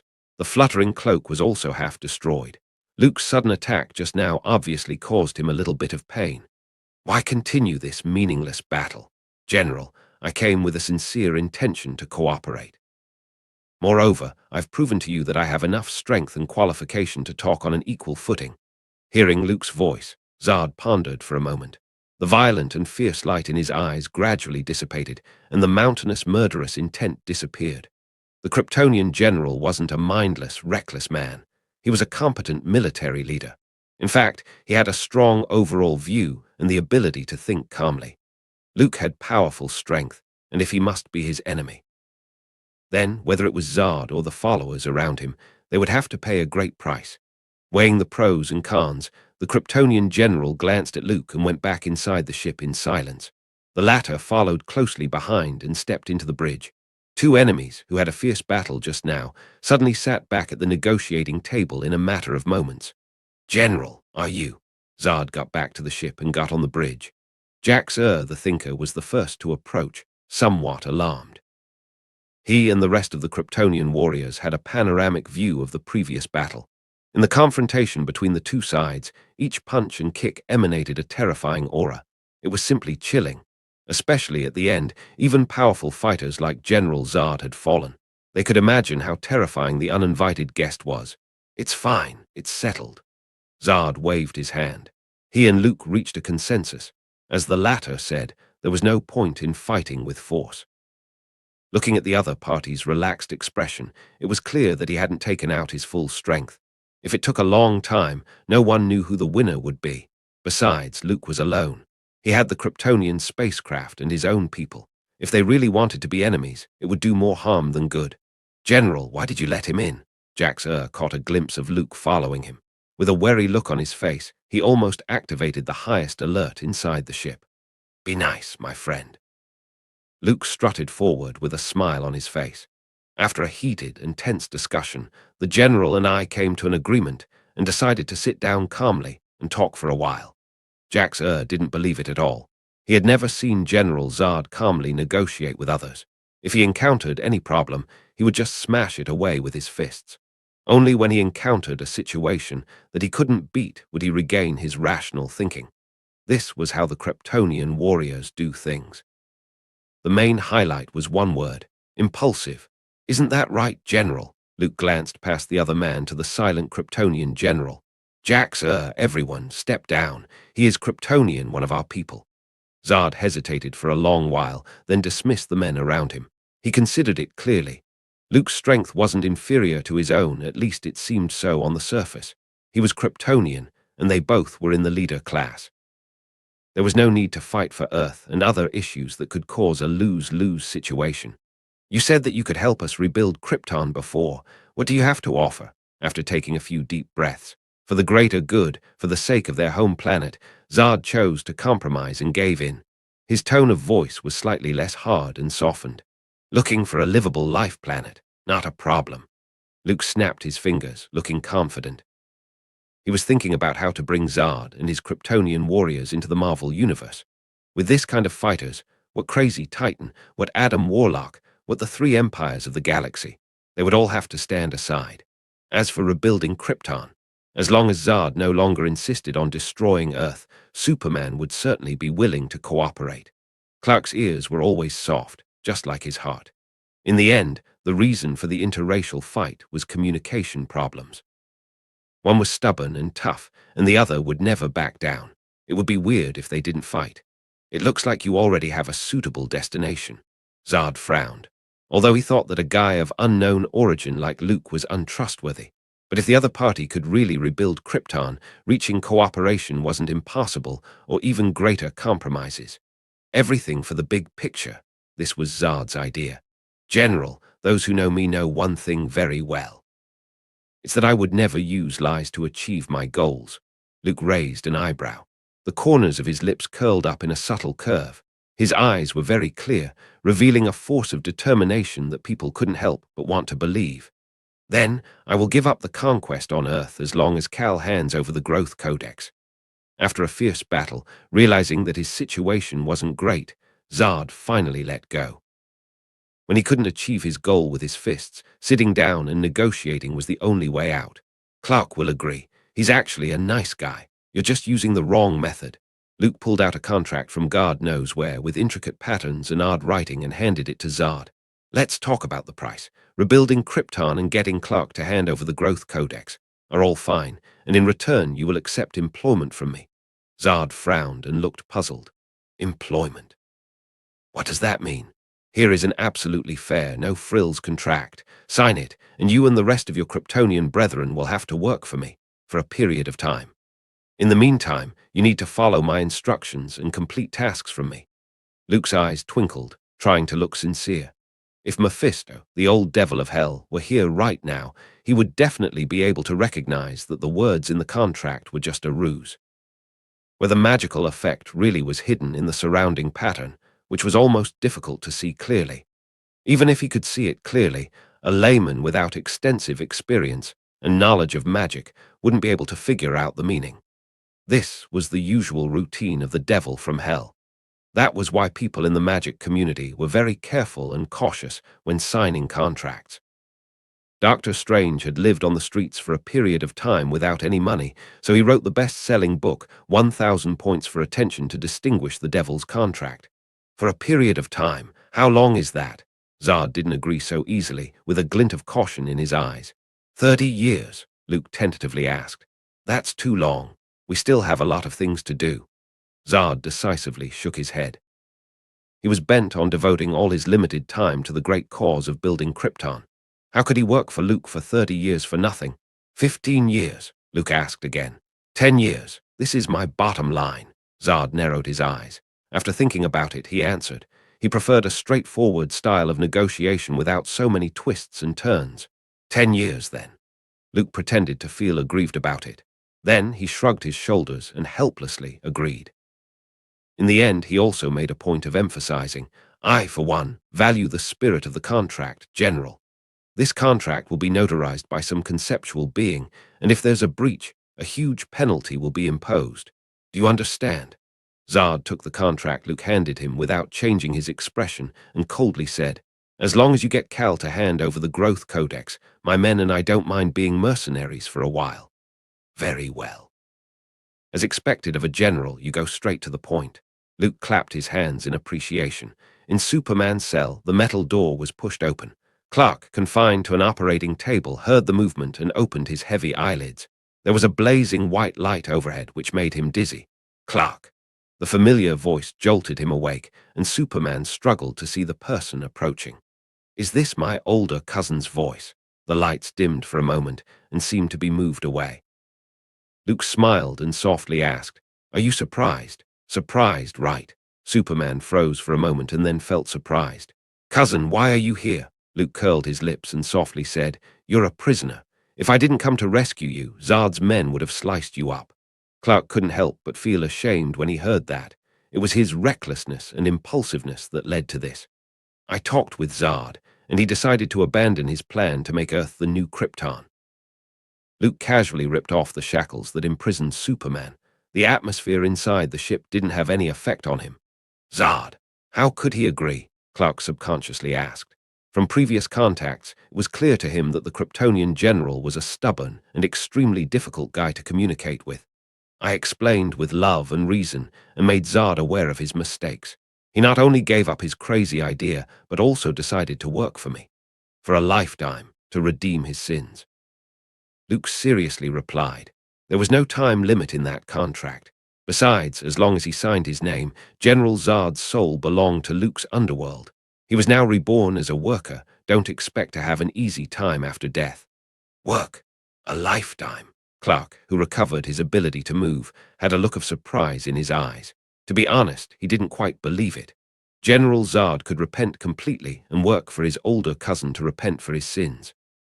It sounded like the President of the United States suddenly gained a conscience and felt that he shouldn't interfere in other countries' internal affairs and stir up regional disputes every day. So he publicly apologized to the whole world and stepped down. It was too magical. It didn't make any sense. Clark, that's what's wrong with you. Luke frowned and taught his younger cousin a lesson. Labeling people is wrong. Although Zod had done a lot of wrong things, such as ignoring life, trying to commit genocide and destroy the earth. But dig deeper, and you'll find some flashes of brilliance. Every sinful soul is worthy of redemption. They shouldn't be rejected just because they had made mistakes. Clark was wide-eyed, wondering if the light overhead was too bright and made him lose rationality. When his older cousin finished, he felt a surge of righteous light erupting. Luke's image, compared to before, had turned even more magnificent and taller. I was the one who was too narrow-minded. Clark bowed his head in shame. Compared with his older cousin's noble qualities of kindness and love, he was really far behind. You're still young. Having a little problem with ideological awareness is normal. Luke waved his hand, and his mouth twitched. It was as if, in the next moment, he was about to laugh out loud. Clark, now that we've come to this point, it's time for me to tell you something. Luke's expression turned dignified. The atmosphere was suddenly serious, and Clark was a bit flustered. There was a sense of tension, as if the homeroom teacher was about to make a home visit after failing the final exam. Luke walked out of the cell. Then he walked to the operating console of the lower chamber and inserted the master key that stored Jor-El's consciousness. This is... Clark saw a projection of a bearded man appear with a hint of dismay on his face. This guy looks familiar, he thought so. Although it was a stranger's face that he didn't know, there was an inexplicable feeling of familiarity. I'm your father. Jor-El saw Clark and blurted out a classic line. A series of question marks popped up in Superman's mind. What's this thing? Just appearing and acknowledging a son. Jor-El, you're up next. Give your son a good dose of Kryptonian common sense. Luke placed his hands behind your back, like an old cadre, and leisurely walked out of the room, leaving Clark and the bearded man looking at each other. Then, let's start with how your mother and Krypton were lost. Jor-El coughed twice, getting down to business. 1 hour, 2 hours. After talking for over 3 hours, Clark walked out of the room. His eyes were slightly red. The young face wore a sorrowful, grieving look. Apparently, the inferior warriors of the Saiyan planet strayed to Earth. Was far less touching than the explosion of Krypton, the extinction of his people, and the sacrifice his parents made. After listening to his father, Jor-El, Clark felt like he was only a stain on a coffee table, highlighting what once was an elegant gathering that was interrupted by accident. A small, meaningless remnant. Don't be too sad. Luke saw the situation, patted Superman's shoulder, and seriously said, I didn't tell you the situation before because I was worried you wouldn't be able to stand it. Although Krypton has been destroyed and turned into specks of dust in the universe, we aren't alone. Clark nodded. When he found out about his Kryptonian identity, he felt that Zod was a little bit more pleasing to his eye. In the next few days, they spent time discussing how to hand over the Growth Codex in exchange for Zod's departure from Earth. The younger cousin didn't have any opinions. To build trust, the Kryptonian warriors freed Superman's parents, and Luke also handed Commander Feora and others back over to Zod. 2 weeks later, the two sides reached an agreement. It was finally settled.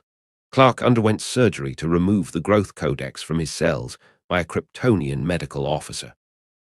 At that time, his father, Jor-El, took such a crucial item before the destruction of Krypton and infused it into his newborn son.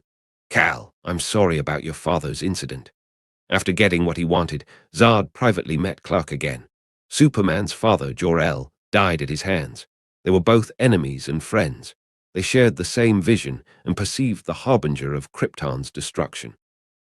They were equally disgusted with the corrupt rule of the leadership class and attempted to look for hope once more.